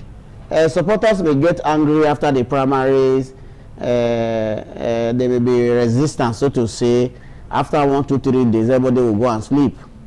The same leaders will sit on the table and say, guy, what are you looking for? Is it not money? We will give you. Relax. That is what is going to play out. I don't see any backlash coming from any of the candidates, because when they tell you they are party men, they understood clearly what being a party man means. It simply means if I obey the instruction of the party leadership, I will not be thrown underboard. That's the reality. But the truth is that a man who has ambition, who wants to say, I am a senator, I'm a honorable member. These are dreams that people express every now and then. But the reality is that that interest you have is predetermined by some persons. And if you are not in the same book with them, you are not in the same line with them, the likelihood is that you may have very strong ambition, you may not realize it on the party platform. If you watch what the honorable members of the National Assembly did, whether senators or House of Rep members, is to make that law that say you cannot leave one party to another within this period. In the past, after this primary, you can still buy form in another one. But by making that law, it forecloses the possibility of people moving from one party to another. So what I'm going to tell you is that whatever is the outcome of today's primaries, people may raise objections, but after 1 or 2 weeks, it will end. If you go to court, it will not serve. The Supreme Court has established that party primaries, election of candidates is a party affair. So there is no court case with that. It is the man who is able to manipulate the leadership of the party to support him or her that is going to have his way. All right, let me come to you, Dr. Austin Aigbe. There's something quite interesting about the electorates. I mean, once the primaries are done, the next stage of the build-up to 2027 will be the election proper. And then we are moving from party members to the electorates. Over the years, we've seen that there is a characteristic of voters in Edo South, particularly within the 3 major metropolitan local government areas. We have Ego, we have Oredo, you have Ego, you have Ikbobaoha. Today's primaries for the APC, given that there's some level of perception about the party, its leadership, and its governance style in terms of impact on the lives of the people. How do you think this outcome of primary will shape, the election itself? We saw how Senator Ned Imasuen came to power on the obedient movement, as it were. Some of those misgivings about the government of the day in terms of policies and programs, they are still there. You want to comment on that? Exactly. Yes, you see what is happening is party primaries is one part of the divide. So the reason why people want the party secure ticket, particularly of the ruling party, is because of the advantage it brings. So there's more money, there are more people. So for instance, you see when you are in government, your appointees alone forms a block of voters. So that's why opposition literally rely on the ordinary people. So that's why most opposition primaries are a bit fairer, because they want to throw their best. So they're able to galvanize voter support, not member support. So what you just said about the 2023 election is true. I mean, someone like Senator Ned Imasuen was not in any limelight. He rode on those obedient movement in the same manner many people will ride on the OK movement in the 2027 election if eventually come to the ticket. The same thing happened in 2015 when a lot of senators rode on Buhari's so-called non-corrupt attitude, and that it was going to change Nigeria and make it Dubai. So it's always that an hurricane of following someone that is trusted. But having said that, the ruling party must be very careful. See, the truth of the matter is, part of the challenge that the PDP has today is what is already happening within the APC. I've said that again and again. I provided huge support at some point to strengthening political party system in Nigeria when I was in the non-profit international organization. And I saw part of what we advised PDP against, including internal party democracy, which is key.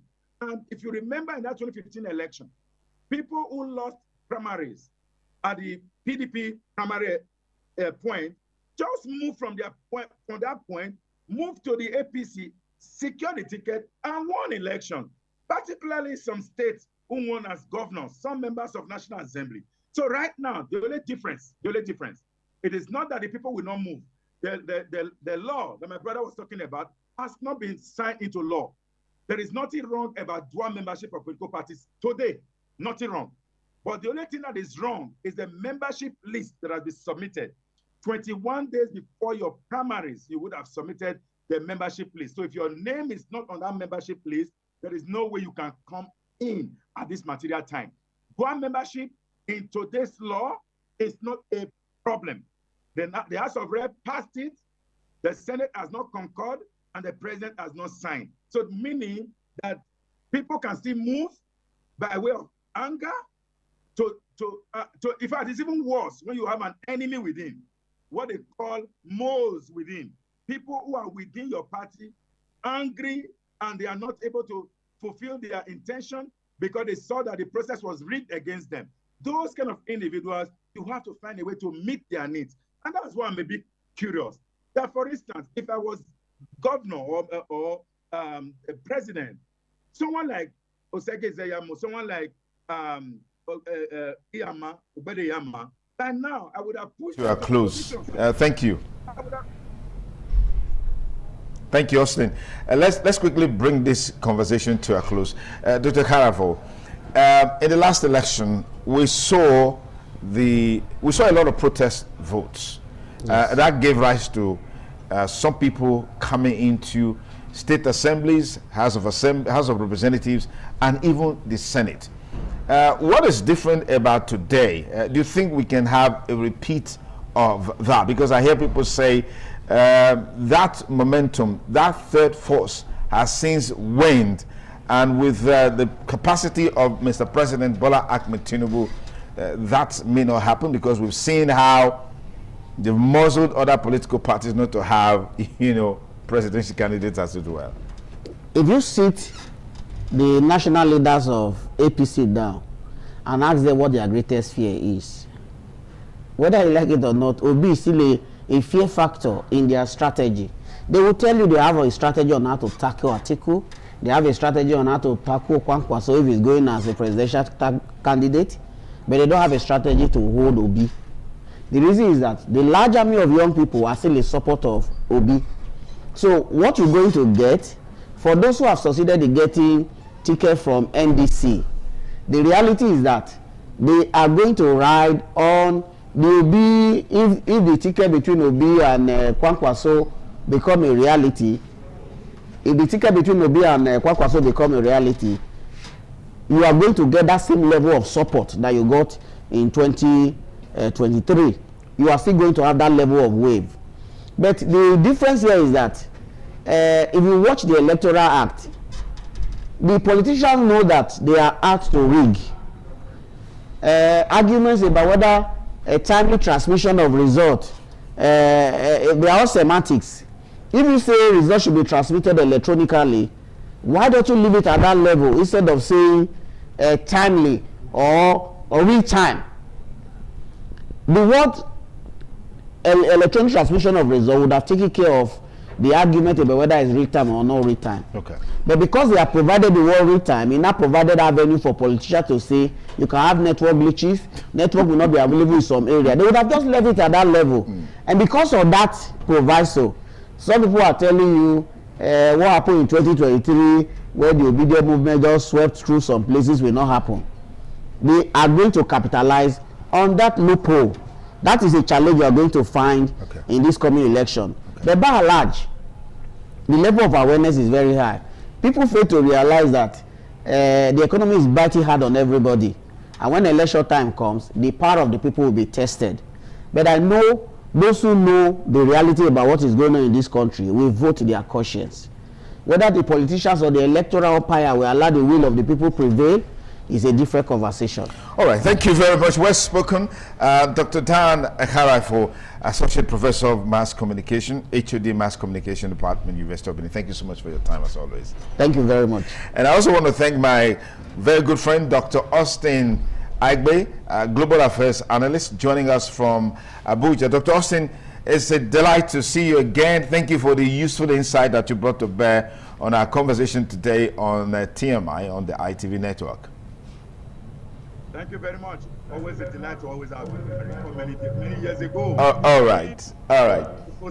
Okay, so our expectations are high for the outcomes of today. But whoever emerges, just know that it's one part of the whole conversation. If you emerge as a candidate of a particular political party, the next phase now is to face the people. What messaging are you going to bring in facing the people? That's why you need to maybe consult and contract people like Dr. Dan Karafo, behavioral change expert, to give you some of those keys to actualize that. Thank you for coming. We'll take a break. We'll be back with you with more conversation on the show.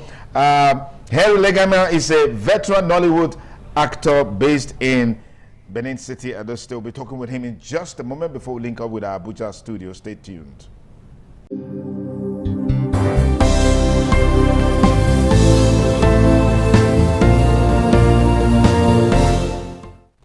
Many thanks again for rejoining us on the program TMI.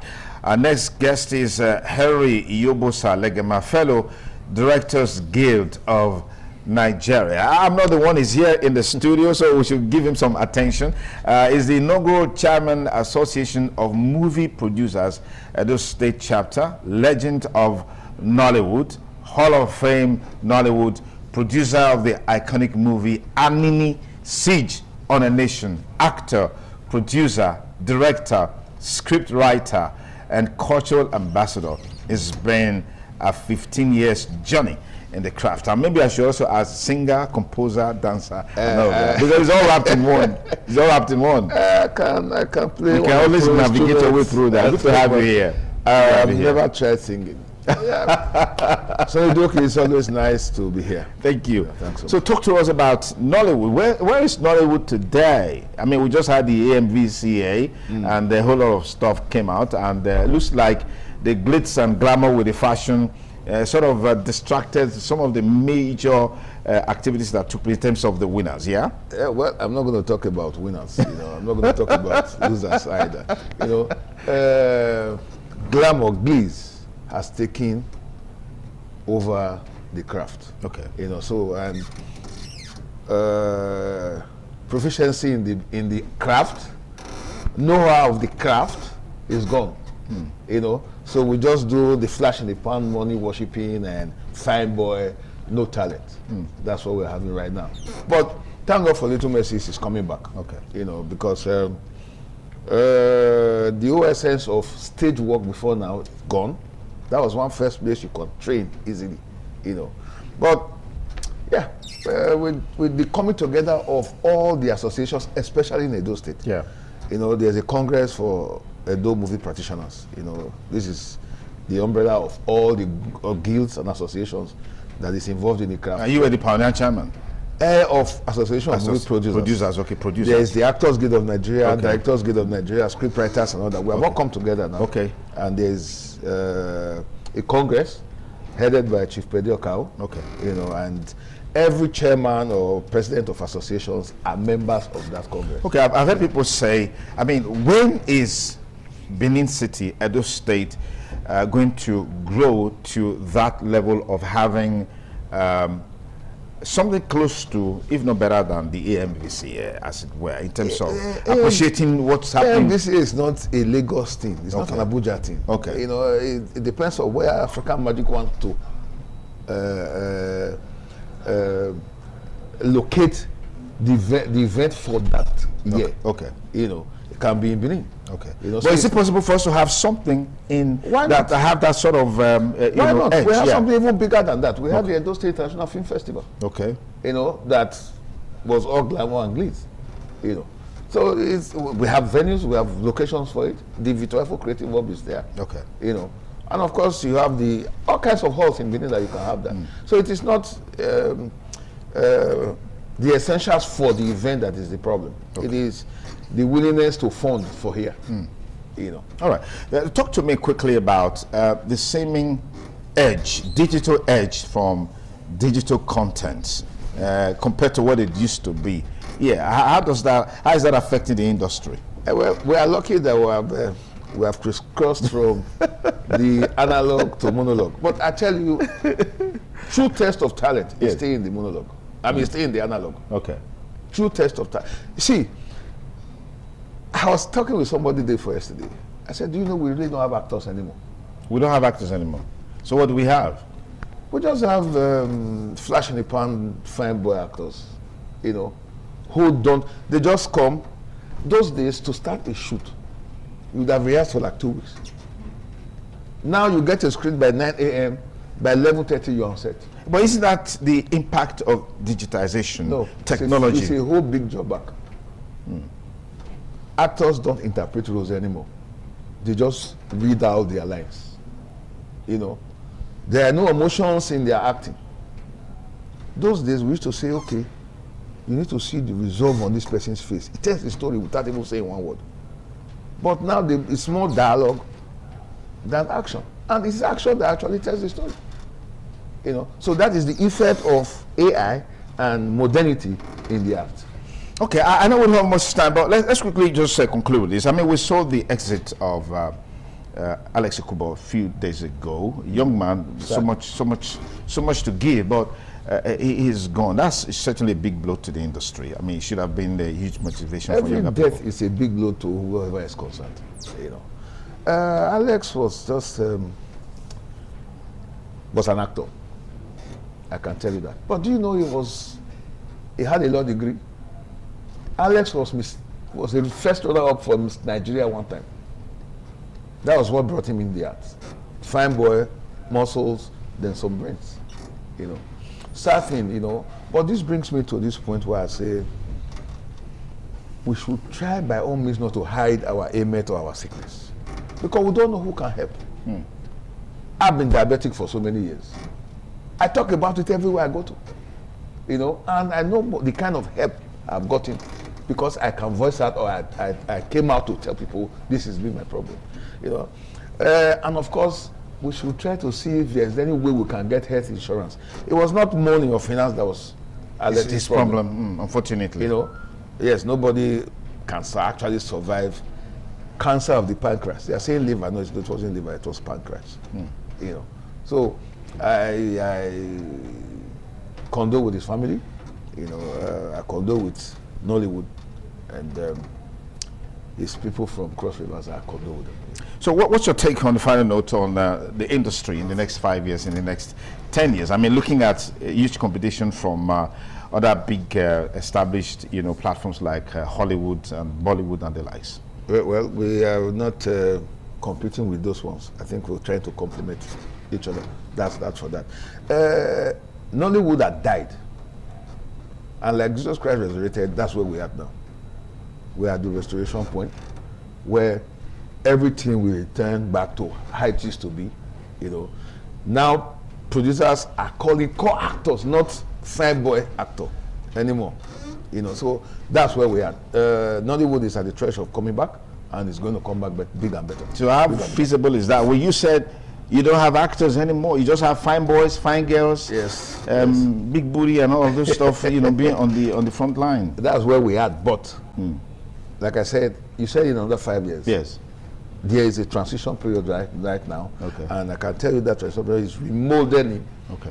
The craft, and I think we will all be the better for it. All right. Thank you so much for coming on the program, Chief Legema Henry Yobosa Legema. Thank you so much for coming on the program. It's the TMI. We will take a short break. We've got Charity standing by from Abuja Network Studio for the rest of the show. Charity, I'd like to see your face. I'm not seeing your face now. I'd love to see your face.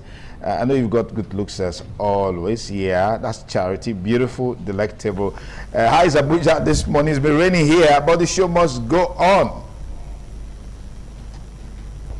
Good morning, Dr. Sonia. Abuja is well, and it showers in Abuja this morning. But other than that, Abuja is cool, and the weather is favorable. Thank you.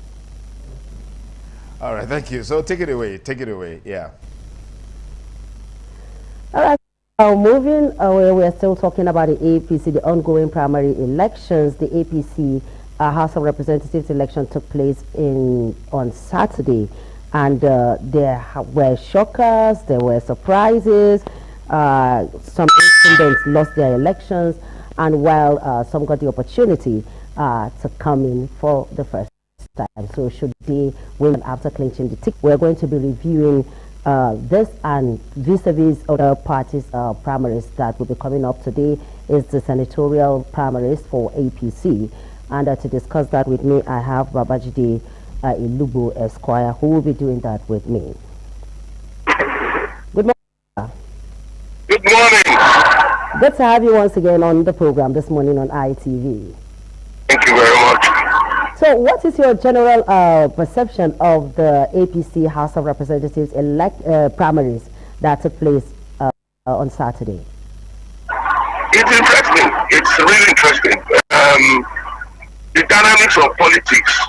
My mentor and political scientist, Professor Yosa Sagai, had said that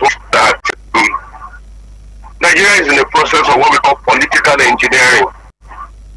That's the way I can describe what you see with the House of Rep primaries, of the APC, where in spite of the locus classicus, there will be the outcome of the attempt by our dear brother Obi Kubana clinching only 14 votes.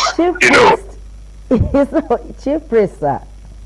Oh, he was the Chief Priest, okay. Chief Priest Kubana. Obi Kubana is another person, so this one is Chief Priest. Okay, I was speaking to them over Chief Priest Kubana. Hello, sir.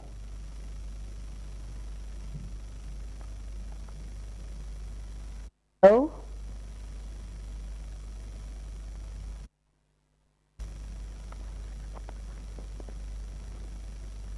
Hello, sir. Well, the network is, we lost that call. I will have to call him back. Like we were discussing, the primary elections, the House of Representatives APC primary elections came with surprises. Incumbents lost to newcomers. People that in 20 were able to get to come back.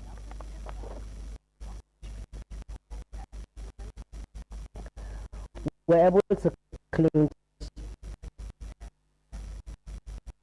their tickets, and they got back. So should they win, they will be coming back to the House of Representatives. And one particular surprise also is that the son of former late President Muhammadu Buhari also claimed the tickets from Katsina, and we have incumbents in Plateau, in Benue State as well, and there were incumbents also from Delta State that have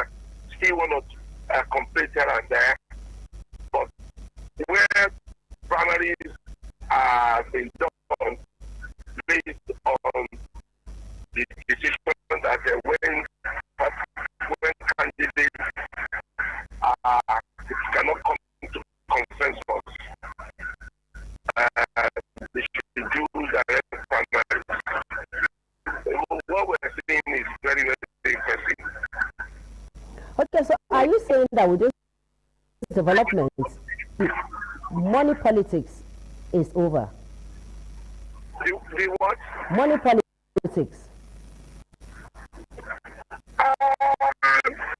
Well, it's an hybrid. I will not want to say that because I don't have the empirical facts to justify that.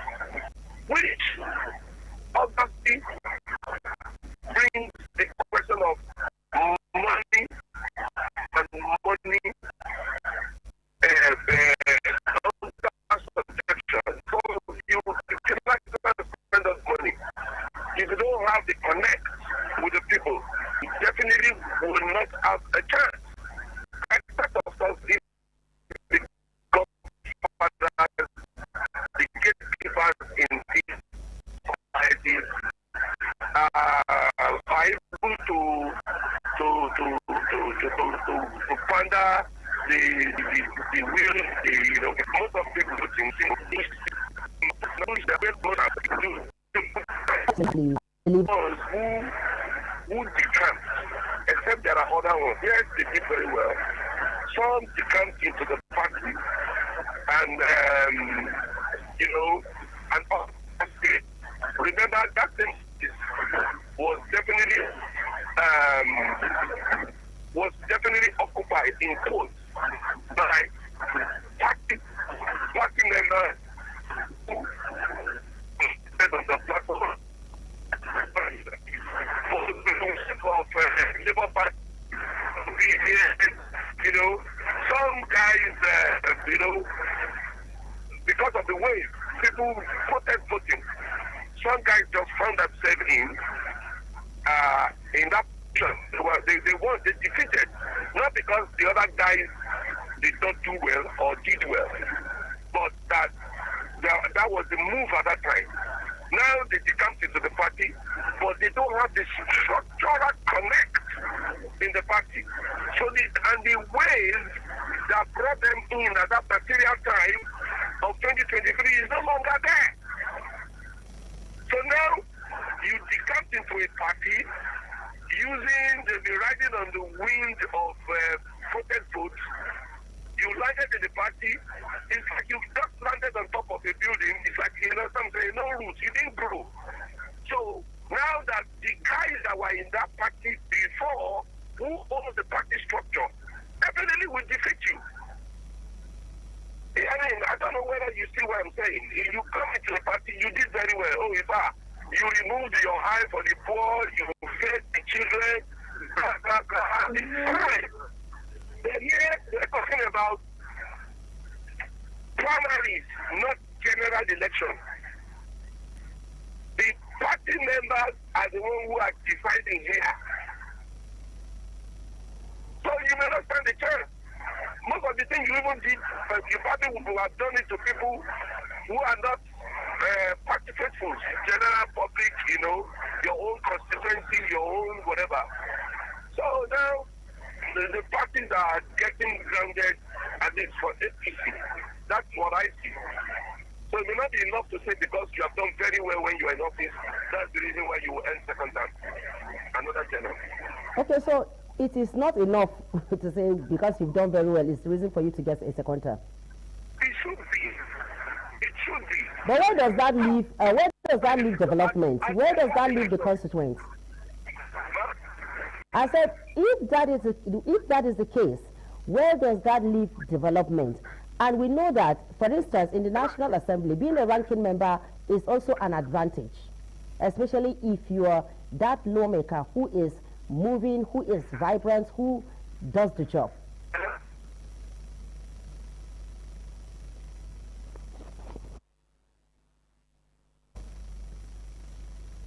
Hello? Hello? Hello? We will take a short break, and when we return, we'll continue this conversation.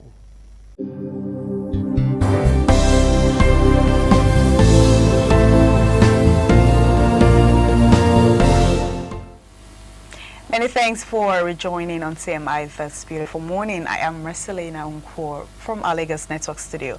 And our guest this morning is Honorable Said Ajadi. He is an Accord chieftain. Hello, Honorable. Good morning. Good morning. Thank you for having me.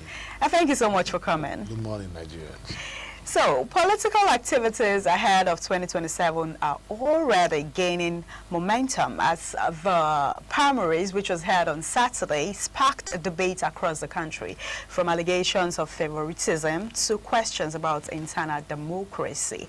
The APC primaries have once again placed Nigerians' political structure under public scrutiny.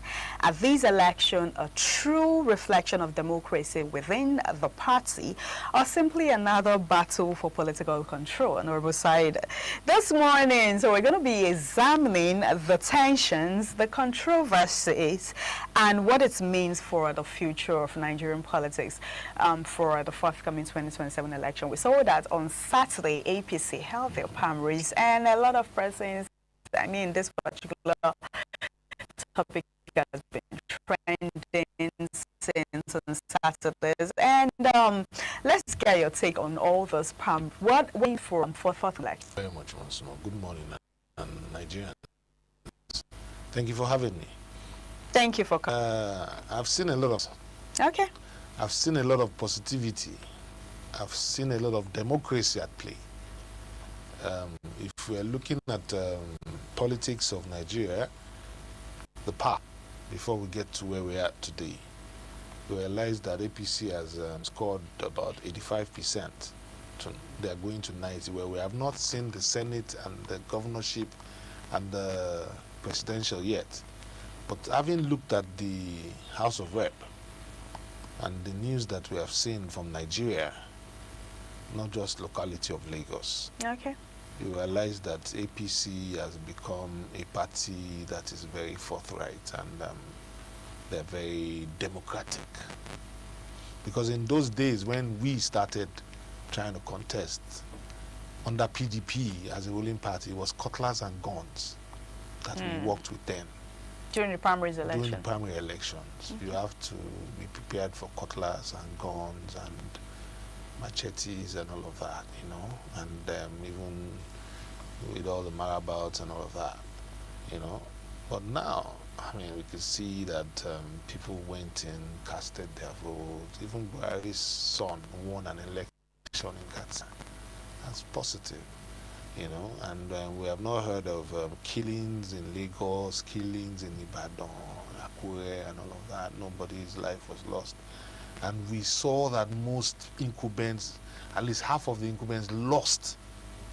That's a fantastic news for me. Oh, you think that's a good one? It is a positive news for democracy. When you can upturn the sitting House of Rep people and take them out, a lot of people there are neophytes. Nigeria is progressing. Nigeria is moving forward. Party politics has increased positively. That's positive for me, because when you look at it statistically and look at 2023 election and look at 2019 election, it's a far cry. Some of us contested under PDP when Adedubu was holding sway in the southwest. We couldn't do the primaries, and they announced his son as the winner. And his son was sitting next to me in the Olubado Stadium, and he was not even screened. And they announced him as the winner. And they announced him as the winner. Adelele, he was not there. I was there. Sheyi Makinde was there. Testing Ferrari was there. The son of former premier of Akitola, Yomi, he was there.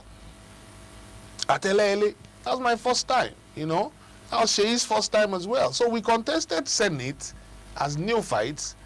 And it was guns and cutlass. They came with coasters, 4 coasters. Azim Bolarumi was deputy governor there. He was there with Adedubu into the state stadium.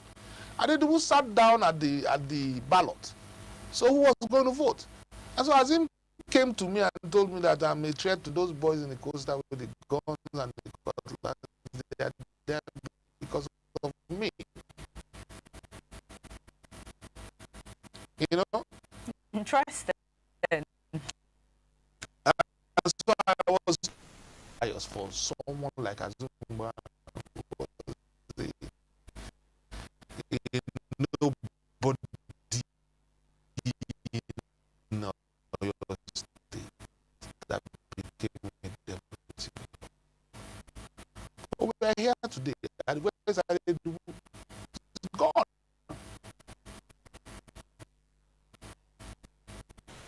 What is showing with the people now that the reality is that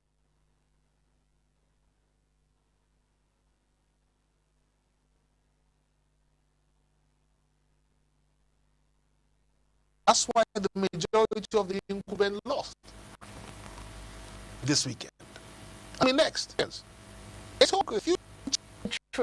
Yes, they left. Some more people are in NDC now. That's democracy. It's not a one-party state. It's free for all. INEC is an umpire, non-biased. INEC registered parties, more parties. So it's giving Nigerians the opportunity to contest. So if you are not okay with the ruling party, who was an opposition party before, you can join any party now and still contest election. It's about popularity. It's about the people and their will to give you power. So let's see what's going on. For me right now, okay, Nigeria has moved positively forward and is a good example from the APC. Now where is PDP? PDP promised to rule Nigeria for how many years or forever? Where are they now? They have imploded completely. So the only man that was standing in PDP has also moved to APM. So it's a shame. Imagine PDP non-existent in 2027 election. That's a fact, right? That's telling you that Nigeria has moved forward. But I mean, they're still there. PDP. How many people will contest under PDP now and win elections? Very few. The gladiators have moved from the so-called PDP was the main party before. They moved from the PDP to the opposition. Majority of PDP now, they were once in the PDP, but they've moved. Some of them governors, senators, and that, like that.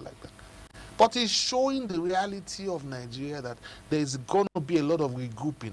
And thank God, INEC has given timelines for all the things we need to do to succeed in the 2027 election. So let's look at what's going to happen. So let's talk about the incumbents. Don't you think they are being unfairly protected by the party structure? The incumbents? Yeah. No. They've given it. That's why I said to you that APC has shown that they're a democratic party. They gave consensus and they gave direct primaries. The person that lost to Buhari's son, Buhari's son got about 12,000 votes in the direct primaries. The other person got about 700 votes. And he said that it was lopsided. How could it have been lopsided?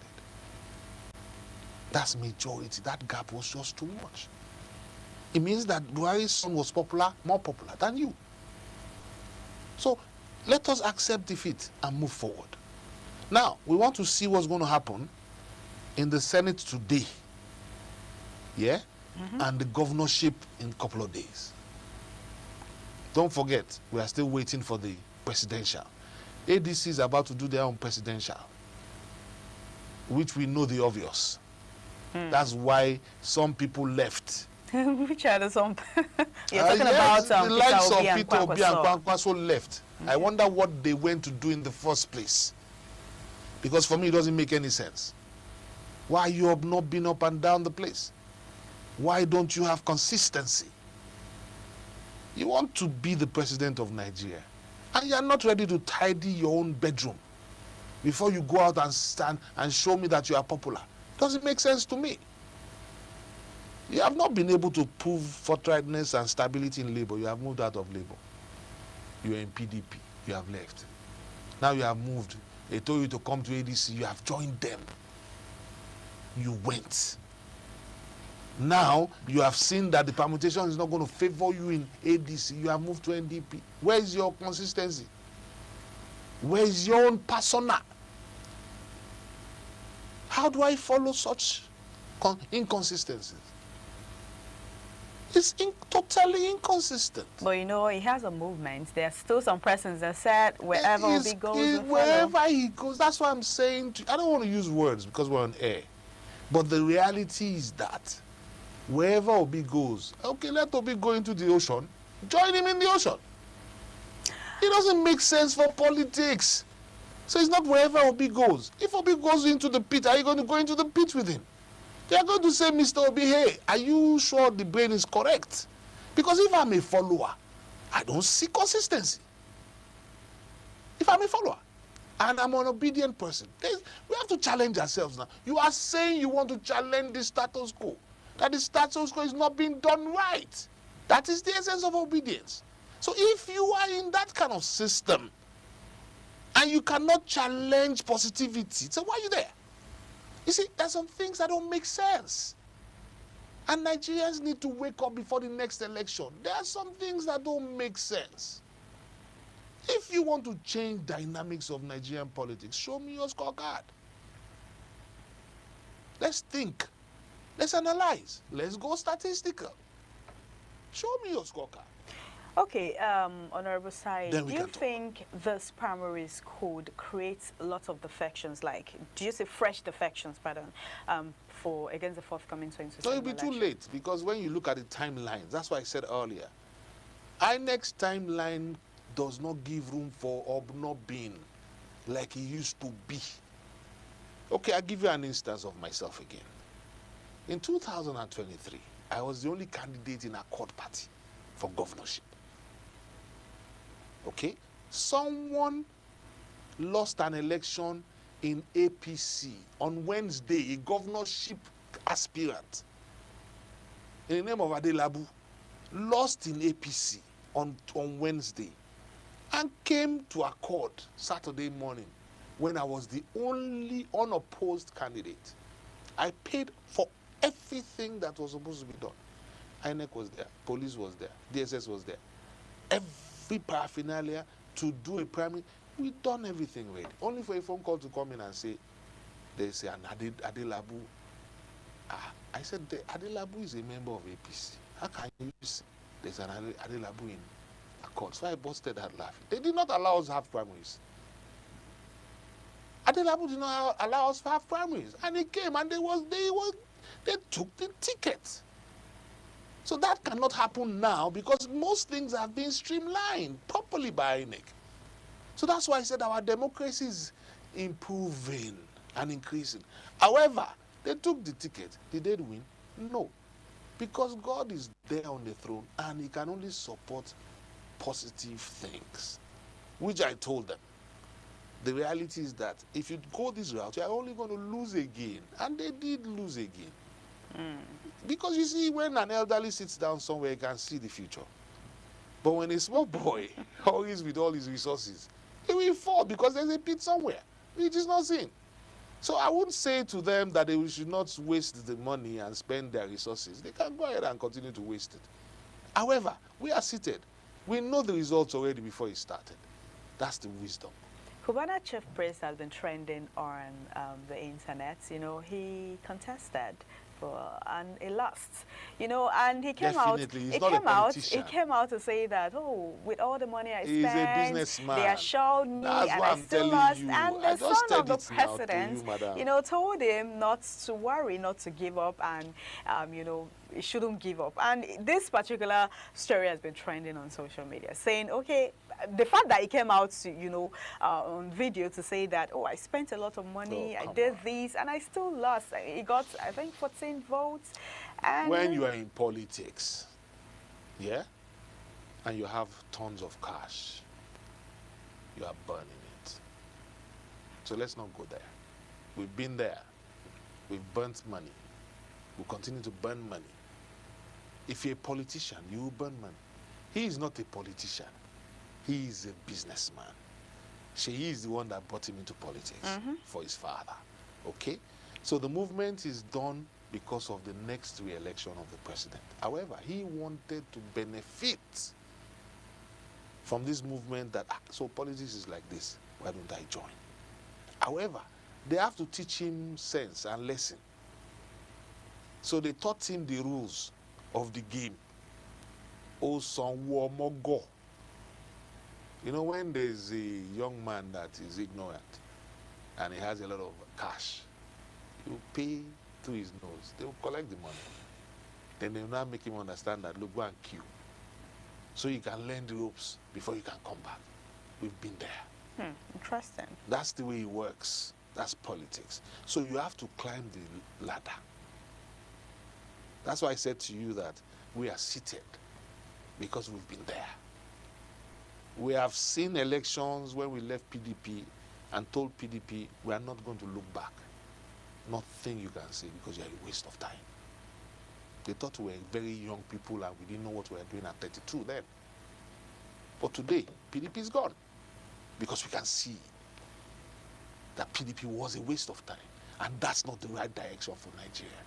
It's clear. And that's why we left with Ladoja. 3 months. We got House of Rep, House of Assembly. Because they did not give me the Senate, we lost. Because they did not give me the Senate, we lost the governorship as well. Because I told him, my leader then, almost a governor is not a governor. But we will make sure we prove to you that we have popularity. So give to people their tickets and they will win. And they won. So the next morning after the election, I went to his house and I told him, 7 a.m. I said, Baba, but I told you, you think I'm here because I have a purpose. If you don't allow me, how do you allow yourself? It's give and take. So we were going to give back to him because he lost. He didn't hold it tight. Adedobu took the leadership from him, but because he had support from the incumbent president, he got back the seat. But he wanted to go again. So we told him, if we support you and you do the work, you will get back there. But if you look at us as small boys and dictate to us, unfortunately, you are not going to be. Okay, Honorable Sai, so what does this tell us Nigerians about the state of internal party democracy? Fantastic development is coming. Yes, that's why someone like Cubana can lose with all the tons of cash. Do you understand? So it's not money speaks no more. Nigerians have started using their brain. We're not just taking money from politicians, no. Even if they bring the money, we'll take it, but we'll do the right thing. That's what they did to him. So he's going to go and learn the ropes, how it works, and how to be a politician. He's even lucky. Some lost their lives trying the first time. Yes. If I had insisted with Adedubu the day he came because he was afraid, they had got, the ballot was given already on Friday night in his house. I had copies of the ballot we were supposed to use on Saturday with Akara and 500 naira. How about that?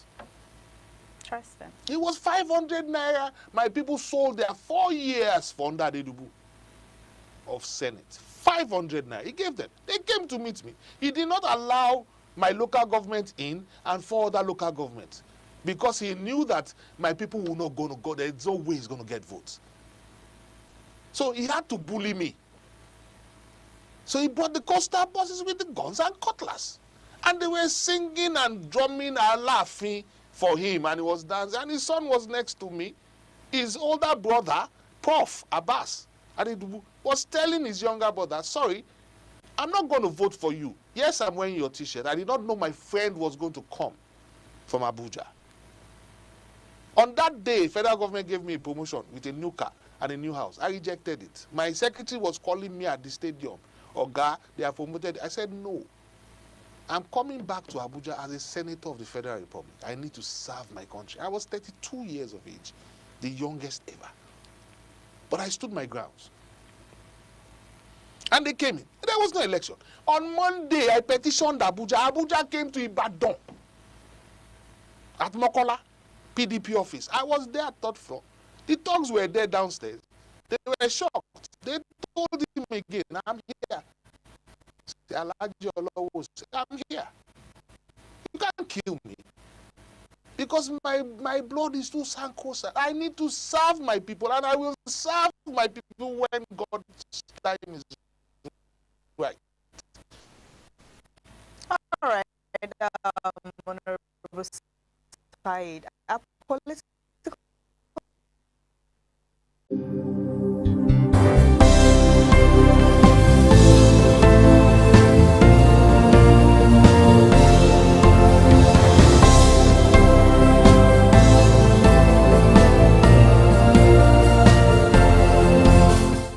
themselves. I was a member.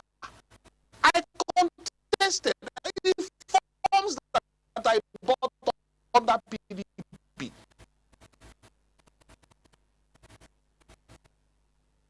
For millions. I can't buy it with Yalakara at 20 naira. Because we gave them all. Yes. Look at them for Basojo. Because it's a single monopoly all around Nigeria now. He's the only producer because it was the people that benefited from all the sales of Nigeria's property and his courts. That's what created more mega billionaires. Because you cannot manage an entity does not mean the whole of Nigeria cannot manage that entity, for goodness sake. You are saying you have a headache. So if you have a headache, are you going to cut off the head so that the headache can stop? That's what they did to Nigeria. They decapitated us. But some of us said we are not going to go and wash toilets in London because we used to go and spend money in London. We're not going to go and wash diapers of elderly women and men. We're not going to go and wash dead bodies. And we're not going to go and do fraud. We're going to stay here, work hard, and make a difference. And our children and our great-grandchildren can see the results of hard work, strategic work. That's why we remain. We go to London every 3 months on holiday to go and shop and go and play, not to go and work there. So it's a different journey. And so we have to bring it back that we are not poor people. We've got intellect. We can compete anywhere in the world as Nigerians. Give us a level playing field. Then we'll make a difference. Look at Money Point. Who is Money Point 5 years ago? Who is Money Point 5 years ago? Who is all paying 5 billion?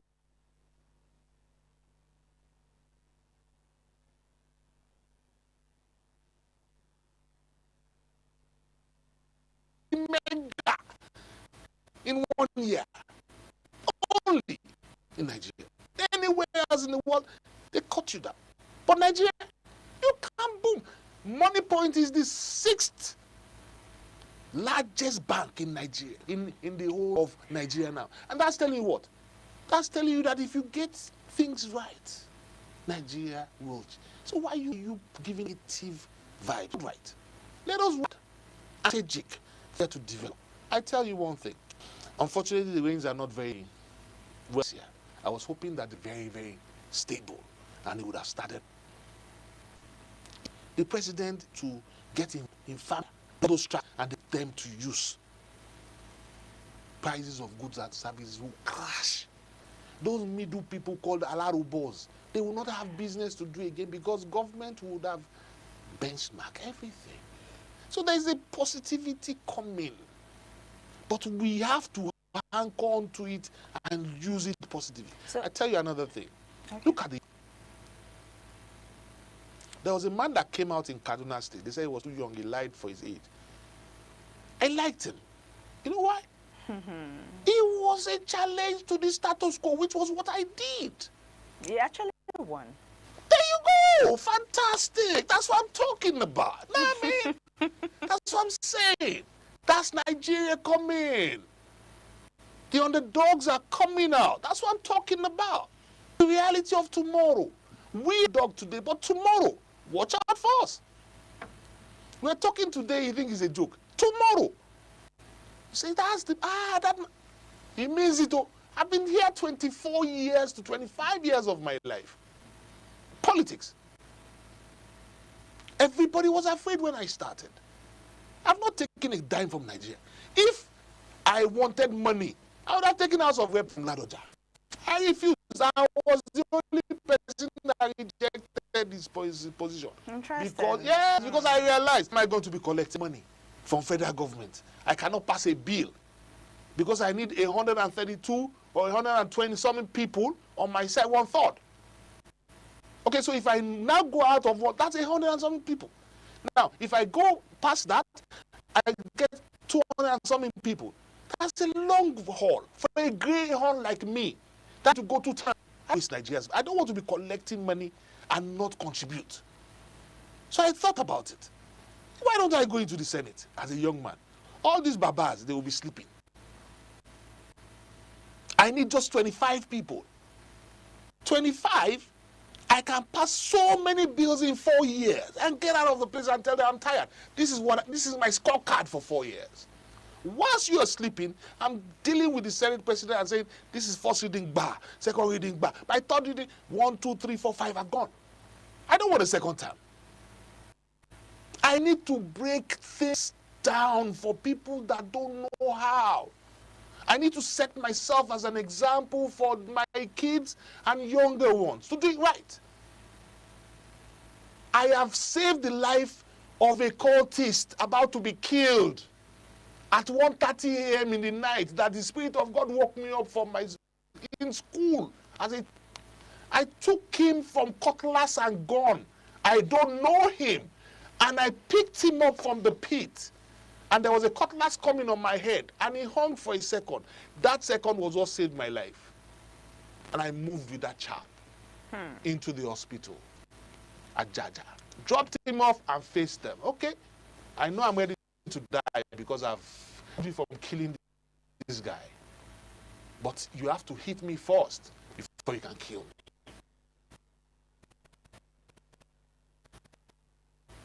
And so I your life.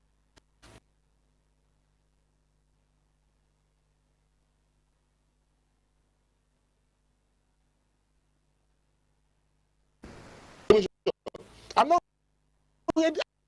I'm not afraid of my That's why I mean, when immediately Peter Obi defected and Kwankwaso defected to the NDC, we saw that 70 reps member defected with him, and a lot of been defecting to the ADC. So NDC, pardon, NDC. NDC also is looking like a strong opposition party. So we are interested in opposition. That's why Accord is also a strong opposition in some places too, like Osun State now. Okay. You can see Accord. We worked for Accord. Accord was dead. But we picked up Accord because we are patriotic. I have a white chest. So that means that the work that we are done is showing. That's an opposition party as well. There's development in the politics of Nigeria. That does not mean that they are going to Kano State. The Kwankwasia won the last election in Kano State. The governor was the Kwankwasia, correct? Now, Kwankwasia left Kwankwasia, told them.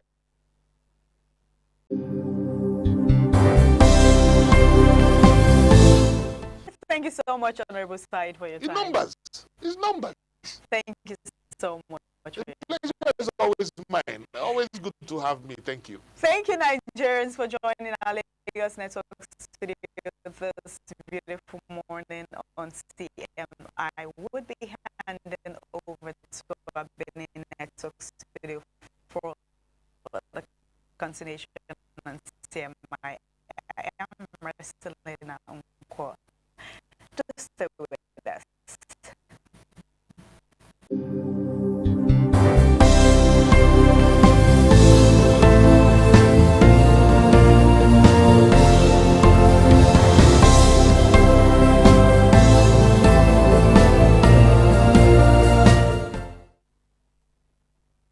Good morning. This is TMI Socials. Welcome to the street of social media, the city that truly never sleeps. I am Anuoluwakbo Stevens. Or better still, call me a social media butterfly. Now we'll begin with party primary politics, where over the weekend we saw hashtag Chief Kobe Cubana trending online as Pascal Okechukwu, popularly known as Cubana Chief Priest, has reacted to his defeat in the All Progressive Congress APC primary election for the Osu-Olu-Oru East Federal Constituency seat in Imo State. Now, the celebrity businessman who serves as the Imo State coordinator of the City Boys movement had sought the APC ticket to contest for a seat in the House of Representatives. While reacting Even after the outcome of the primary election in a viral video, Cubana Chief Priest said he had no regrets contesting for the position. Still, he expressed disappointment over what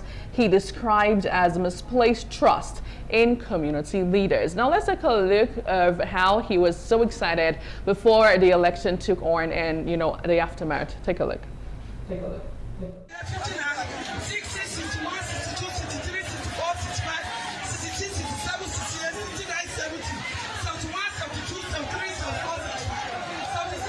Yes, so APC is taking care of me. Yeah. They don't want to child. They don't want to they got one money. Is that what I say? No more time, bro. Yes, okay.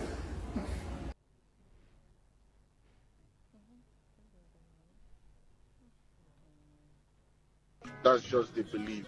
Never accept defeat and say, oh, give it to you, say, try.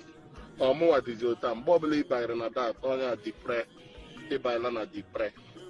But when you wake up, you look when we got a cake, we got Kanubi in the mirror, it's a tie of the boy, the bad. He has shook it up. As only about Equequele. Equequele, I got my pottery, Equequele, the mother cook inside. They say in Aptazi in a street to link up with guys. She just plays now.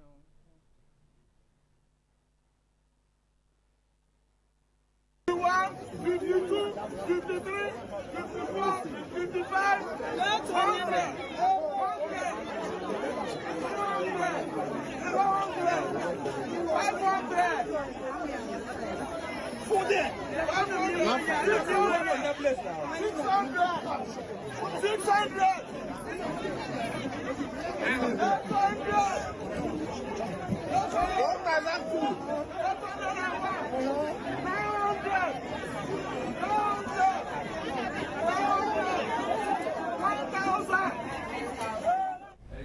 Oh well, Nigeria. Now reacting to this online, let's see what you have been saying, especially with Cubana Chief Priest. Now this user wrote on X, Cubana Chief Priest, how market? After all the City Boys movement and ruling with the president, you still couldn't win the House of Representatives ticket in your state. Another user reacting to this wrote, let's see what we have. I just read that Cubana Chief Priest got just 14 votes out of 2,845 cast in the APC primaries. Okay, that's less than 0.50%, which is not even up to 1%. Laugh out loud. Well, still on this bit, this user wrote, let's see what we have. This one says, Cubana Chief Priest, to small support where you support Tinubu, you go run buy ticket for House of Representative. Now, you don't make financial mistake from the school of Gege. Now, away from that, let's go over to Oyo State, where over the weekend, terrorists on Friday invaded 3 schools in the Orirere local government area of Oyo State. Now, killing, according to report, an assistant headmaster, abducting teachers and pupils, and throwing several communities into panic in what residents described as one of the most coordinated attacks on schools in recent times. Anyway, let's take a look at the videos that went viral. I'm from Ibadan. I'm working at First Baptist Church of Ogbomoso, Yawota area. Yesterday, the people of the young people came to our school, and we are making now both the teachers and the children. We are all here. We need help from the federal government and the state government, both the church, First Baptist Church, Yawota, and the community. We need your help so that these people will release us. Please help us. Please help us. We need help from our president. We need help from our... Yeah. Start. I am Mrs. Alamu, FR. I am the principal of Community High School, Esele, in Orire local government of Oyo State. On Friday, around 9:30, we were attacked by a certain group of people, and a good number of us were abducted. The staff and the... Now let's take a look at reactions on this tragic incident. We start off with this user who wrote on X, Barely a week ago, Seyi Makinde announced he is running for president to massive support and a possible shift in the politics of the region. All of a sudden, terrorists kill a teacher and kidnap 45 kids in Oyo State and have released 2 videos in under 24 hours. Something smells fishy. Another user still on this beat wrote, let's see what we have next. This user says, where is the Nigerian police? Where is the DSS? Where are those security agents that can quickly track and arrest the Banga boys so they can't track kidnappers too, or trace? Okay, now the Nigerian security system is a joke, so they cannot quickly track the location of these people. I rest my case. Away from that, over the weekend online, Nigerians went to the social media account of the World Bank to tell the World Bank not to further give the Nigerian government any loan at all. Now, this actually caused the World Bank Instagram page to restrict comments following Nigerians opposing the plans by the federal government to secure a fresh $1.25 billion loan facility under President Bola Tinubu. Now let's have a couple of tweets we gathered from the World Bank's page on Instagram. Now this Nigerian on World Bank page wrote, stop the loans, you are sending us into debt and funding politicians' luxury lifestyle. Another user on X wrote, on Instagram, this one wrote, stop the loans, they are using it for their personal gain and not for the interest of the country. Well, still on the story on Instagram, this user says, we Nigerians are here to beg you, stop borrowing money to our leaders. And it was really, truly hilarious with all of other comments online. But we'll quickly move away from that and move over to Good Luck Jonathan, where in a video that has now gone viral, we get to see a priest advising former President Good Luck Jonathan not to contest in the 2027 general election. Take a look. Take a look. Excellency, Dr. Goodluck Jonathan, happy that they took you to court. And I'm happy that the court said what they said. And we don't want you to spoil that good name. And please,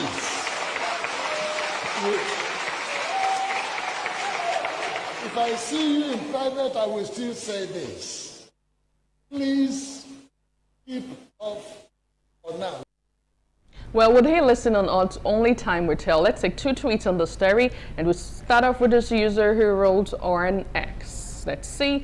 Very selfish statement. Politics determines the future of this country. When he needed Nigerian support, we supported him. And when Nigerians needed his adamant. He may as well take a stand on the happenings in Nigeria, but his name is more important than Nigeria, I guess. Another user wrote on X. This one says, anybody advising him to contest is not a good fellow. Read the room. It gets why. Well, we wrap up TMI socials today with the official song from the World Cup. It has Shakira and Nigerian singer-songwriter Burna Boy. They have both come together to release the official World Cup song for 2026, and they call it Dia Dia. Now let's take a listen.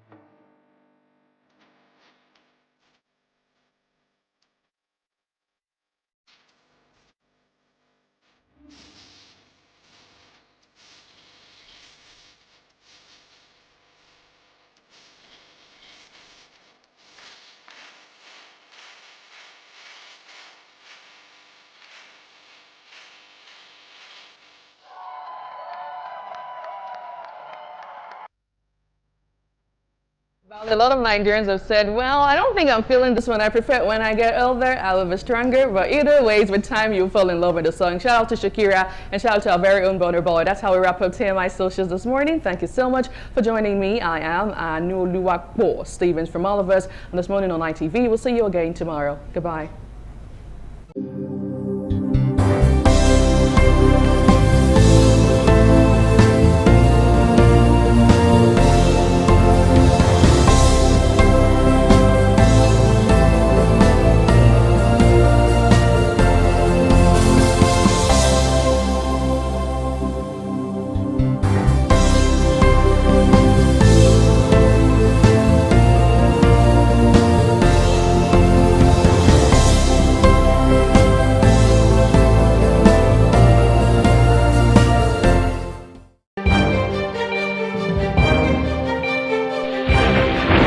This is ITV. Certainly the best.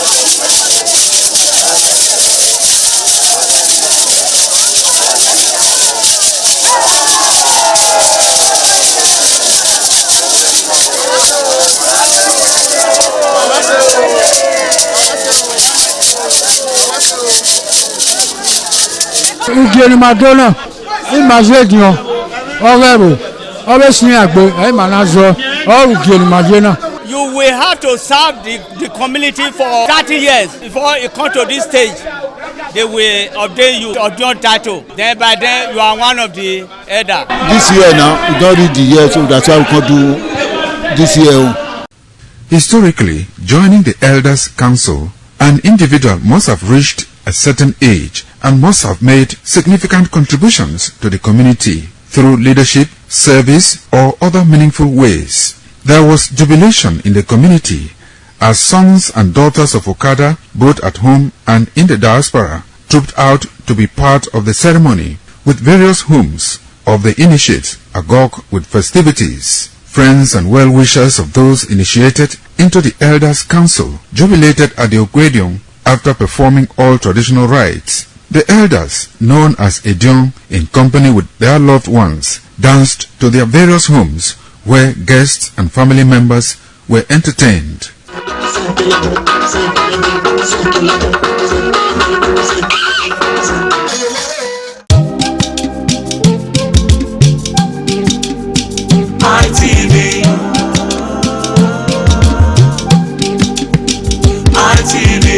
ITV, certainly the best.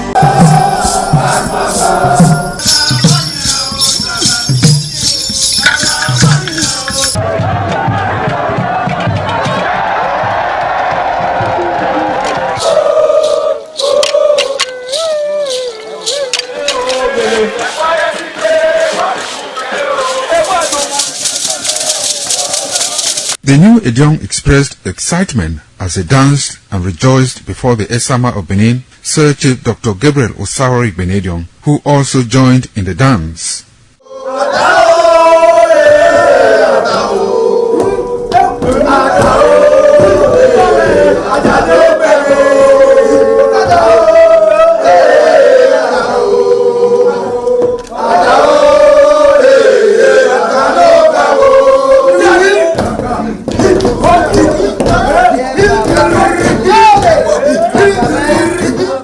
As visiting and paying of homage to various homes of senior elders continued, the initiates spent 7 days performing diverse kinds of rites as required by tradition. They were furnished with rules and regulations regarding their new office as Edion.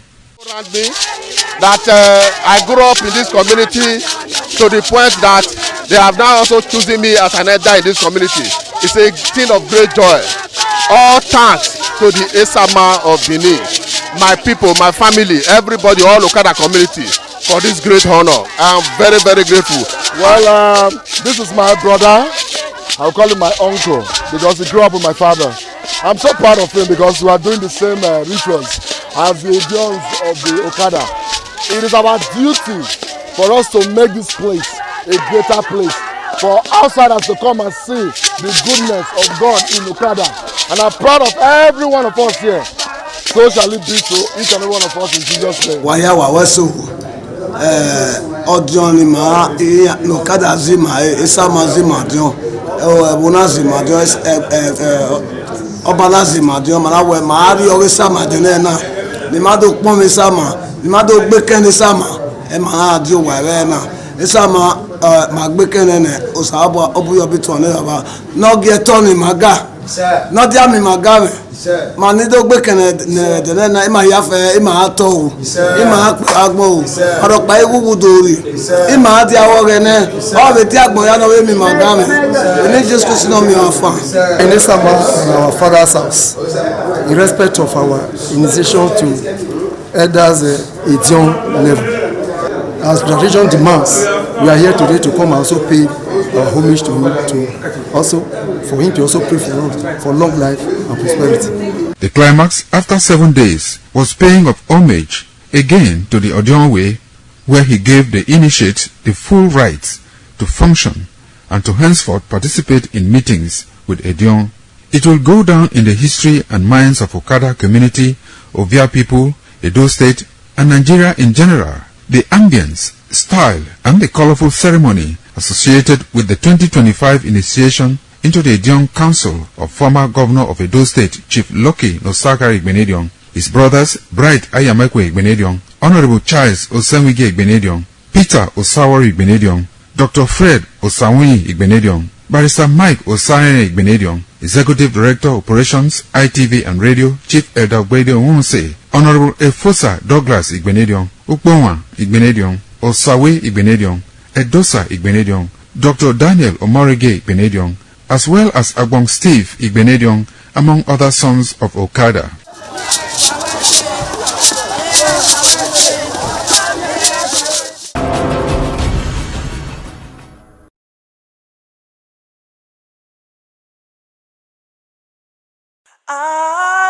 ITV, certainly the best.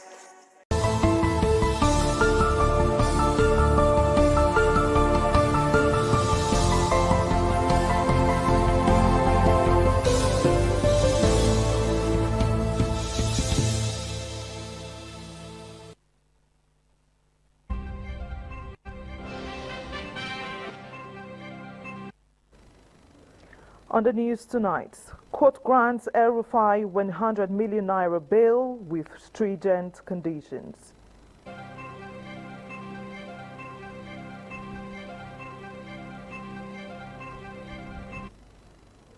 Developer of Abuja collapsed building faces arrest as Wike orders investigation.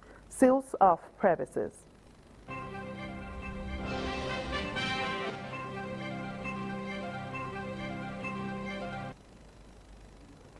Edo APC holds senatorial primaries.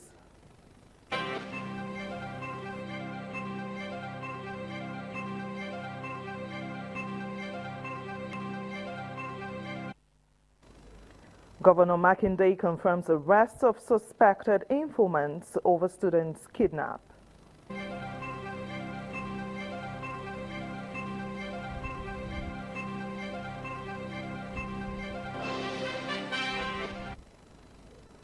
And stakeholders commend turnout of Lagos APC members during primaries.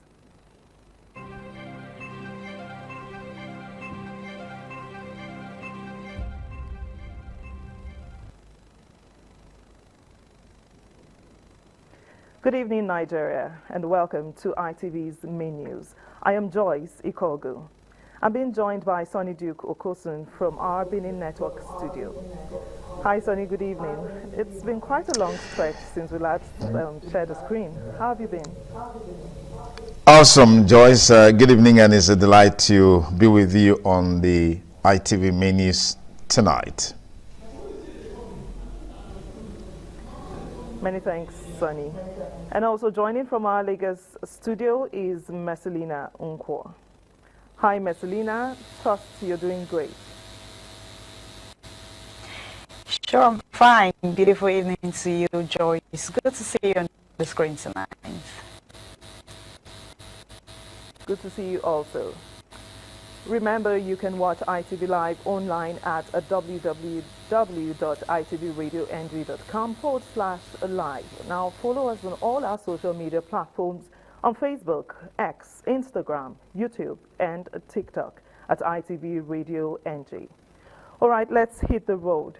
The Federal High Court in Abuja on Monday granted bail to former Kaduna State Governor Nasir El-Rufai in the sum of 100 million naira over charges bordering on alleged breach of national security. Justice Joyce Abdulmalik, while ruling on the bail application, imposed stringent conditions for the former governor's release. The court held that the surety must reside in either Maitama or Asokoro district of Abuja and must deposit the original certificate of occupancy of a landed property with the court's registry. The judge further ruled that the surety must be a civil servant not below grade level 17 and must provide evidence of salary payment for at least 3 months, authenticated by a bank manager within the court's jurisdiction.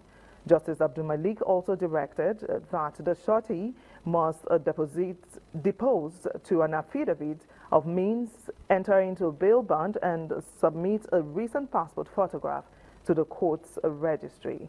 As part of conditions, El-Rufai was ordered to deposit all valid international passports with the court. The Minister of the Federal Capital Territory, Nyesom Wike, on Monday orders a full-scale investigation into the building collapse in Abuja. The claimed 5 lives, directing that the premises be sealed off immediately. FCT correspondent Joy Igoche Ehiakinat Wike also discloses that an engineer linked to the collapsed structure has been arrested, while the developer will equally face arrest. The FCT Minister, Nyesom Wike, visits the site of the tragic building collapse in Gudu, Abuja, where the FCT administration confirms 5 fatalities. Wike describes the incident as very pathetic and orders scale investment, along setting up of a panel to unravel the cause of the collapse. Very pathetic. Nobody's happy when you lose somebody. Again, it's what I always say that developers should allow government thoroughly to supervise whatever construction that is going on. Nobody will want to make policy that will retard development. But again, we know that when you are constructing buildings of this nature, the lives of the people is very, very important. Very, very important. And so it has happened, and they have told the Director of Development Control to seal up the premises. We're going to set up a panel to really look at what really happened. And then one of the engineers have been arrested. From there, we'll get to the developer, and the developer will also be arrested. So government is taking over here. The Director of Development Control will be able to their preliminary investigation of what was responsible. I don't want to make a comment so that nobody will say that, oh, I said this, and so the result of the panel you have set up has seen a different thing. The minister stresses that strict compliance with building standards, including soil tests and the use of quality materials, remains critical to preventing future disasters. From Abuja, Joy Igoche Herkina, ITV News. On the Chief of Army Staff, Lieutenant General Waidi Shaibu has ordered a renewed onslaught against terrorists' commanders and their foot soldiers after the elimination of globally ranked ISIS commander Abu Bilal al-Manuki through Nigeria-US collaboration.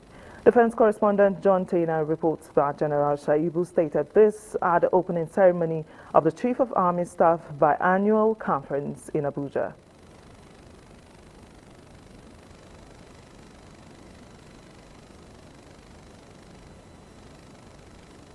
The Nigerian Army hierarchy and commanders convened in Abuja for the biannual Chief of Army Staff Conference to review its theater operations in a bid to strengthen deployment in areas that are needed. As the volatile security threats continue to evolve, the Nigerian Army seeks to reject its operational engagement to contain the changing threats. Speaking while addressing the commanders, the Chief of Army Staff, Lieutenant General Waidi Shaibu, says stronger collaboration among countries and security agencies is key to winning the war against terrorism and other violent crimes. The recent collaborative offensive operations conducted by Nigerian and American forces, which successfully neutralized the globally ranked second in command of the Islamic State for Iraq and Syria, Abu Bilal al-Muniki, represent a major milestone in our collective counterterrorism efforts.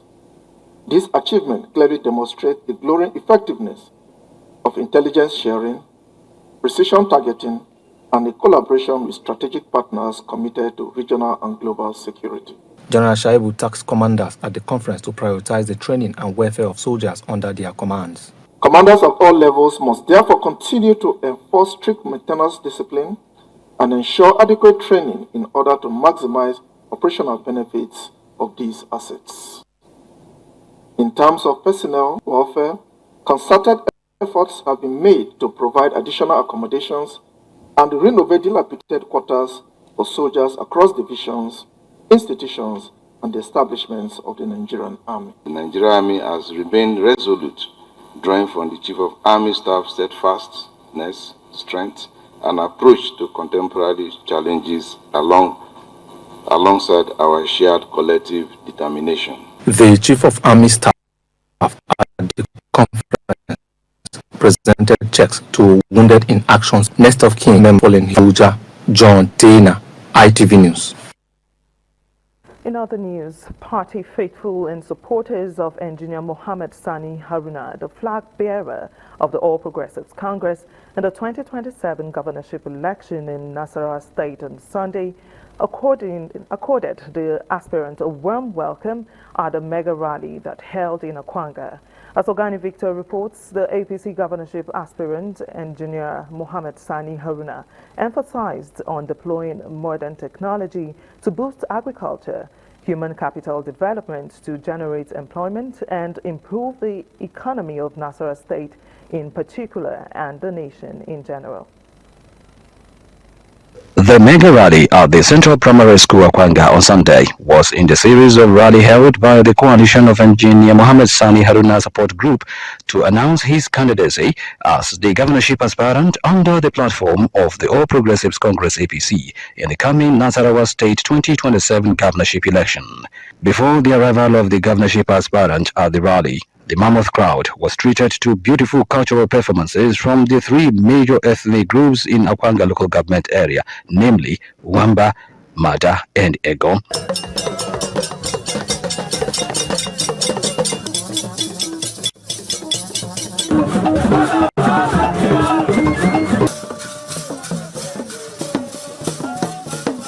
When engineer Mohammed Sani Haruna, however, arrived, he told his supporters that his mission was to equitably distribute the resources of Nasarawa State if voted into power. The sky will be the beginning of your journey. Is it me? Yes! you know? You know this? And I also promise you by the grace of God, and if you trust, I will pay the resources. Mohammed Haruna was also quick to add that in the era of scientific and technological breakthroughs, he would employ science and technology to boost the economy of the state and add value to lives. We have demonstrated that we can bring smart agriculture, smart mining technology and processing in these states for the benefit of the citizens. And that is what we demonstrated by establishing agricultural machinery and equipment development institute in Latvia. Thursday next week is slated for the Nasarawa State APC governorship primary election. In Akwanga, venue of the rally, Organi Victor, ITV News. You're still on to ITV's main news. From the nation's capital, we now take you to our Benin Network studio where Sonny Duke has more reports. Over to you, Sonny. Thank you, Joyce. Moving on the ITV main news tonight, Pastor Osagi Ezeyamu has emerged winner of the APC senatorial primary election for Edo South Senatorial District. Pastor Osagi Ezeyamu polled 33,399 votes to defeat other contestants. Mousa Ugiagbe has details. Announcing the results at the APC Senatorial Collation Center, the returning officer Abubakar Mohammed Kabiru said Pastor Osagi Ezeyamu scored the highest number of votes with a total of 33,399 votes. Kabiru thereafter declared Pastor Osagi Ezeyamu winner of the Edo South Senatorial primary election. Following the election in the 77 wards of Edo South Senatorial districts, the collated results have been returned for the aspirants as follows. Senator Nega Imaswe, 5,107 votes. Engineer Omorogi Obede Ihama, 12,560 votes. Pastor Ozaki Izeyamu, 33,387.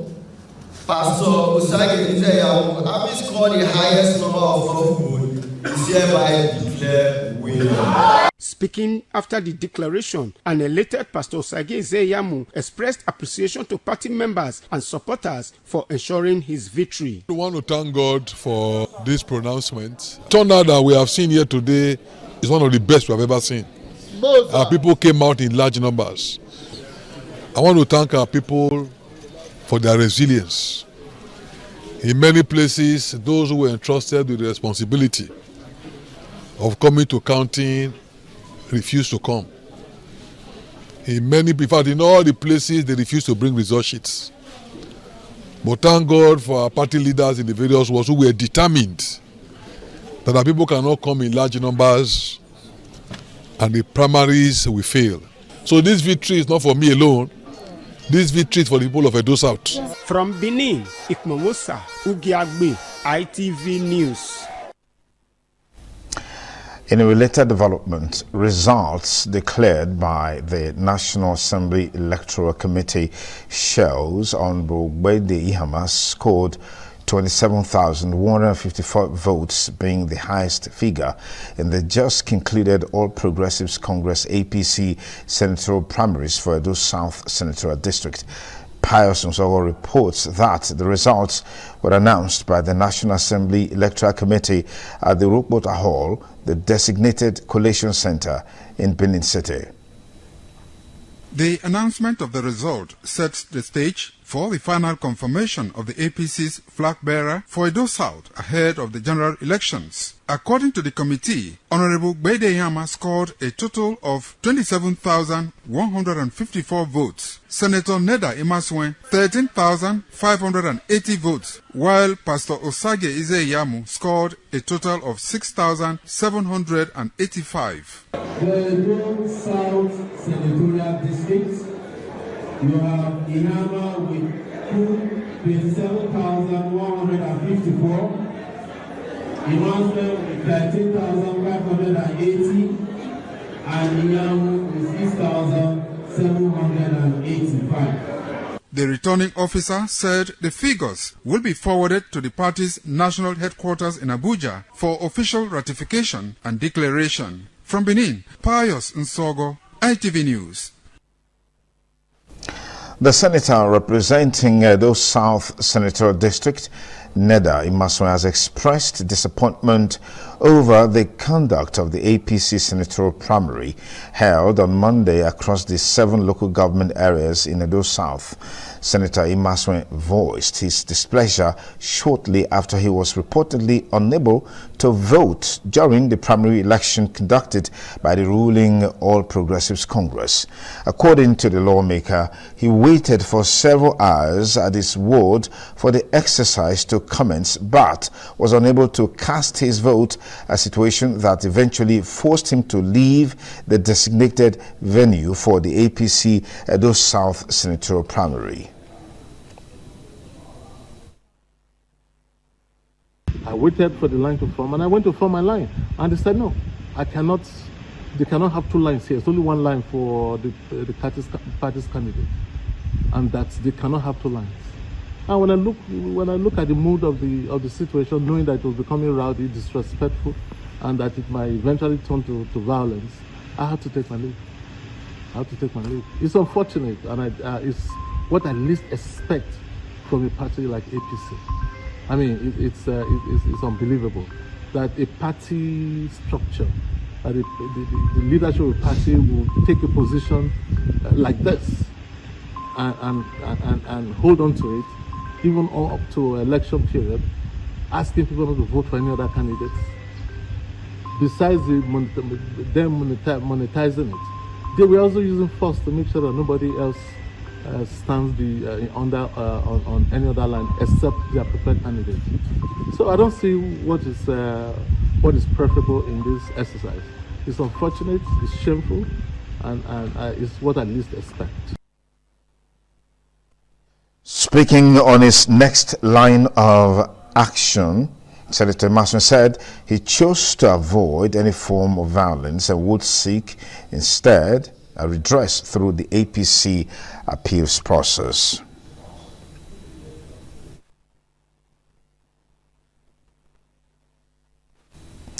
A new chapter in automobile technology and clean energy transportation is set to begin in Edo State as Diverse Auto Care Center has announced the inauguration of its newly developed Diverse Automobile Hub and CNG Conversion Center in Benin City. The announcement was made during a press conference where management of the company unveiled details of the ambitious automotive project aimed at transforming vehicle maintenance, clean energy adoption, and technical training in the South-South zone. William Siama has details.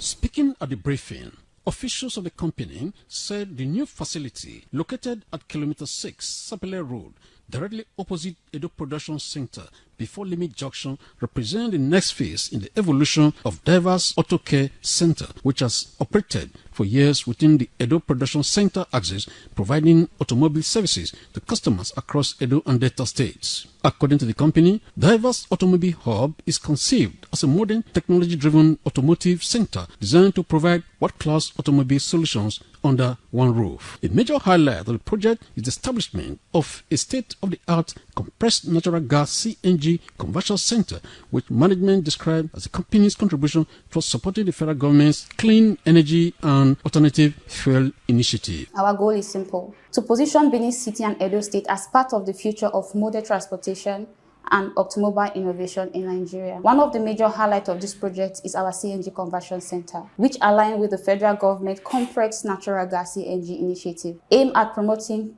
cleaner energy, reducing transportation costs, and providing Nigerians with more affordable alternatives. Management also disclosed that the hub is positioning itself for the future of mobility through electric vehicle marketing and charging solutions. Beyond automobile services, the company said the facility will also function as a technical training center for technicians, students, and artisans interested in modern automobile technologies and clean energy systems. Beyond CNG, we are also looking ahead of the future of mobility. The diverse automobile hub is positioning itself as a supporter of electric vehicle adoption in Edo State through the introduction of EV marketing and charging solution. The inauguration of the diverse automobile hub CNG Conversion Center is scheduled to hold on 26th of May 2026 in Benin City. William Siama, ITV News.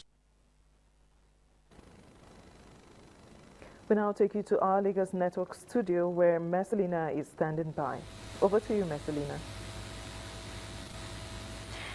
Many thanks, Joyce, and welcome to our Lagos Network studio. As political parties conduct primary elections across the country, some politicians in Lagos State have advocated for a level playing field that some of the areas monitored during the APC House of Representatives primary witnessed participation of party faithful. Members of the APC with their party cards filed out for exercise. Commenting on the process, the Speaker, Lagos State House of Assembly, Right Honorable Mudashiru Basa, said the essence of the primary election is to allow party members express their will even though the decisions of the party is supreme. We are going back to it. At least we allow people to express themselves, to choose their own candidates. And this is what we have witnessed so far. And we can see the crowd, I think, is a very good development.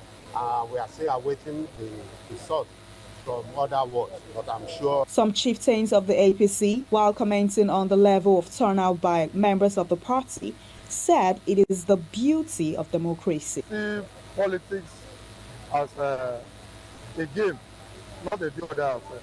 We are going there to serve. And with the people they are serving say they no longer want to and move on.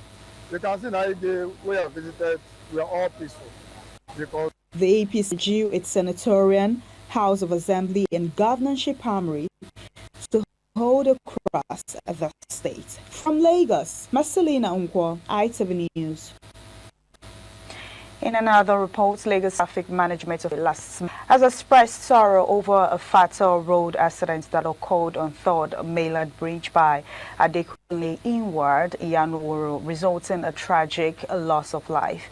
The agency said the incident occurred whenever of a Lexus car rammed into a police officer riding a Bajaj motorcycle on 3rd Mainland Bridge. While the police officer died on the spot, the driver of the Lexus jeep immediately reported himself at Adekunle Police Division.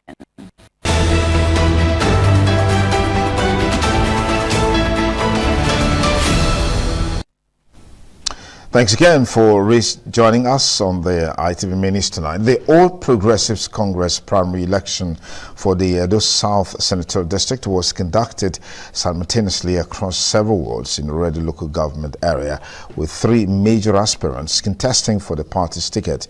The contestants are the incumbent senator representing Edo South, Neda Imaswe, a former Edo State governorship candidate, Osage Zeyamu, a former House of Representative member, Honorable Moige Ugbede Ihama. Donald Ahimie brings us details.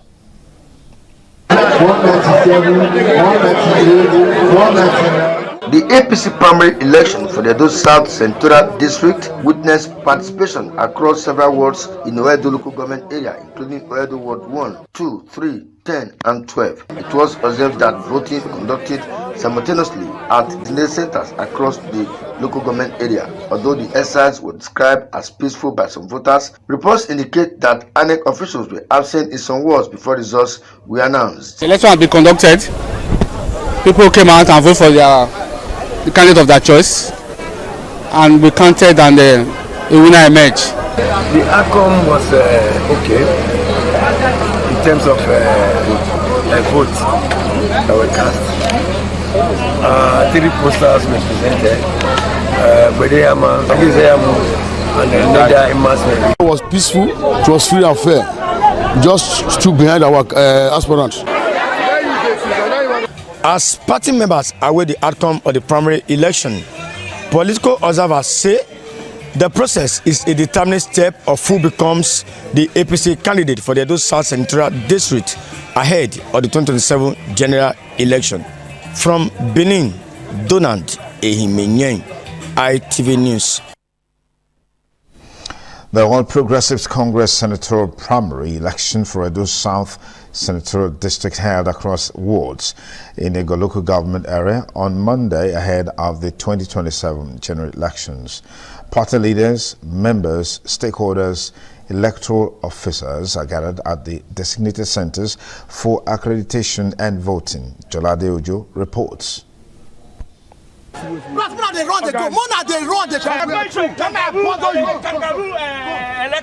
telling you now authoritatively that shut down your camera and leave this place. Shut down your camera and leave. I know what I'm talking about, so you know we're not to go happen. That was the scene at Igua Ward 9, where moments of tension and disagreement were observed in supporters following attempts by members of the press to monitor activities at the voting center. The situation was, however, different at Ward 10, where large numbers of supporters of Pastor Osage Izeyamu thronged to the voting center awaiting commencement of the exercise, while other aspirants, Right Honorable Omoige Ogbedeyama and Senator Neda Imaswe, recorded low turnout of supporters. The voting exercise, however, experienced delay following the late arrival of electoral officials. We have been here since around 7 o'clock. We have been waiting. It's almost after 10. There's nothing like INEC here now, so we are still waiting. We have been here since 8 o'clock waiting for INEC to conduct the primary. Don't know whether INEC can be hijacked in this process. At wards 1 and 7, turnout of supporters for Honorable Gbede Iyama appeared higher relative to other aspirants as the exercise and voting process progressed without major disruption, while supporters and stakeholders monitored proceedings. Arrival of electoral officials at Ward 10 later signaled commencement of the voting, while supporters expressed optimism over the outcome of the exercise. So we've just done our primary election, and it was peaceful, as you can see. There was no fights. The party was united. Ward 10 ago, somehow challenging though. One of the INEC officials came very late, which make everywhere to be in disarray, disorganized. But after which everywhere was organized, peaceful. The APC senatorial primary election is expected to produce the party's candidate for Edo South Senatorial District ahead of the 2027 general elections. From Benin, Jolade Ojo, ITV News. Tension, excitement, and massive show of political strength characterized the APC senatorial primaries in Ovia Northeast as party supporters turned out in large numbers to keep behind the aspirants of their choice. Pius Musawo has details. The APC primary election at Ekiadolo Ward 4 in Ovia Northeast local government area witnessed a large turnout of party loyalists, with supporters openly queuing behind Pastor Osage Izeyamu, while a noticeably smaller queue formed for Senator Neda Imaswe. However, despite the visible participation of party members, APC election officials were allegedly absent during the counting and official collation process. The development created a charged political atmosphere in the ward as chants, songs, and displays of solidarity by supporters of Pastor Izeyamu dominated the exercise. Speaking at the venue, an APC stalwart, Honorable Isaac Osahon, alleged that officials sent from the party headquarters arrived at the venue but left shortly after witnessing the massive turnout in favor of Pastor Izeyamu. According to him, the officials appeared overwhelmed by the crowd and departed without supervising the counting process. They came here, we wanted to conduct it. They said, with the crowd they are seeing, the lineup, they cannot stay. They left here. We counted the line. You will see that we have 307 people on queue for Pastor Osage Izeyamu. Neda had only 8. The unexpected absence of electoral officials created uncertainty among party members and supporters, many of whom demanded clarification from the party leadership. For us here, we believe in democracy. We have practiced democracy here. We have come out to direct voting. That's what the law says. Because in APC, it is either consensus or direct. And we have come in by way of direct because there was no consensus. And here now, it is clear. Osage Izeyamu has won. As of the time of filing this report, there had been no official statement from the APC leadership regarding the incident or the outcome of the exercise. From Ikiadolo, Ovia Northeast Local Government, Pius Nsogo, ITV News. The Deputy Governor of Edo State, Right Honorable Dennis Idahosa, has commended the peaceful conduct of the senatorial primary election of the All Progressives Congress in Ovia Southwest Local Government area. Deborah Ugbefun, who was on the entourage of the Deputy Governor, reports. 1, 2, 3. The APC senatorial primary election in Ovia Southwest Local Government area was peaceful and orderly. A crowd of APC members and supporters turned out in a long queue in Igua West, Ward 2, to vote for candidates of their choice in an option A4 of voting. 15, 16, 17, 18. The senatorial election was closely monitored by the APC national election delegates and the electoral body to ensure a hitch-free exercise. The result of the 10 wards that constitute Ovia Southwest, the final election has been conducted successfully without an error of curiosity. The total scores of the first contestant, Honorable Ihama, have the total vote cast for 4,263, while then at score 2,131, while Pastor Iyamu score 1,065. Reacting to the conduct of the senatorial primary election in Ovia Southwest, the state's Deputy Governor, Right Honorable Dennis Idahosa, commended the peaceful and orderly process. I want to thank all members of All Progressive Congress in Ovia Southwest Local Government. They came out in large numbers to vote for the candidate of their choice. Everything was transparent and it was credible. And the winner has emerged, the person of Right Honorable Ogbede Ihama, one of Ovia Southwest Local Government. This is a victory for all. The primaries are over. We are waiting for the total collation of the senatorial district and where the winner will emerge. In Igua, Deborah Ubefun, ITV News. The All Progressives Congress on Monday conducted the Edo South senatorial primary in Ovia Northeast Local Government area, Edo State. The exercise held at the Ovia Northeast Local Government Secretariat in Okada saw the participation of the member representing Ovia Federal Constituency in the House of Representatives, Right Honorable Omosade Gabriela Igbenedion. Ofuri Aneto reports.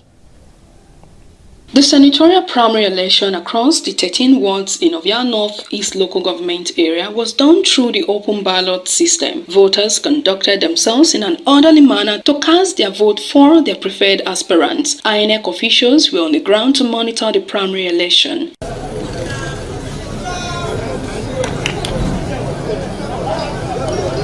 Mr. Obede Iyama Omaregi got 3,514 in Ovia Northeast. That is his total vote in this local government. While Mr. Neda Bernard Imaseun got 1,759. And the last person here is Eze Iyamo Andrew with just 807. Meaning that Obede won this local government.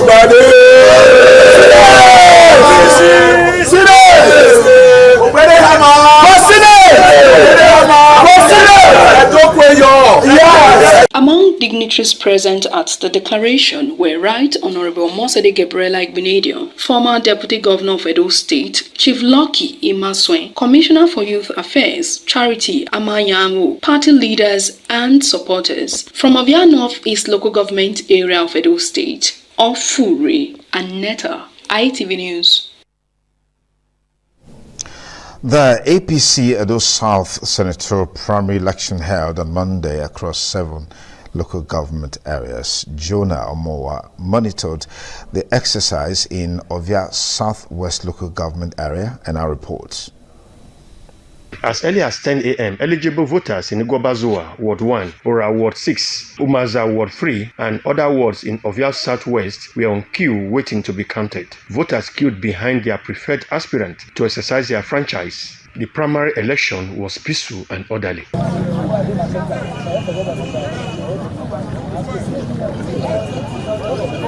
Officials of the Independent Electoral Commission were on the ground to observe the conduct of the primaries held in the 10 wards that made up Ovia Southwest local government area. The turnout of voters in all the wards visited in Ovia Southwest was impressive. From Igua, Jonah Omowa, ITV News. The All Progressives Congress has conducted its Edo South senatorial primary in Uwunde local government area, Edo State, as delegates and stakeholders gathered to participate in the process aimed at producing the party's candidate for the forthcoming senatorial election. Oluwafemi Farayola has details. 91, 91, 94, 95, 96, 97, 98, 99, 100. From crowded party secretariats to voting centers buzzing with supporters, APC members in Uwunde local government area turned out to participate in the primaries. Security officials and party leaders monitored proceedings as accreditation and voting progressed across the 10 wards of Uwunde local government area. 131, 133, 133, 134, 135, 137, 138, 139, 140, 141, 142, 143, 144, 145. Speaking during the exercise, some party stakeholders commended members for maintaining discipline and unity throughout the process. They harped on the need for transparency and fairness in strengthening internal democracy within the party. Everyone has carried out, their own exercise, and we have all converged in where the final results, were collated and read out. It was very peaceful, and more like a family meeting. It was a peaceful event, and we're done with our primaries, and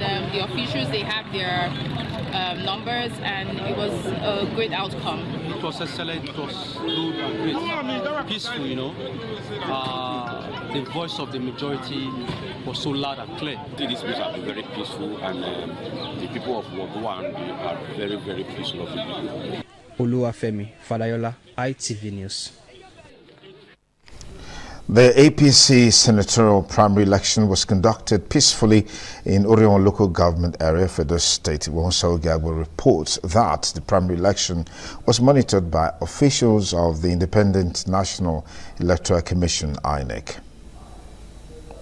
At Okogbo in Ukpato Ward 5, accredited members of the APC trooped out as early as 8 a.m. to participate in the exercise aimed at selecting the party's candidate for the Edo South senatorial seats. 1, 2, 3, 4, 5, 6, 7, 8. The situation was the same at Ewoigai in Ugbeka Ward 3 and Ewokabwa in Iyoba Ward 4. At Ugbokonio in Ugboko Ward 5, the constituency of one of the aspirants, Pastor Osage Izeyamu, an unprecedented crowd of APC members turned out to participate in the exercise. 424, 425, 426, 427, 428, 429, 430. Pastor Izeyamu, who commended the peaceful conduct of the primary election, however, expressed concern over some irregularities. The turnout is wonderful. It's unfortunate that those who were entrusted with this task are not even here. And I'm happy that we have been able to at least take the initiative and agree that the process should start. In this place, there's no intimidation, there's no violence. And the reports I'm getting is that our opponents have resorted to violence. So I want to appeal to the authorities that this is a family affair. This is primaries within the APC. And so there's no need to resort to any kind of wrong activity. The APC senatorial primary was peaceful at Okogbo, Ukpato Ward, Ugbokoniro, Ugboko Ward, and other wards visited. From Orion local government area, Ikmomosa Ugiagbe, ITV News. There is tension in Igbine community in Ovia Northeast local government area as elders, women and youths protested against the installation of an Ojonwe and the appointment of an Okaigeli without the consent of elders of the community. Eosa Agbalaho reports that the elders, led by the oldest man in the community, converged at the Ogwedion known as the Elders' Chambers to discuss the recent development in the community.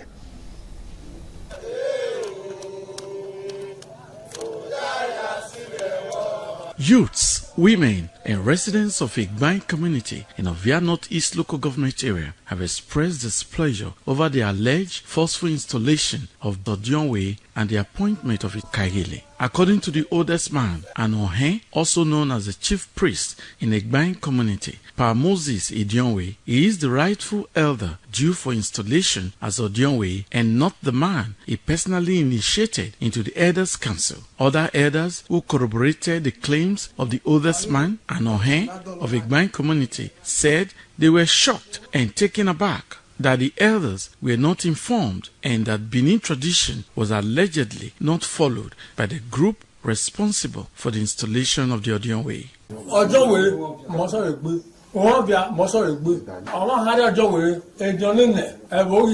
But we were hearing now that somebody have just come to keep this very good, brought some people who we do not know. None of us were there. Some of the youths said it is unacceptable for anyone to be installed as Odionwe or appointed as Okaigele without strict adherence to lay down rules. We saw a troop of boys, thugs, all over our communities. They said they came to install Mr. Alilegi Egbinadolo as the Odionwe without the notice of the community. So they all chased us away. This is why we are calling on the Oba of Benin to please to intervene.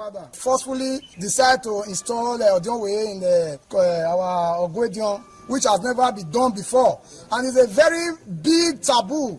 Attempts to get the reaction of the man accused of forcefully installing himself as Odionwe was unsuccessful. However, independent television intends to get its reaction whenever it's ready to speak on the matter.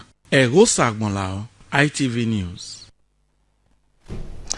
That community report was on Igbine community, not Igbine, as earlier introduced. And moving on, Victor Ihotore has been appointed as the acting Okaigele of Uzebu community in Uredu local government area, Edo State, by the Ojonwe, Pa Raimi Rumse and elders. A statement by Mr. Ihotore says the appointment was as a result of the suspension of the former Okaigele Uswalele Abodefe over allegations of land grabbing, financial impropriety, administrative rascality, and high-handedness. The statement explains that elders immediately constituted a panel of inquiry to investigate all the allegations, and based on that, the suspended Okaigele was invited severally to defend himself but failed, refused, and neglected. And as such, his suspension was duly ratified by the Ojonwe and the elders through media announcement dated Saturday, March 28, 2026. Since his suspension, Oswalele Abodefe and his ally, Alfred Ojefo, with the support of one Osakmama Erio, have ceaselessly prevented him to carry out duties in the communities as they've been fanning embers of community crisis and criminal clashes. According to the acting Okaigele of Uzebu community, there has been relative peace in Uzebu community since Pa Raimi Rumse was appointed as Ojonwe by the Oba of Benin with the mandate to unite and bring development until the suspended Okaigele and his cohorts started pursuing their selfish interests, which are detrimental to the well-being of the people.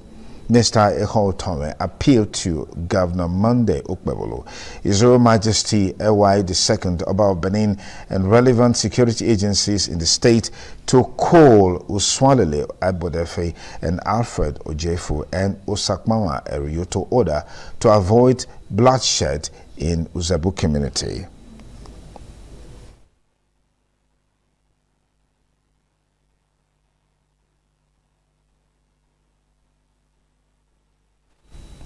And on to the ever interesting world of sports, we join Tolukbe Ogutimei for stories trending. The confrontation between Wiki Tourist FC of Bauchi and Jigawa Golden Stars is no doubt the fixture to watch out for as the round of 64 games of this year's President Federation Cup competition take place across the country on Tuesday. That potentially explosive match will take place in Kaduna. Cup holders Kora United are up against Sporting Supreme Under-19 boys in the Kogi State University town of Anyigba, while much dreaded Kebbi United will be at the Jogola of Shooting Stars of Ibadan in Abuja. Surprise packet, how Dinam FC will go up against Plateau United in Makurdi, while two-time African champions Iba FC will take to the field against Shama FC in Abuja. Last year's finalist Abakari gets a tango with Abu DLC in Makurdi, just as Kogi United and Lobby Stars do the dance in Abuja, and Rivers United go up against G12 FC from Lagos in Benin City. Meanwhile, the FCT Football Association has denied allegation that it deliberately refused Bender Insurance FC access to the Area 3 football pitch in Abuja. In a statement signed by the head of media and communication, Uche Nwodo Hilary, the association explained that the facility has already been booked for Nigeria Nationwide League 1 matches when Bender Insurance requires to train there ahead of Federation Cup fixture. The FC Football Association said official league matches could not be postponed for a training session, noting that other training venues were available in Abuja. The association described the allegation as misleading and urged journalists to ensure accuracy and professionalism in their reporting. And finally, Manchester United's second goal in Sunday's Premier League win over Nottingham Forest should have been disallowed for handball. Professional game match officials PGMO has admitted.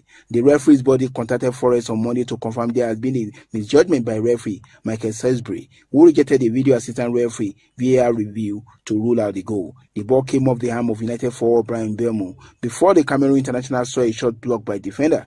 Teammate Matis Kuna moved on to the loose ball and fired a shot past Forest keeper Matis Sells to score. Salisbury was sent to the pitch side monitored by the VAR Matt Donoghue to disallow the goal, but Salisbury decided the handball was accidental and stuck by his on-field decision of goal. Both United 2-0 up in a game they will win 3-2. And that's it on Sport News. I'm Ogutimei to Lokbo Ogutimei.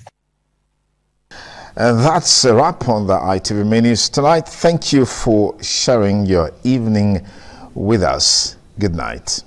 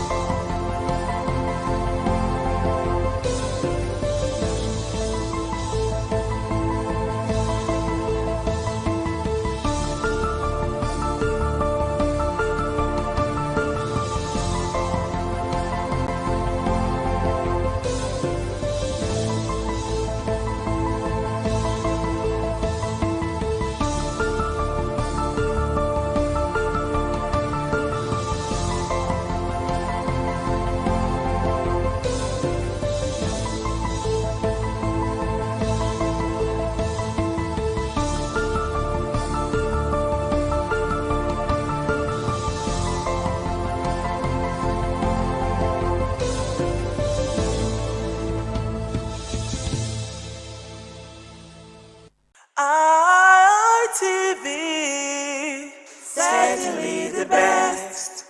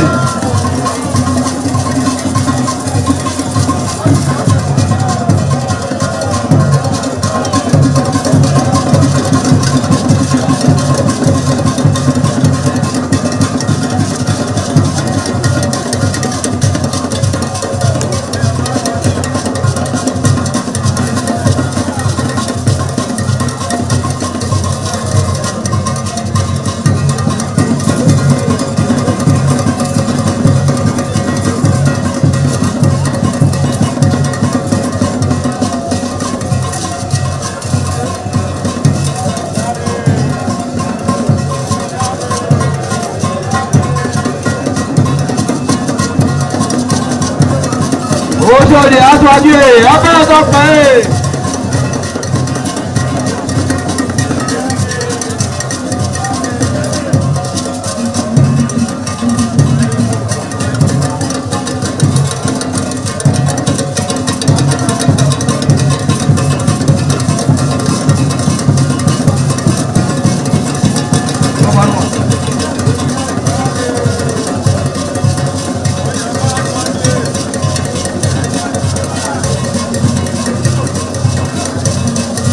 Àyàbá aṣáájú ẹ̀ abẹ́rẹ́ tó pẹ́ ẹ̀.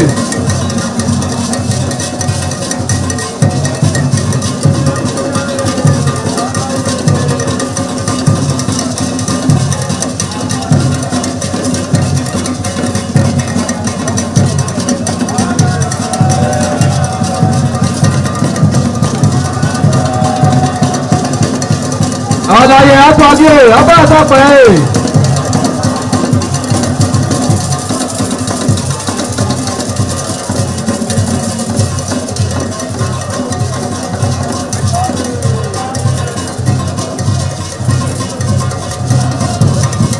Ẹgbẹ̀túwà.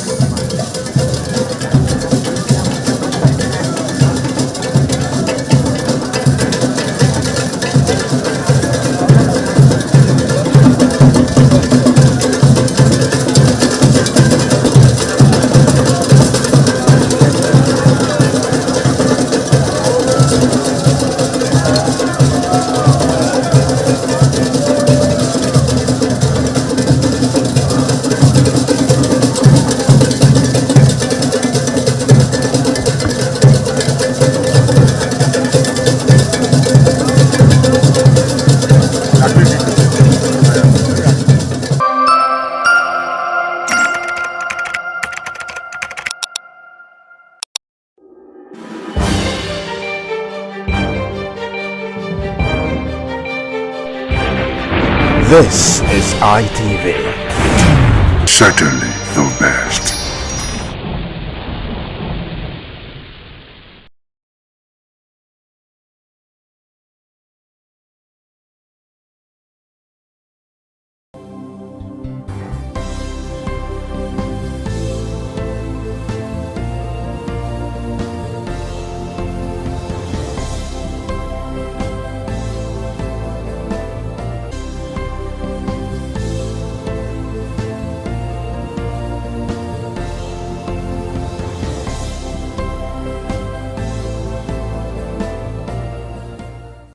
Thank you so much for joining us today on the program, Healthy Living. I'm at Desu Walsawage. We most sincerely apologize for coming on behind schedule due to some technical issues which have now been rectified. Thank you for staying tuned. Today we want to look at your nurse and you, because there's so many misconceptions about this issue. Some persons would rather see a nurse than go to a conventional hospital. You know, all of that and much more are what we're going to be looking at today on the program, Healthy Living. So joining me is Favor Iniye Omarige. She's a nurse and also an educator at the School of Nursing Sciences, University of Benin. Favor, good afternoon, and thank you for joining me. Good afternoon. It's good to be here. Now is this. What's the difference between a nurse's role and that of a doctor, and why does it matter, or why should it matter to patients? Nurse's role and doctor's role differs. Both are medical fields.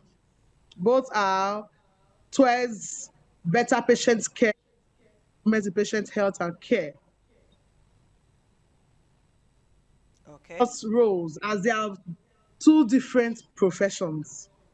Okay. A doctor, as a medical practitioner, is that individual that diagnoses the patient's condition, requests for medical investigations, carries out major surgical and procedural activities on the patient.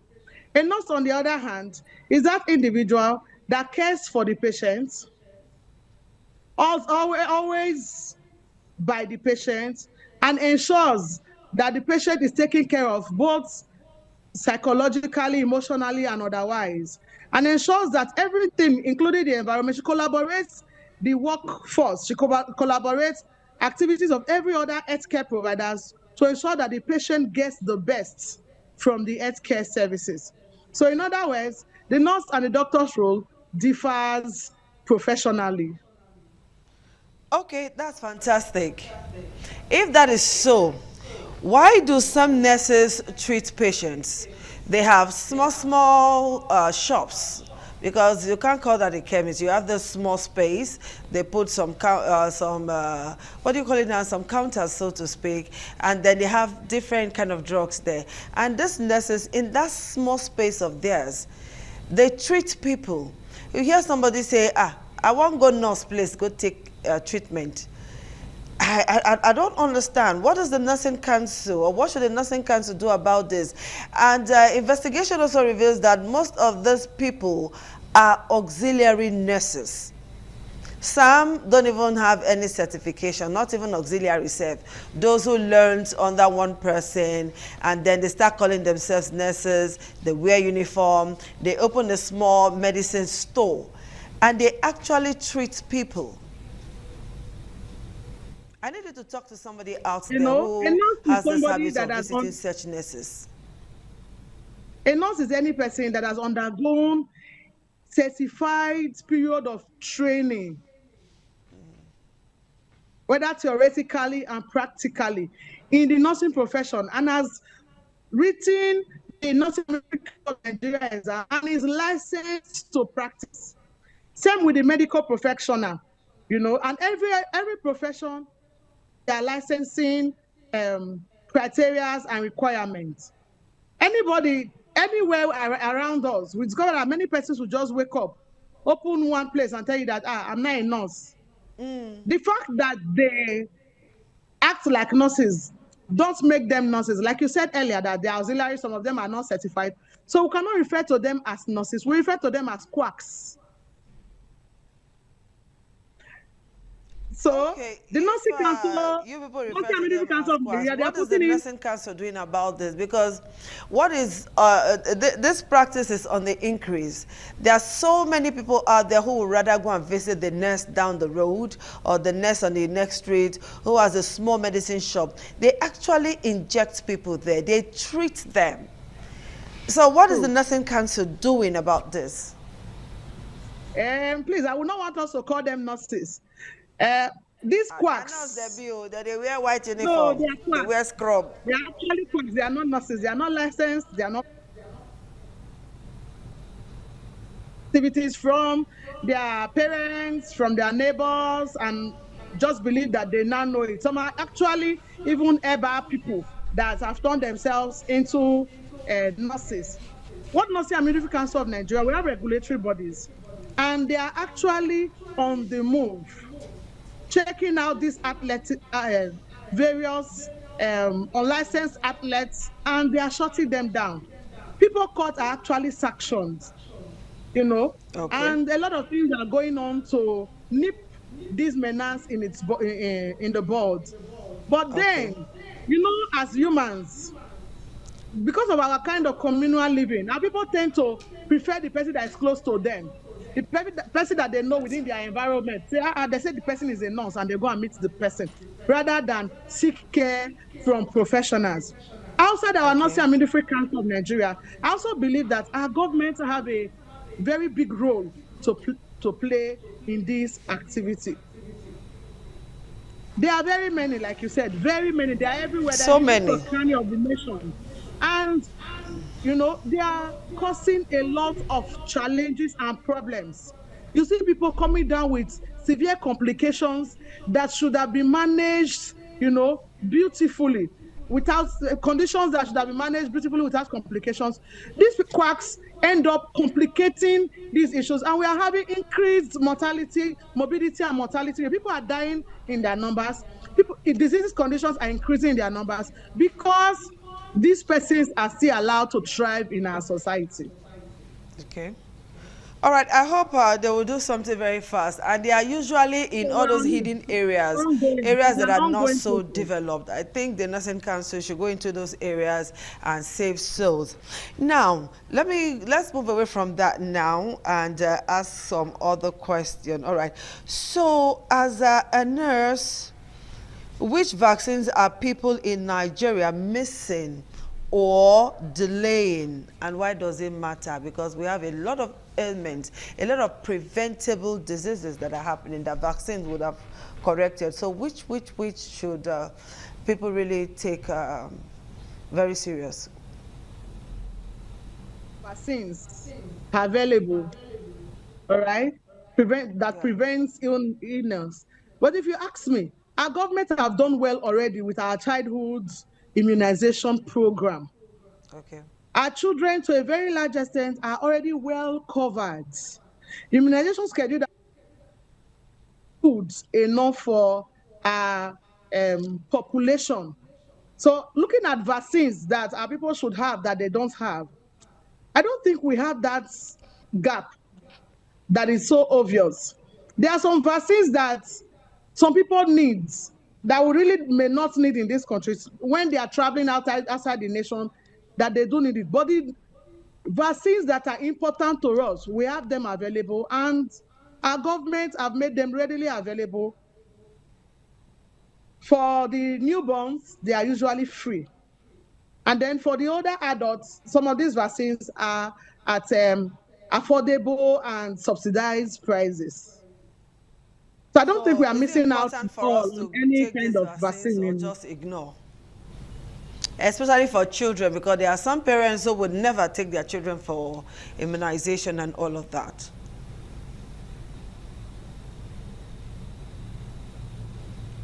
Hello, Favor, can you hear me? I can hear you now. Okay, so please respond. How important are these vaccines to us, especially to newborns? Immunization and vaccination, childhood vaccination is very, very important. You know, it has prevented children from having diseases that would take their lives early. It has helped our children to grow healthier and stronger. If you see our nation presently, you hardly will see a child leaping due to polio, mellitus, deformities. Why? Because oral polio vaccination is always on. We're always having it as a program, a regular program in our primary health care services. So I want to encourage our parents, by all means, immunize your children. Immunization vaccines are usually very free, especially in the primary healthcare centers and tertiary institutions. Government have made it free for newborns. Do well to immunize them. It will make them grow healthy.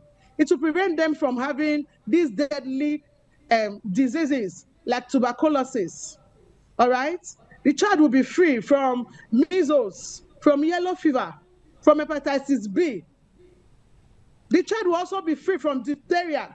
Recently, there was an outbreak. The child will be free from that infection, from tetanus. All right? Also, there's this pneumococcal vaccine. The child will be able to, stay healthy and well without being infected with pneumococcal virus, and the child will be free from a lot of challenges. And the child will be able to grow well and be intelligent, because when a child is healthy, the child is able to process other activities of life better, and then grow well and healthy. So parents, please, let's immunize our children. It will reduce deformity from them, and it will also reduce untimely deaths from these children. All right, Favor, let's take a quick break here. When we come back, I'll ask 1 or 2 questions on red flags that we should be aware of. We'll take that break now.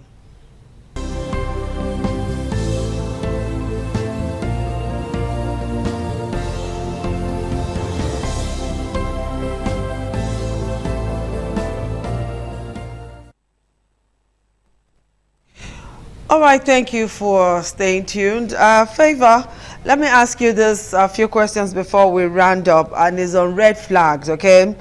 What are some of the red flags during pregnancy that needs immediate medical attention? What are some of the red flags a pregnant woman should look out for? Because I know nearly all pregnant women will claim to be Hebrew women and would not want to visit the hospitals. So what are those red flags they should look out for during pregnancy that would warrant them to say, oh yeah, our hospital, here we come? As a pregnant woman, when you discover that your pregnancy is not growing, it's a red flag, go to the hospital for further investigation. How many women will know that the pregnancy is not growing? You will know that the pregnancy is not growing. Is it that, you know, for some women, the abdomen may not increase in size. You'll be feeling the weight of your baby as the baby is growing. Or you are pregnant and you've done your calculation at about 20 weeks or 24 weeks, 5 months, thereabout, like we popularly call it. You can't feel the movement of your baby. Come to the hospital. If you are pregnant and you are seeing water or you are seeing frank red blood, don't sit down. Don't come Mama Sakpolo. Come to the hospital. If you are pregnant and it's going to you are having continuous frontal headache, come to the hospital. If you are pregnant and you discover that in the course of this pregnancy, you are always having pains, lower abdominal pains, severe lower abdominal pains, come to the hospital. Amongst many other signs and symptoms that a pregnant woman should, will have. When you feel discomfort of any form, come to the hospital. It's better to be too curious than to make a mistake. All right. As a nurse, I'm sure you would have interviewed a couple of women who report late for antenatal or who register very late for antenatal. Some of them would not want to register. They want to see the baby bump already before they go for antenatal. Why do some women run away from antenatal? Is there something the nurses are doing to them that is making them run away from antenatal? Please talk to us on the importance of antenatal. Coming to antenatal for some of those women, I think their causes may be multifactorial. It may be due to economical challenges, environmental challenges, institutional challenges, and so on. All right? I don't want to believe it's just about the nurses. That's the reason why people don't want to come to antenatal. Okay. They don't have the funds with which they can visit the hospital.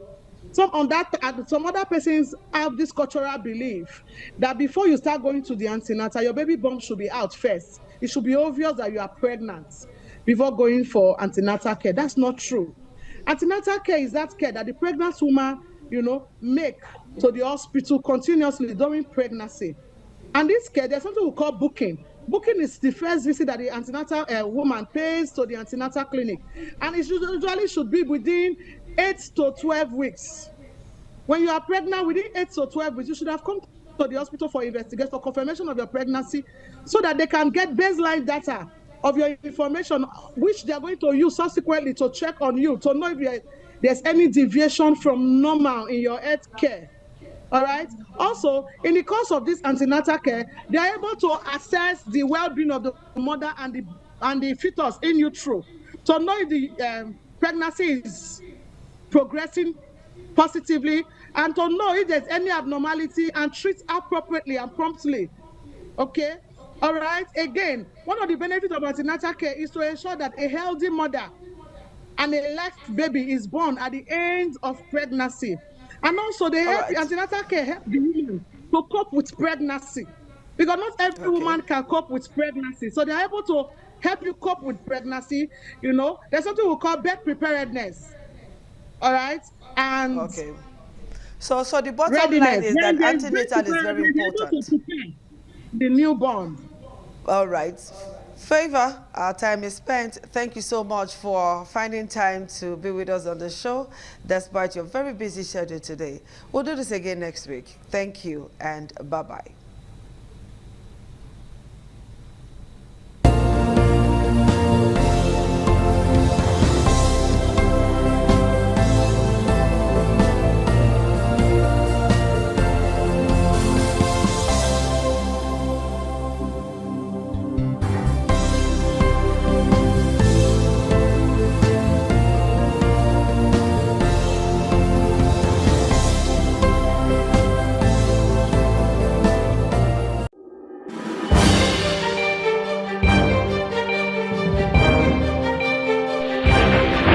This is ITV. Certainly the best.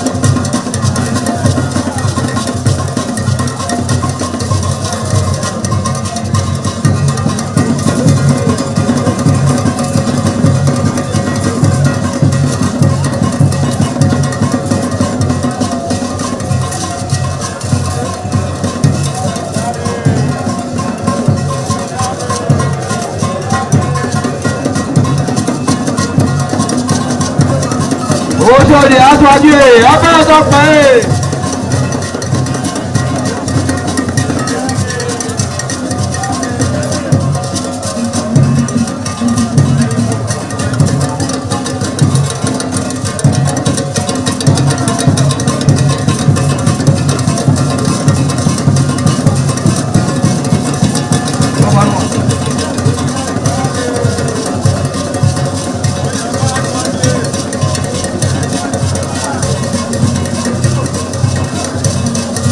Àyàbá aṣáájú ẹ̀ abẹ́rẹ́ tó pẹ́ ẹ̀.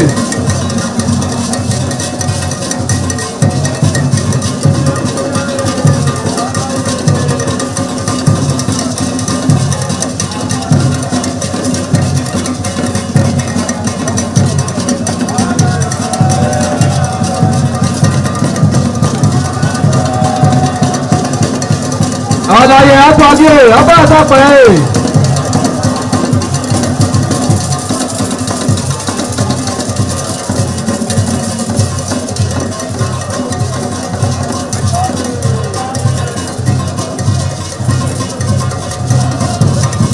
Ẹgbẹ̀júwà.